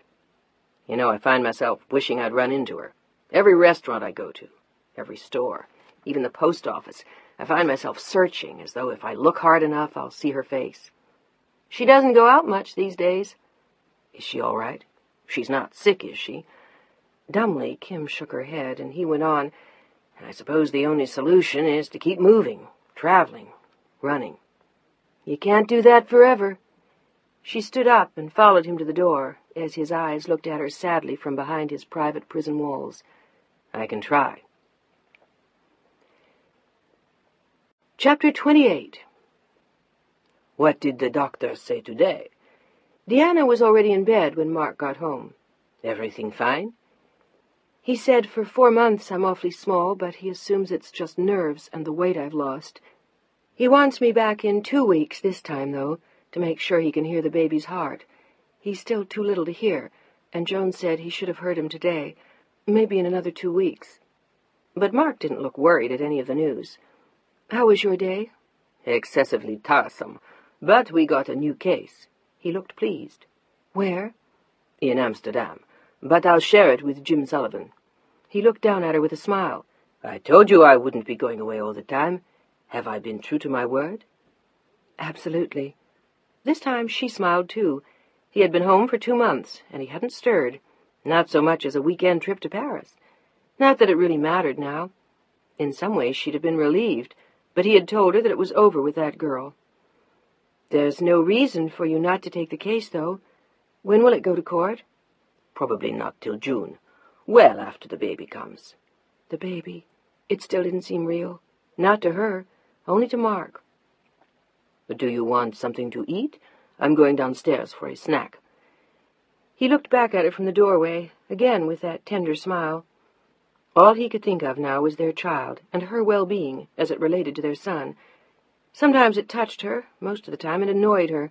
She knew it had nothing to do with her. It had to do with the baby, with his heir. What are you going to eat? Pickles and ice cream? What would you prefer, Diana? Caviar and champagne? That can be arranged, too. A few crackers will be fine. Most unexciting. I hope the baby has better taste. I'm sure it will. He was back a few minutes later, with crackers for her and a sandwich for himself. No strawberries, no pizza, no tacos. It was the first time he had seen her sense of humor in months, but she had had a pleasant day. After her visit to the doctor, she had gone to lunch with Kim. Kim was helping her to keep her sanity in these strange, lonely days, and Deanna could tell her how much she missed Ben. She was still waiting for the hurt of that to stop. So far, though, it had shown no sign of abating. Mark was about to offer her a bite of his sandwich when the phone rang next to her. Want me to get it? It's probably for you. At this hour? He looked at his watch, then nodded. It was 8 in the morning in Europe. It was very probably for him. He sat down on the bed again, next to his wife. He hadn't seen her this friendly in weeks. He smiled at her once more and picked up the phone. Hello? There was the usual whir of lines from overseas, and he waited to hear which of his clients was in dire need. Mark Edouard? It was a voice, frantic with desperation, and he felt himself grow suddenly pale. Chantal. Deanna saw his back stiffen slightly, and he turned away from her with a frown. Yes? What is it? He had spoken to her only that morning. Why was she calling him at home? He had already promised her that he would be back in Europe within the next few weeks. He was sure he could get away from Deanna just after Thanksgiving. By then he would have paid his dues. 2.5 months at her side in the States. Is something wrong?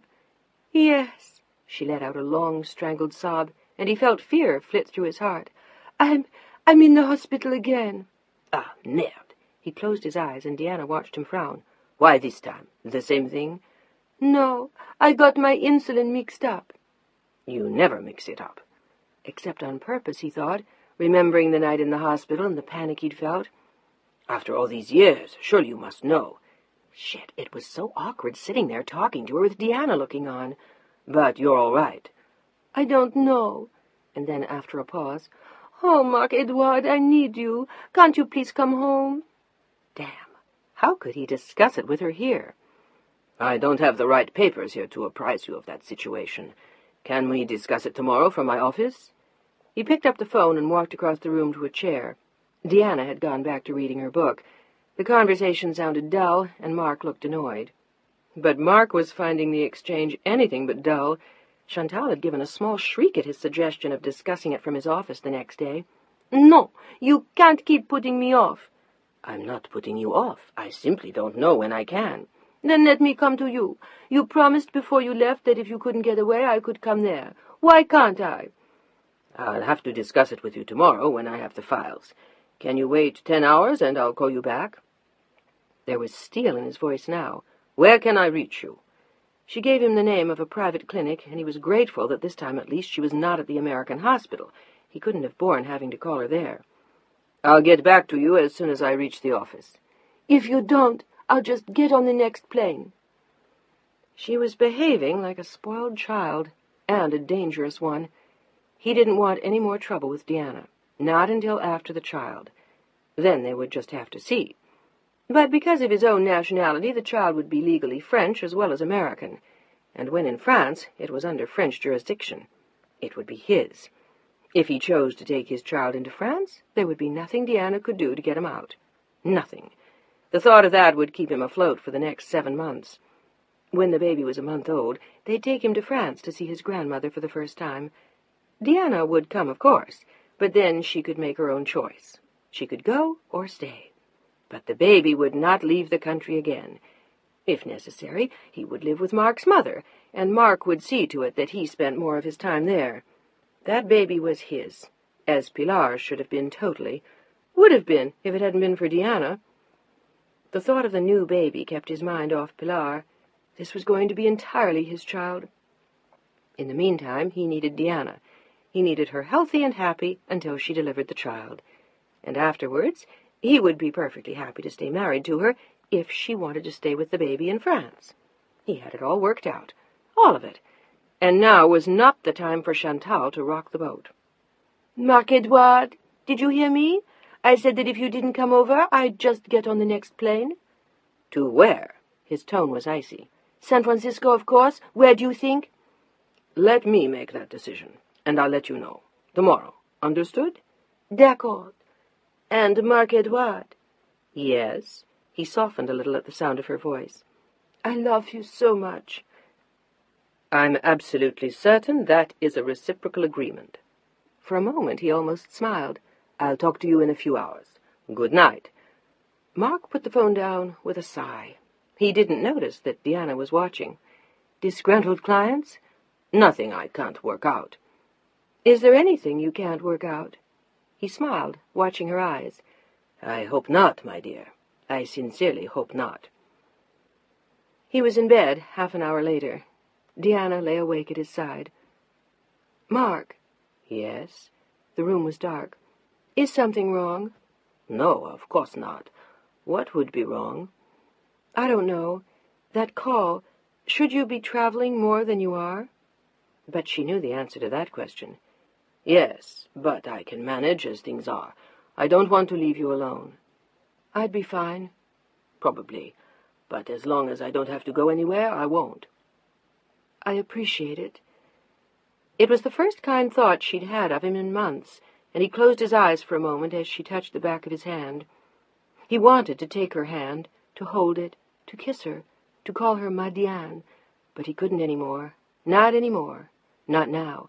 Already thoughts of Chantal were crowding his mind. "Don't worry, Deanna. Everything will be all right." He patted her hand and turned his back to her on the very far side of the bed. "What kind of madness is that, calling me at home in the middle of the night?" Marc-Edouard's voice raged at her over a continent and an ocean. What if she had answered the phone? "So what, damn it? She knows?" No, she knew. Past tense, not present. "I don't give a damn what she knows. You have no right to do that. I've told you not to." "I have a right to do whatever I want." But her voice wavered. Suddenly she was crying in his ear. "I can't, Marc-Edouard. I can't go on. Please, it's been more than 2 months. "It's been exactly 2 days more than 2 months. But he was stalling. He knew that if he was not to lose her, something had to be done. It was going to be a difficult winter, running between them both. "Please." She almost hated herself for begging him, but she needed him. She wanted to be with him. She didn't want to lose him again to his wife. Events were always conspiring against her, even to the death of Pilar, things that brought him and Deanna closer, moments when they needed each other. Now she needed him more, and she wasn't going to lose. "Marc-Edouard?" The threat was back in her voice. Chantal, darling, can't you please hang on for a little while longer? No. If you don't do something now, it's over. I can't go on like this anymore. It's driving me mad. Oh, God, what was he going to do with her? I'll come over next week. No, you won't. You'll find an excuse. Suddenly her tone hardened again. I was brought to the hospital by a friend, Marc-Edouard. A man. The one I mentioned to you this summer. If you don't let me come to you once and for all, I'll— Don't threaten me, Chantal. But something in her words and her tone made his heart turn over. What are you telling me? That you'll marry this man? Why not? You're married. Why shouldn't I be as well? Christ, what if she meant it? If, like the suicide attempts, she actually went ahead and did it. If you come over here, he said, you can't just run all over town. You'd have to be extremely discreet. You'd get bored very quickly. Will you let me decide that? She could tell that he was wavering, and at her end there was a small smile beginning to dawn on her face. I'll be good, darling. I promise you. And then he smiled too. You are always good. Not even good. Extraordinary. All right, you determined little blackmailer. I'll arrange the ticket today. She gave a whoop of victory and joy. When can I come? How soon will they let you leave the hospital? Tonight. Then come tomorrow. They were both smiling openly now. To hell with the complications. He was dying to see her. And Chantal. Oui, mon amour. She was all innocence and power, like a nuclear missile wrapped in pink silk. Chapter 29. Chantal was the first person through customs, and as he watched her wend her way towards him, he felt a smile wipe itself all over his face. My God, she looked beautiful. She was draped in pale champagne suede, with a huge lynx collar and matching hat. Her auburn hair peeked out at him, and the sapphire eyes seemed to dance as she ran to his side. He saw that, for a moment, she was going to kiss him, and then she remembered. Instead, they walked side by side, whispering, talking, laughing. They might as well have kissed and torn off each other's clothes. It was clear how happy they were to be together again. He had almost forgotten how incredibly appealing she was, how special. Reduced to their exchanges on the phone, he had almost forgotten how heady were her charms. He could barely keep his hands off her as they disappeared into his rented limousine. It was there at last that his hands touched her body, her face, that he pressed her close to him and drank her mouth with his own. "Oh, God, you feel so good to me." He was almost breathless as he held her, and she smiled. Now she was in control again, and her power laughed at him from her eyes. "Idiot, you'd have kept me away for a year." "No, but things just got too bogged down." She rolled her eyes and sighed. "It doesn't matter. It's over now. As long as we're together, I don't give a damn." For a moment he wondered how long she was planning to stay, but he didn't want to ask. He didn't want to speak to her at all. He just wanted to hold her and make love to her for the rest of his life. The car pulled up outside the Huntington Hotel, and Mark helped her out. He had already checked her in and paid for 10 days. They had nothing to do but disappear into her room. He had told his office he would be gone for the day. "Mark?" She picked her head up sleepily in the dark and smiled. It was well after 2 in the morning, and she'd been asleep for 2 hours. "No, it's the President. Whom did you expect?" "You? How come you're so late?" He hadn't even called, but she hadn't really been worried. "Clients in from out of town.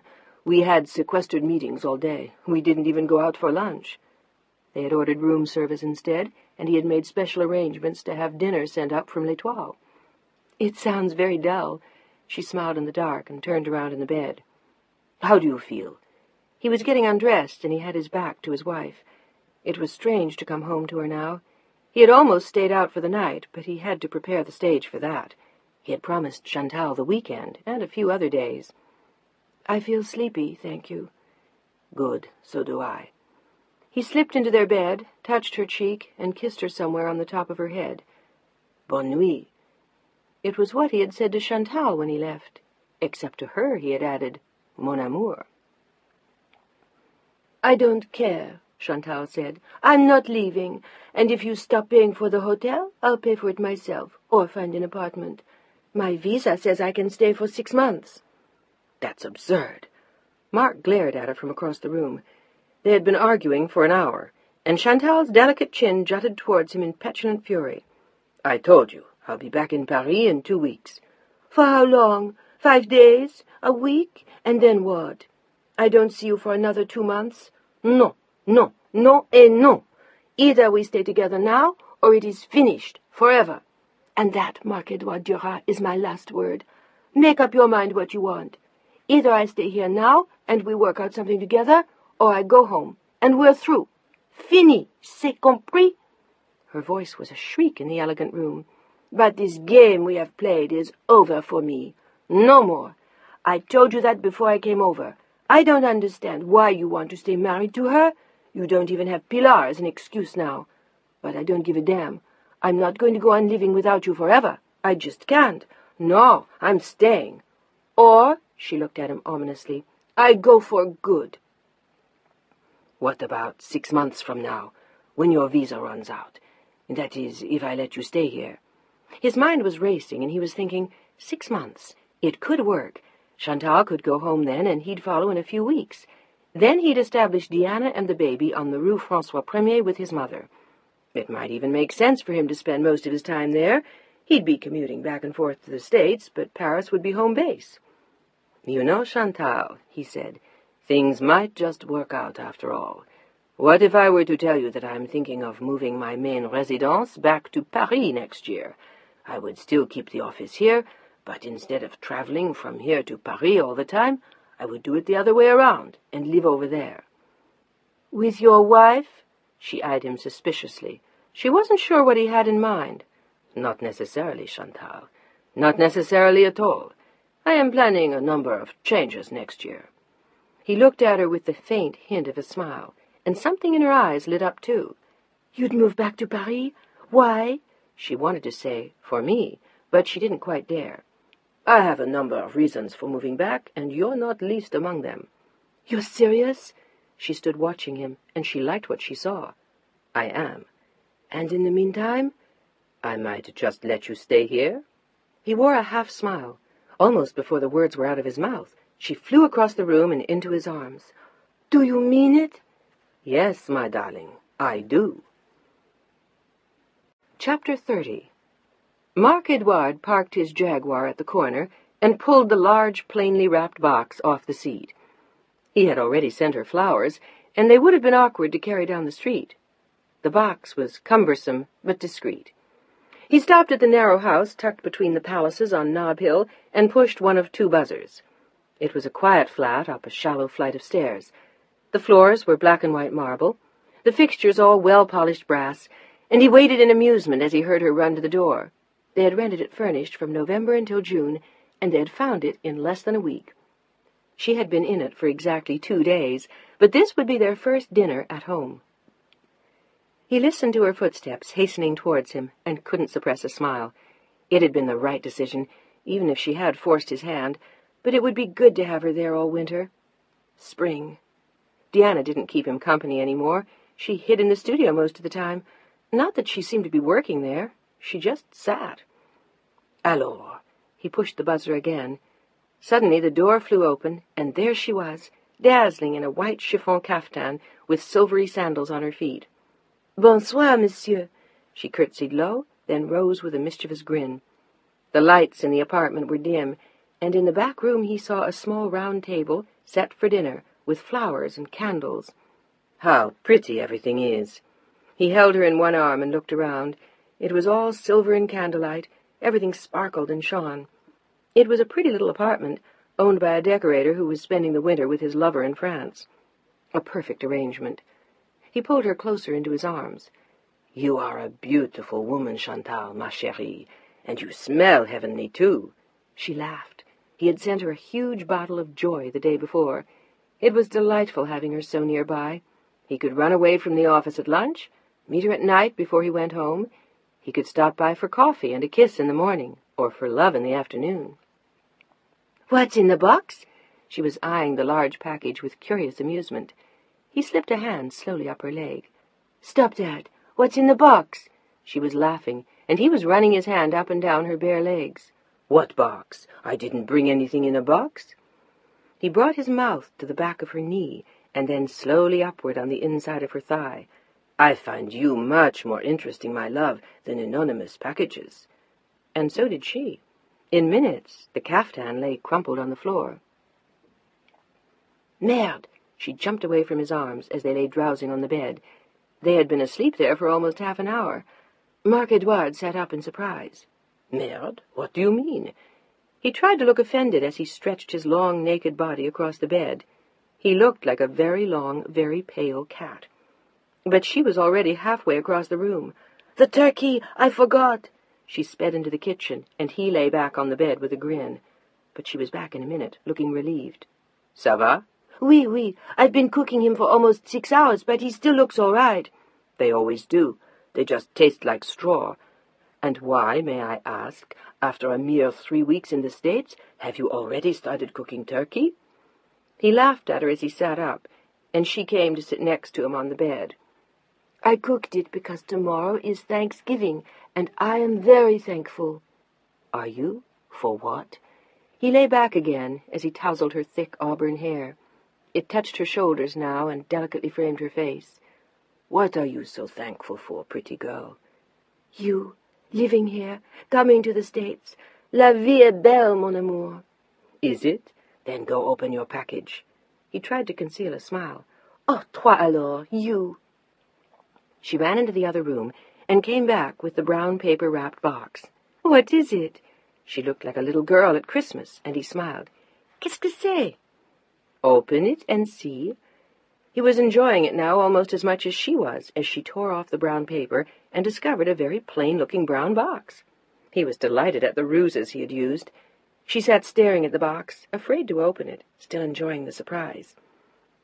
"Is it something for the house?" Her eyes were enormous as they held his, but his gaze rapidly slipped down to the perfectly shaped breasts as she knelt, naked, next to him on the bed, clutching the large box. "Go on, silly. Vas-y." She pulled off the lid and burrowed into the tissue paper to discover what was there. Her hands shot backward, as though she had touched flame, and instantly flew to her mouth. "Ah non, Marc-Edouard!" "Oui, mademoiselle." "Oh!" Her hands burrowed back into the tissue, and her eyes grew even wider, as slowly, carefully, with exquisite caution, she pulled it out. This time she gasped as she held it aloft, then ran her hand gently up and down the pelts. It was a very beautiful, bittersweet chocolate, Russian sable coat. "Oh, my God!" "Let's try it on." He took it from her and slipped it carefully over her shoulders. She shrugged herself into it and buttoned it to her chin.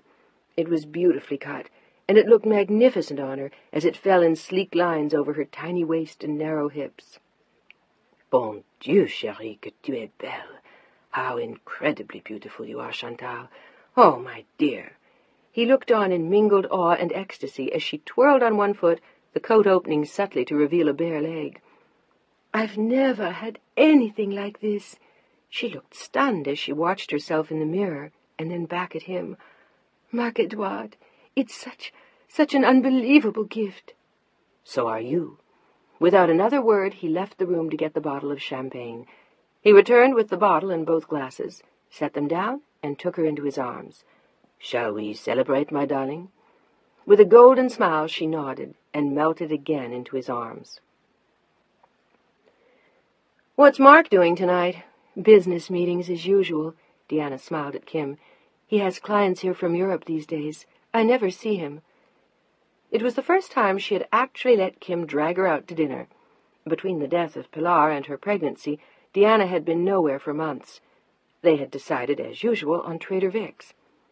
Jesus, I hate to admit it, but it feels good to get out. And here she had no qualms about running into Ben.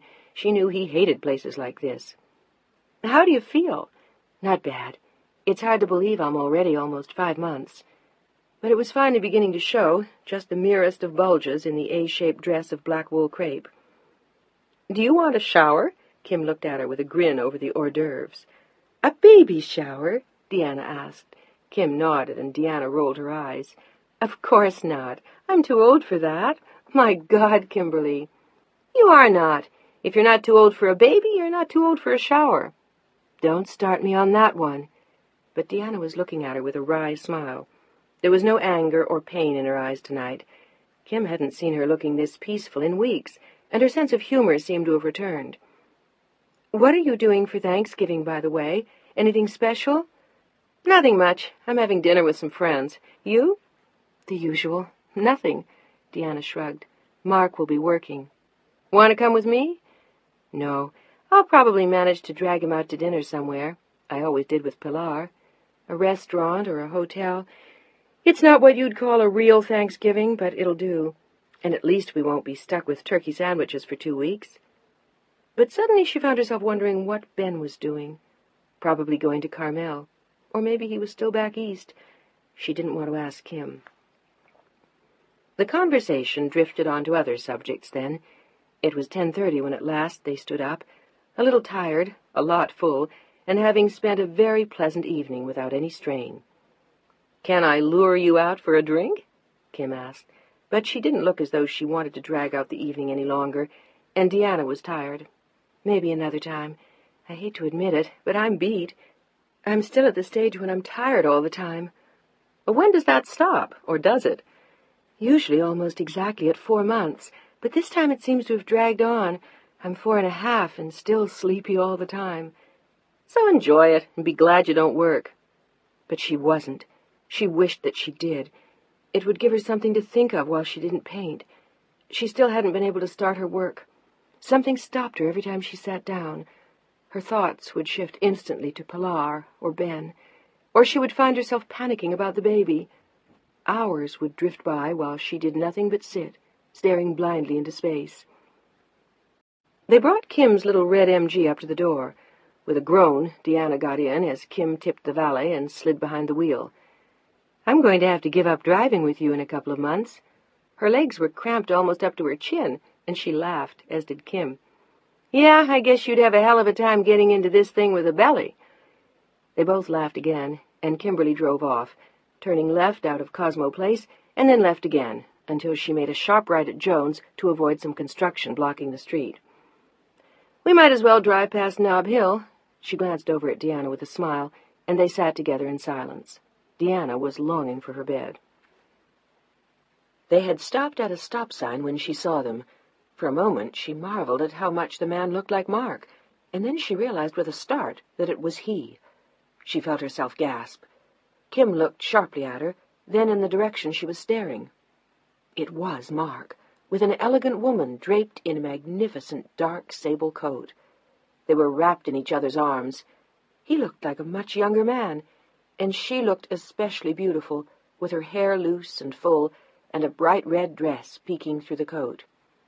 She threw her head back and laughed, and Mark kissed her full on the mouth. Deanna stared. As the woman pulled away, Deanna suddenly saw who she was. It was the girl from the airport, the one she had seen him with the night Pilar died. She suddenly felt as though all the air had been squeezed out of her until she had to gasp for breath. They climbed into his car. Deanna clutched Kimberly's arm. "Drive, please. Let's go. I don't want him to see us. He'll think—" She turned her head away from the window, wanting to see no more, and as though by reflex, Kim stomped her foot on the gas. The car lurched forward, and they sped towards the bay as Deanna tried to settle her rapidly whirling mind. What did it mean? Why was the girl there? Was it... did it... had he... But she knew all the answers, as did Kim. They had sat there for 5 minutes, silent and staring, in the little red car. It was Kim who finally spoke first. "Deanna, I'm sorry. Is there... Shit, I don't know what to say." She glanced at Deanna. Even in the darkness, she looked terrifyingly pale. "Do you want to come home with me for a while until you calm down?" "You know what's very strange?" She turned to Kim with those huge, luminous green eyes. "I am calm. I feel as though everything has suddenly stopped. All the whirling and confusion and fear and despair. It's all over. It's gone." She stared out the window into the foggy night, and she spoke to Kim without turning to see her face. "I think I know now what I'm going to do." "What?" Kim felt worried about her friend. It had been one hell of a shock. She herself was still shaking. "I'm going to leave him, Kim." For a moment Kimberly didn't respond. She only looked at Deanna's profile, sharply etched against the night. I can't live like this for the rest of my life. And I think it's been like this for years. I saw him with her in Paris, the night Pilar... She came in with him from Athens. The joke of it is that when he came home in September, he swore it was over. Do you think it's serious? I don't know. Maybe it doesn't matter. The trouble is, she finally looked back at her friend, there isn't enough in it for me. No matter what. I'm alone all the time. We don't share anything, and we won't even share this child. He'll take it away from me, just as he did Pilar. Why should I stay with him? Out of duty? Out of cowardice? Out of some insane feeling of loyalty that I've dragged with me over the years? For what? Did you see him tonight? He looked happy, Kim. He looked young. He hasn't looked like that with me in almost 18 years. I'm not even sure anymore if he ever did. Maybe she's good for him. Maybe she can give him something I never had. But whatever it is, that's his problem. I'm getting out. Why don't you give it some thought? Kim spoke quietly and looked at Deanna. Maybe this isn't the right time. Maybe you should wait until after the baby comes. Do you want to be alone when you're pregnant? Maybe you haven't noticed. I already am. Kim agreed, but she was afraid of the look in Deanna's eyes. She had never seen that burning determination there before. It was frightening. Finally they came to a stop in front of her house. Do you want me to come in? At least they knew that Mark wouldn't be home. But Deanna shook her head. No, I want to be alone. I have to think. Will you talk to him tonight? She looked at Kimberly for a long time before she answered, and this time Kim saw pain in her eyes. It did hurt. Somewhere inside her she still cared. Maybe not. He may not come home. Chapter 31. Alone in her bedroom, Deanna slowly pulled off the black dress and stood staring at herself in the mirror. She was still pretty, and in some ways still young. The skin on her face was supple and taut. Her neck had the graceful sweep of a swan. The eyes were large. The eyelids didn't droop, and the chin didn't sag. The breasts were still firm, the legs thin, the hips small. There was no real sign of age, and yet she looked at least 10 years older than that girl tonight. She had had the glow and the glamour and the excitement of a mistress. There was no fighting that. Was that what he wanted then? Did that make the difference? Or was it something else? Was it that she was French, that she was one of his own? Or maybe only that he loved her? Deanna wondered as she climbed into her robe. She wanted to ask him all those questions, wanted to hear all the answers from him, if he'd tell her, if he'd ever come home. She didn't want to wait all night long to ask him. She wanted to ask him now, but it had been clear that he and the girl were going out on the town. It might be daybreak before he came home, claiming that he had been involved in interminable negotiations and had had a sleepless night. She suddenly wondered how many of his stories had been lies, how long this had gone on. She lay her head back in the chair and closed her eyes against the soft lights. Why did he go on with the marriage, now that Pilar was gone? He'd had the perfect opportunity to leave Deanna in Paris, to tell her they were through. Why didn't he? Why had he stayed? Why did he want to hang on? And then suddenly she knew. The baby. That was what he wanted. A son. She smiled to herself then. It was funny, really. For the first time in their nearly 20 years together, she had the upper hand. She had the one thing he wanted. His son. Or even a daughter, now that Pilar was gone. But Mark wanted her child. It was mad, really. He could have had a baby with that girl, since he appeared to hang on to her, too. But for some reason he had not.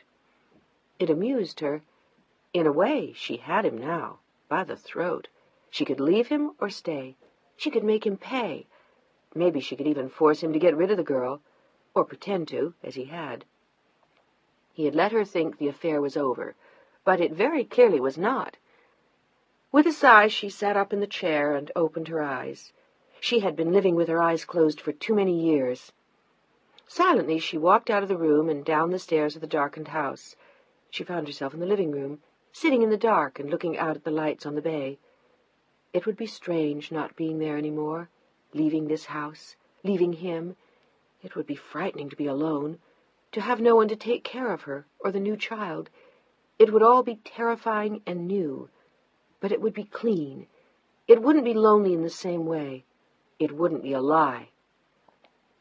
She sat up there alone until dawn, waiting for him. She had made up her mind.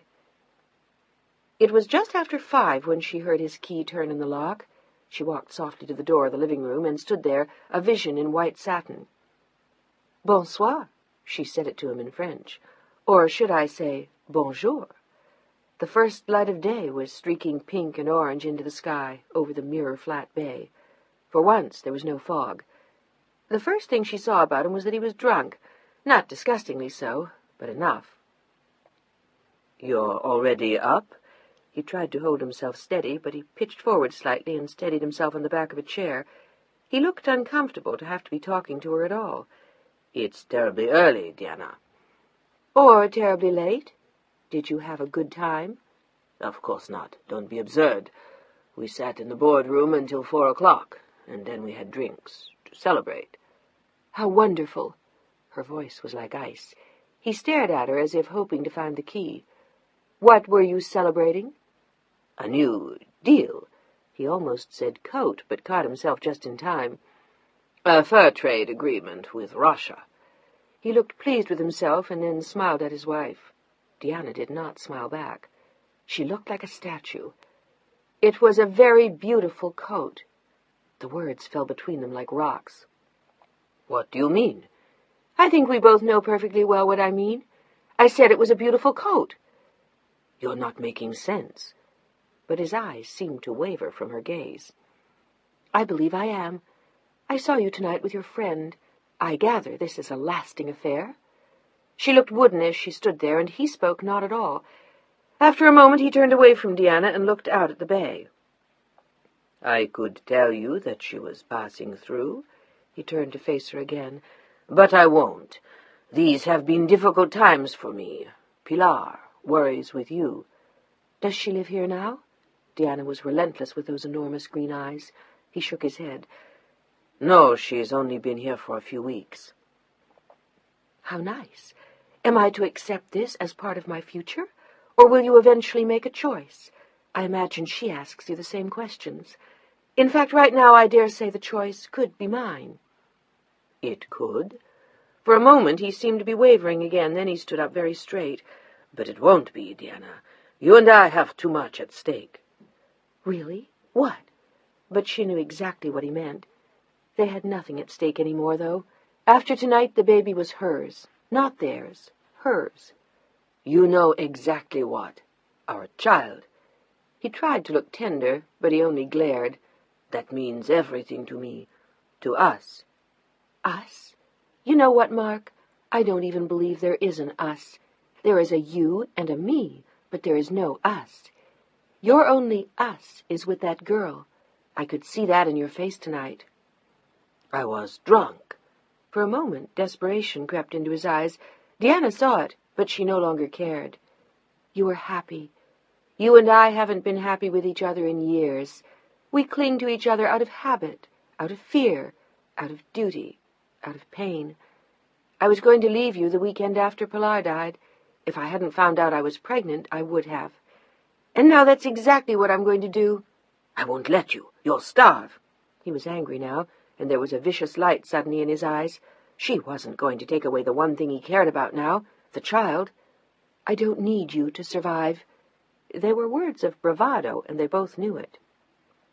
"What will you do to eat, my darling? Paint? Sell your little sketches to people on the street? Or go back to your own lover?" "What lover?" Diana felt as though she had been slapped. "You think I don't know?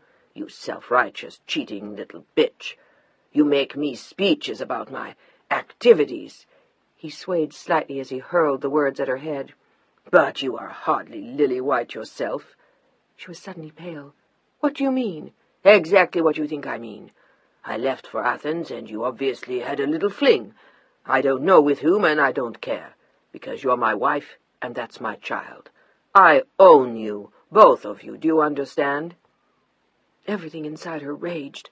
"How dare you say that to me? How dare you? You may have owned me before, but you don't own me now, and you never will, and you'll never own this child. I won't let you do what you did with Pilar." He grinned at her evilly from the stairs. "You have no choice, my dear. The child is mine. Mine because I chose to accept it, to be its father, to keep you in spite of what you did. But don't you ever forget that I know. You're no better than I am, in spite of all your saintly airs. But remember," his eyes narrowed and he swayed again, "it is I who will keep your child from being a bastard. I'm giving him my name, because I want him, and not because he's mine." Deanna's voice was like measured ice. She stood immobile, watching Mark. "The baby isn't yours, then, Mark?" He bowed awkwardly at her and inclined his head. "Correct." "How do you know?" "Because the woman you resent so greatly never wanted children, and to please her I had a vasectomy several years ago." He stared at Deanna, satisfied with the disclosure, as Deanna steadied herself unthinkingly on the back of a chair. "I see." There was a long silence between them. "Why are you telling me this now?" "Because I'm tired of lies, and your miserable, pathetic face, and your feeling put upon and used and abused by me. I have not abused you, madame. I have done you a favor. I have kept you and your child in spite of your appalling behavior, in spite of the fact that you're an adulteress. And now he's gone, and you have no one to turn to but me. You are mine." "To do with as you choose, is that it, Mark?" Her eyes raged at him, but he was too drunk to see it. "Precisely. And now I suggest that you take yourself and my son to bed, and I will take myself to bed. I will see you in the morning." He marched solemnly upstairs, totally unaware of the effect of his admission. Deanna had been freed. Chapter 32. The door to the back of the house, behind the kitchen, had been locked, and she had the key. She had called Kim and asked her to rent a car, a station wagon. She would explain later. She had had the grocery store deliver a dozen boxes. The equipment in her studio went easily into 3. Her photographs and albums fitted in 5. The paintings were all neatly stacked next to the back stairs. 6 suitcases waited to be packed. She picked up the phone and asked Margaret for her help. She would not do this alone. She had been working in her studio since 6, and it was almost 9. She knew that Mark had probably already left the house. He didn't follow her to her studio after she left their room, and the silence in the house had been deafening. The end had come quietly, in silence. Now she could put away the past, in a dozen boxes and a few valises. She was leaving him everything else. It was all his, the furniture from France, the paintings, the rugs, and the silver, which had been his mother's, almost all of it sent from France. All that she had collected over the years was in her studio. Art books, brushes, paints, a few trinkets, some bits and pieces that she liked but were worth nothing. She had her clothes, and the jewelry she would take, too. She would sell it to eat until she found a job. She was taking all her paintings. They meant nothing to him, and she could sell those, too. All except the one of herself and Pilar. That was not a painting to sell. It was a treasure of a lifetime. The rest he could have. He could have it all. She unlocked the door at the foot of the studio stairs and hesitantly made her way through the house. What if he was still there? If he was waiting? If he knew what she was going to do and how soon? But it didn't matter now. He couldn't stop her. He had told her what she needed to know last night. The baby wasn't his. It was Ben's, and he had known all along. But it didn't matter any more. None of it did. "Margaret is—" She wasn't quite sure what to say. "He left for the office at 8:30. Margaret's eyes were brimming with tears. "Mrs. Duras, you're not— Oh, don't leave us. Don't go." It was the speech that should have been made by Mark, except that he already knew he had lost, and he was too drunk the night before to follow through on his fears. He must have figured that if he slept it off and let her hide in her studio, he could come home with a handsome piece of jewelry, an apology, and a lie, and all would be well again. Not this time. Deanna put an arm around Margaret. I have to, but you'll come and see me. I will? The old woman looked crushed. Deanna smiled at her through her own tears. She was crying for herself now, not for him. The doorbell rang as they finished the second suitcase. Deanna jumped, startled, and for a moment Margaret looked like she might panic, but Deanna sped down the stairs and discovered that it was Kim. I got the biggest station wagon they had. It looks like a boat. She tried to smile, but saw that Deanna was not in the mood. There were dark circles under her eyes. Her hair was disheveled, and her eyes were rimmed with red. Looks like it must have been a great night. The baby's not his. It was the first thing she could think of to say, and then suddenly she was smiling at Kim. It's Ben's, and I'm so glad. Jesus H. Christ. For a moment Kim didn't know whether to laugh or cry, but somehow she felt immensely relieved. Deanna was free. Are you sure? Absolutely. And you're leaving? Yes, now. I had a suspicion it was something like that. Because of the baby? They were still standing at the door. Deanna started slowly towards the stairs. That and everything else. The other girl, the baby. It's not a marriage, Kim. And whatever it is or it isn't, it's over. I knew that for certain last night. Will you tell Ben? But it was a dumb question. She knew that Deanna would. She knew it. Until Deanna shook her head. Are you kidding? Why not? Why? So I can run from Mark's house to his? So he can take care of me too? I left him, Kim. I walked out. I went back to Mark and never told him I was having a child. What right do I have to call him now? Her eyes looked too big in her face. Kim stared at her, trying to make sense of what was being said. But you're having his baby. What more right do you need? I don't know. I just know I won't call. Then what the hell are you doing? Kim grabbed her arm as she started up the stairs. Leaving here. I'll find an apartment and take care of myself. Oh, for Christ's sake, will you stop being so noble? How the hell will you eat? Paint, work, sell my jewelry. You'll see. Come on, I have to finish upstairs. Kim looked sober as she followed her up the stairs. She thought leaving Mark was the best idea Deanna had had yet, but not calling Ben was insane. Margaret had just finished packing the last bag. There was nothing left in the room except the things that belonged to Mark. The little trinkets and photographs, the tiny mementos, the jewel box and the books, all were packed and gone. She stopped for only a moment on the threshold, then hurried down the stairs. It took them 25 minutes to pack the car, with Margaret crying ceaselessly and Kim carrying all the heavy bags. Deanna carried only her paintings, which were light. "Don't touch that," Kim shouted at Deanna once when she'd been about to pick up a valise. "You're 5 months pregnant, you jackass." Deanna smiled. "No, I'm not. Probably a lot more like 4. Then they both grinned. Deanna had figured that out in the early morning, as she cleaned all her paintbrushes, wrapped them in newspaper, and put them away. He had told her that she had conceived at the end of June, which was when he'd left, but it was probably more like late July, when she was with Ben. That explained, too, why Dr. Jones hadn't heard the heartbeat until a month after he thought he should have, and why she was so small. Also, why she was still so tired. She was probably almost exactly 4 months pregnant. "Oh, my God!" She suddenly looked up at Kim. "Is today Thanksgiving?" "It is." "Why didn't you tell me?" "I thought you knew."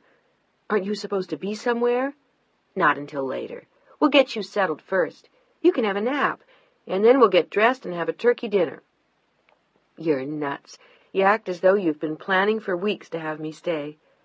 The two women exchanged a smile as they stowed the last painting in the back of the car. "I'm going to stay at a hotel, you know." She said it firmly as she looked at the paintings and packages in the car. "No, you're not." Kim was equally firm. "You're staying with me until you're ready to move out." "We'll discuss it later. I want to go back inside for a minute and check." "Is there any chance Mark might come back? It is a holiday, after all." But Deanna shook her head. "Not for him. He works on Thanksgiving." And then she smiled, a half smile, and shook her head. "It isn't French." Kim nodded and got into the car as Deanna disappeared back into the house. Margaret was in the kitchen, and for a moment Deanna was alone, for the last time in what had been her house, except that it had never been. It had always been his. Maybe the little French girl in the fur coat would like it. Maybe it would all mean something to her. Deanna stood in the hall, looking through the living room, glancing at the portraits of Marc Edouard's ancestors. It was amazing.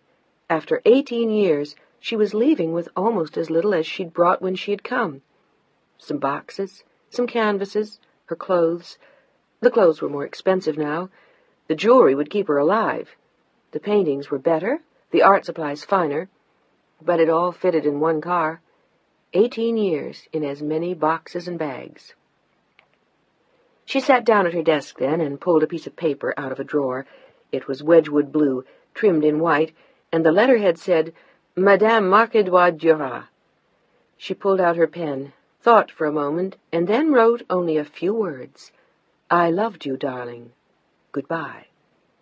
She folded the sheet of paper, wiped a tear from her face with the back of one hand, and left the note stuck in the mirror in the hall. When she turned away, she saw Margaret watching her, the tears streaming from her eyes. Deanna said nothing, only went to her, held her tightly for a moment. Then, with tears streaming from her own eyes, she nodded and walked to the door. She said only one word as she left, and she said it so softly that Margaret could barely hear. She said it gently as she closed the door, and smiled. Adieu. Chapter 33. Why won't you come? Kim looked disappointed. It's Thanksgiving, and I won't leave you alone.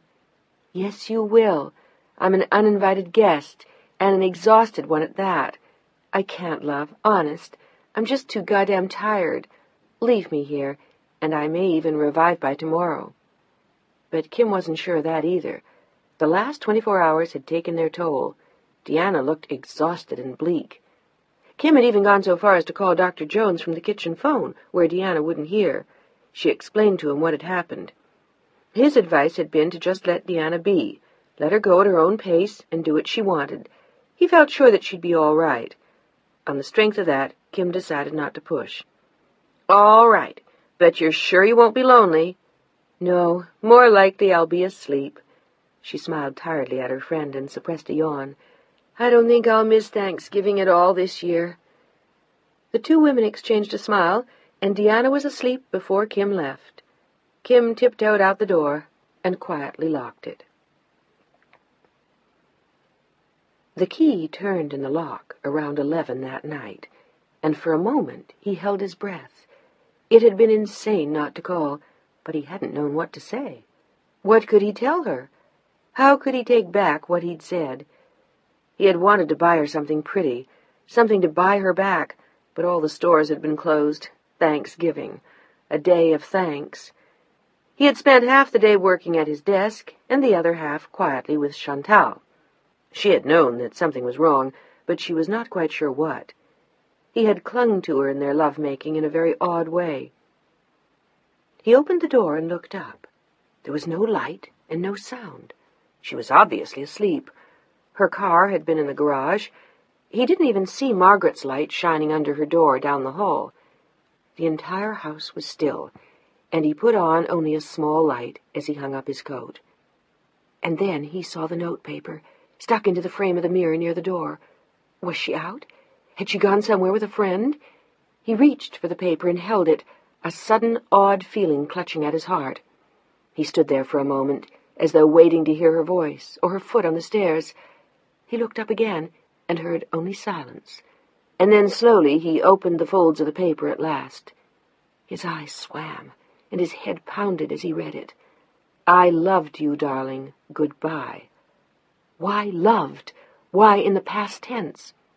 But he knew. He had told her the one thing that she could never know, that the baby was not his. She knew now that he had lied to her about the baby and about Chantal. She knew about his other life. She had seen him with Chantal in Paris and again the other night. With feet like lead, he tried to race up the stairs. He would find Deanna there. She would be asleep in their bed. All day he had ignored what had happened between them, hoping it would go away. Calling her would make it real. He couldn't. He didn't want to do that. Now all he had to do was run to the bed and he'd find her there asleep. But when he reached their room, he found it as he dreaded he would. Empty. She was gone. Deanna was gone. Mark Edouard stood deathly still for a long moment, not knowing what to do. Then, fighting back tears, he reached for the phone. He needed her, desperately. She had to be there for him now. He knew she would be. He dialed, but when Chantal answered, she sounded strange. Chantal, I have to see you. I'll be right there. Is something wrong? She sounded distracted and in a hurry. Yes. No, just be there. I'm on my way over. She had wanted to tell him to hurry, but she hadn't known quite what to say, and she was still feeling awkward and looking a little bit confused when he arrived only moments later. But he saw nothing. He only took her quickly in his arms the moment she opened the door. "Darling, what is it? You look ill." "I am. I don't know. She's gone." Poor man. Pilar again. Was he still so excessively haunted by that? But what had happened to trigger it so suddenly? "I know, my darling, but you have me." She held him close as they sat together on the couch. "But the baby—" And then he realized that he shouldn't have blurted it out. "What baby?" Had he gone mad? She looked frightened as she pulled away from him. "Nothing. I'm upset. It's Deanna. She's gone." "For good? She left you?" He nodded numbly, and Chantal grinned. "I'd say that's cause for celebration, not despair." Without thinking further, she rose from the couch and went out to the kitchen to find one of the bottles of champagne Mark had left with her only a few days before. She returned with the bottle and 2 glasses, and then stopped as she saw the agony on Mark's face. "Are you that unhappy, then?" "I don't know. I'm stunned. I said some things I shouldn't have. I overplayed my hand." Chantal stared at him with chilly eyes. "I didn't realize you were that anxious to keep her. Now what? You fight to get her back?" As he watched her, he slowly shook his head. He couldn't get Deanna back, and he knew it. While trying to tie her to him forever, he had told her the one thing that had severed her from him. The baby wasn't his. "By the way," Chantal paused only for a moment, "what was that business you just mentioned about a baby?" He said nothing. He only stared at something she could not see. The death of hope. "Was she pregnant, Mark?" Her words were like a vice at his throat, and silently he nodded. "Did she know it wasn't yours?" "Not until last night." "I see. And that was why you stayed with her until now, for a child that wasn't even yours." Her voice drifted away like a kind of distant death knell, disappointment filling her heart as well. "I didn't realize it meant that much to you." "It doesn't." He lied to her and tried to take her in his arms. "Yes, it does." The champagne stood unopened. They looked at each other in despair. "Yes, in fact, it does." "We can adopt the child," Mark said. Slowly, Chantal nodded. She knew that she would have to if it meant that much to him, but she didn't want children. She never had. "Yes, I suppose we can." And then, with sudden recollection, she glanced at her watch. "What are you going to do now?" "Marry you." He tried to smile as he said it, but the words felt like lead in his mouth. "If that's what you still want." "It is." She sounded solemn, but there was a filament of worry lurking in her eyes. "But I didn't mean that, darling. I meant tonight." "I don't know. Can I stay here?" The idea of going back to his own home was unbearable to him, and it was too soon to take Chantal there, to sleep in the bed Deanna had vacated only the night before. She had slept in the studio after his disclosure. "Why don't we go out to dinner?" "Now?" He looked at her shocked. "I'm hardly in the mood. A lot has changed for me in the past few hours, and no matter how much I love you, I need to adjust." For a moment he wondered if he had made a mistake, coming to Chantal so quickly. Before he had absorbed the shock, she seemed to understand nothing of what he was feeling. "Couldn't we just eat here?" "No, I want to go out." She said it nervously now, as though she were in a hurry, and he noticed suddenly that she was wearing a black silk dress, as though she had been planning to go to dinner anyway. "Were you going somewhere when I called?" He looked as though he didn't understand. I just thought I'd go out somewhere for dinner. Alone? He looked shocked. Obviously. She laughed at him, but it had a tinsel ring, and before she had said more, the doorbell rang. She looked rapidly at Mark Edouard and then hurried towards the door. I'll be right back.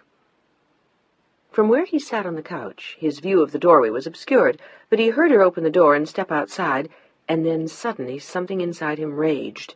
He strode across the room, following her path, and reached the almost closed door where he could hear her speaking softly on the other side. He pulled it sharply open and heard her gasp as she jumped slightly aside. She was speaking to his partner, Jim Sullivan, who looked somewhat shocked to be facing Mark. "Am I interrupting you, or would you care to step inside?" He was looking at his partner, but his words were addressed to both of them. Silently, the trio walked into the apartment. Chantal closed the door. Darling, it's really... Jim just thought I'd enjoy Thanksgiving dinner. I thought you would be at home. Her face was taut with embarrassment, and her borrowed gaiety fooled no one. "I see. How charming. Odd that neither of you mentioned it to me." "I'm sorry, Mark." Jim looked at him soberly as they stood uncomfortably in the middle of the living room. "I don't think there's much more I can say." Mark Edouard turned his back to him. Jim simply touched his shoulder, and a moment later Mark heard the sound of the front door close. He turned slowly to face Chantal. "Is that what you've been doing?" Her eyes were wide as she shook her head. I've only had dinner with him a couple of times. I didn't really think you'd mind. But they both knew it was a lie. "What do I say to you now?" That you forgive me, and I say to you that it will never happen again. She slipped herself quietly into his arms and held him close, as he slowly bowed his head and felt the silk of her hair on his face. Tears hovered in his eyes as he held her, because he knew that it would happen again and again and again. Chapter 34. Kimberly drove down the narrow streets of Sausalito and then into a small alley leading towards the bay. She glanced at the paper next to her on the seat and confirmed that she was going the right way. Another turn, another alley, a dead end, and then she was there. There was a tiny white picket fence, a huge bush covered with daisies, and a little house hidden beyond. It was the gem Deanna had described, and Kimberly loved it on sight. Her arms were filled with packages, and she wrestled to reach the bell. A moment later, Deanna pulled open the door. Deanna was wearing jeans and red espadrilles and a full red sweater over a bright yellow blouse. Her hair was held up in a knot, and there was a gentle smile for her friend in her eyes. Merry Christmas, madam. I'm so glad you could come. She held out her arms to Kim, and they hugged. I only left you 2 weeks ago, and I'm already homesick. "Don't be. This is divine." Kim followed her inside and looked around. Deanna had been working industriously, painting the kitchen, cleaning the floors. In the corner there was a tiny Christmas tree with silvery balls and blinking lights. There were 3 packages under the tree, and they were all marked Kim. Well, do you really like it? Deanna looked like a little girl as she grinned. For the first time in a long time, she looked happy and at peace. In only a few weeks, she had found something of herself.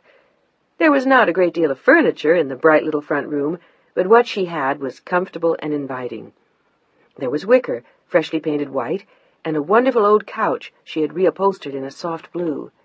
There were plants everywhere, and old bottles filled with flowers.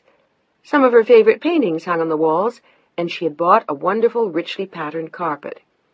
There were copper pots on the mantelpiece, and brass candlesticks on a little wooden dining table just large enough for 2, and the room had boasted a small bronze chandelier of its own.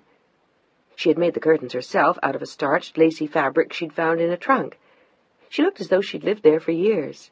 There was one tiny bedroom she'd endowed with a wonderful old print wallpaper in a warm, dusty rose, and another tiny bedroom next to it, empty save for a bassinet and a rocking horse, huddled near the door. Kim looked round appreciatively and settled herself in a chair. "I'm in love with it, Deanna. Can I stay?"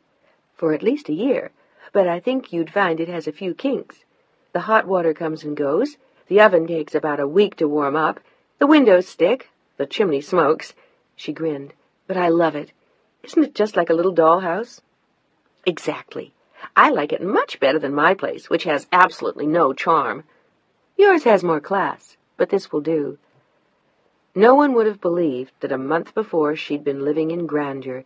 She seemed perfectly happy to be where she was. "Coffee?" she asked. Kim nodded. Deanna disappeared, then returned with 2 steaming mugs. "So, what's new?" But the easel in the corner of the kitchen told her what she had been wondering. Deanna was already back at work. "I'm painting again." She looked happy and proud. "So I see. What are you going to do with them?" "Sell them, probably. I've already sold 2 or 3. They paid for the furniture, the dishes, the sheets, 3 paintings, and the jade and diamond earrings." But she didn't explain that to Kim. And she didn't give a damn. There was nothing left that she wanted, except her child now. The rest didn't matter any more. Not at all. "Where are you selling them?" Kim looked at her with a purpose in mind, but Deanna saw her coming. "Never mind that." She grinned and took a sip of her tea. "Why don't you at least let him sell your paintings, for Christ's sake? You don't have to see him." Kim had seen him only last week, and he looked like hell. She wanted to slip him Deanna's address, but she knew she couldn't. Deanna had to find her way back to him herself. If she ever did. Kim was beginning to doubt it. Deanna seemed happier by herself. "Why don't you at least call Ben about your work?" "Don't be silly, Kim. What would that prove? I can't. And he'd probably spit in my eye if I called him and asked him to handle my work." "I doubt that." But maybe she was right. He never asked Kim how she was any more. It was a silent agreement between them. Neither of them spoke of Deanna. Kim understood. "What about Mark? Have you heard anything from him?" Deanna shook her head. "I called him once, after I spoke to my lawyer. He understands. There's no argument, really." "Do you think he'll marry that girl?" Deanna sighed and then looked up with a smile.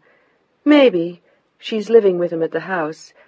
But I think—" the smile slowly faded. "I think this has all been kind of a shock. A lot has happened to both of us this year."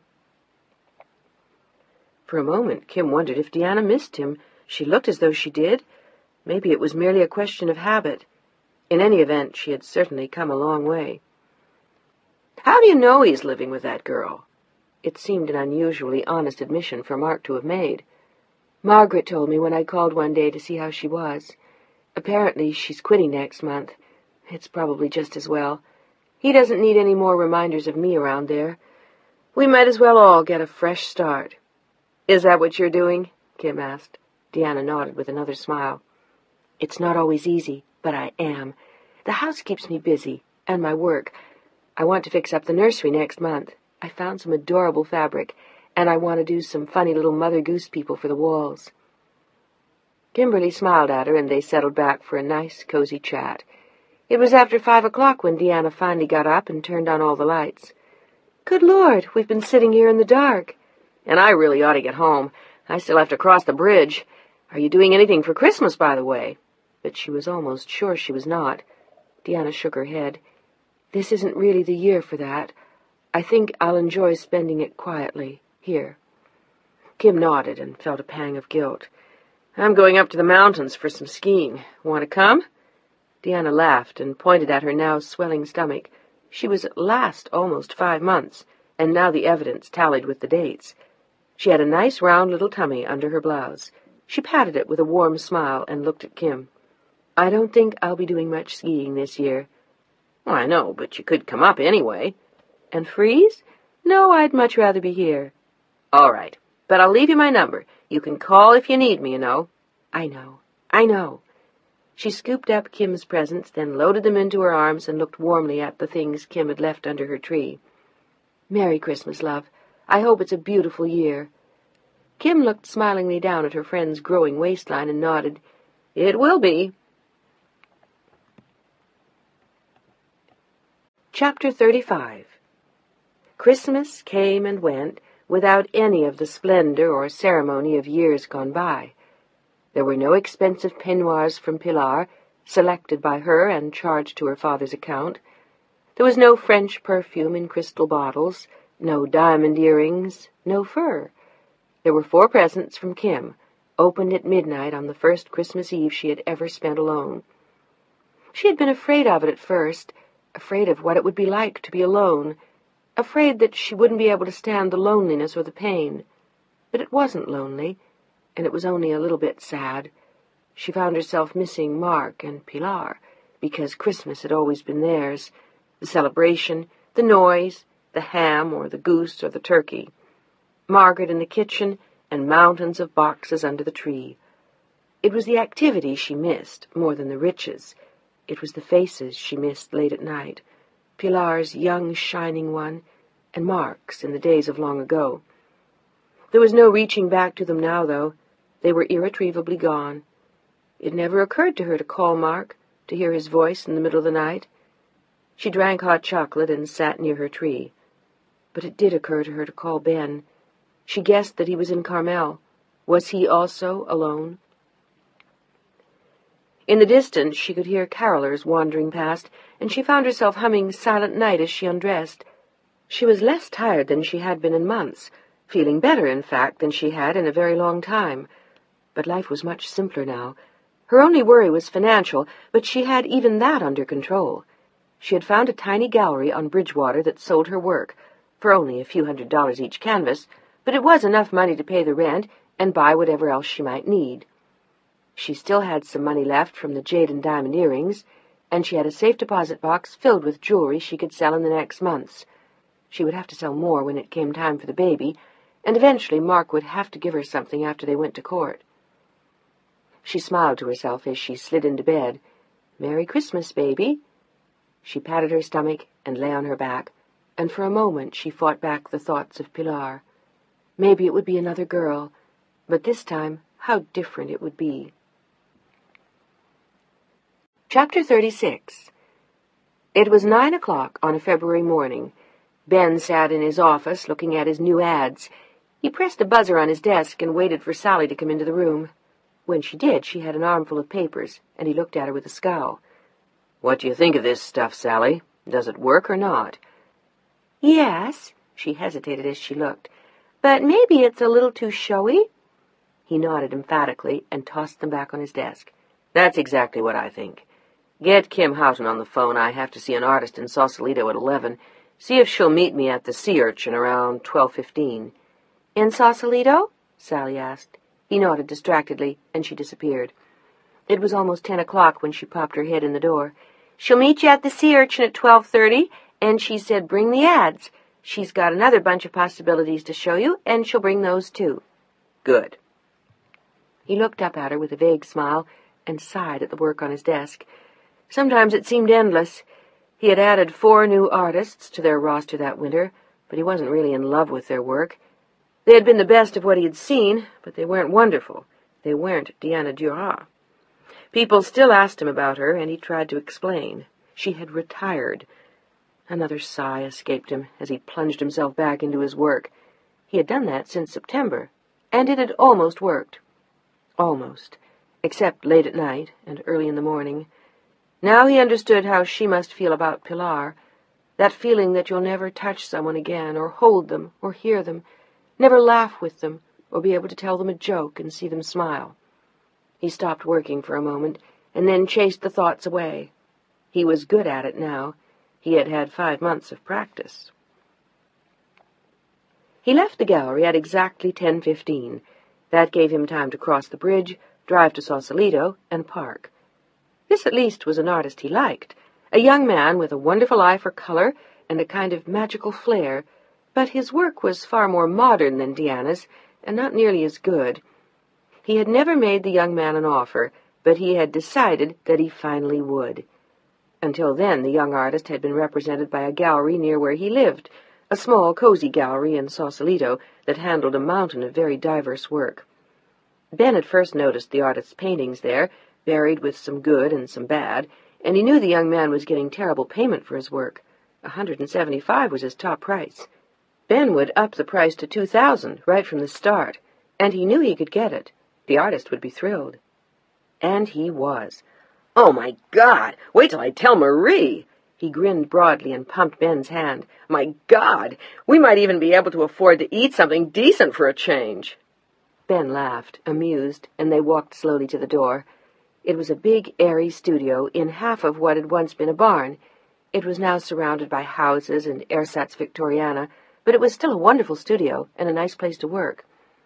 By the way, whatever happened to that girl you handled last summer? Dura? Handled. It was an interesting choice of words, but he didn't know. No one did. We don't show her work anymore. Ben said it very calmly. He had said it 100 times before. I know, but do you know who does? No one. She retired. Ben had the speech down pat, but this time the young man shook his head. Oh, I don't think so. Are you sure? Quite. She told me she was retiring when she withdrew her work. But something in the man's eyes bothered him. Why? I could swear I saw one of her pieces at the Seagull the other day. You know, the place that's been showing my work. I wasn't sure, and I didn't have time to ask, but it looked like it. It was a beautiful nude, and they were asking a ridiculous price for it. How much? I heard someone say $160. It's really a crime for a piece like that. You ought to take a look and see if it's her. I think I will. He looked at his watch. It was only 11:30. He had enough time before his lunch with Kim. The two men shook hands again. There was a profusion of thank yous and smiles. Ben slid into his car and drove a little too quickly down the narrow road. He knew exactly where the gallery was, and he left his car parked on the corner. He wanted to just stroll in and look around, but he didn't have to. Her painting was prominently displayed near the door. He could see it from where he stood, rooted to the spot on the street. It was indeed her canvas. The young man had been right. He stood there for a moment, wondering what to do, trying to decide if he should go inside. He was about to walk away, but something drew him into the gallery. He had to get closer to the still life. He had seen her paint it. She had done it on their terrace in early July. Suddenly he felt pulled back into the summer. "Yes, sir. May I help you?" She was a pretty blonde in sandals and jeans. She wore the usual uniform, T-shirt and pierced ears, her hair held up in the back with a wide leather thong. "I was just looking at the painting over there." He pointed to Deanna's piece. "It's $160, done by a local artist." "Local? To San Francisco, I suppose you mean?" "No, Sausalito." She was obviously confused, but there was no point arguing. "Do you have any more of her work?" He was sure that they didn't. Much to his astonishment, the girl nodded. "Yes, we do. I think we have 2 more. As it turned out, there were 3. 1 more from the summer, and 2 of her earlier works, none of them priced over $200. "How did you get these?" He found himself wondering if they had been stolen. If there had only been one, he might have suspected that someone who had bought one from him had been desperate to sell it, but that seemed unlikely, and it was obviously not possible, since they seemed to have so much of her work. The little blonde girl looked surprised by his questions. "We have them on consignment from the artist." "You do?" Now it was his turn to look stunned. "Why?" "I'm sorry?" She didn't understand. "I mean, why here?" "This is a very reputable gallery." She looked unhappy at his remark, and he tried to cover his confusion with a smile. "I'm sorry. I didn't mean that. It's just that I know the artist, and I was surprised to see her work here. I thought she was away, abroad." He really didn't know what to say. On the spur of the moment, he looked at the blonde girl with another smile. "Never mind. I'll take them." "Which ones?" He was obviously crazy, or maybe just stoned. "All of them." "All 4? Crazy, not stoned. "Yes, that'll be fine." "But that'll be almost $800. "Fine. I'll write a check." The blonde girl nodded then and walked away. The manager checked with Ben's bank, and the check was good. 10 minutes later he walked away, and Deanna and the gallery were each $400 richer. He still wasn't sure why he'd bought them when he put them in his car. All he knew was that he had wanted to have her work, and the prices were insane. He didn't understand it. He would sell the 4 pieces in his gallery and turn the far larger profit over to her, as if she cared. What was he trying to prove? He was annoyed with himself as he parked in front of the Sea Urchin to meet Kim for their lunch. It had been a grandiose thing to do, buying all 4 of the paintings. When she found out, she'd probably be mad as hell. But something about the whole episode irked him. What did they mean, a local Sausalito artist? Kim was waiting for him at a window table, enjoying the view of the city across the bay. "Mind if I sit down?" She turned towards him, startled, then laughed. "For a minute I thought you were a masher." She grinned up at him, and he smiled. He looked as pleasant as ever, as nicely put together, as well dressed, in blazer, slacks, and striped shirt. But she thought there was something troubled in his eyes. "No such luck, Miss Houghton. Mashers are out of style. Or maybe they're all women these days." Now. "Would you like a drink?" he asked. She nodded, and they both ordered Bloody Marys. For a moment he looked out at the bay. "Kim?" "Yes, I know. You're going to tell me you hate the ads. I don't love them either. But I've got some other ideas." He shook his head and dragged his eyes back to hers. "Never mind that. Though as a matter of fact, you're right. We can talk about that later. I want to ask you something else." He paused for a long moment, and Kim waited, suddenly wondering if this was what she had seen in his eyes. "What is it?" He looked so troubled she wanted to reach out a hand. "Deanna."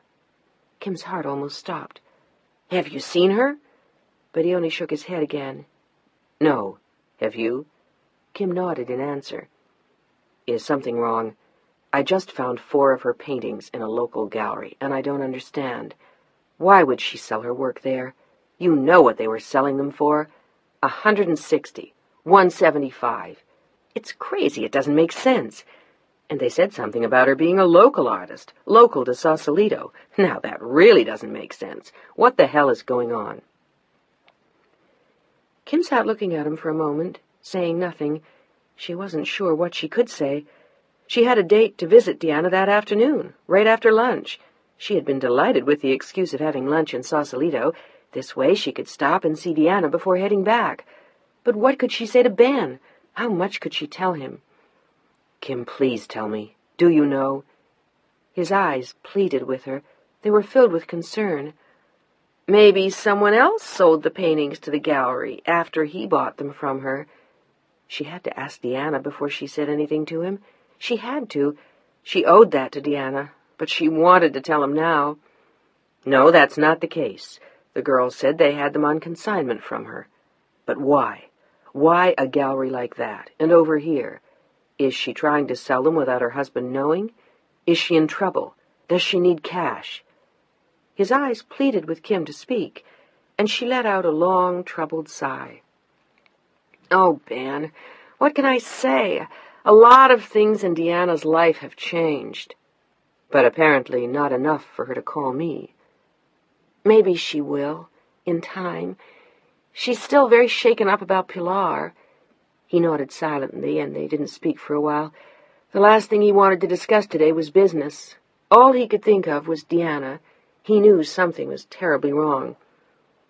He looked up at Kim again, and she wanted to die from the look in his eyes. Is she in some kind of trouble? But Kim shook her head, no. "She's all right, Ben. She is. I think in some ways she's happy for the very first time." She wanted to tear her tongue out for saying it. Deanna had been even happier during the previous summer, but Kim wasn't sure how to alter what she had just said. "She's painting a lot." "And she's happy." He looked at the bay and then at Kim. "With him." But suddenly Kim couldn't stand it any more. She very slowly shook her head. "What do you mean?" "He went back to France." Deanna had told her that just last month. Mark had finally gone back to his home. "Permanently?" Ben looked stunned. Kim merely nodded. "And she stayed?" Kim nodded again, and now there was despair in his eyes. She hadn't called him. Mark was gone, and she hadn't called. But as he looked down into his drink, he felt Kim's hand gently touch his. "Give her a chance, Ben. A lot of things have happened. I think it may take her a few more months to sort it all out." "And she's living here, in Sausalito?" None of it made any sense. Why wasn't she living in their house? Had he just run off and left her? "Do you mean to tell me they're getting a divorce?" She took a deep breath. "Yes, I do." "Was it his doing or hers?" "Kim, you have to tell me. I have a right to know." "I'm the first person to agree with you, Ben." But try telling her. "It was her doing, but he agreed. He really had no choice." "How is she? Is she adjusting? Is she all right?" "She's fine. She's living in a funny little house, working on some new paintings, getting ready—" And then she stopped. She had gone too far. Getting ready for what? He was confused again, and Kimberly was driving him crazy. For Christ's sake, Kim, is that lousy gallery giving her a show? He was incensed. How dare they? Suddenly Kim laughed. She looked at him with a bright light in her eye. "You know something? This is crazy. We're sitting here playing 20 questions about how Deanna is, when the one thing she needs is you." She pulled a pen out of her handbag and grabbed a piece of paper from among her ads. She jotted down the address and handed it to him. "Go. That's the address." "Now?" He looked stunned as he took the piece of paper from her hand. "But what if she doesn't want to see me?" "She will. But from now on, it's up to you." She laughed. "And if she gives you any trouble, just punch her in the mouth." He grinned and looked at her again in confusion. "What about our lunch?" All he wanted to do was get the hell out of there and go to find Deanna. He really didn't want to sit there a moment longer with Kim, but she knew it, and she smiled. "Screw our lunch. We can talk about the ads some other time. Go." He bent to kiss her and squeezed her shoulder very hard. "One day, Kim Houghton, I'll thank you. But right now," he finally smiled back, "I've got to run. Tell me, do I break the door down or just climb down the chimney?" "Throw a chair through the window. It works every time." He was still smiling when he got to his car, and he was at the cul-de-sac 5 minutes after he left Kim. He glanced at the piece of paper again and quickly saw that it was the house hidden by the large daisy bushes and surrounded by the little picket fence. He wondered if she was at home. Maybe she wasn't in. He was frightened now. What would he say to her? What if she was angry that he'd come? He couldn't bear to have her do that to him now, after all the long months of dreams. He got out of the car and walked slowly to the door. He could hear someone moving around inside, and there was a radio softly playing jazz. He rang the bell and then knocked. More quickly than he expected, her voice rang out from the back of the house. "Hi, Kim. It's open. Come on in." He opened his mouth to tell her it wasn't Kim, but he closed it as quickly. He didn't want her to know the truth until he was inside, until he saw her, just once, even for a moment, just once more. He pushed the door open with one hand. He was standing in the bright little front room, and there was no one there. "Are you in?" she called out to him from the back. "I'm painting the other bedroom. I'll be right out." He felt as though his guts were melting as he listened to her voice for the first time in 5 months. He simply stood in one spot and waited for her to come out.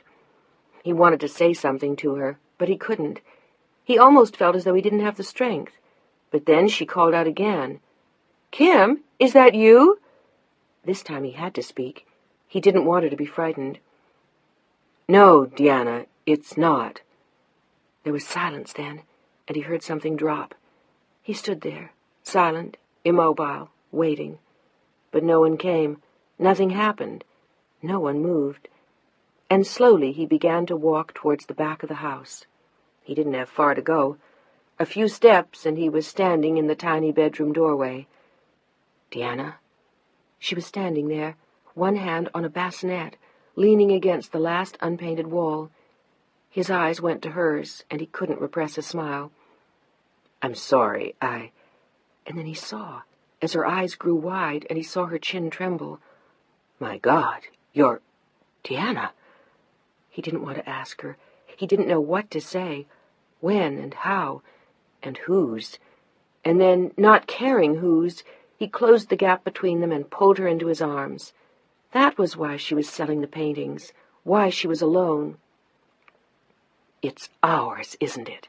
he asked. She nodded, tears spilling onto his shoulder. He held her tightly in his arms.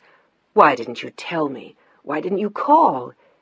He pulled away just enough so that he could see her face. She was smiling.